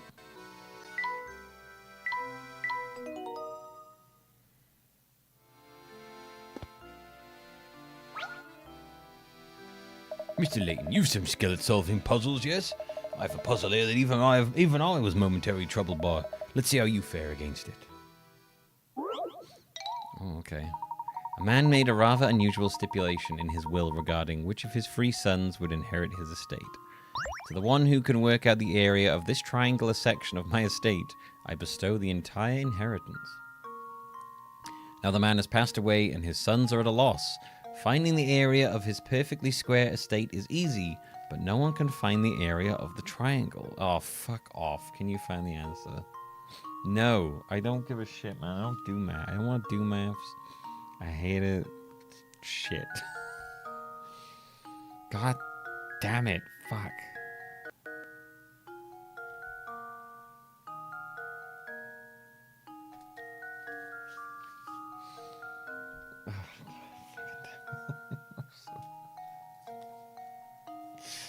All right.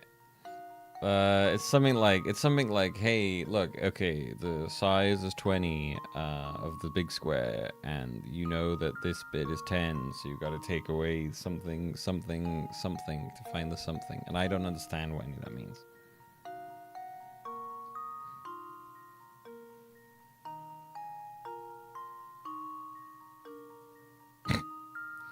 You gotta find the something to get the something. Yeah, this stuff just doesn't click for my brain. Yes, give me the hint thing. Let's review the method of finding the area of a right angle triangle. Yeah, I don't even know how to do that. You simply multiply the length of the 2 sides that make the right angle and divide by 2.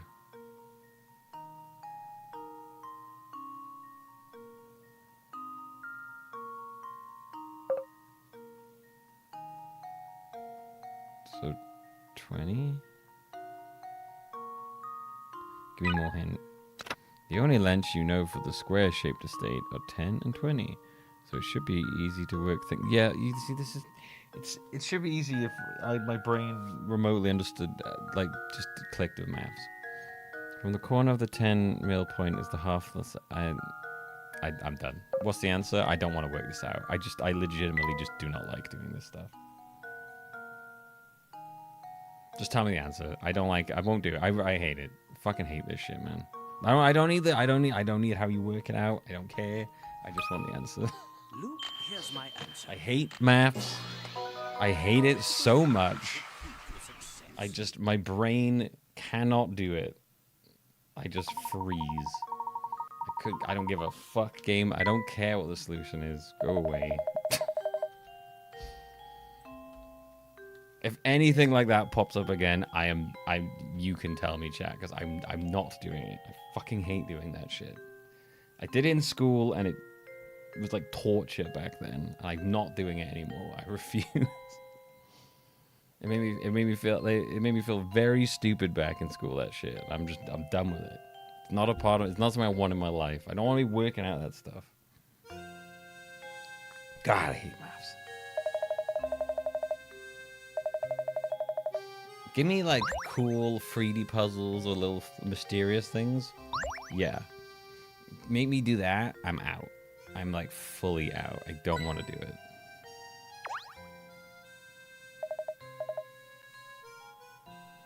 All the way out, bro.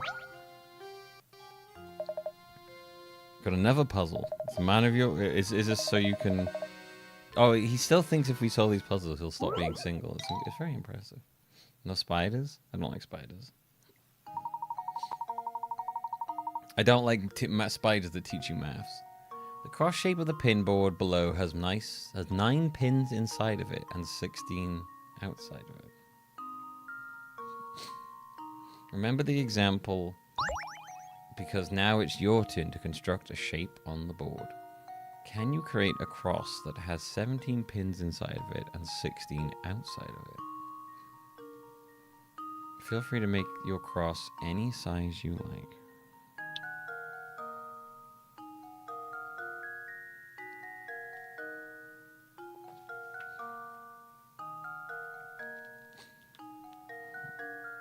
Can you create a puzzle 17 inside of it and 16 outside?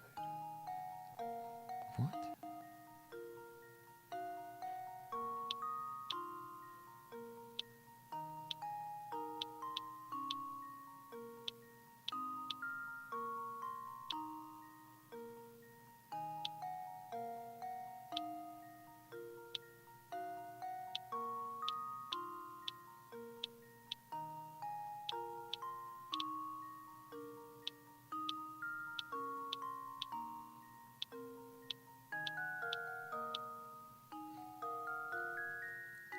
One, two, three, 4, 5. Do the ones outside of it?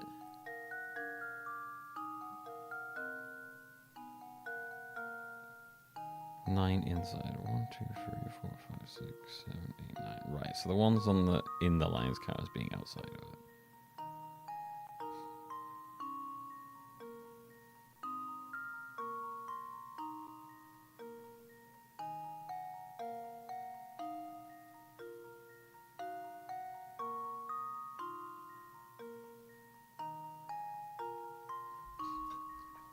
Hmm.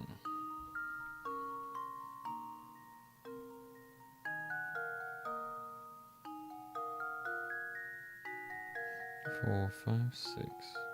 1, 2. 1, 2, 3, 4, 5, 6, 7.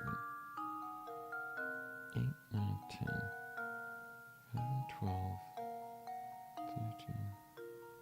14.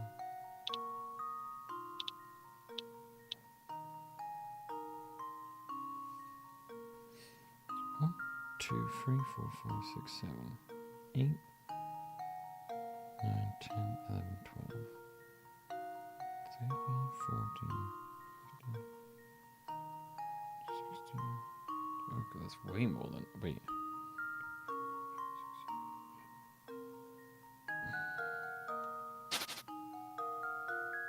3, 4, 5, 6, 7, 8, 9, 10, 12, 13, 14, 15, 16. Okay, so it doesn't count the ones in the line, it's just the ones outside. Right, okay.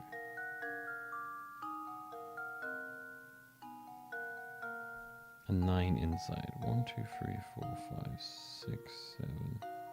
Wait, 1, 2, 3, 4, 5, 6, 7, 8, 9.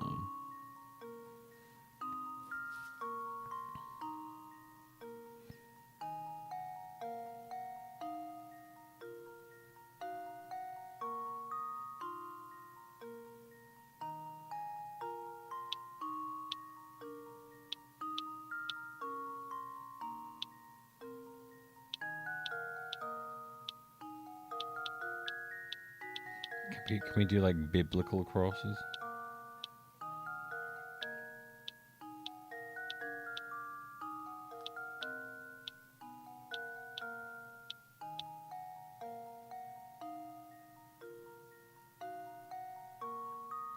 One, 2, 3, 4, 5, 6, 7, 8, 9, 10, 12, 13, 14, 15, 16. Got 16 outside of it.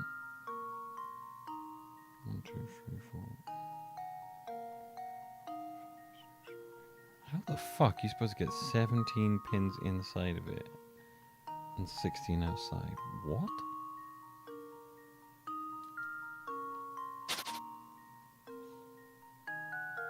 What?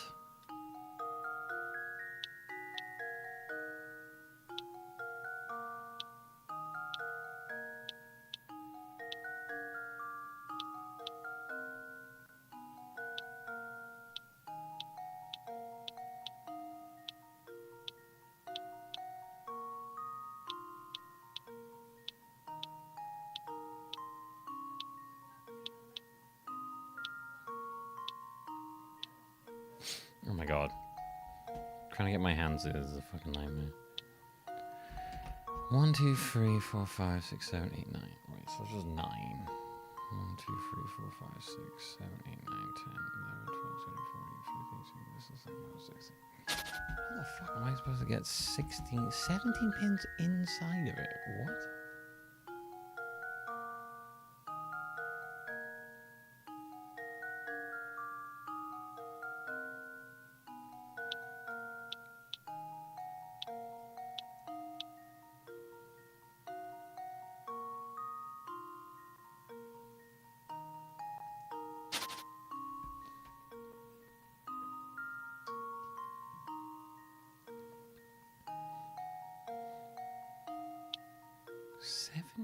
Inside of it.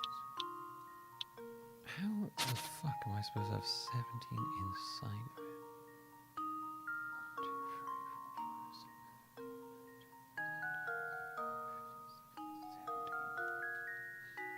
17 inside of the cross.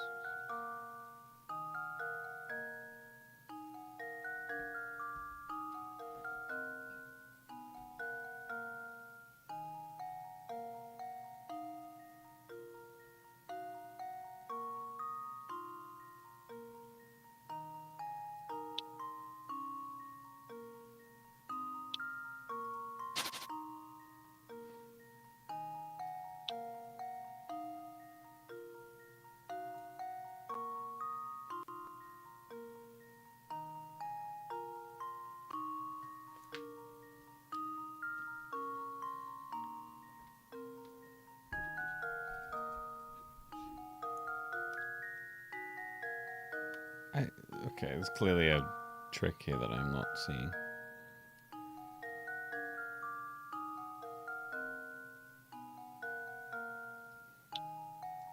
Across like this.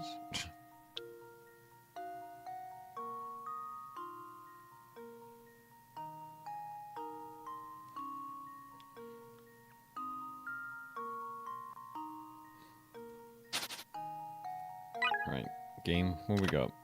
The original cross and there's a problem composed of 24 pins. The board contains a total of 49. Subtract the 16 pins on the outside and the 17 on the inside and you get the number 16. The number of pins that will make up your cross. Ugh, maths, really?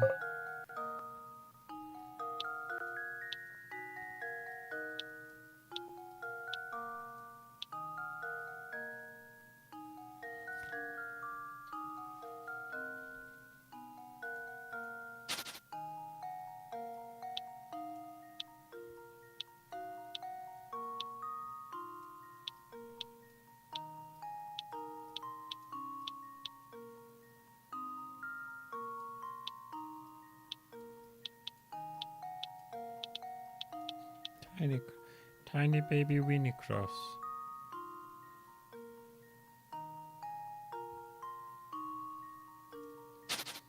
Oh, 16.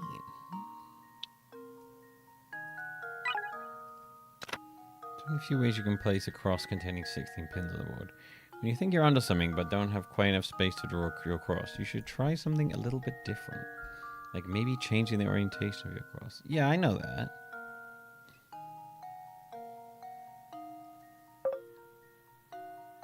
Oh, I hear Gizzy. Hi, Gizzy baby.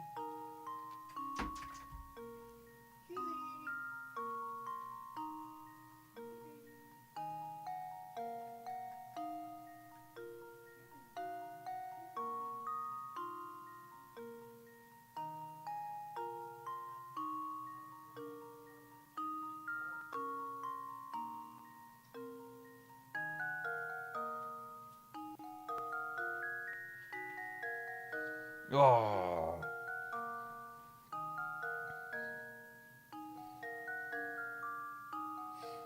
Okay. Didn't stay down for very long. Okay, so you put a different orientation. Yeah.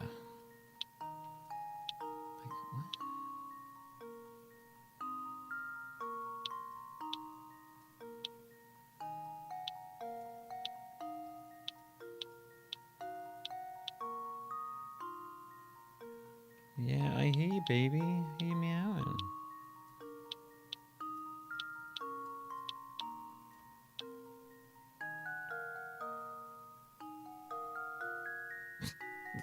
There's my cross. I've got a lot of hidden canes. The cross has been orientated diagonally on the board. Now you need to make sure how big to make your cross. To make your cross, make sure you draw it to include the right number of pins. Yeah, so it's just like, you need to do it diagonally. Yeah, I know that. I was doing it diagonally, but like, what?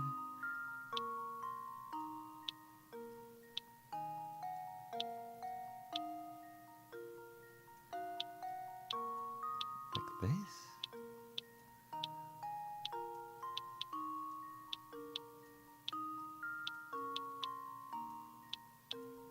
Is that right?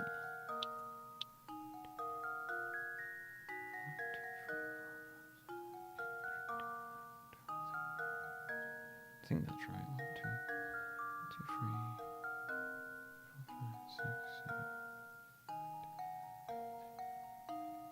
Yeah, there you go. There we go. Okay, I think my brain is frazzled from all the puzzles today, and I'm just getting annoyed now. I think my brain is too frazzled.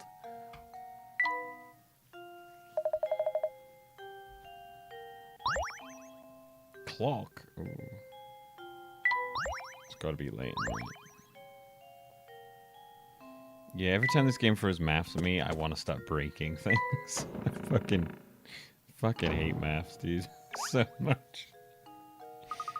Oh, look who it is. It's Professor Ladle, was it? The name's Layton, madam. Oh, that's right. Professor Layton. All that talking about the mansion we did last time got me reminiscing, so I decided to stop by for a visit. Been enough about me. It seems that you have something you want to ask me. As a matter of fact, I do. Do you happen to know about who Baron Reinhold considered his close friends? His friends, you say? Well, he wasn't exactly what you call a social butterfly, but I'm sorry, that's all I can remember. Oh, wait a moment. I do believe I saw that Zapone fellow pay a visit to the mansion a few times. Professor, could she be referring to that man we met? Ah, yes, the gentleman with the fancy little mustache. We should ask if he knows anything. I would wager he's still hanging around that fork in the road just beyond the clock tower. Oh, Zapone.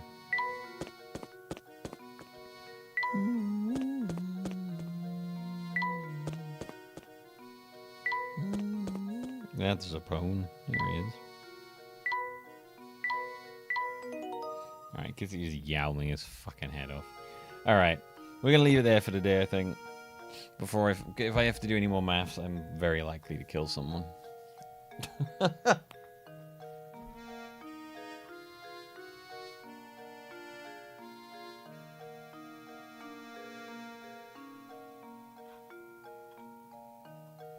It is hard to describe how much I really don't like maths. It's like it just reminds me of being in school as a child and being forced to do something that I really didn't enjoy. It is just not. I fucking hate maths so much. I really do. Oh my god. Some of those ones just I get like really frustrated because I just can't comprehend what it's asking me, and it's like, do this, and I'm like, I don't know how to do that. I don't know how to do that because I can't remember how to do that. Because I blocked it all out of my brain because I was so goddamn sick of having the game for people to tell me to do that. I think it just makes me frustrated when I have to do maths. I don't know what it is. All right. Anyway, I'm fine.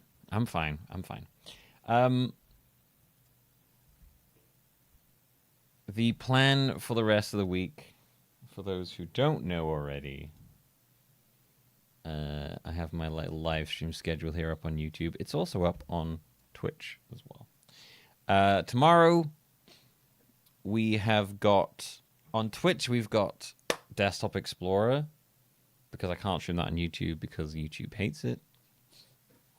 When we more puzzles, then when we finish that, which I think we're relatively close to the end on, we will we're going to go and switch over and we're going to play Hands of Fate, which I will start on YouTube. So whenever I finish with Desktop Explorer tomorrow is when the YouTube stream will start up. I've got it for about 4, but it might be later than that. But yes, I wanted to revisit Hands of Fate because I had fun playing that other game and I kind of want to go back to it. Oh, I forgot to stop the timer. Oops.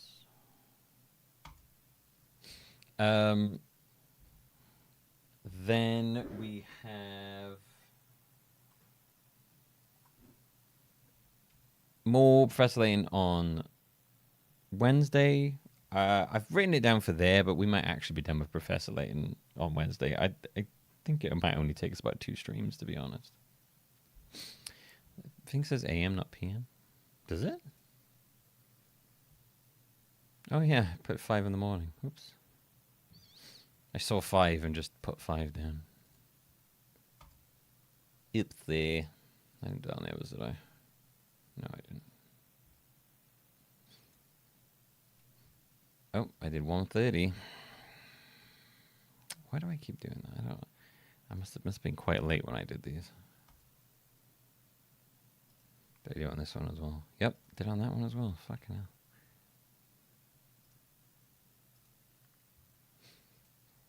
I've marked that down as Professor Layton, but it's very likely that will be Ace Attorney. Yes, I will not be streaming at 1 in the morning. Yeah, tomorrow I'm looking forward to that. I spent, I'm not gonna lie, way too long making that Hand of Fate thumbnail. I should not have gone as hard. I should not have spent as long doing it. I'm gonna reuse this thing multiple times. I've made a combo one where I combine that and the Desktop Explorer, and he's holding the Desktop Explorer guy for the Twitch stream. But I'm just gonna reuse that when I eventually make a video on the Hand of Fate hordes. It's gonna be great. So I was like, well, I'm probably gonna reuse in the future, so it's fine. It's whatever. I'm more proud of my Handmancers one. I like this one. That was fun to do. They have faces, but I find it looked better without the faces. Yeah, so that's the plan. YouTube, you'll see Hand of Fate tomorrow at some point. I've got it down for 5. It might be later. Then we'll all be here for that. We'll do some wheeling on Thursday. And more Crimeathon on the Friday.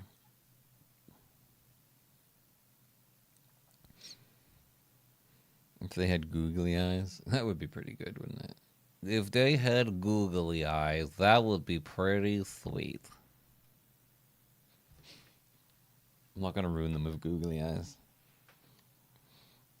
Thank you for watching, everybody. Thanks for hanging out. Thanks for the support as well. It was very kind of you all. Oh, my God. God damn. Professor Layton is going to really frustrate me, apparently. That's fun. That's fun. I guess we can always, in Professor Layton, just focus on the story, and when we have to do a certain amount of puzzles to progress past an area, just go back and do the puzzles we need, and then carry on. That's probably a good idea. I think that would probably work quite well.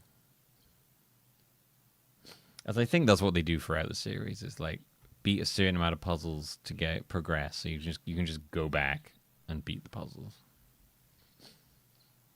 I'm lucky I have chat here so that I don't have to do the maths. Yeah, thanks for watching. Thanks for hanging out.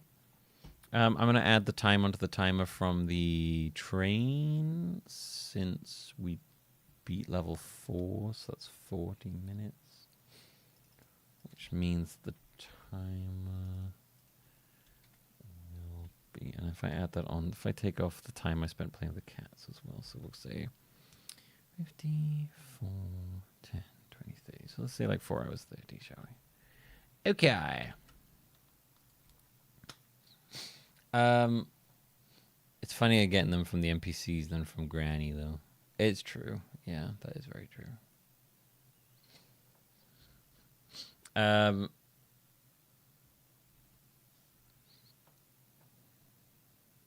Feels just little guys are kind of lame. Yeah, yeah. Let's see. Oof, this game does not like being minimized. Jesus.